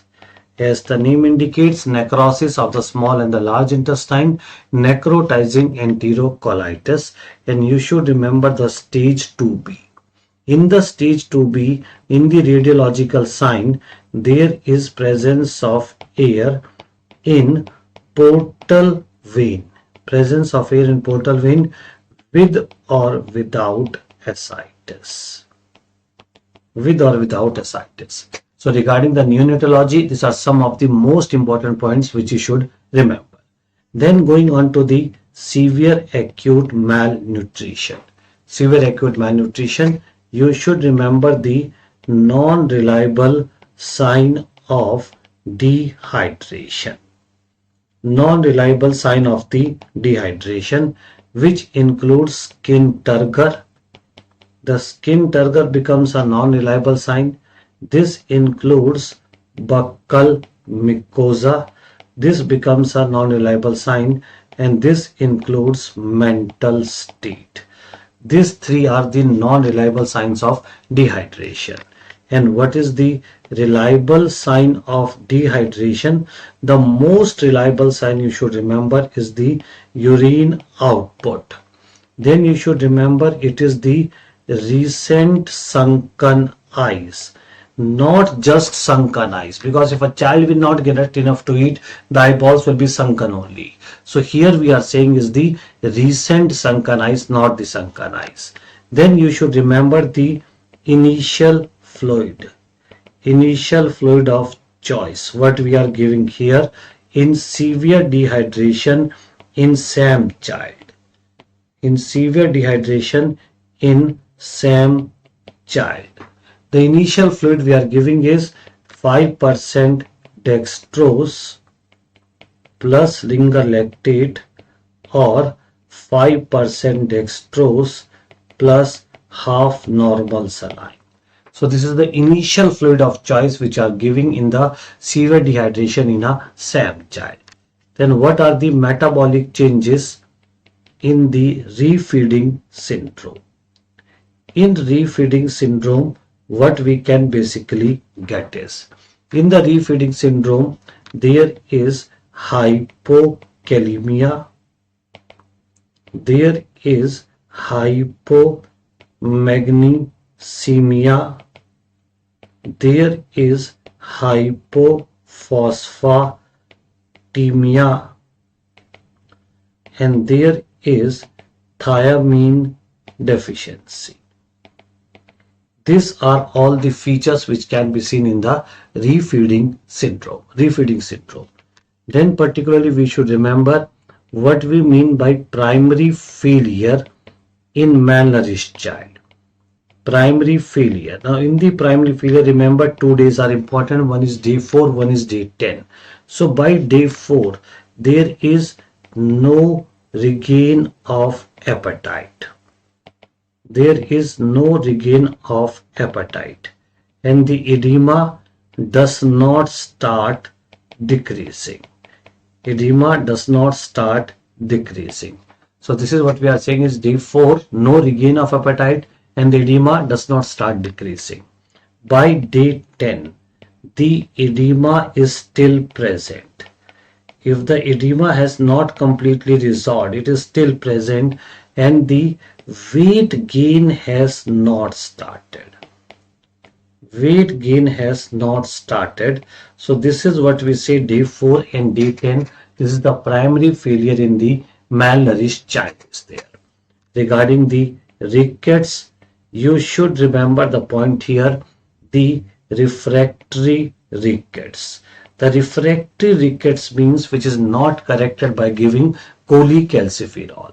This is particularly not corrected by giving the cholecalciferol.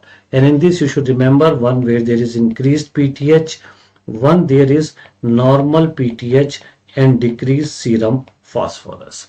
So here we say chronic renal failure, we say VDDR1A, we say VDDR1B, VDDR2A, VDDR2B.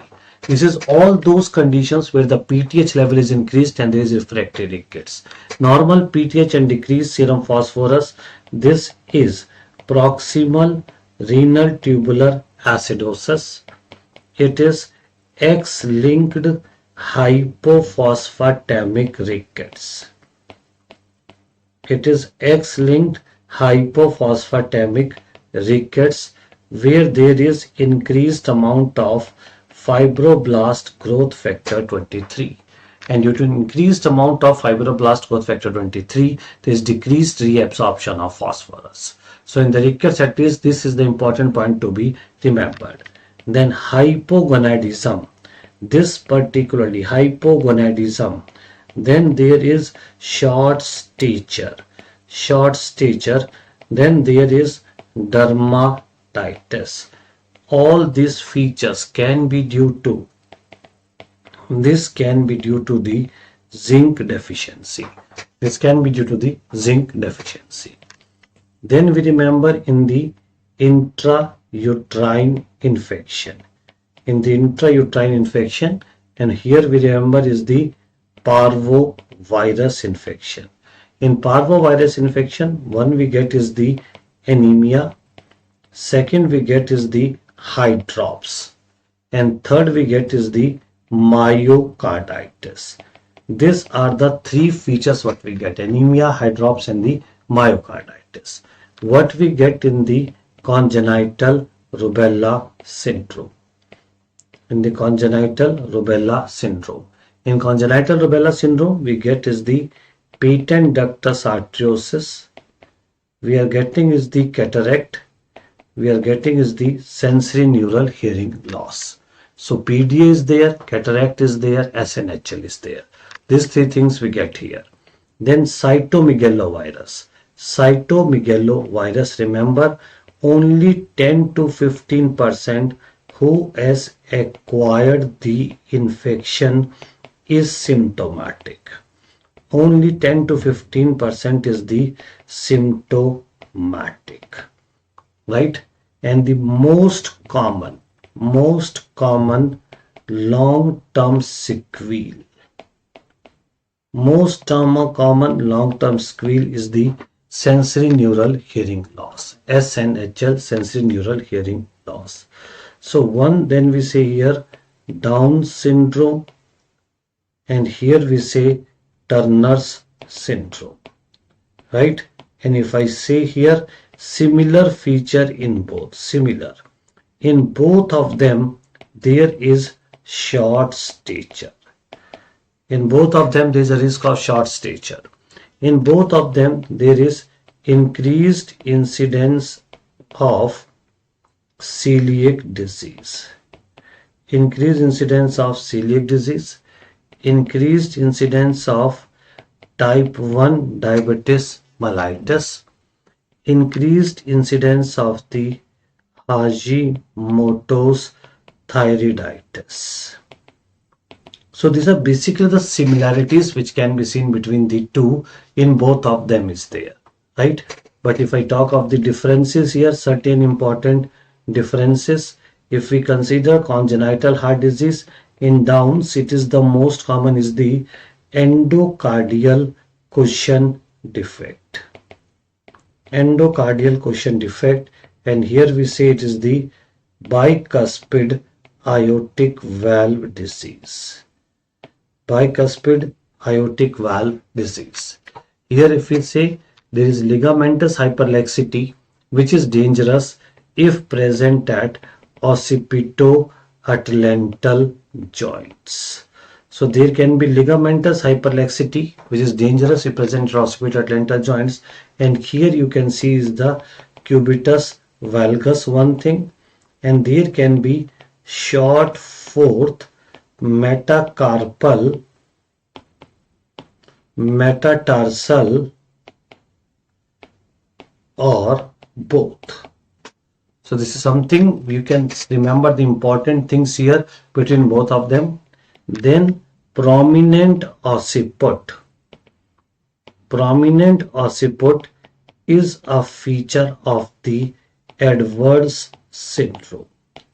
This is basically a feature of the Edwards syndrome. Right.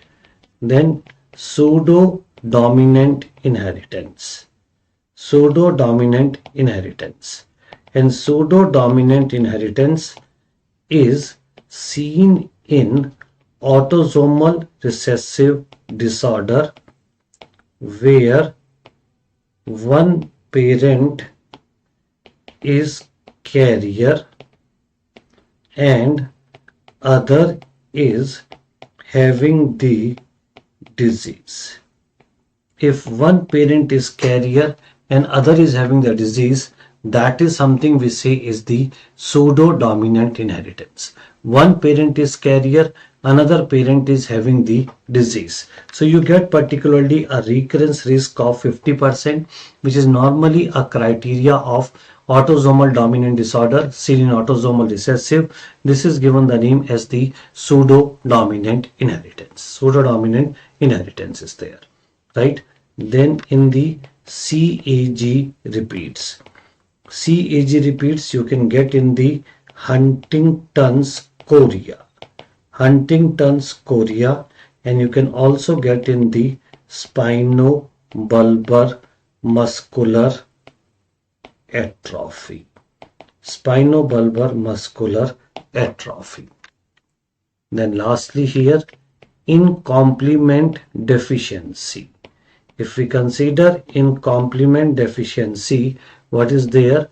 No vaccine is contraindicated. In fact, the vaccines might be required to be given, because if there is late complement deficiency, C5 to C8 deficiency, there is increased incidence of Neisseria infection. There is increased incidence of Neisseria infection. And if there is C3b deficiency, there is increased incidence of the pneumococcal infection. There is increased incidence of the pneumococcal infection. So in complement deficiency, basically no vaccine is contraindicated. Very last point I am saying is in disorders of phagocytes. In disorders of the phagocytes, live bacterial vaccine. Live bacterial vaccine is contraindicated. So in the nutshell, I have tried to revise with you 13 important points in the one-liner form, which I feel are important for your INICET exam. All the very best for your exam.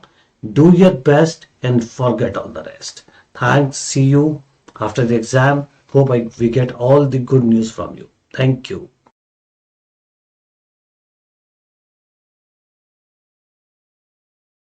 My hello to all of you. I am Dr. Sachin, Psychiatry faculty. Today we have INICET Marathon going on YouTube channel, and I have now Psychiatry 30 minutes revision for you.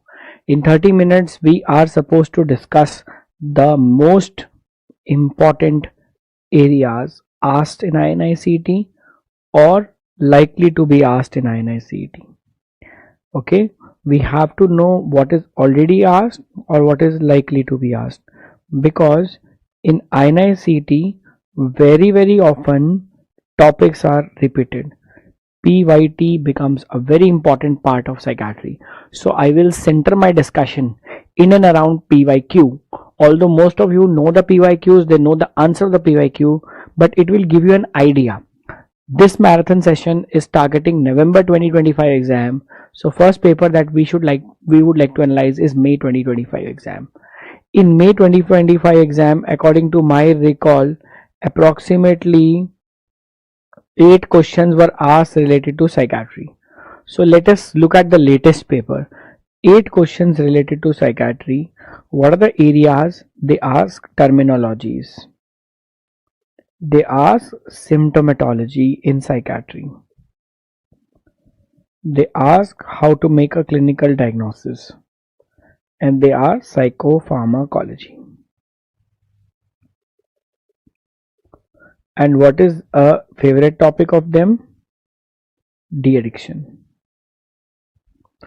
Let us have a quick look. A patient of schizophrenia says Lord Hanuman was a celibate. I am celibate too, therefore I am Lord Hanuman. See, this is not a PYQ practice session. So I have already annotated the answers and I am just sharing the PDF with you. Therefore I am Lord Hanuman. This is an example of, it is autistic thinking, syllogism. Two things seem identical when they have identical predicates. What you need to understand is, you are supposed to know all the terminologies in psychiatry. Are you aware what is neologism? Coining new words that have a meaning to the patient but not to the examiner. Verbigeration, meaningless repetition of words or phrases in between normal speech. Loss of association when the thoughts are not connected to each other. This question, actual exam, the students marked it as celibate as new word because they did not know what is celibate. It was a difficult question, but students could answer it by ruling out. So all of you are supposed to know INICET may ask a question related to psychiatric terminologies. I hope I am clear. Then, which of the following is not included in ICD-11 core criteria of depression to diagnose? The core criteria include energy, mood and interest. So confidence was not a part of the core criteria. Let me clarify here. What criteria I have taught you in classes is DSM-5 criteria. According to DSM-5 criteria, 5 out of 9 is required for 2 weeks, because according to ICD criteria, 2 out of 9 is required for 2 weeks. ICD 2 out of 3, DSM 5 out of 9. ICD we don't have a 9 points, we have only 3 points: energy, mood and interest. First line, treatment of mania. So this was multiple correct.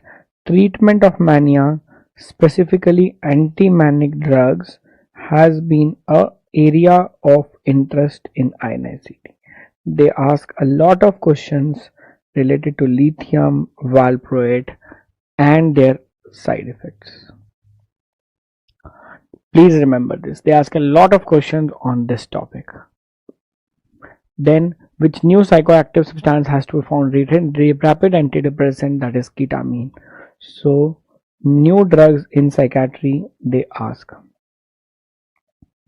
new drugs. Okay, I have made a list of new drugs, uploaded on Instagram, Telegram, WhatsApp, anywhere you can see a new drug slide. You can check on here. I hope all of you have my new drug slide. You can check it here. Ketamine is a new drug. Valproate causes neural tube defect. It is a frequently repeated. Valproate is the most teratogenic drug.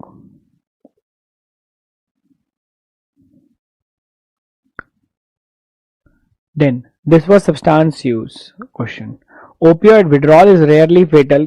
Yes, opioid intox is fatal. Withdrawal is rarely fatal. Buprenorphine can be used for opioid withdrawal. Yes, buprenorphine can be used for opioid withdrawal. Flumazenil. Flumazenil is benzodiazepine overdose, not opioid overdose. And cannabis withdrawal has minimal withdrawal symptom. Yes, true. Cannabis withdrawal has minimum withdrawal symptom. Yes, true. Then why this question became controversial? Because in some of the books it is given alcohol in low dose is CNS depressant, and in high dose it is low dose is excitatory and high dose it is depressant. But in psychiatry book, alcohol is a CNS depression. Cannabis can lead to self-repetitive behavior. Opioids are very strong analgesic, true. Volatile inhalation agent are toxic to human. What are volatile inhalation agent? Glue sniffing, dendrites, cobblers use thinners, whiteners, okay, adhesive, glue sniffing. It is known to cause peripheral neuropathy. It's a new question which was beyond the notes asked in the last INI. EEG recording was done in a resting awake patient and was asked to close his eyes. Awake, eyes open, beta. Awake, eyes closed, alpha. So if he is asked to close the eyes for some time, and then on waking up, which wave is likely to decrease? Eyes closed, alpha. Eyes open, beta. Deep sleep, delta. Light sleep, theta. You are supposed to know 8 to 13 Hertz, 13 to 30 Hertz, 0.5 to 4 Hertz, 4 to 8 Hertz. Alpha, beta, theta, delta. EEG again has been asked 3 times in INICET. What did you understand by reading these 8 questions of INICET? Questions are asked diversified. De-addiction is more asked. Treatment part is more asked. EEG is asked. Terminology is asked. In contrast to May 2024, 5, which had 8 questions, November 24 had only 1 question, and that too on substance. Everybody knew delirium tremens, oxazepam, frequently repeated question.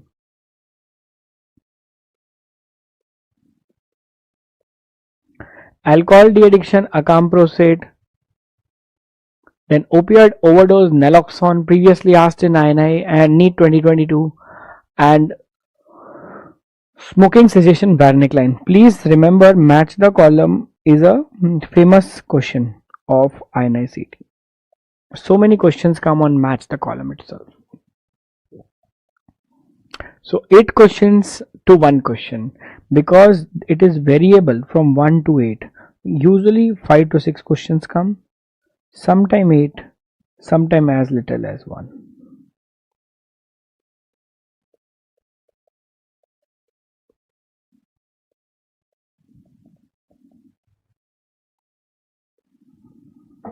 Five to 6 usual number of questions.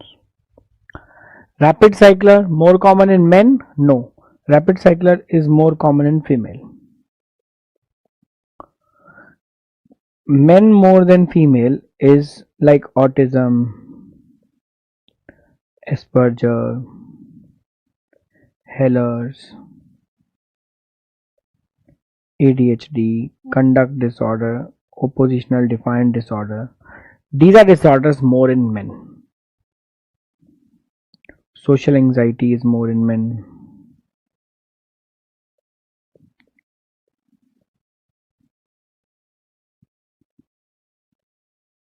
Vascular dementia is more in men. Otherwise, most of the disorders are equal in female, more in females, except few which are equal. This has also been asked in INICET previously. Bipolar 1, schizophrenia,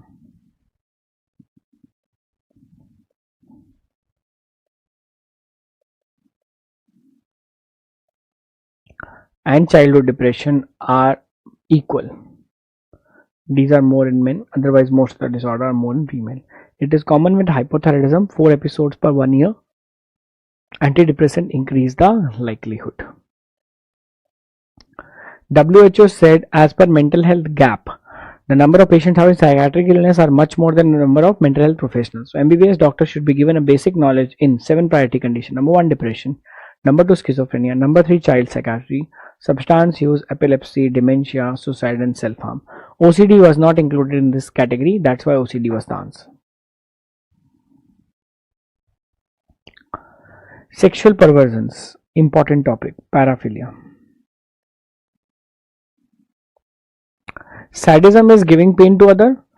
Masochism is getting pain from others. Sadomasochism is called algolagnia. Sadomasochism is called algolagnia. Eonism is a type of transvestism where the person derives sexual pleasure by watching others getting intimate. It is where the person gets sexual pleasure by wearing clothes of opposite sex, but it is male wearing female clothes. Necrophilia, dead bodies, corpses. Rubbing, Froischerism. This is a very frequently repeated PYQ. So they will ask you to identify the sleep stage by giving EEG, EMG, EOG. So when you are awake, brain is fast, muscles are moving, eyes are moving. When you are in REM sleep, brain is fast, muscles are not moving, thankfully, but eyes are moving. But when you are in deep sleep, brain is slow, no muscle movement present, eye movement absent. Okay, eye movement absent. Got it?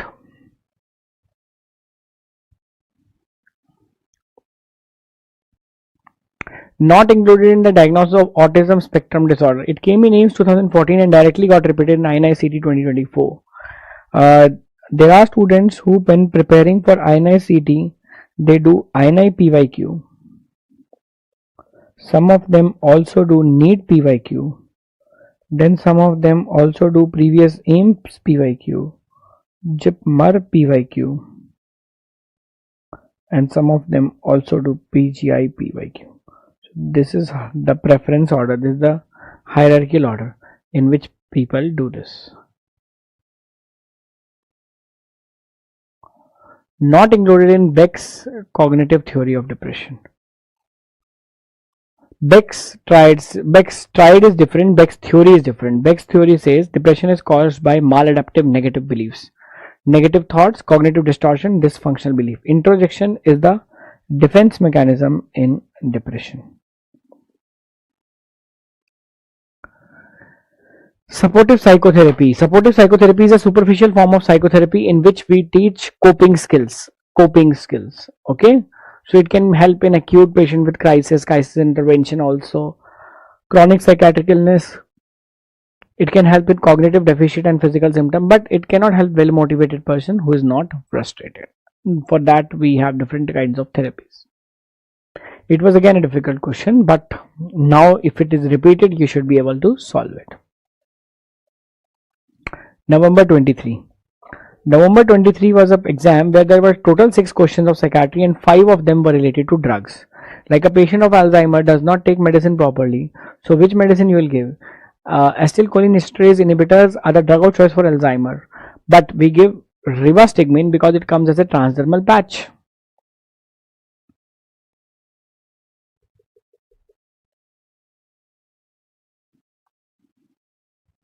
Then I told you our lithium valproate are important drug and their side effects are hyperammonemia, raised SGOT, SGPT, valproate. Which mood stabilizer causes ammonia increase and raised SGOT, SGPT, valproate? Please read lithium valproate SSRI and antipsychotic side effect for INICET.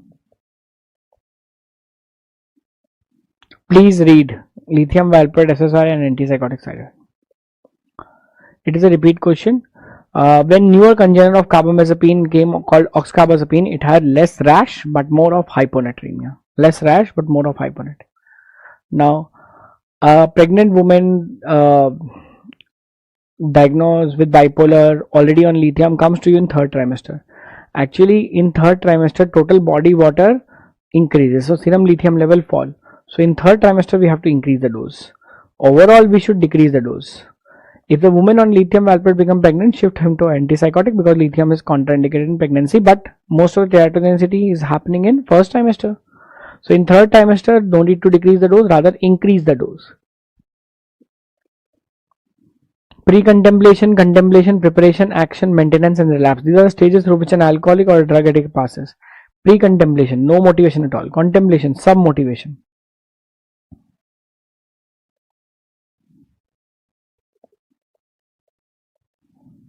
Pre-contemplation, I am drinking, I was drinking and I will be drinking.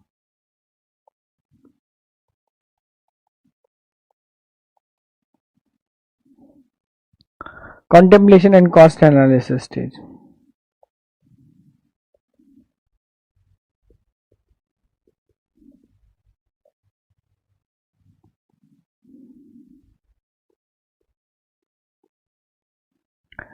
action stage, maintenance stage, relapse stage.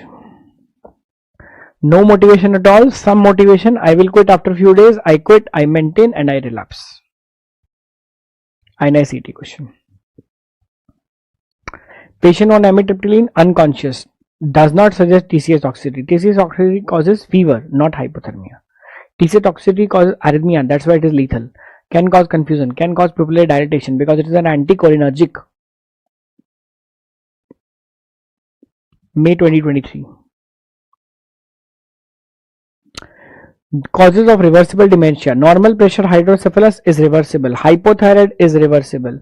Lewy body is irreversible. Vitamin B12 deficiency dementia is reversible. The causes of reversible dementia include number 1 depression, number 2 NPH, number 3 vitamin B12 deficiency,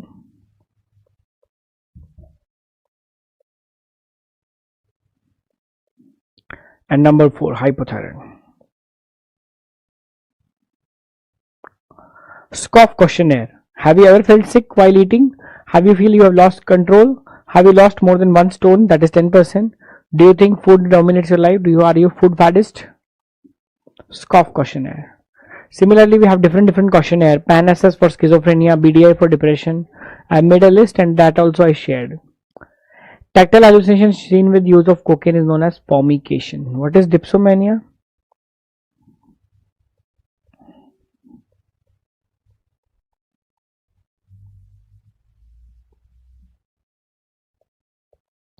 Compulsive alcohol drinking.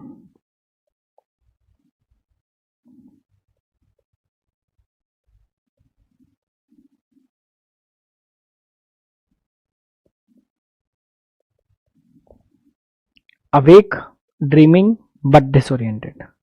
Oniroid is awake, dreaming,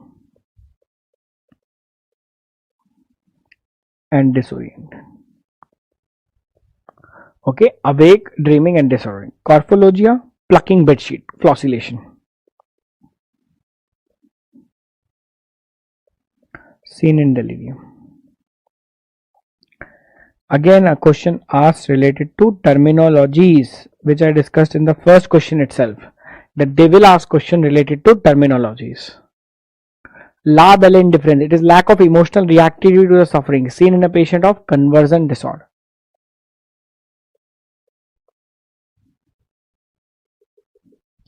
Lack of concern about the suffering.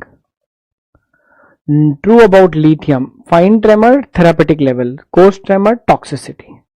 So did you notice a question has been asked about lithium 2 times so far? A question has been asked about valproate 2 times in 2 years. So lithium and valproate are the frequently asked topics in INICET. You might find them in this Sunday INICET as well. And if you find them, let me know. So we found lithium, we found valproate, we found delirium tremens, we found terminology based questions. Which antidepressant causes priapism? Priapism, painful penile erection, trazodone.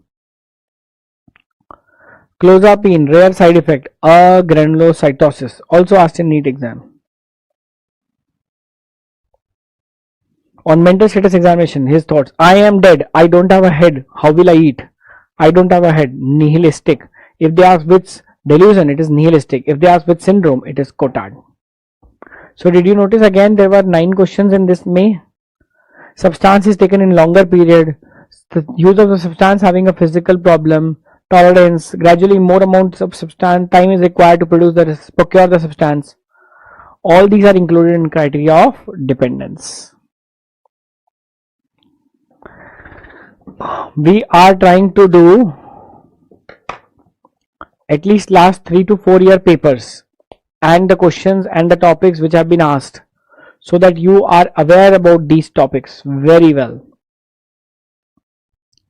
Impulse control disorder, kleptomania, stealing, pyromania, setting fire, dipsomania, compulsive alcohol drinking.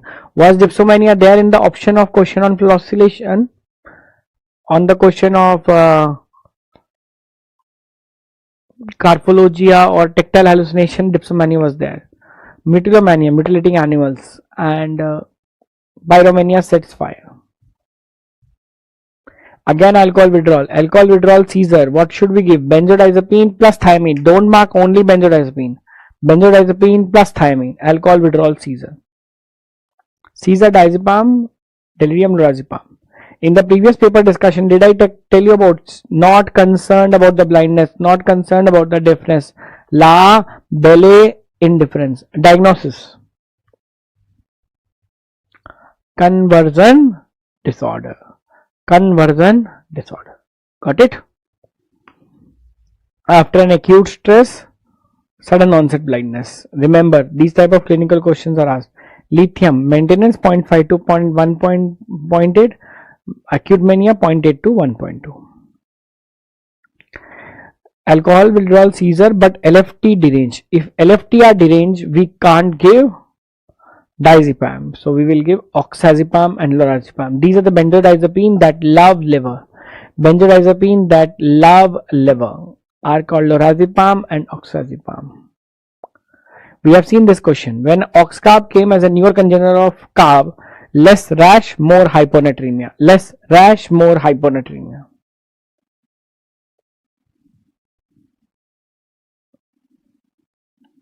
November 22, there were no 2 types exam. Did I speak about paraphilia being important? Did I speak about eonism? Did I speak about necrophilia? Necrophilia, dead body. Eonism, male wearing female clothes for sexual gratification. Voyeurism, rubbing. Exhibitionism, showing. This is controversial because I have taught all 4 can happen. SSRI used in mother in pregnancy. ADHD, low Apgar score, delayed motor development, persistent pulmonary hypertension. All 4 can be seen. Disulfiram, alcohol gets converted to aldehyde, aldehyde converts to acid. Disulfiram is aldehyde dehydrogenase inhibitor, not alcohol dehydrogenase inhibitor. So it will cause accumulation of acetaldehyde. It is not an anti-craving agent, but the starting dose is 250 mg. Chronic smoker wants to quit smoking. Varenicline is better than bupropion. Bupropion is not an option. Most appropriate definition of stress. I could not recall the other options, but whatever I recalled from the student, patient is worried about thinking and future event and consequences of the physical problem. How your body responds to anything that requires attention or action. Patient from schizophrenia is on antipsychotic. Which of the following is not an adequately matched? See, dopamine blocker causes Parkinson, dopamine blocker causes EPS, blockage of dopamine causes Parkinson, blockage of dopamine and acetylcholine maintain a balance. So M1 blockade helps to reduce EPS. M1 blockade means dopamine access. That means EPS less. So the drugs that have more M1 blockade like chlorpromazine, thyroidazine, they have lesser EPS because of their M1 blockade. M1 blockade means acetylcholine low, means dopamine high, so less EPS. 5-HT2A is for negative symptom, 5-HT2 is for CC is for side effect. A for negative symptom, C for side effect. Dopamine first pathway is mesolimbic, second is mesocortical, third is nigrostriatal, and fourth is tuberoinfundibular. One more paper, May 2022. In 2022, 6 questions were asked related to psychiatry. Did I speak about valproate causes neural tube defect, and did I say it is a most teratogenic drug? Most teratogenic is valproate. Lithium causes Epstein's anomaly.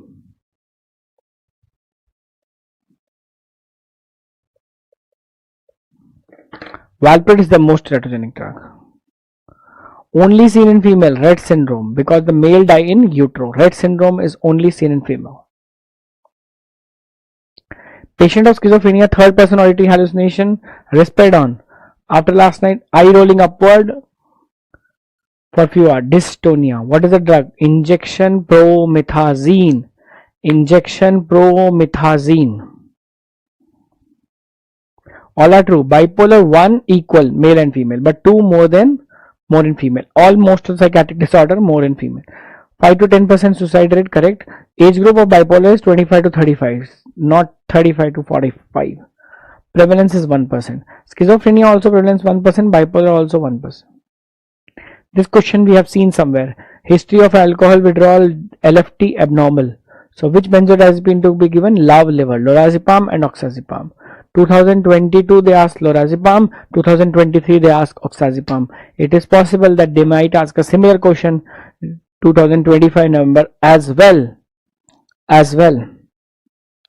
Have we seen this question? Eye movement stages were given. So the EEG was fast and electrooculogram was positive. So EEG is fast, electrooculogram is positive. So electrooculogram is eye movement. Eye movement means REM sleep. Eye movement means REM sleep. Last paper, November 2021. Okay, 4 questions of psychiatry. True statement about OCD. Commonly associated comorbidity is depression. Yes, OCD common comorbidity is depression. Atypical antipsychotic is not first line. It is used for resistant OCD. Prevalence is 7 to 10% in general population. No, it is 2 to 3% in general population. 2 to 3%.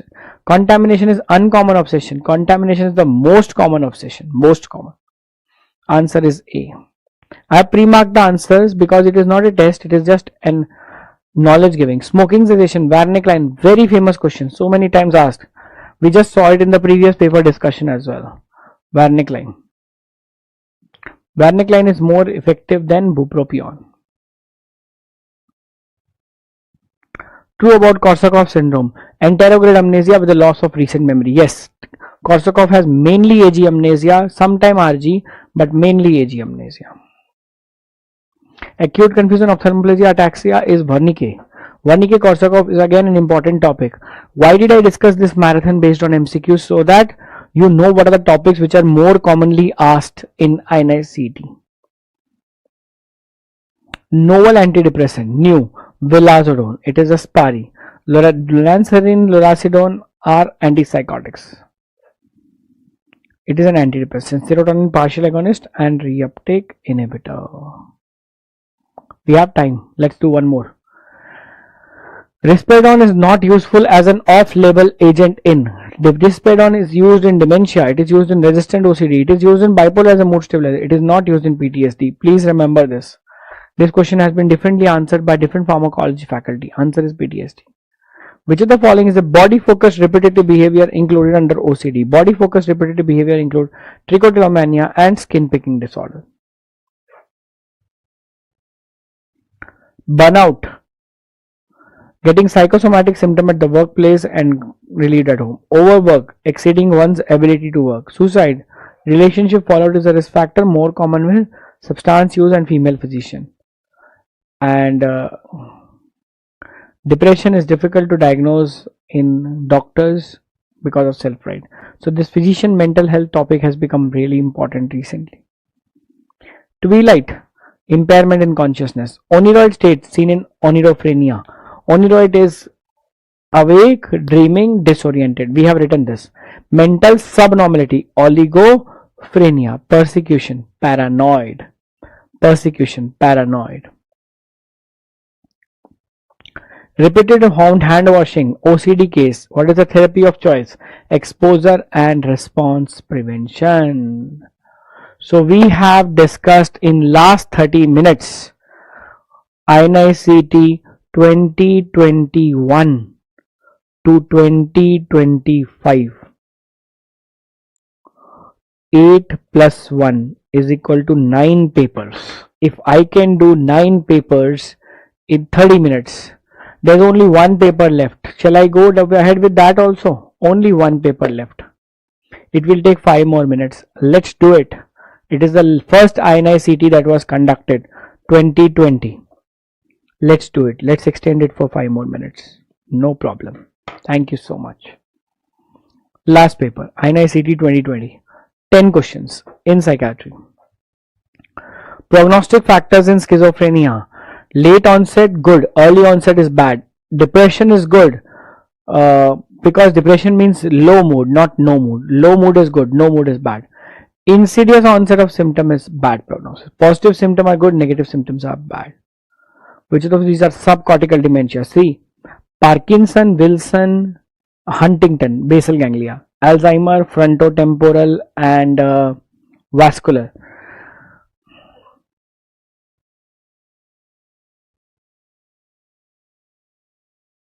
Suppose I'll draw a line here.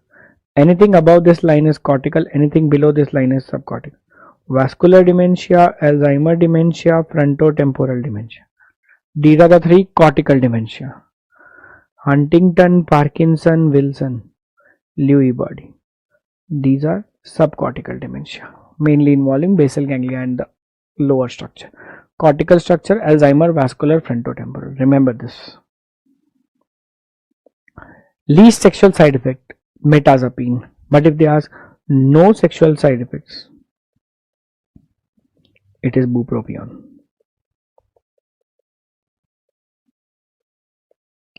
Antidepressant with least sexual side effect, metazapine. Antidepressant with no sexual side effect, bupropion.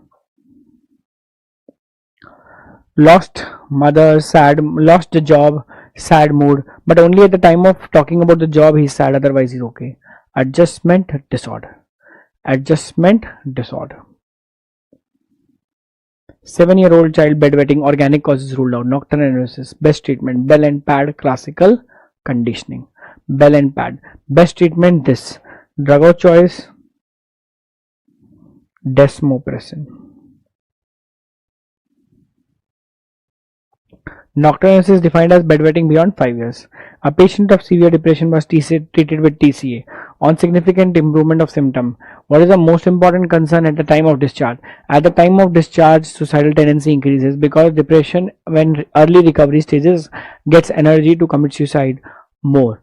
So at the time of discharge, the chances of suicide are more, and moreover, we have seen TCA toxicity is lethal. It can cause arrhythmia, for which the antidote is sodium bicarb. Sodium bicarb. So do never discharge the patient on TCA. This was a controversial question. Delirium from dementia. See, technically, disorientation is the hallmark of delirium, altered sensorium, because we can have delirium in dementia patient known as Beck-clouded dementia. Beck-clouded dementia. Remember this, extra H. 10-year-old child selective mutism. Selective mutism means mute at school because of anxiety.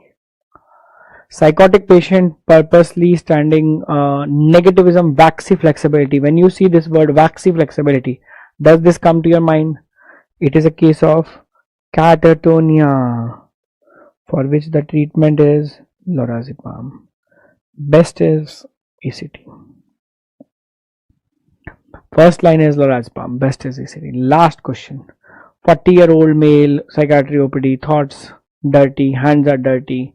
It is OCD. OCD is a disorder of content of thought. Let us not keep any controversy in mind on the last date. OCD is a disorder of content of thought. Reference number 1, reference number 2, reference number 3. Oxford Psychiatry, page 32, content of thought, OCD. Neeraj Ahuja, content of thought, OCD. Kaplan Psychiatry textbook, content of thought, OCD. 3 textbooks with page numbers quoted as content of thought, obsession. Content of thought, obsession. So this is our INICET marathon session. It was a pleasure interacting with you. Do connect with me on any of the platforms. You can connect with me on Instagram or Telegram or YouTube. Thank you so much. Wish you all the best for INICET exam. Thank you.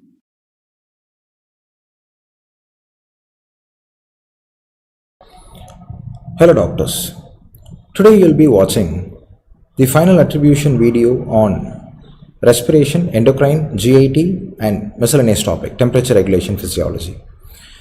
This video is created considering the very limited time you have left with before your INICET exam. So this video will be short and precise. This is not going to be an in-depth explanation or a detailed description of everything.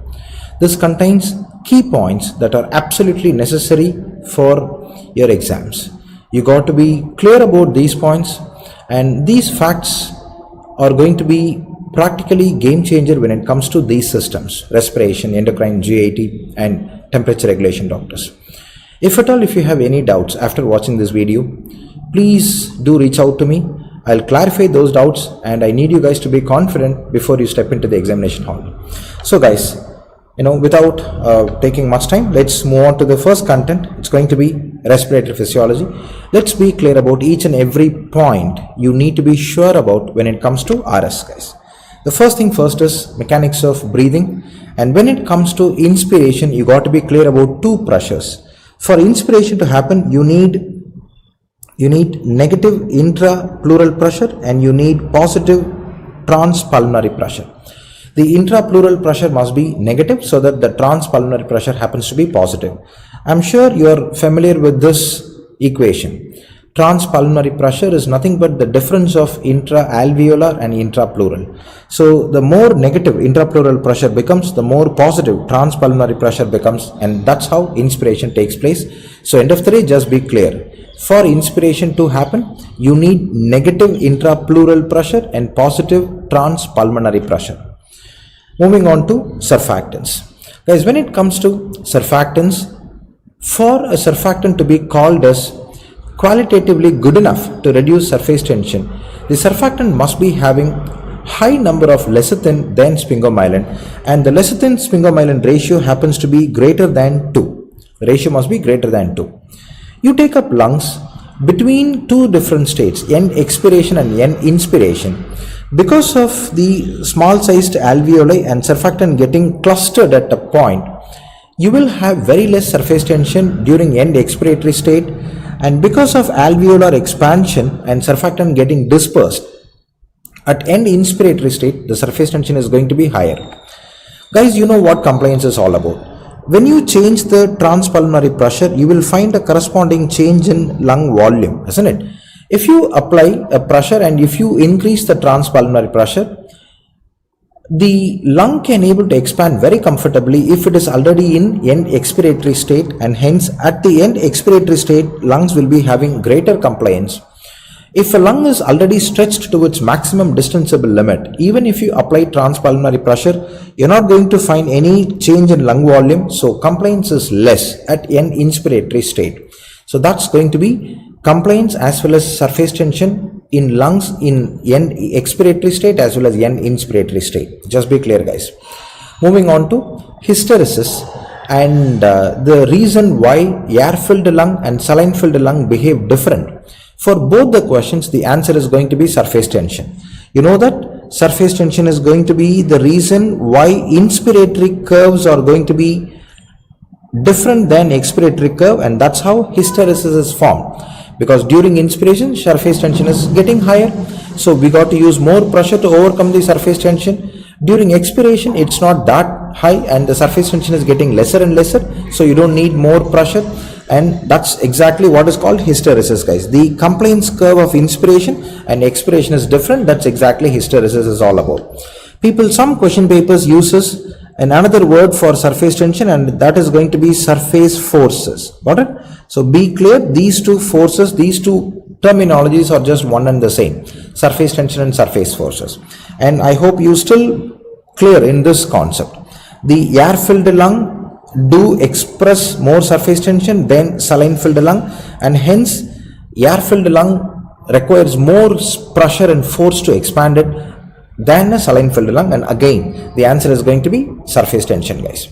Moving on to neonatal respiratory distress syndrome, baby delivered well and ahead of surfactant getting adequately synthesized. The chest x-ray finding are going to be ground glass appearance number 1 and low lung volumes number 2. That's chest x-ray finding.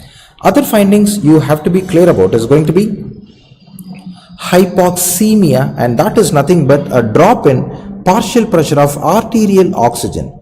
People, please remember, the kid will suffer from hypoxia, yes, but the reason for hypoxia is going to be hypoxemia, which is nothing but reduced oxygen tension in arterial blood. That word is hypoxemia. Very clearly, if there is a drop in oxygen in dissolved form in arterial blood, we will be calling that as hypoxemia. And every time when a lung is not getting filled with air, and when a lung has got less amount of oxygen, the ductus arteriosus will remain patent. As a consequence, the kid will be manifesting right to left shunt as well, guys.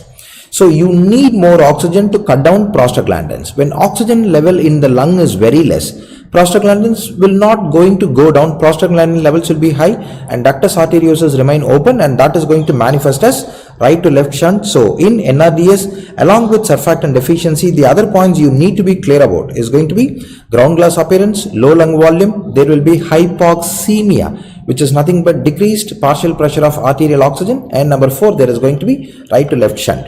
So to prevent this, what needs to be done? We got to be administering steroids to the mother 7 days before delivery, and we have 2 drugs, betamethasone and dexamethasone. If it happens to be betamethasone, the dose is going to be 12 milligram intramuscular injection. Alright, it is going to be intramuscular administration of betamethasone 12 milligram dose in 2 doses. Alright, it's going to be 24 hours apart. So it's going to be 2 doses of 12 milligram betamethasone 24 hours apart. And if it happens to be dexamethasone, it's going to be just 6 milligram IM, 4 doses every 12th hour. Alright, so that's the steroids, betamethasone, dexamethasone will be giving to the mother to prevent neonatal respiratory distress syndrome to enhance lung maturity. If the baby is delivered with neonatal respiratory distress syndrome, the baby shows signs of hypoxia, there is a right to left shunt present. Now this is time you have to manage the situation, and when it comes to management of neonatal respiratory distress syndrome, you got to go for administration of synthetic surfactants. And people, when it comes to administration of synthetic surfactant, the technique is called as insure. Alright, what you got to do is you first have to intubate, and after intubation surfactants has to be administered. So SUR refers to surfactant, and then the moment surfactant administration is over, you got to extubate the kid. So the kid cannot be put on ventilator for an extended period of time. We'll come to know the disadvantages of mechanical ventilation in the later part of discussion, but as of now I want you to be clear with this terminology. This is called insure: intubation, surfactant, extubation. Alright, intubation, surfactant, extubation, doctors. Right. So this is the way we manage neonatal respiratory distress syndrome. Now moving on to conditions that degrades surfactants, condition that breaks surfactants. Doctors, surfactants are such a vulnerable molecule that can be easily broken down by any kinds of insults. The first and foremost insults are going to be pulmonary infections. Microbial proteinases do have a tendency to break down surfactants. So please be remembering this one point. Pulmonary infections, because of microbial proteinases, surfactants can be broken down. Oxygen toxicity, point number 2. Too much of oxygen by generating oxygen derived free radicals breaks down surfactants.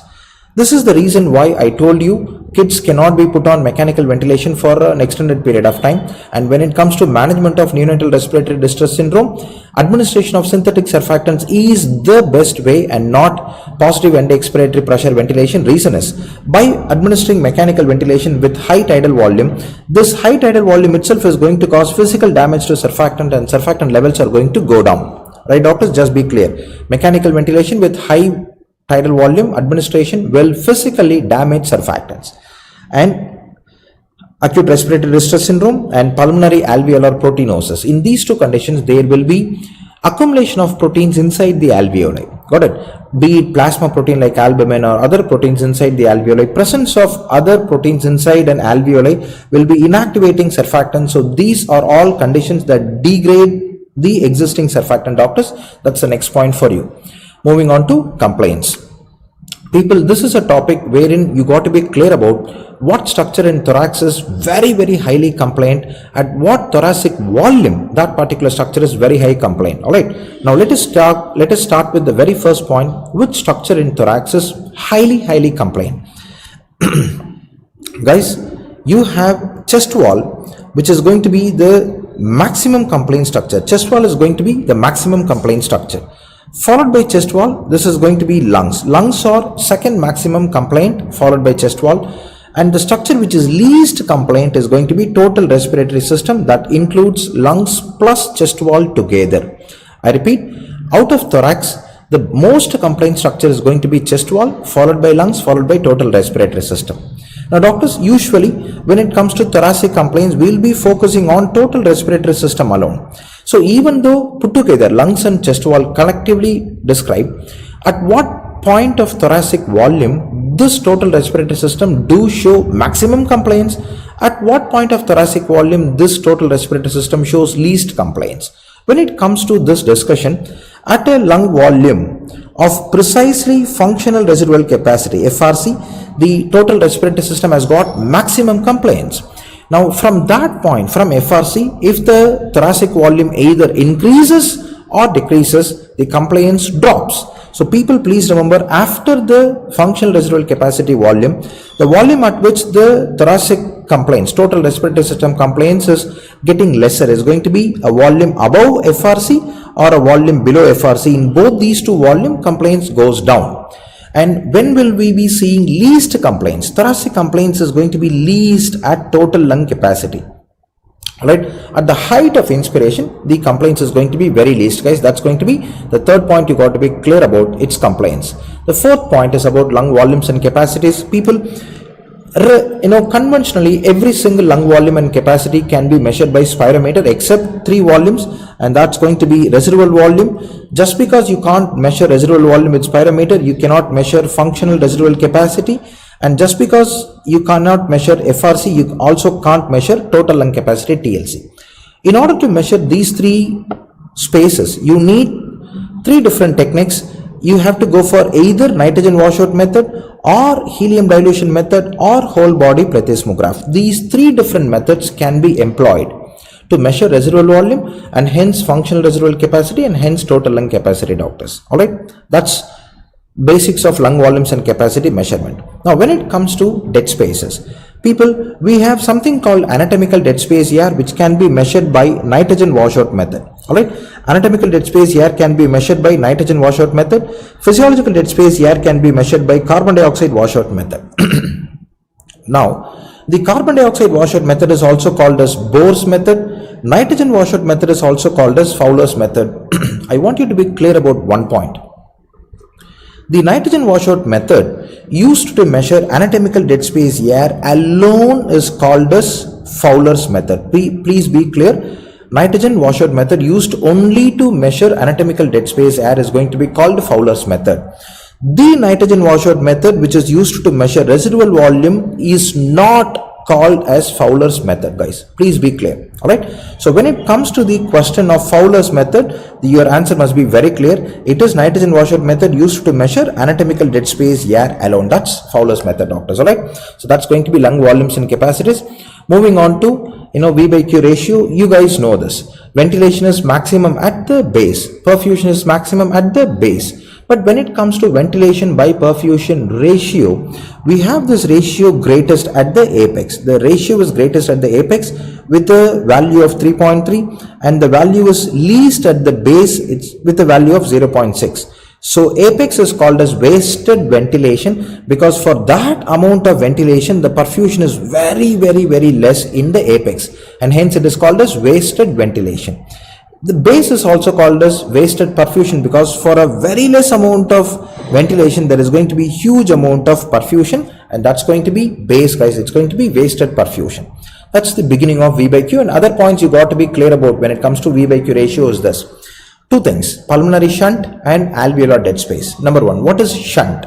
If it is a pulmonary shunt, this is manifested by airway occlusion. There is a airway occlusion, guys. So ventilation is primarily affected than perfusion.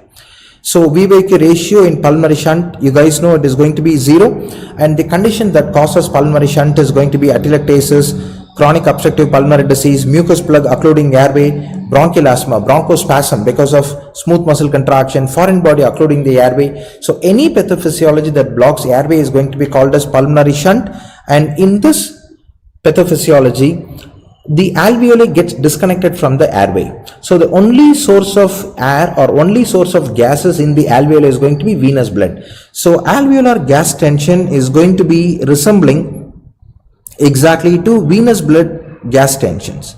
So the levels of oxygen and carbon dioxide in venous blood and alveoli is going to get equilibrating within each other. As a consequence, the level of oxygen in the alveoli comes down to 40 millimeters of mercury. Level of carbon dioxide in the alveoli comes down to just 46 millimeters of mercury. So this alveolar gas tension resembles and be very parallel to venous blood gas tension.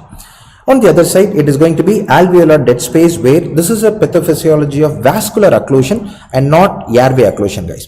So when it comes to vascular occlusion, what are all the possible conditions that might cause vascular occlusion? It's going to be pulmonary embolism, or pulmonary thromboembolism, where the pulmonary capillaries are getting blocked, or there is going to be severe right ventricular failure where blood is not even getting ejected into the pulmonary capillaries, or over distended alveoli. If the alveoli becomes enormously distended, it squeezes the pulmonary capillary to shut the pulmonary capillaries, and this is exactly what is called a zone 1. In all these conditions, guys, you will be watching the blood flow getting severely compromised. As a consequence, VBQ ratio turns out to be infinite. VBQ ratio turns out to be infinity. In this pathophysiology, alveoli is not going to get blood supply, isn't it? There will be no pulmonary capillary blood flow to the alveoli, so the only space alveoli can equilibrate its gas tension is with the incoming air. So in this pathophysiology, the alveolar gas tension is going to be similar to humidified inspired air. It's going to be very similar to humidified inspired air, guys, and hence the oxygen tension is going to be 149 millimeters of mercury. Carbon dioxide tension is going to be 0 millimeters of mercury. So this will resemble the gas tension in the inspiring humidified air. All right, doctor. So that's going to be VBQ ratio every question. What is the value in apex? What is the value in base? What is the value in pulmonary? What is the value in dead spaces? What are the conditions that causes these values? And what happens to alveolar gas tension in these values? Fine. Moving on to oxygen hemoglobin dissociation curve, we have Bohr's effect, which is nothing but in acidic pH. In acidic pH, the affinity of hemoglobin for oxygen is getting decreased and the curve gets shifted to right. So people, be clear, R for R. Bohr's effect is going to be shifting the curve to the right. What other condition shifts the curve to the right? You got to be clear about that. Anemia, high altitude, as well as exercise. In all these conditions, curve will be shifted to right once again. Right, doctors? And moving on to Haldane's effect, be very clear. In the presence of excess oxygen, hemoglobin's affinity for carbon dioxide is very, very reduced. As a consequence, there will be unloading of carbon dioxide. There will be unloading of carbon dioxide and there is going to be increased binding of oxygen. So hemoglobin loses carbon dioxide and binds oxygen very affidly, and this is what is called as Haldane's effect, and this is going to shift the curve to the left. So L for L, Haldane's effect shifts the curve to the left, whereas Bohr's effect shifts the curve to the right, guys. Just be clear in these two words, oxyhemoglobin dissociation curve. And coming to control of respiration, central chemoreceptors are sensitive to only one factor and parameter, that is going to be increased presence of hydrogen ion in cerebrospinal fluid or in neurons interstitial fluid. And the most important point is the cerebrospinal fluid, guys. Central chemoreceptors are triggered not by blood acidosis, rather by CSF acidosis. Number one. Number two, second question.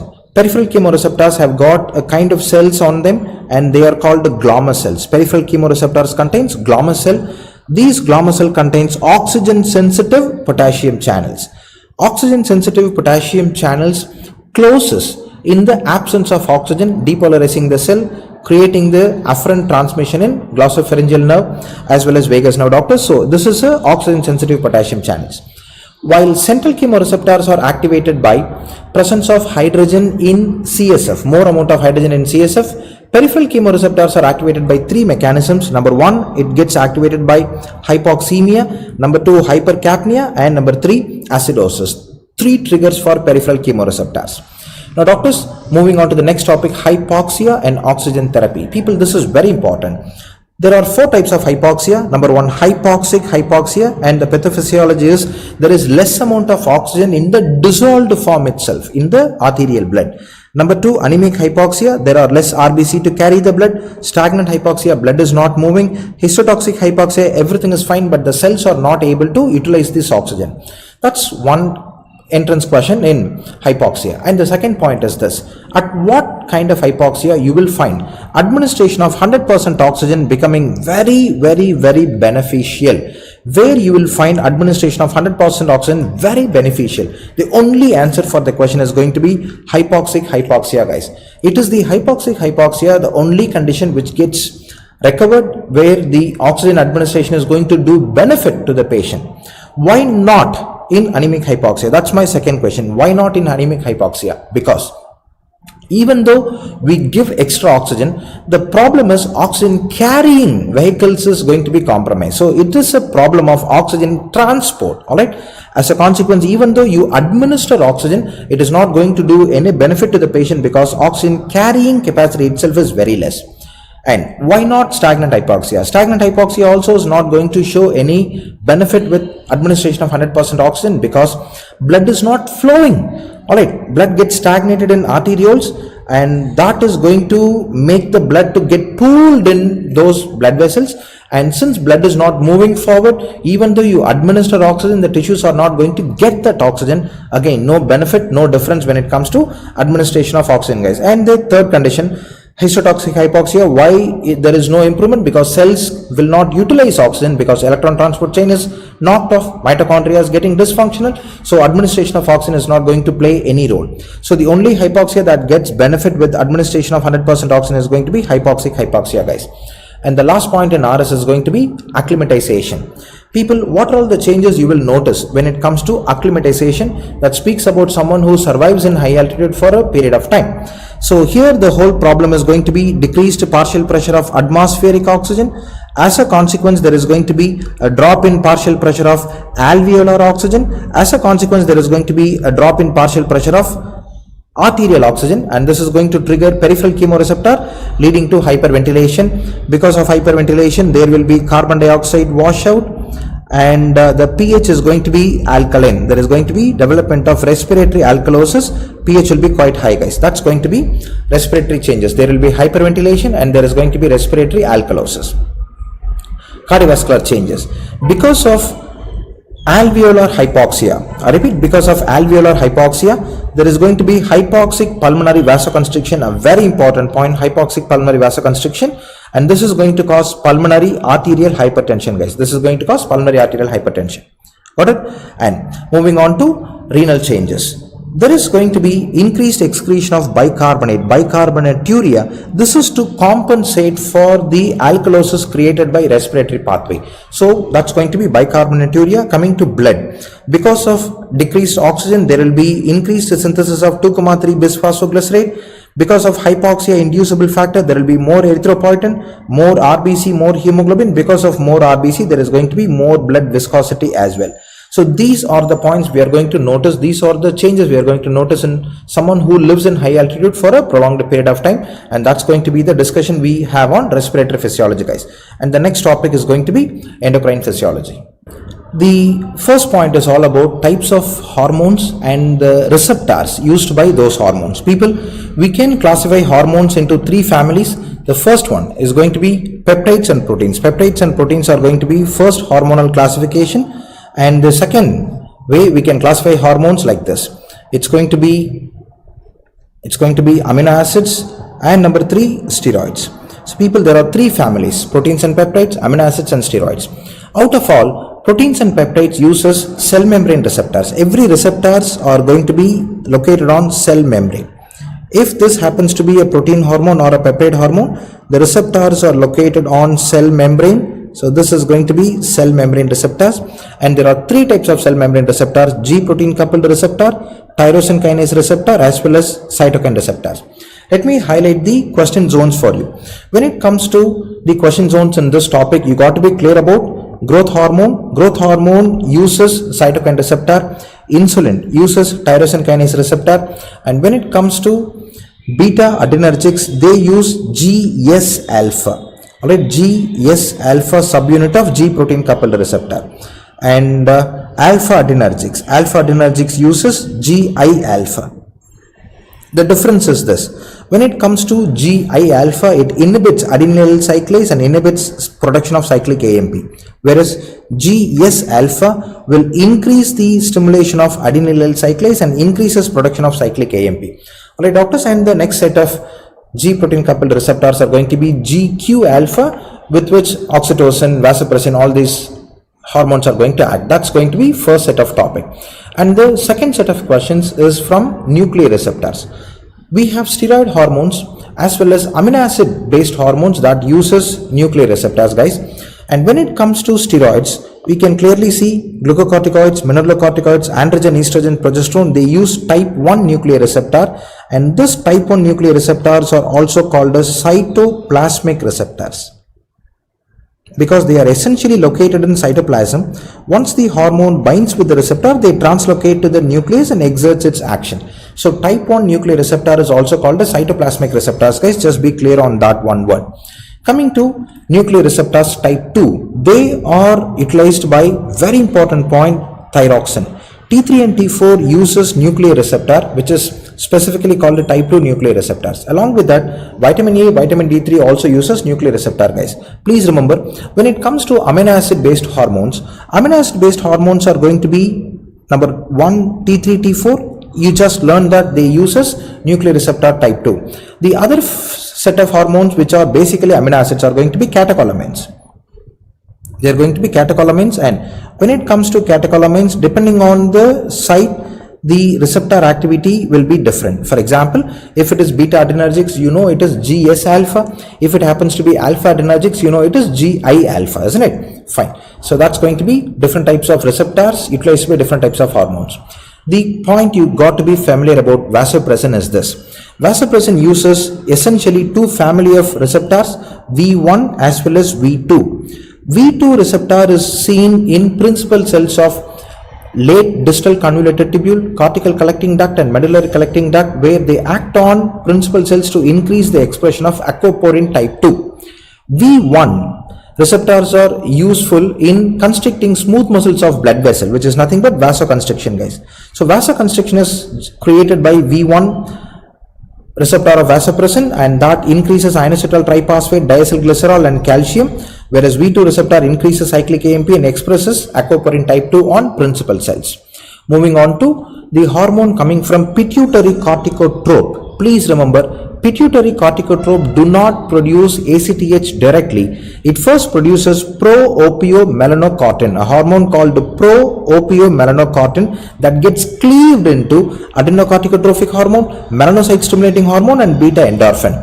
Out of these three hormones coming out of POMC, the first two hormones, ACTH as well as alpha melanocyte stimulating hormone, they do have an excitatory effect over melanotropin receptor. Please remember, the receptors are designed for melanotropin, which is nothing but melanocyte stimulating hormone, but on that receptor you can also see a tremendous influence from adrenocorticotrophic hormone that also excites melanotropin receptor.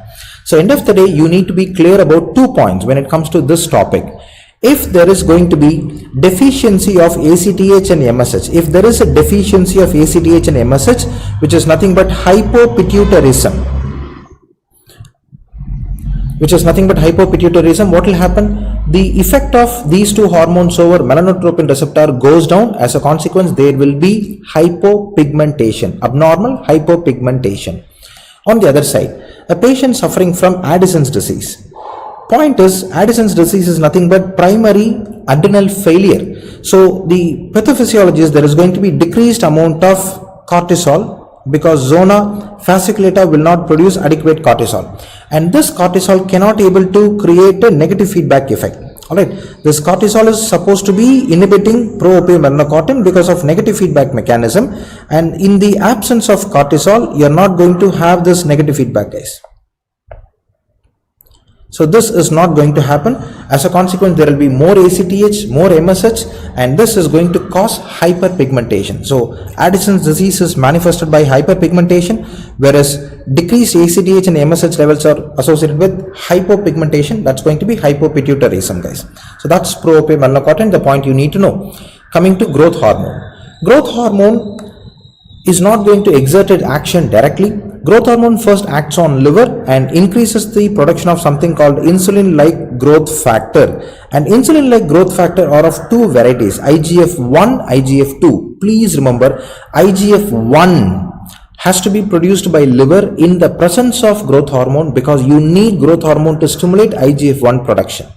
When it comes to IGF-2 has got nothing to do with growth hormone. So please remember, when it comes to growth hormone and its effect, growth hormone is absolutely necessary to produce insulin-like growth factor type 1, to produce IGF-1, guys. But when it comes to insulin-like growth factor type 2, this is completely disconnected from growth hormone. So this is independent of growth hormone action. That's going to be IGF type 2.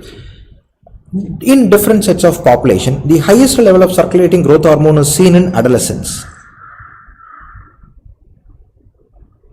Adolescents have highest levels of growth hormone, followed by children, followed by children, followed by adults. People in this order. Adolescents have got maximum amount of circulating growth hormone, followed by children, followed by adults. Adults have got least amount of circulating growth hormone. And the circadian pattern, if you watch, the levels of growth hormone are going to be very, very, very less during the day, and the large pulsatile production of growth hormone is seen with NREM stage 3 sleep. NREM stage 3 is going to be the one where growth hormone production is going to be abundant. People, the factors stimulating growth hormone release is number 1, growth hormone releasing hormone, number 2, exercise, number 3, hypoglycemia, also fasting, number 4, stress. There is one hormone that increases production of growth hormone, and that is going to be ghrelin. Please remember, ghrelin has got a very, very strong stimulatory effect over growth hormone production. You know, growth hormone acts on liver and that produces insulin-like growth factor. It is the very same insulin-like growth factor type 1 that acts as a negative feedback pathway to inhibit growth hormone release. So growth hormone release is inhibited by insulin-like growth factor type 1. Those are the points you got to be clear when it comes to growth hormone release. Moving on to prolactin. People always, hypothalamus releases dopamine, and dopamine do have an inhibitory effect on pituitary lactotropes. Always dopamine tries to inhibit pituitary lactotropes, and the molecules are transported by pituitary stalk. Alright, so every time if you see dopamine gets released from hypothalamus, travels via pituitary stalk to reach pituitary lactotropes, and it inhibits prolactin synthesis. So every time there is going to be damage to pituitary stalk, the effect of dopaminergic inhibition is lost. As a consequence, prolactin production gets accentuated. People, in case of hypothalamic damage, practically every single anterior pituitary hormone level goes down except prolactin. Just be clear, prolactin levels are going to go up. And moving on to pituitary insufficiency, and the best example is Sheehan syndrome. People, please remember, every single anterior pituitary hormone and the downstream effect of those hormones are going to be compromised except aldosterone. You know very well, when it comes to zona glomerulosa, the stimulus for zona glomerulosa is not ACTH. Zona glomerulosa is activated by angiotensin 2. And since it is excited by angiotensin 2, even though there is going to be a Sheehan syndrome, there is a pituitary failure, the synthesis of aldosterone is not going to be affected, and there is going to be normal aldosterone secretion and function.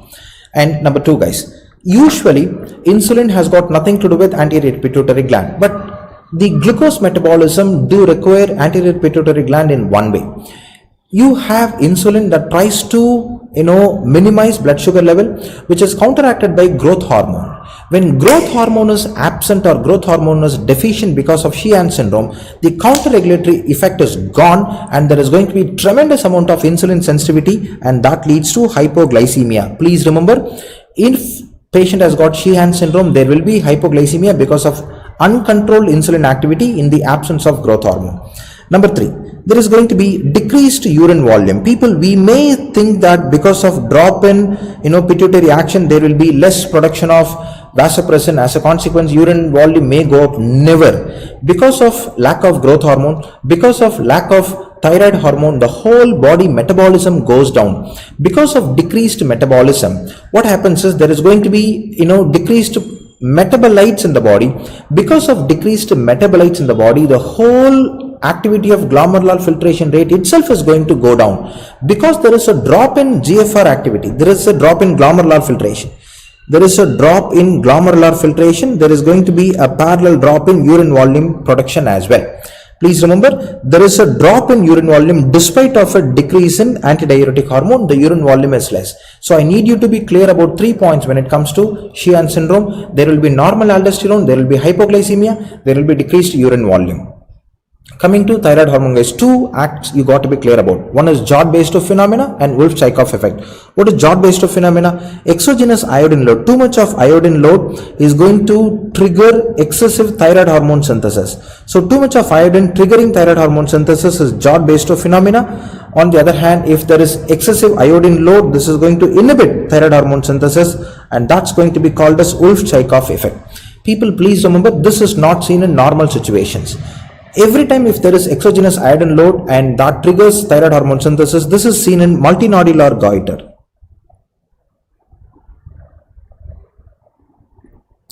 multinodular goiter. Alright, please remember, Jod-based phenomena is seen in multinodular goiter. But Wolff-Chaikoff effect. Wolff-Chaikoff effect is seen in normal physiology as well, because this is a kind of a defensive mechanism. Every time there is a large amount of iodine load, this itself is going to suppress thyroid hormone synthesis. That's going to be Wolff-Chaikoff effect, guys. Moving on to insulin. People, just be clear about 2 points. Conversion of pre-pro-insulin to pro-insulin happens in endoplasmic reticulum. Conversion of pro-insulin to active form of insulin happens within the secretory granules moments before secretion. That's insulin, doctors. Moving on to GAT, you got to be familiar with each and every hormone and its action. Let me just summarize the essential points around. It's going to be gastrin, and gastrin is involved in increasing hydrochloric acid production. Gastrin is going to be involved in increasing gastric motility as well.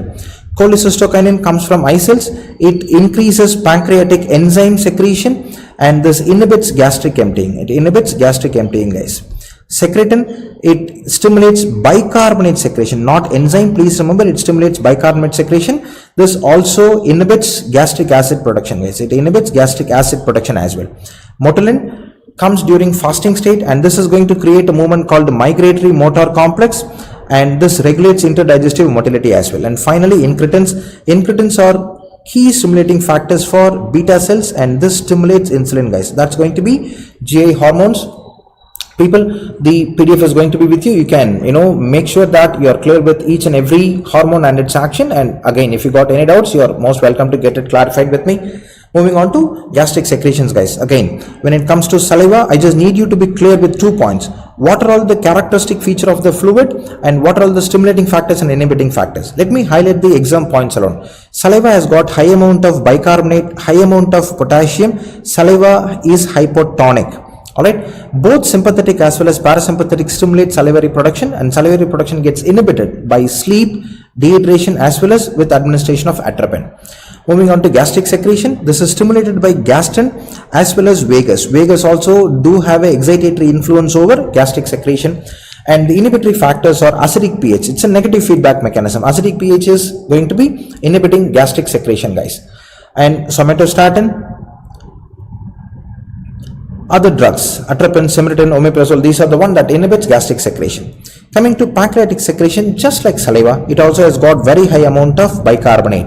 But in contradictory to saliva, saliva is hypotonic, right? Whereas pancreatic secretion is going to be very much isotonic. Just be clear about this 1 point as well. And it's getting influenced, the secretion is promoted by cholecystokinin. The primary factor is going to be cholecystokinin that brings about pancreatic enzymes, whereas secretin is going to be bringing about pancreatic bicarbonate. Here you are going to speak in general about pancreatic secretion, so you are bringing both cholecystokinin as well as secretin into the picture. Inhibited by somatostatin, peptide YY and incretins, guys.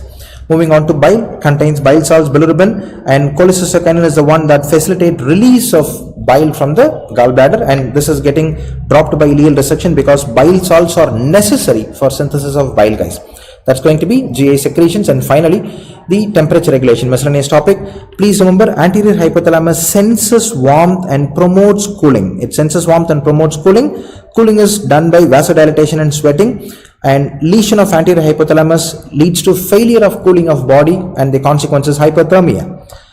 Posterior hypothalamus senses cold, and it increases temperature by non-shivering thermogenesis, shivering as well as vasoconstriction. So please remember, body temperature, if there is a lesion of posterior hypothalamus, body temperature cannot able to be elevated. So temperature falls towards the environmental temperature, body temperature will be less.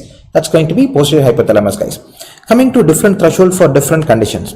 The normal body temperature is maintained somewhat about 37 degree, 38 degrees Celsius, 37 degrees Celsius. So threshold for sweating and vasodilatation is going to be 37.5 degrees Celsius. So when the temperature goes slightly up, 37.5 degrees Celsius, that's going to be considered as a threshold for sweating and vasodilatation. The threshold for vasoconstriction is going to be 36.5 degrees Celsius if the temperature is dropping. And if the temperature drops even further, threshold for non-shivering thermogenesis is going to be 36 degrees Celsius. It's going to be 36 degrees Celsius for non-shivering thermogenesis, and 35.5 is going to be the threshold for shivering, guys. These are the different threshold for different kinds of mechanisms. And finally, the last point, what is feed forward and what is feedback when it comes to temperature regulation, guys? Just 2 points. If a phenomena is purely anticipatory mechanism, which means before core body temperature changes, if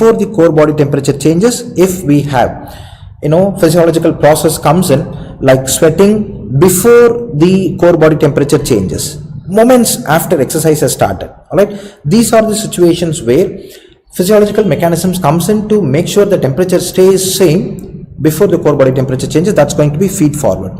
If there is a change in core body temperature, either it goes up or goes down, and this kind of mechanism is going to be called as negative feedback, guys. So people, please remember, if it is an anticipatory change in temperature, we call it as feed forward. If it is a mechanism which is triggered by change in core body temperature, it's going to be called as negative feedback, right, guys? And that completes the discussion. So people, this I believe will give you enough points to carry forward when it comes to RS, endocrine, GET, as well as the temperature regulation. If you have any doubts, please do let me know. I sincerely wish you all the very best, and let's all get up for success. Thank you very much, guys.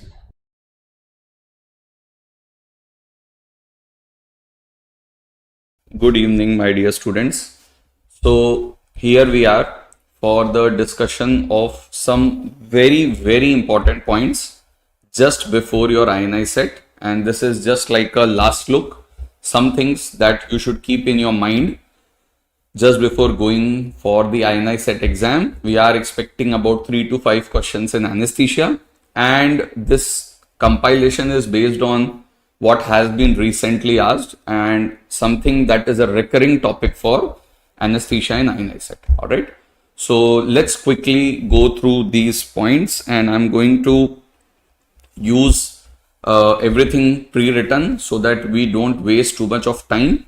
So Malampatti classification is for airway assessment, and it is actually most common used airway assessment tool. And for Malampatti, we instruct the patient to open the mouth wide, protrude tongue, no phonation. That is the most important thing, no phonation. And then we look for intraoral structures, that is push, pillar, uvula, soft palate, hard palate. 4 classes in Malampatti, 1, 2, 3 and 4. And I will only describe what you have to see in the question in the exam. 1, where all the 4 structures are completely and clearly visible. 2, when only tip of uvula is missing. 3, when only base of uvula is visible. And 4, when only hard palate is visible. We know class 1 and 2 would be easy, class 3 and 4 would be difficult. The idea is very simple, more space, less space for laryngoscopy. There is a unique class called as class 0, where you have visibility of epiglottis along with the pillar, uvula, soft palate, hard palate, and this is just a rare entity. It has no relation to difficulty. So whenever you will get a question of Malampatti 1 in the exam, whether it is a descriptive question or it is an image based question, be very careful to see if the question mentions anything about epiglottis, and if the question mentions about epiglottis, then it has to be Malampatti class 0, and then you cannot comment about the difficulty of airway. All right. So this is Malampatti classification, which is a classification based on mouth opening, and it is an airway assessment tool. Then in airways, something that is a very frequent question is the supraglottic airway devices, and we know supraglottic airway devices stay outside the glottis. That means they do not cross the glottis, so they have the advantage of better ventilation as compared to face mask, but not associated with the complications of intubation like vocal cord damage, sore throat, and requirement of laryngoscopy. So it's like the best of both the worlds. Only thing is that supraglottic airway device is a non-secured device. It is an unsecured device. Okay. So it doesn't prevent the risk of aspiration. Now, we made the first generation supraglottic airway device which had only ventilating tube in the LMA design. How can you identify? Just look at the tube of the LMA, and it has only one tube, that is the ventilating tube. It is an older type of device, and only one example, LMA Classic. Unique is nothing but a disposable variant So in the exam, either you will get LMA classic or unique, or if it is an image based question, you will find the words here single use written. So then you will say it is LMA unique. Otherwise, you will always maintain that it is LMA classic. It is available in 8 sizes, 1, 1.5, 2, 2.5, 3, 4, 5 and 6. And maximum intracuff pressure is 60 centimeters of water. The selection of supraglottic airway devices are weight based criteria, not age based criteria. So male will take, for LMA classic, adult male will take 5, female 4 and child 30 to 50 kg 3. Now you have a generation above that called as second generation supraglottic airway devices, where you have a ventilating tube, and just to increase the margin of safety you have a gastric drain tube. So the tip lies in front of the esophagus, and therefore if you open a hole in the tip and you can pass a nasogastric tube through it, then it will become a second generation device, which is newer and better. But remember, still doesn't make it secure. Only thing that can make a device secure is if the cuff is in the trachea, which is either endotracheal tube or tracheostomy tube. Now we have 3 examples: ProSeal, Supreme and iGel. So once you have established that it is a second generation supraglottic airway device using 2 tubes,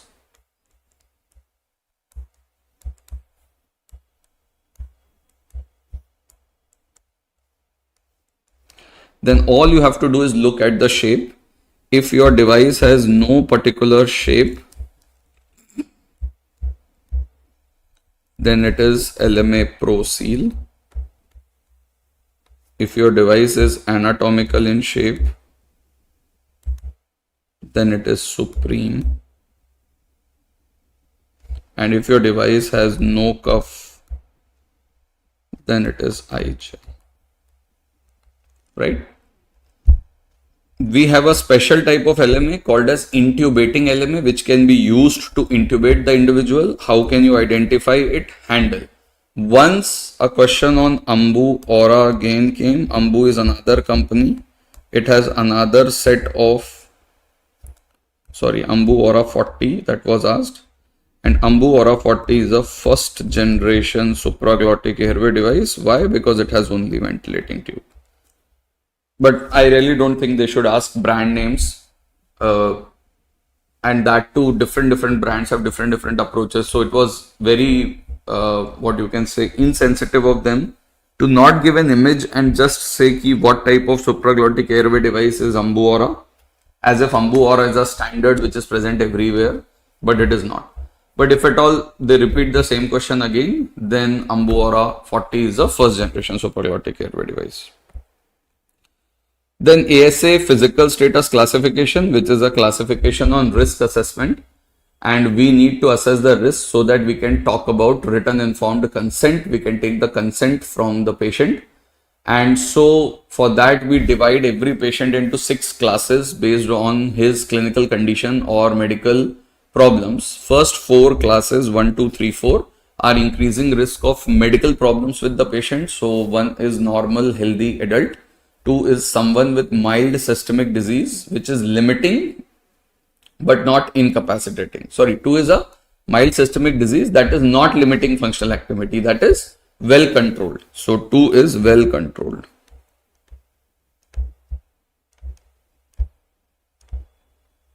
Like controlled hypertension, diabetes, obesity, occasional smoker, social drinker. Most important here is normal pregnant women. Normal pregnant women. So a pregnancy which is not associated with a comorbidity will still be considered as a ASA 2. Then ASA 3 is a severe systemic disease, which is limiting activity but not incapacitating.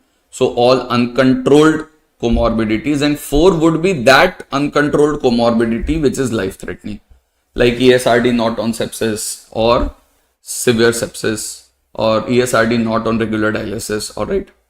5 are surgically emergent conditions under anesthesia, that is where surgery is imminent to saving the life of the patient. So a moribund patient not expected to survive without surgery. And 6 is a declared brain dead organ donor. Now the problem with ASA physical status classification is it is subjective. So there is always a subjectivity to the classes, whether it is 1 or 2, 2 or 3, 3 or 4, and it doesn't consider surgical risk. All right. Yeah. Now we know capnography measures end-tidal CO2 concentration, and we also know that in normal capnogram you have 4 phases: the dead space, the upstroke, the plateau, and the downstroke. This represents dead space ventilation. That is the part of the exhaled gases which is coming from dead space, which will not have any CO2. Then this is the mixing, that is mixing of alveolar CO2 plus the dead space gases. Then this is the alveolar plateau phase.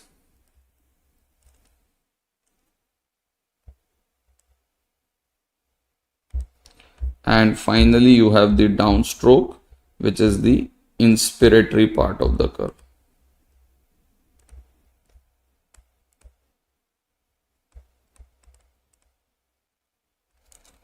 Which is the inspiratory part of the curve. Okay? That is inspiratory downstroke. This is normal capnogram. This is normal capnogram. So it is very important for you to remember the normal capnogram, because unless and until you know normal, you won't be able to understand the variations. And you know all the variations, you have read it, but it is the clinical question that really bothers us. For that we have a clinical approach to capnography, where whatever is the EtCO2 mentioned in the question, you will have to notice it. Either it would be hypocapnia or it would be hypercapnia. If it is hypocapnia, then see whether it is developing gradually or suddenly. If it is gradual and it is decreasing, it points towards hyperventilation or hypotension. If it is gradual, decreasing to 0, esophageal intubation. If it is sudden and the patient position is sitting, it points towards venous air embolism. If it is sudden and it goes to 0, then it points towards all the causes of flat capnogram, that is cardiac arrest, disconnection, accidental extubation. If it is hypercapnia, again the same question, gradual or sudden. If it is gradual, graph touching the baseline, hypoventilation. Gradual, not touching the baseline, rebreathing. Sudden, intraoperatively hyperthermia. Sudden, while performing CPR, ROSC, return of spontaneous circulation. In all of this, the one graph that you need to remember is when there is a prolonged expiratory phase, which is a shark fin appearance, which is seen in bronchospasm.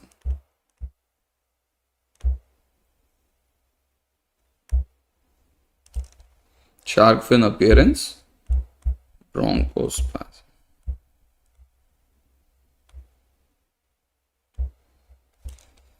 Alright, shark fin appearance, bronchospasm. Let's come to side effect of IV induction agents. And this is a question that keeps coming in different forms every year. So we'll quickly go through the side effects of IV induction agent. Thiopentone per se doesn't cause a significant side effect, but if you inject it in an artery, accidental intra-arterial injection, then it has the propensity to cause severe vasospasm. And the first step in management is what is expected of us is to keep the needle in situ.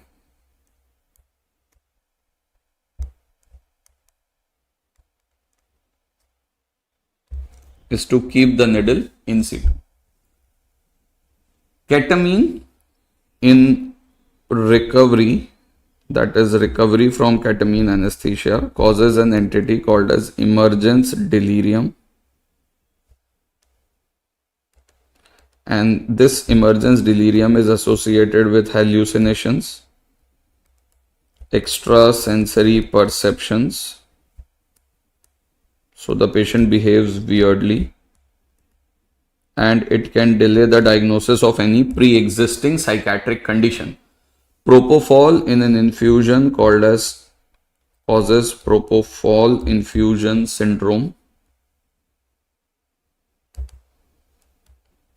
which is a multi-system disorder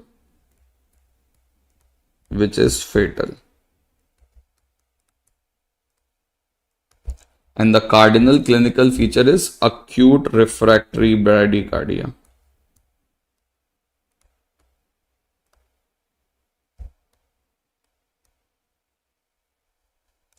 Acute refractory bradycardia, no treatment. And etomidate causes dose-dependent inhibition of 11-beta hydroxylase, causing adrenocortical suppression.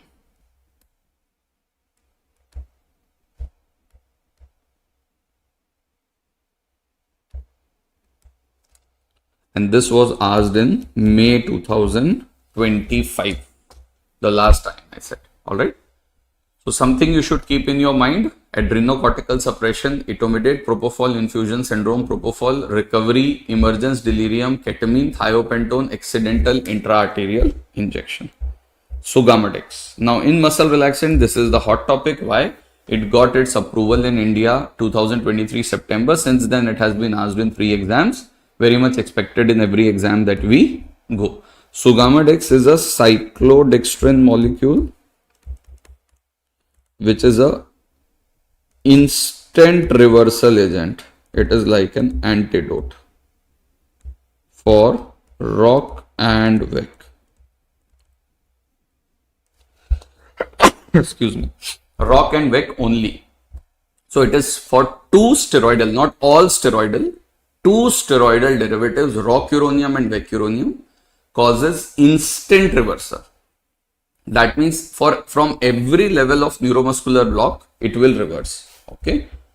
That is Sugammadex. Inhaled anesthetic agents. Now, we will discuss 2 things in inhaled anesthetic agents. First is the pharmacokinetic property, second their order. So we know blood gas partition coefficient talks about the solubility of inhaled anesthetic agents, and we know solubility is inversely proportional to speed of onset and recovery. So more the soluble an agent, slower will be the speed of onset and recovery, and less soluble the agent, faster would be the speed of onset and recovery. Potency is a entity called as minimum alveolar concentration, and a minimum alveolar concentration that prevents response in 50% of individuals is called as MAC, and MAC is inversely proportional to potency.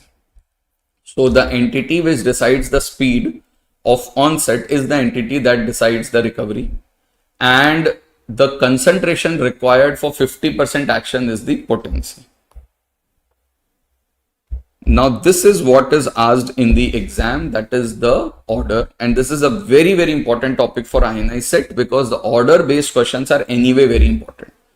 So when you arrange the inhaled anesthetic agents in the order of their solubility from less to more, that means speed fast to slow, and in the order of MAC high to low, that is speed from fast to potency from less to more, then we follow a same order, that is CO, ISO, halo.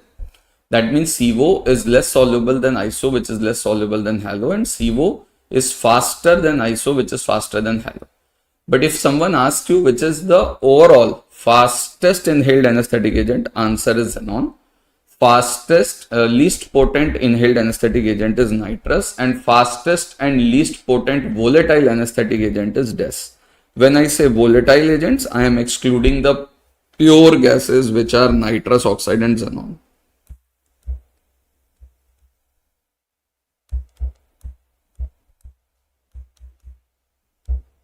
Pure gases which are nitrous and xenon. And just a fact based point, overall fastest, slowest and most potent is methoxyfluorine. Oxygen delivery devices. Surprisingly, this classification is the most common question asked from this topic. So we can divide O2 delivery devices into conventional and advanced. Conventional devices are where the flow rates of oxygen kept are less than 15 liter per minute. Advanced is more than 15. Conventional can be divided into variable oxygen delivery and fixed oxygen delivery. Variable, where FiO2 keeps changing, which is either nasal cannula, face mask or Hudson's mask, or non-rebreathing mask, also called as Hycon mask, also called as face mask with reservoir bag. And the question that is asked is maximum FiO2 delivered amongst conventional O2 delivery devices is NRBM. While fixed O2 delivery devices, FiO2 is fixed for the device used, and there is only one example, that is Venturi mask, also called as air entrainment mask. Advanced can be non-invasive, invasive, and you can control FiO2, and that is why you don't talk about FiO2. The options are high flow nasal cannula and non-invasive ventilation. Non-invasive ventilation can be either by CPAP, BiPAP or PSV, while mechanical ventilation using a ventilator is considered as invasive. Now this is how it looks. You are able to identify all three of them except Venturi. For Venturi you need to see this valve, and there would be an elongated tubing which makes sure that there is a fixed FiO2 that is delivered. Now a ventilator type of question, ventilator setting type of question comes. So you need to remember the parts of lung protective ventilation, what are the criterias, and then I'll tell you what to look for in the question. So lung protective ventilation tidal volume has to be low, 6 to 8 ml per kg. This is a low tidal volume strategy. Respiratory rate here allows permissive hypercapnia, reason being because you are going low on the tidal volume, you cannot really go too much high on the respiratory rate. Mode always start with control and then weaning FiO2 minimum to maintain a saturation of more than 94%, and PEEP maximum to achieve adequate oxygenation without the risk of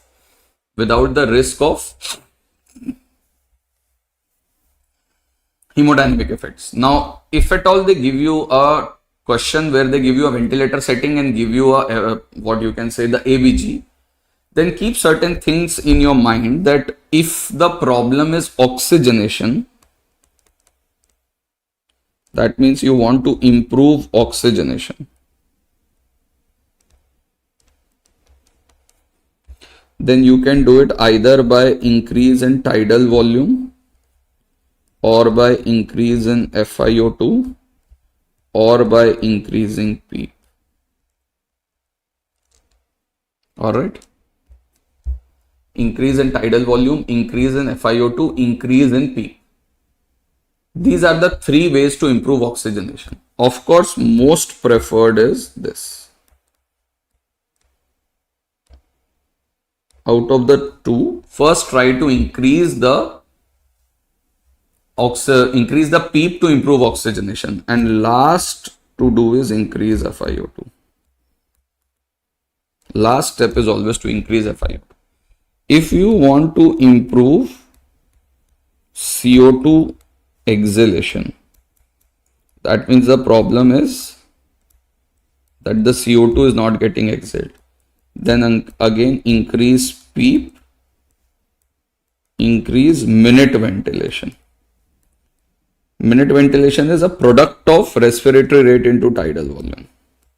So either increase respiratory rate or tidal volume, or both. Idea is the faster you breathe, more CO2 you will be able to exhale. So when you want to improve oxygenation, you can increase PEEP, increase tidal volume, increase FiO2 in the same order. And if you want to improve CO2 exhalation, increase PEEP or increase minute ventilation. So this is something that you should keep in mind general. And remember, excessive PEEP can cause hypotension and end organ perfusion gets affected. So you go to a maximum PEEP that you should be able to give for that patient for that particular level of oxygenation.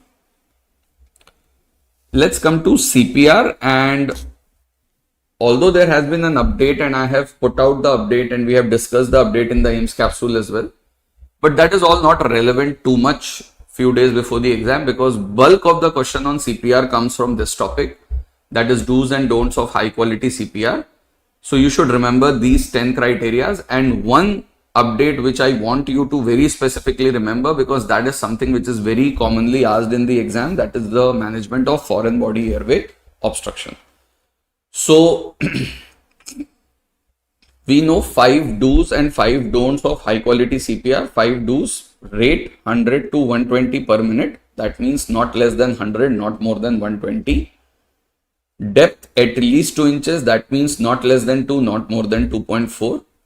Allow full recoil between compression, that means do not lean on the chest between compressions. Minimize pauses in the compressions, that is for every interruption should not be more than 10 seconds. And ventilate adequately, that is for every 30 compressions give 2 breaths. Do not over ventilate the patient.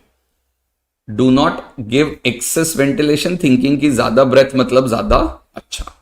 These are the do's and don'ts of high quality CPR for an adult, and these are the backdrop on which you get most of the questions in the exam.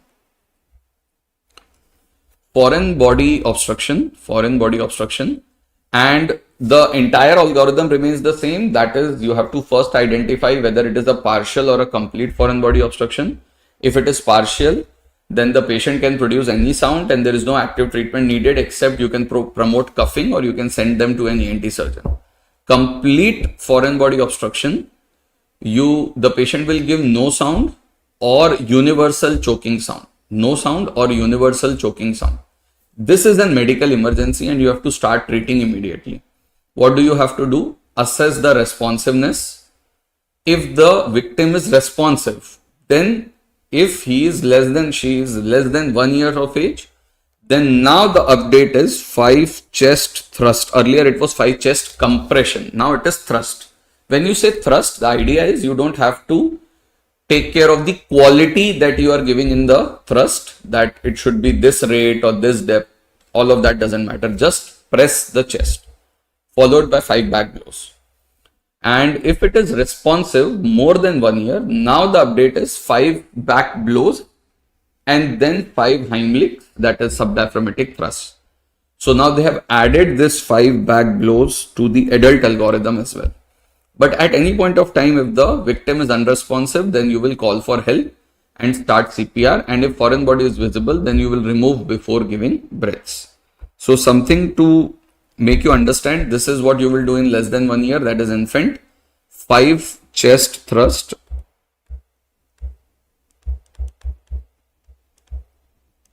and 5 back blows.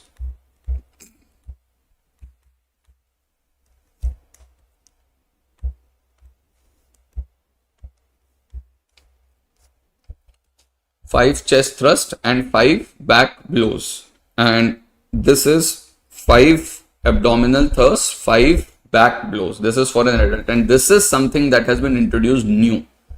Earlier we used to only give Heimlich's maneuver, and this is where I feel the question can be asked, because this is anyway a favorite topic of the examiners.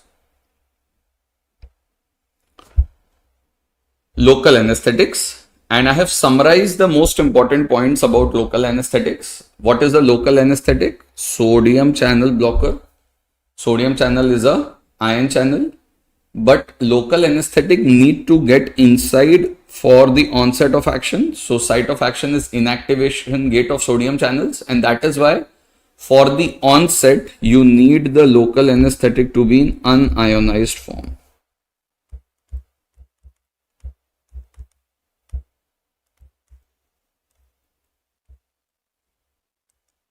Unionized form. If you talk about susceptibility of individual nerve fibers to local anesthetics, the answer is A gamma is most susceptible, followed by A delta. A alpha and beta are same, B and C. The idea is thicker myelinated fibers are considered more susceptible than thin and unmyelinated. Now, to increase the duration of action, if you see pharmacokinetically, all you have to do is add adrenaline, that will decrease systemic absorption, and so there will be increased duration of action. To increase the onset of action, that is fast onset of action, you need to add soda bicarb. Soda bicarb will increase the pH. If it increases the pH, then what it does is it decreases the unionized fraction of the drug, increases the unionized fraction of the drug, and so you have faster onset. And when there is local anesthetic systemic toxicity, the most rigorous form of toxicity, severe form of toxicity is the CVS last, local anesthetic systemic toxicity, management of which is 20% intralipid, something that has been asked very frequently in the exam. So just a nutshell of what you need to remember in local anesthetics. A very old, not very popularly used regional anesthetic technique, but a frequently asked question in the exam called as IVRA, intravenous regional anesthesia, also called as Bayer's block. So don't forget, this is IVRA. This is different from TIVA, which is when you used IV induction agents for induction and IV induction agents for maintenance. That is TIVA. Agent of choice for TIVA is propofol. This is IVRA, that is intravenous regional anesthesia, also called as Bayer's block, which is done for distal upper limb, lower limb surgery. And what you do is you exsanguinate the limb and you inject local anesthetic in the limb. And this is primarily used for distal upper limb, distal lower limb surgeries. And because you are injecting intravenous local anesthetic, then you have to remember that you cannot use bupivacaine, because when you deflate the cuff, all of that will go inside. And primarily your choice is prelocaine because of highest margin of safety. But in India, because it is not available, sometimes we get the question that is lignocaine. So remember, prelocaine is your first choice if it is given in the question. And if at all it is not, then you will consider lignocaine. And it is for distal upper limb, lower limb surgeries. How would you identify? Normally there will be a IV line, there would be a local anesthetic injection, and there would be a BP cuff in the same arm. And you will know that, okay, if there is BP cuff, there is an IV line, then they are talking about IVR. So this is just like, quickly what you want to keep in the last moment at the top of your head. And I know this is a little anxious time for you, but don't worry. A INICET paper is not different from the NEET paper. The difference is always in the number of seats. So you don't have to pressurize yourself thinking that this is a very special kind of exam. The exam is the same. The number of seats are lesser. We'll talk about seats later. That is not our concern right now, but be calm, eat well, sleep well, and reach the exam with a positive state of mind. And I will see you very soon on the other side at the topper interview. Thank you so much. God bless you. Bye.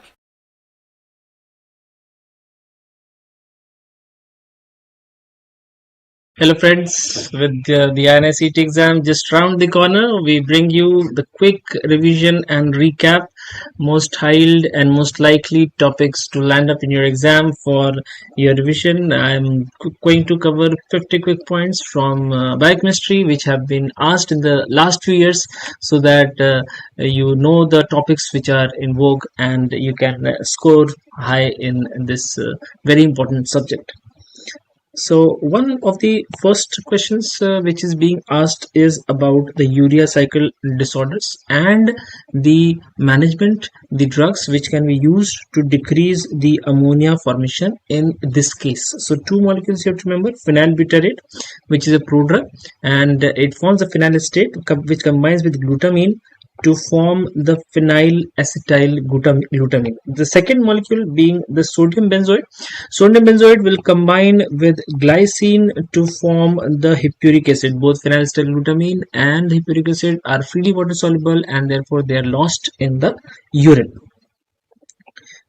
Then repeatedly we are getting the question for the Menkes disease. In Menkes disease, you have to remember there is deficiency of the defect of the gene ATP7A, as a result of which there is deficiency of copper in the extracellular matrix. So one question is for the gene, second is what is the problem? Deficiency of copper in the extracellular matrix, and this copper is required by lysyl oxidase for cross-linking between the collagen residues.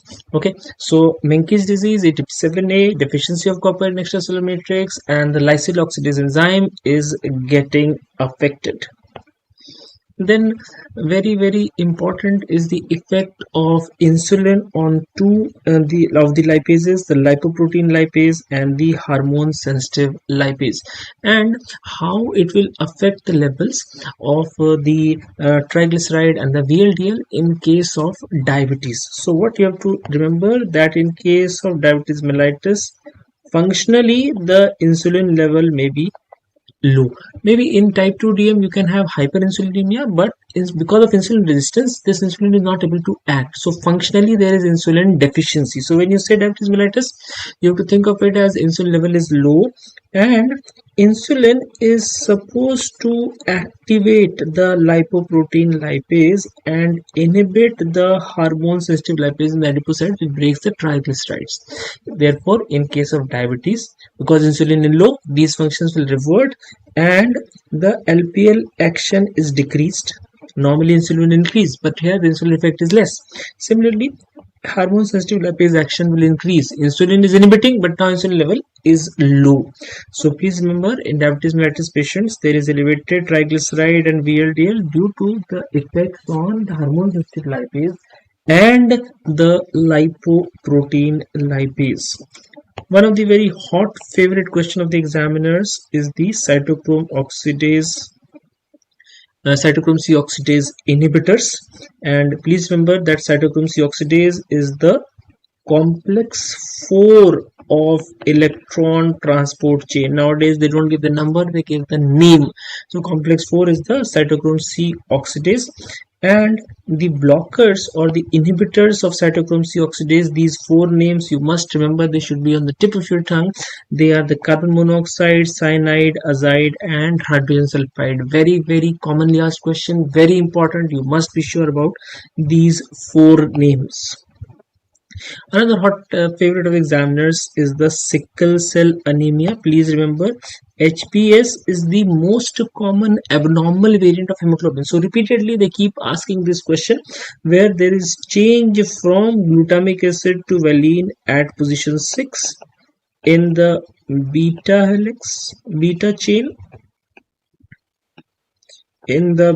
chain, in the A helix. There are 8 different helix. So in the A helix, in the beta chain, at position 6, the glutamate is converted to valine. One very important question being asked repeatedly is about the B12 absorption, how the B12 absorption is getting affected. So sometimes they ask if the patient is having gastrectomy, then what is having. Sometimes they'll mention when there is ileal dissection, then what will happen. Sometimes they can mention if there is dry mouth syndrome, then what will happen. These are the places where the factors affecting the B12 absorption and absorption area are present. Ileum is responsible for absorption. The gastric mucosa will give you intrinsic factor, and the oral mucosa will give you the cobalamin. So these are the 3 vital components involved in the absorption of B12. So if any of these is getting affected, then what you get is B12 deficiency. So if ileal dissection is there, absorption cannot take place. If oral mucosa is not working, cobalamin will not be there. Cobalamin protects from the gastric acid. And similarly, if the gastric mucosa is not working, then intrinsic factor will not be there. Intrinsic factor combines with B12 for the absorption. A lot of questions keep coming now on the vacutainers, the vials in which we are collecting the samples. One important test that we are doing nowadays routinely for the monitoring of the patients of diabetes is the HbA1c. So you should know for HbA1c in which vial you are going to collect the sample. So it is the same vial. It is the same vial as you do for the hematology, that is the purple top vial, or lavender top. More commonly it is described as the lavender top vial. The lavender top vial is commonly used where the EDTA is present and the cells are kept intact. The tube for estimation of serum electrolyte will be the golden top or the red top tube. So at the same time I can quickly mention, for blood glucose you are going to have the gray top vial, which has sodium fluoride plus either EDTA or the potassium oxalate. More commonly it is EDTA nowadays, but previously it used to be potassium oxalate. Then question on anion gap keeps coming. For anion gap, you have to remember the very important conditions, that is ketoacidosis and renal failure. Along with this, there is alcohol toxicity and various drugs which can cause the high non-gap metabolic acidosis. Renal failure may be acute in nature or chronic in nature, causes the uremia, which is responsible for the high non-gap metabolic acidosis. Drugs like isoniazid, the salicylates, iron, these are important causes for the metabolic acidosis. And paraldehyde, polyethylene glycol, diethylene glycol, these are other molecules which can cause the metabolic acidosis. Lactic acidosis of any cause is also responsible for the metabolic acidosis. So this high anion gap metabolic acidosis is being asked again and again and again. This is the HAGMA, high anion gap metabolic acidosis. You can also see anion gap metabolic acidosis in inborn errors of metabolism. Okay, now this Wernicke's encephalopathy, Korsakoff psychosis, these questions are being asked again and again. You should keep in mind that first there is development of Wernicke's and it can further progress to Korsakoff's. It can further develop to Korsakoff. So when you talk about Korsakoff, all the features of Wernicke's will always be there. What are the features of Wernicke's? For Wernicke's, you know the features are global confusion, the ophthalmoplegia, and ataxia. These features will be there in addition to the features of psychosis. For psychosis, you have two features. You have memory loss, and to fill in the gap, there is confabulation. So you can mention memory loss and confabulation, but don't forget that when you talk about Korsakoff psychosis, these features will also be there. So if you talk about amnesia, very good, but along with that, don't forget that ophthalmoplegia will be a feature in the background. Ophthalmoplegia, the global confusion, ataxia, they will feature in the background.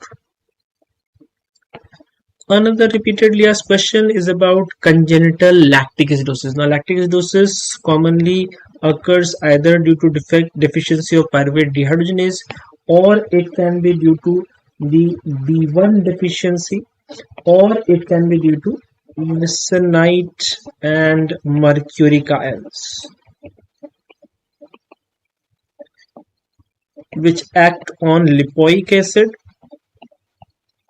B1 deficiency causes the thiamine pyrophosphate deficiency, which are integral part of the pyruvate dehydrogenase complex. These are integral part of the pyruvate dehydrogenase complex. About the folate deficiency, very important thing you have to remember is that in folate deficiency, the B12 supplementation is commonly recommended along with folate, because if there is a borderline condition of B12 deficiency and you only give the folate, then the B12 deficiency will be precipitated and it will cause the neurological complications. Okay, so generally whenever you give the benign supplementation, you always provide the B12 supplementation. Another very important question is about irreversible inhibitors. The graphs are being asked again and again and again. So the two commonly asked graphs are for competitive inhibition and the non-competitive inhibition, which I am showing you here. Please note, in competitive inhibition, the Vmax is common. Vmax is common. This you remember from the table. Vmax is common for competitive inhibition. So if you look at the graph, the point of 1 by Vmax is same. Similarly, for the non-competitive inhibition, the Km is common. By definition, the Km is normal for the non-competitive inhibition. So by looking at these 2 points, you can quickly identify which graph is showing competitive inhibition, which graph is showing the non-competitive inhibition. The familial hypercholesterolemia is a very important condition which is commonly asked in the exam in the form of clinical case. For this, you have to remember the LDL receptor deficiency or the B100 mutation will be the cause, and here you are going to find the tendinous xanthomas. tendinous xanthomas, the LDL and cholesterol levels are highly elevated. LDL and cholesterol levels are highly elevated. There can be history of coronary artery disease, so like that can be there. The familial hypercholesterolemia is the type 2A primary hyperlipoproteinemia. The other commonly asked question is the type 1 primary hyperlipoproteinemia, where there is a functional lipoprotein lipase deficiency. You find increased amount of chylomicron and the TAG, and in these cases you find the cutaneous xanthomas. Cutaneous xanthomas in case of type 1. In type 2 you will get the tendinous xanthoma, and in type 1 you will get the cutaneous xanthoma. Another commonly asked question is for the amino acid derivatives. So some of the important amino acid derivatives are histamine, serotonin and GABA. For histamine and GABA, an additional question is asked is by what reaction they are generated. So they are generated by decarboxylation. The histamine will come from histidine. The GABA will come from glutamate.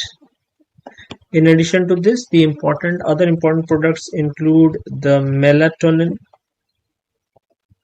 the vitamin B3, that is niacin, the catecholamines, the thyroxine hormones, melanin. So these are some of the very, very important amino acid derivatives. Even the S-adenosyl methionine, which is involved in 1-carbon transport, is coming from the amino acids.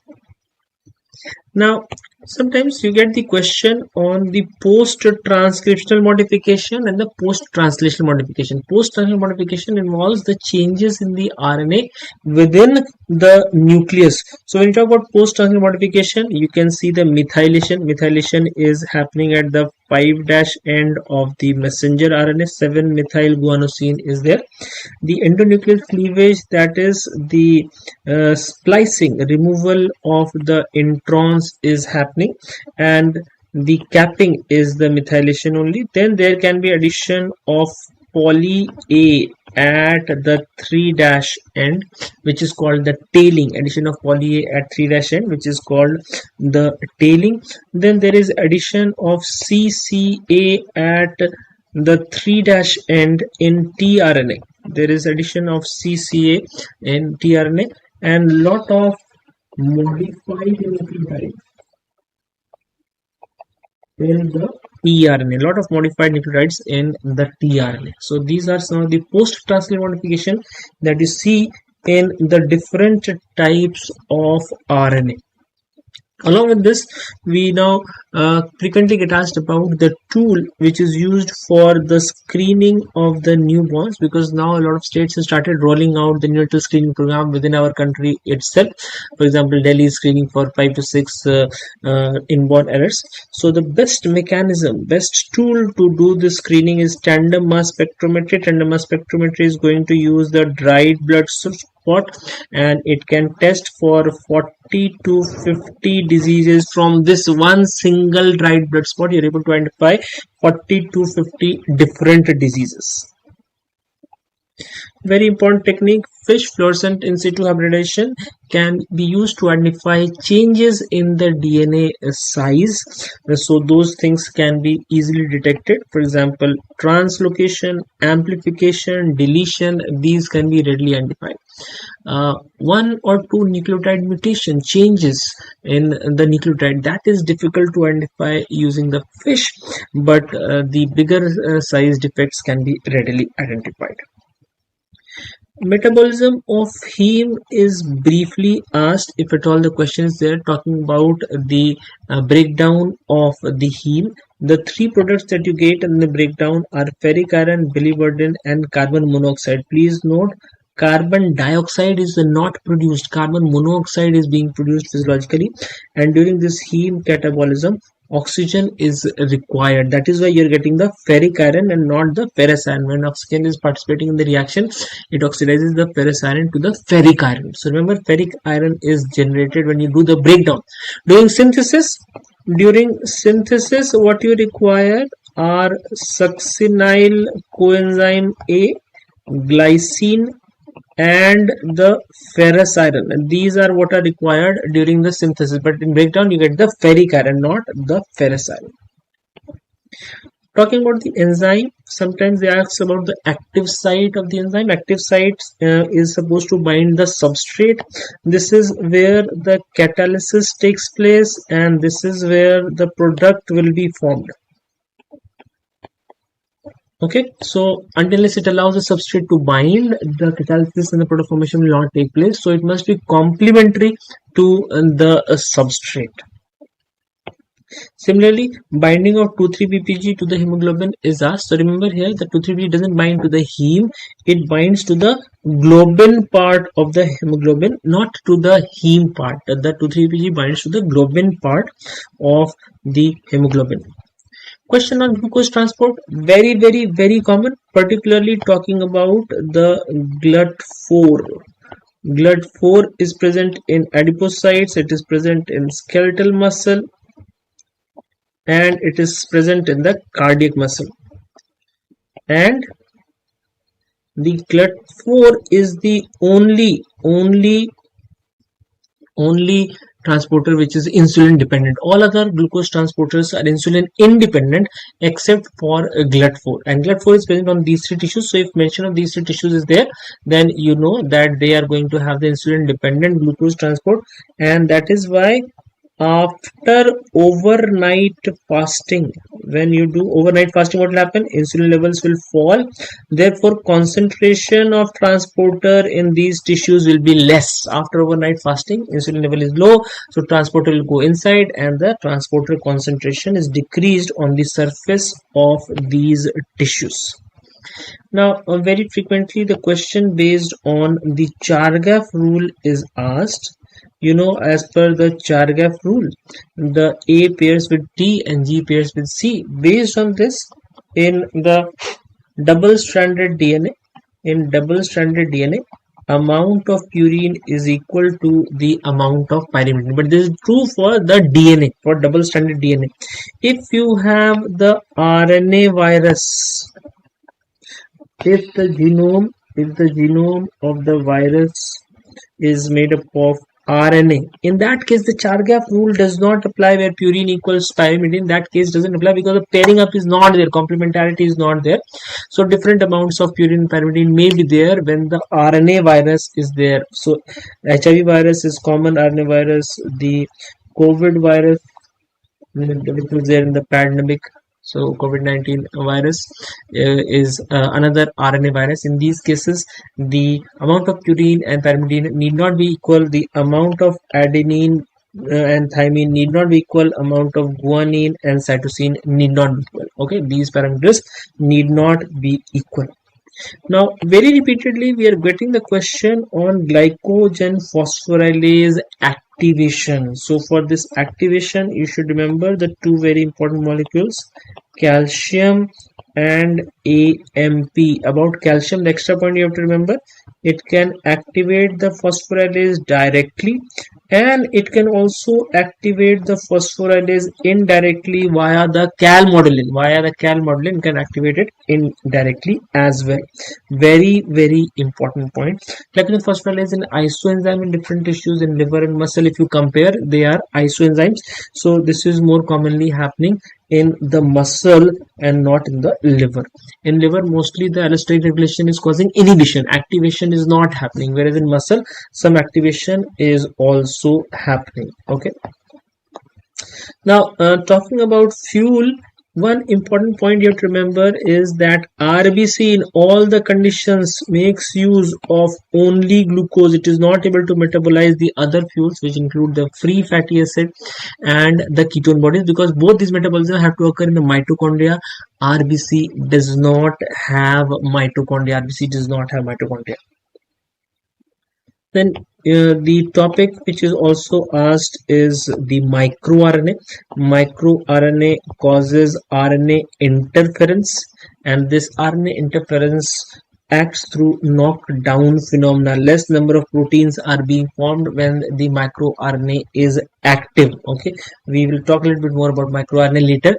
One more point I want you to mention about microRNA, but remember, it acts through RNA interference, as a result of which the number of protein copies which are synthesized is decreased. That is, it numbers of the proteins is knocked down. Methyl tetrahydrofolate accumulation and functional deficiency of folate trap. This is what is known as folate trap, and folate trap is happening in the B12 deficiency. Okay, so this tetrahydrofolate has to get converted to the simple tetrahydrofolate from methyl simple, and from here you get the active forms: formyl, methinyl, methylene, form amino. All these forms are formed through tetrahydrofolate. So until this methyl tetrahydrofolate conversion happens, the rest of it cannot take place. This reaction requires B12. So in case of deficiency, the conversion from methyl tetrahydrofolate to tetrahydrofolate will get blocked. Now about the techniques, the very important technique of the RT-PCR is the one which was used during the COVID pandemic. Please remember that RT-PCR stands for the reverse transcription followed by the polymerase chain reaction. It is not the real-time PCR. Okay, so it is reverse transcription followed by polymerase chain reaction, and you're doing the reverse transcription for RNA and convert it to complementary DNA, which is then used for the polymerase chain reaction. So please remember that the RT-PCR utilizes the RNA as the starting material. I told you there is one more point I want to talk about microRNA, and that is where the microRNA binds on the messenger RNA to exert its effect. So please note, it is targeting the 3' untranslated region of the messenger RNA. It is targeting the 3' untranslated region of the messenger RNA. A lot of different types of anemia can happen due to deficiency with the vitamins. The sideroblastic anemia is caused due to deficiency of vitamin B6. Similarly, you can have normocytic normochromic anemia due to deficiency of vitamin B2. We already know that megaloblastic anemia is seen in case of the B9 deficiency. The pernicious anemia has a component of megaloblastic anemia as well as neurological deficit, is seen in the B12 deficiency, and the iron deficiency anemia is seen in the vitamin C deficiency. Iron deficiency anemia means hypochromic microcytic. Okay, hypochromic microcytic is what you're going to see in the iron deficiency anemia, which happens with the vitamin C deficiency. From nutrition, you get the question about the energy required during assimilation, also known as the thermic effect of food. Thermic effect of food is highest for proteins, followed by fats, followed by carbohydrates. 20 to 30%, 10 to 15%, and 5 to 10%. Thermic effect of food is the energy required for assimilation of that particular food. Now, when you're looking at the structure of lipoproteins, lipoprotein structure is specifically used for the transport of the lipids. So in the lipoprotein structure, there is a core. Core contains non-polar compounds which can then be transported in this structure. In this core, you have the triacylglycerol and the cholesterol esters. Rest all the other molecules are on the outer surface, which is amphipathic. You can have cholesterol, you can have the phospholipids, you can have the proteins, all of it is in the outer layer, and all these molecules are amphipathic except for the triacylglycerol and cholesterol ester, which are non-polar and therefore present in the core. One important concept which keeps appearing in our exam is the wobble hypothesis. Wobble hypothesis causes degeneracy, and together these two are responsible for the phenomena of silent mutation. Basically, in silent mutation, what happens? One nucleotide is getting changed, but you still get the same amino acid. Okay, this is because for the same transfer RNA, it is able to identify two different codons on the messenger RNA, which is due to degeneracy. Degeneracy means multiple codons code for the same amino acid. Okay, so in this way, the same amino acid will get incorporated even when there is change on the nucleotide sequence. This is a wobble hypothesis. Due to degeneracy, you are still getting the same amino acid. Now these three colored reactions can land up in your exam. You should be able to identify them. I'll increase the size slightly so you can see it more closely. First is the Benedict test. You can see different colored reactions can be there. In higher concentrations, we are going to get the brick red color. Second is the heat coagulation test. You heat the upper portion, and on heating, if there is cloudy appearance, indicates the presence of the protein. The Benedict test is for reducing sugars, whereas the heat coagulation test is for proteins. And then you have the Rothra's test, where you can find this purple violet ring at the junction of two layers, which is for the ketone bodies, Now please remember, ketone bodies will be elevated in three conditions. Only three conditions where the ketone bodies will be elevated. First is diabetic ketoacidosis, second is starvation, and third is alcohol intoxication. So in these three main categories, you will find the very high levels of the ketone body. So please keep that in mind. Okay, so if you have a patient where the prolonged starvation is mentioned, so remember, for prolonged starvation it will be the ketone bodies. If it was a patient of DKA, in that case you will have the ketone bodies plus the sugar as well, because now the gene sequencing is cheap, cost effective. We can do the sequencing of mitochondrial DNA and confirm our diagnosis for mitochondrial DNA disorders. In this context, questions about mitochondrial DNA are being asked repeatedly. Please note, in mitochondrial DNA you have a high rate of mutation as compared to nuclear genome. Double-stranded DNA, which is circular, having 16569 base pairs, is present, and there is slight difference in nucleotide sequence and its translation and in comparison to the cellular DNA. Total 37 genes, out of which 13 are for electron transport chain. Electron transport total has 67 proteins. Out of 67 proteins, only 13 will come from the mitochondrial DNA.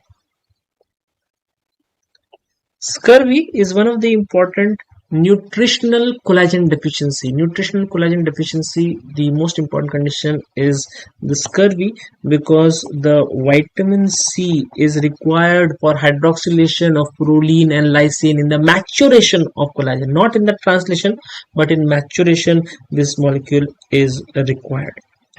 The Human Genome Project is another important topic about which you should know some things. It took approximately 2 decades to complete.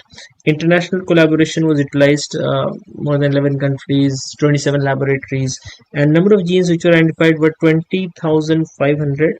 The next generation sequencing was not available at this time. The Human Genome Project was the impetus for technological development in the gene sequencing, and this next generation sequencing platforms are evolved as a result of the Human Genome Project. The NGS was not available when we were performing the Human Genome Project. Very, very important image will keep coming in different variations.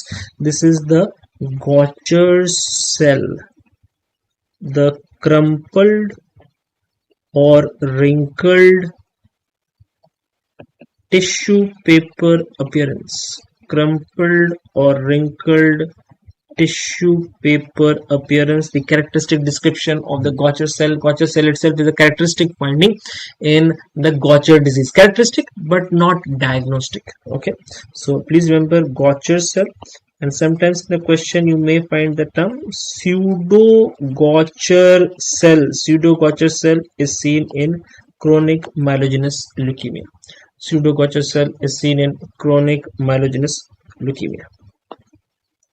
Then urinary odors for some important clinical conditions are asked.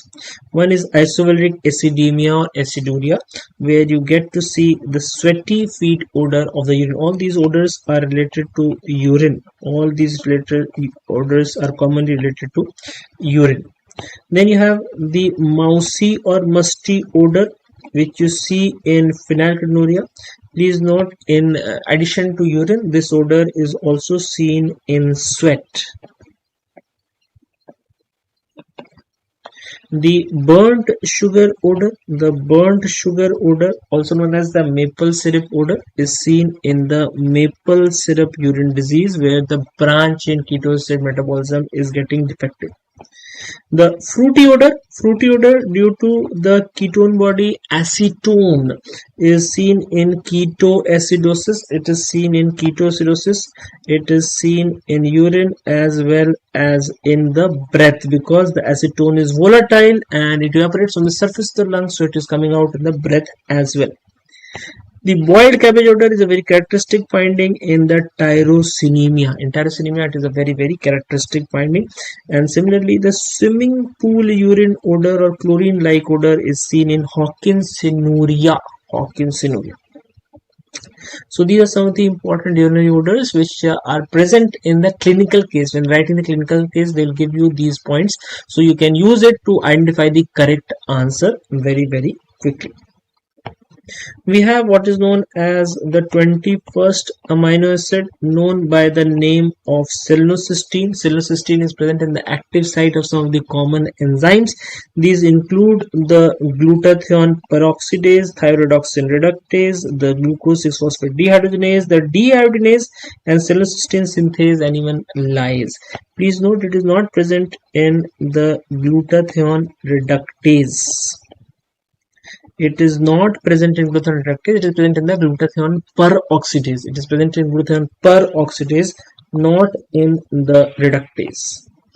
Another very frequently coming question in our exam is on the Zellweger's syndrome. In Zellweger's syndrome, remember, the defect is in the peroxisome. Peroxisome may be either absent, or if it is there, it may not contain any enzymes. It is empty. It doesn't contain any of the enzymes. Then we have question about monitoring the glucose level in diabetic patient. If the patient is having hemolysis or low hemoglobin or any other factor which affects the hemoglobin levels are low, in that case you cannot use the HbA1c for monitoring, because HbA1c will give you the false high reading. Okay, in these cases we have to depend on the estimation of fructosamine, that is the glycated albumin.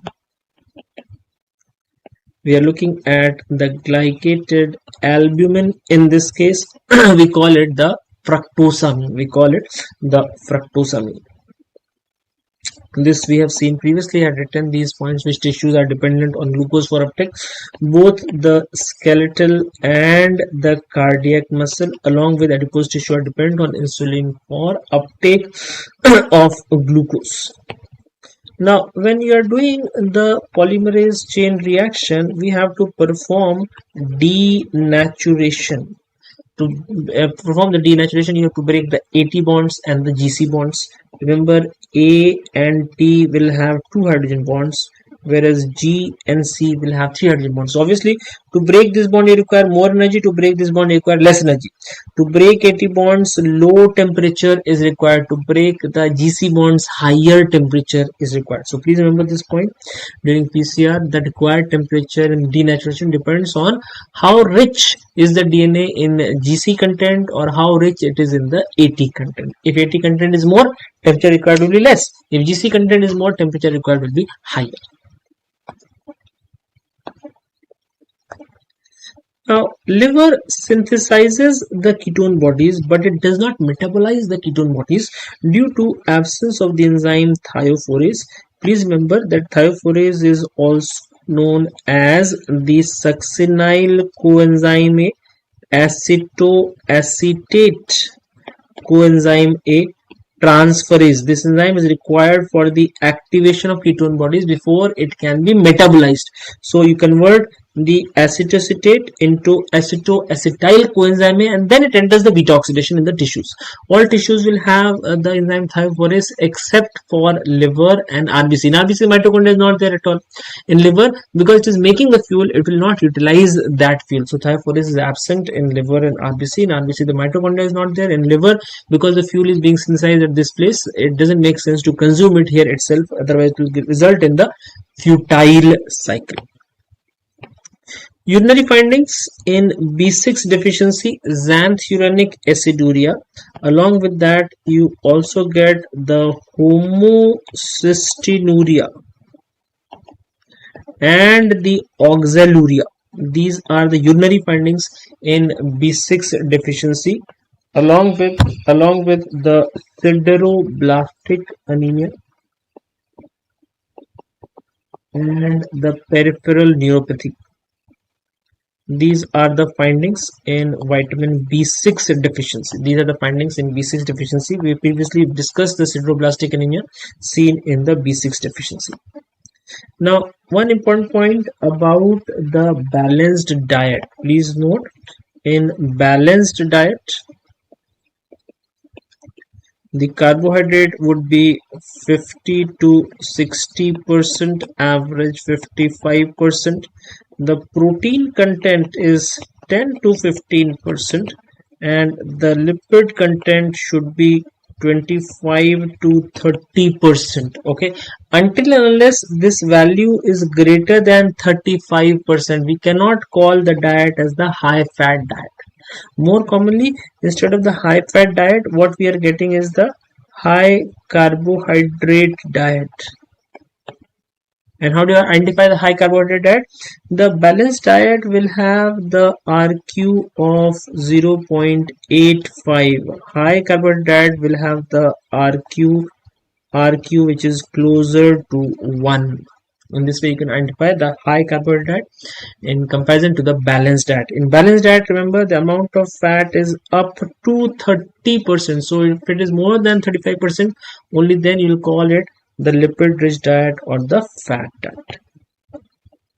Severe vomiting leads to metabolic alkalosis in addition to certain diuretics and alkalinizing agents.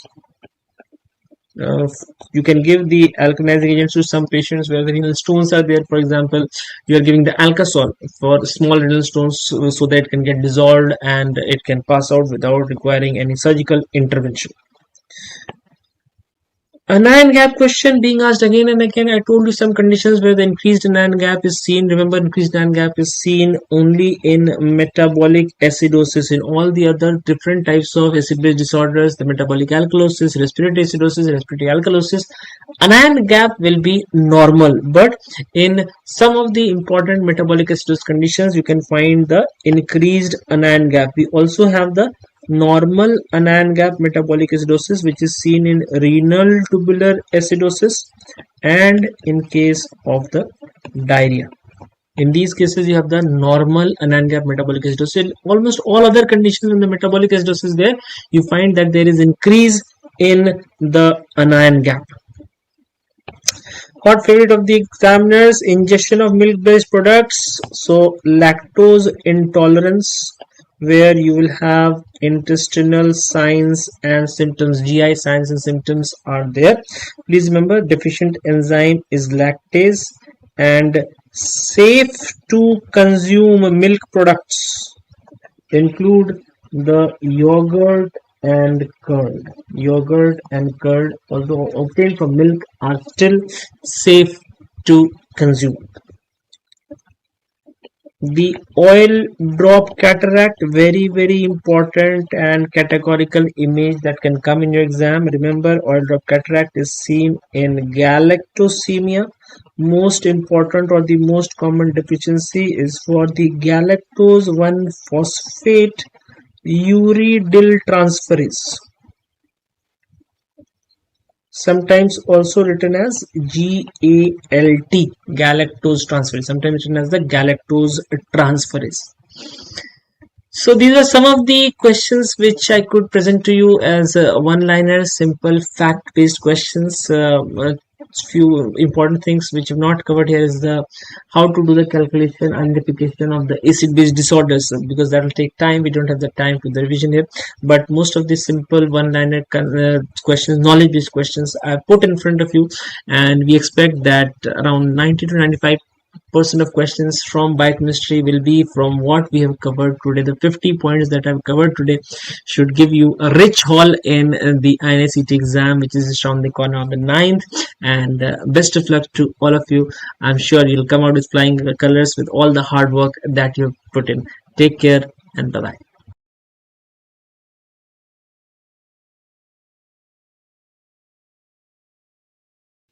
All right, hello everyone. Warm welcome to all of you. I'm Dr. Tushar Mehta. I'm an orthopedic surgeon and your faculty of orthopedics. Well, this video is a part of the NEET Marathon that is being held right now, and I will be covering all the important aspects of orthopedics. Well, any entrance exam of INICET cannot be considered complete without asking a question on tumors. Now, when they talk about tumors, this is a very, very important topic that is called as osteosarcoma. So in osteosarcoma, you should be aware of the fact that it is the most common primary malignant bone tumor of adolescent age group of non-hematopoietic origin. The most common bone that you will see will usually be metaphysis of distal femur. And in this metaphysis of distal femur, two things very classically seen. Number one, sun ray or sunburst appearance. And the second thing that you will see will be Codman's triangle. So you should always remember this. As far as the treatment part is concerned, it is a neoadjuvant treatment. That means you have to give preoperative chemo, then do a wide resection followed by postoperative chemo. And always remember that most common site of metastasis is lungs, and that too via blood route, hematogenous route. So this is something you just cannot afford to miss. The second topic, of course, in tumors that you cannot miss is Ewing sarcoma. So in Ewing sarcoma, you should know that the most common bone is femur, and that too, it's a diaphyseal lesion. Okay. Now, when you will see this will be seen in the usual age group of 5 to 15 years, and you are going to see a laminated, layered periosteal reaction. That is what is called as onion skin or onion peel appearance. The classical diagnosis is made via a technique called as FISH, and this is the diagnostic finding translocation 1122. Always remember that it is the most chemo and it is the most radio sensitive bone tumor. Of course, it shows bone to bone metastasis just like osteosarcoma, but remember, if out of these two you have to choose, you will choose this. Similarly, if you have solved the PYQs by now, then you must be aware that after osteosarcoma and Ewing sarcoma, something that we should know is called GCT. You will have an X-ray like this, in which you will see something like this, or you will have an X-ray of the distal end of the radius, and you will have something like this. So you will see a well-defined geographical lytic lesion, with a single air-filled sinusoid. That is what is called as soap bubble appearance. Definitely the most common bone is this one, which is distal femur. Location is usually epiphyseal-metaphyseal. It is eccentric in location. And of course, it is expansile. So these points are already covered. Yeah, skeletally mature people, 20 to 40 will be the age group. If the X-ray does not show growth plate, it is GCT. If it shows growth plate, then it is ABC. Treatment is a thorocurettage along with bone graft and bone cement. So GCT is something which I'm sure by now you must have seen in radiology also, is one of the most frequently asked questions in INICET. Similarly, in INICET, this is a very, very important topic, that is supracondylar fracture humerus, a very common fracture in children. So it is the most common fracture in children around the elbow, where the most common mode of injury is fall on outstretched hand, but the most common mechanism of injury is hyperextension. Just remember this. Now, the most common displacement is posteromedial. Remember this. Most common nerve injury is anterior introitious nerve, a motor branch of median nerve. Always remember this. Now, one of the common complication is compartment syndrome, in which you should remember that the first symptom is pain.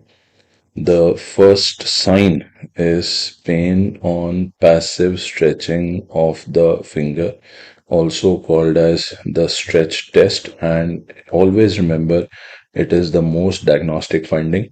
The last thing to happen is not pulselessness, it is paralysis, and the most unreliable thing is basically pulselessness. Compartment syndrome further complicates into VIC. Treatment is primarily flow reduction and pinning. In pediatric orthopedics, you cannot imagine an entrance exam without CTV. So just remember the mnemonic. So C stands for cavus, A stands for adduction, V, it is not varus, it is inversion. So we have cavus, we have adduction, we have inversion. Although adduction plus inversion is combined together to be called as varus, and the last one is equina. So this is what the mnemonic stands for. How do we treat Ponseti technique? Ponseti technique is not a simultaneous treatment, it is a sequential treatment. So initially there used to be a simultaneous treatment, like correct all the deformities together. Now it is sequential.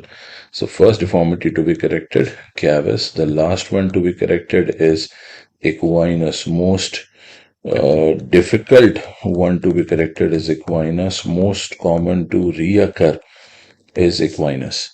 And suppose you are not able to correct equinus completely, there is a residual equinus, then you have to go for TAL. What is TAL, by the way? You have to go for tendo-achilles lengthening. Alright, this is what you are supposed to remember. In the same topic, you are supposed to remember about CTV shoes. 3 properties: no heel, to prevent what? See, if you will have heel, that will lead to equinus. You don't want equinus, so no heel.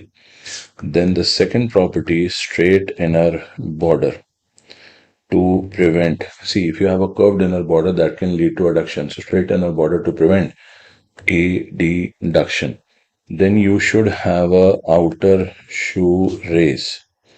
Alright, so if you have an inner shoe raise, that can lead to inversion. So have a outer shoe raise to prevent what? Come on, speak up everyone. Inversion.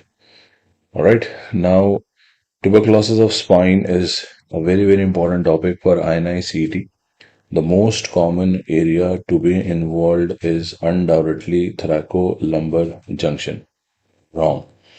It is lower thoracic spine followed by upper lumbar spine followed by thoracolumbar junction. Right. Now, which is the first X-ray sign? Always remember, reduction of the intervertebral disc space is the first X-ray sign. So involvement of disc occurs very early. A very classical complication, cold abscess, in which you will have the swelling, but there will not be any redness, there will not be any pain, there will not be any local rise of temperature. And then you have the deformity, that is the hump deformity, it is gibbous. Treatment, ATT has superb therapeutic index, like musculoskeletal tuberculosis responds fantastically to ATT. Surgery is very rarely required. Alright, so these are the things you should know. Now, similarly, you should know that most common site of Pott's spine, lower thoracic spine, but most common site of Pott's paraplegia upper thoracic spine. Always remember this. First sign of POTS paraplegia. Always remember it is ankle clonus. First sign is ankle clonus. Now, the next topic that we need to understand is basically rheumatoid arthritis. So, in rheumatoid arthritis, I'll tell you about 3 deformities. So, if you have a normal PIP and if you have a flexed DIP, then that condition is what is called as mallet finger. If you have a hyperextended PIP, if you have a hyperextended PIP and if you have a flexed DIP, then that is what is called as swan neck deformity. If you have a flexed PIP and if you have a hyperextended DIP,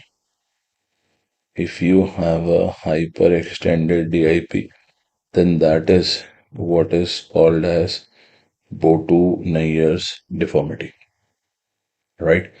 The first X-ray sign, whether of rheumatoid arthritis or whether of tuberculosis of joint, is the same: juxta-articular, peri-articular osteopenia. So just remember it is the same. Now, very frequently we get questions on avascular necrosis. So most common cause, always remember, is idiopathic, followed by steroid, followed by alcohol, followed by sickle cell disease. Investigation of choice will always be MRI. The movement which will be restricted is, the first movement to be restricted is abduction at the hip. Fickett and Arlett staging is something that we do. There are multiple other staging, UPC and all, but nobody will ask you. In the initial stage 1, stage 2 will go for core decompression. In stage 3/4/5, we normally go for hip replacement. So just remember. Now, fracture neck of femur, we have anatomical classification, we have Powell classification, we have Gardner's classification. But that's not the point. The point is, if the age is less than 60 and duration is less than 3 weeks, we'll do internal fixation.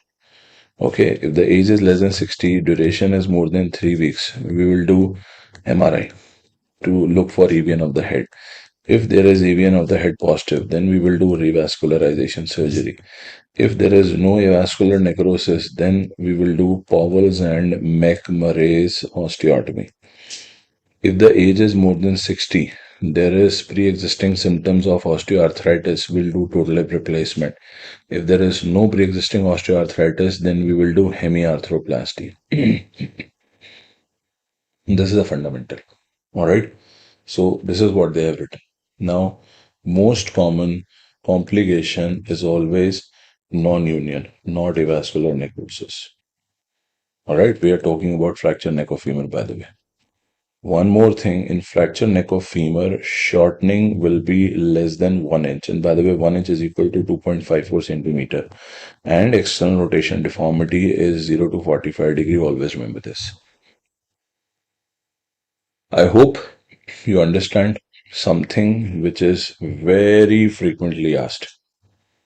Now, if you have compression of median nerve at the level of wrist under flexor retinaculum, you have compression of deep branch of median nerve at the level of wrist under flexor retinaculum. That is the most common peripheral compression neuropathy called as carpal tunnel syndrome.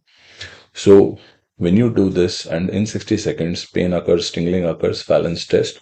When you press this Durkin's test, when you keep tapping it, tunnel sign positive. So we have Fallon, we have tunnel, and we have Durkin. Out of all these 3, which is the most specific, always remember it is Durkin.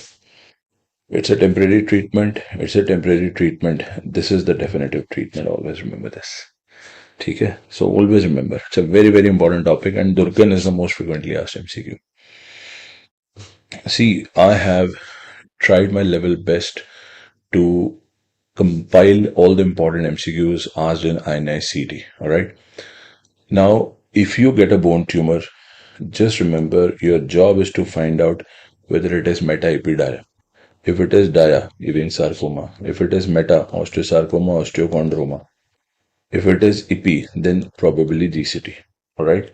Now, sun ray appearance, onion peel appearance, soap bubble appearance, fallen leaf sign. Boss, ye aana hi aana. You just can't skip it. Now, in pediatric orthopedics, whether they talk about supracondylar fracture humerus, you should know the mechanism. It is hyperextension. You should know nerve injury, anterior intrusion. You should know complication, malunion compartment, Buchmann contracture, myositis ossificans. Now, image-based questions are a must, and I think they're better than one image speaks 1,000 words. So I think they're better. Now, TB spine and tumor, just recognize the pattern. All right. We have discussed this in all our lectures. So many cases I've taught you, so many clinical case studies I've taught you. Mother, father comes with child, child says this, then I say this. So just remember those 44 cases that we have discussed in our lectures. A lot of images are already there in your workbook, so just keep shuffling through them as much as you can. You can revise all of them in 6 hours. And then you apply some logic that we have discussed. Now, we just wanted to, compile this. So this is what we have discussed, and this is what we have already understood. We have gone through it. So once you go through this will give you a fair idea of what we have already spoken about. All right. So I wish you guys all the best. Do well, study well, work hard, and just remember, just show up. That's all you need to do. Just show for your exam, because not many people, even despite filling the form, they don't show up because they think it's an institute of national importance, common entrance test. Maybe I don't deserve an institute like that. You are nobody to decide whether you deserve this or not. So just show up. Go there with open mind. Give your best. Go for it. And leave rest to the destiny. Just trust the process. Trust your preparation. That's all. I wish you all the best. Thank you.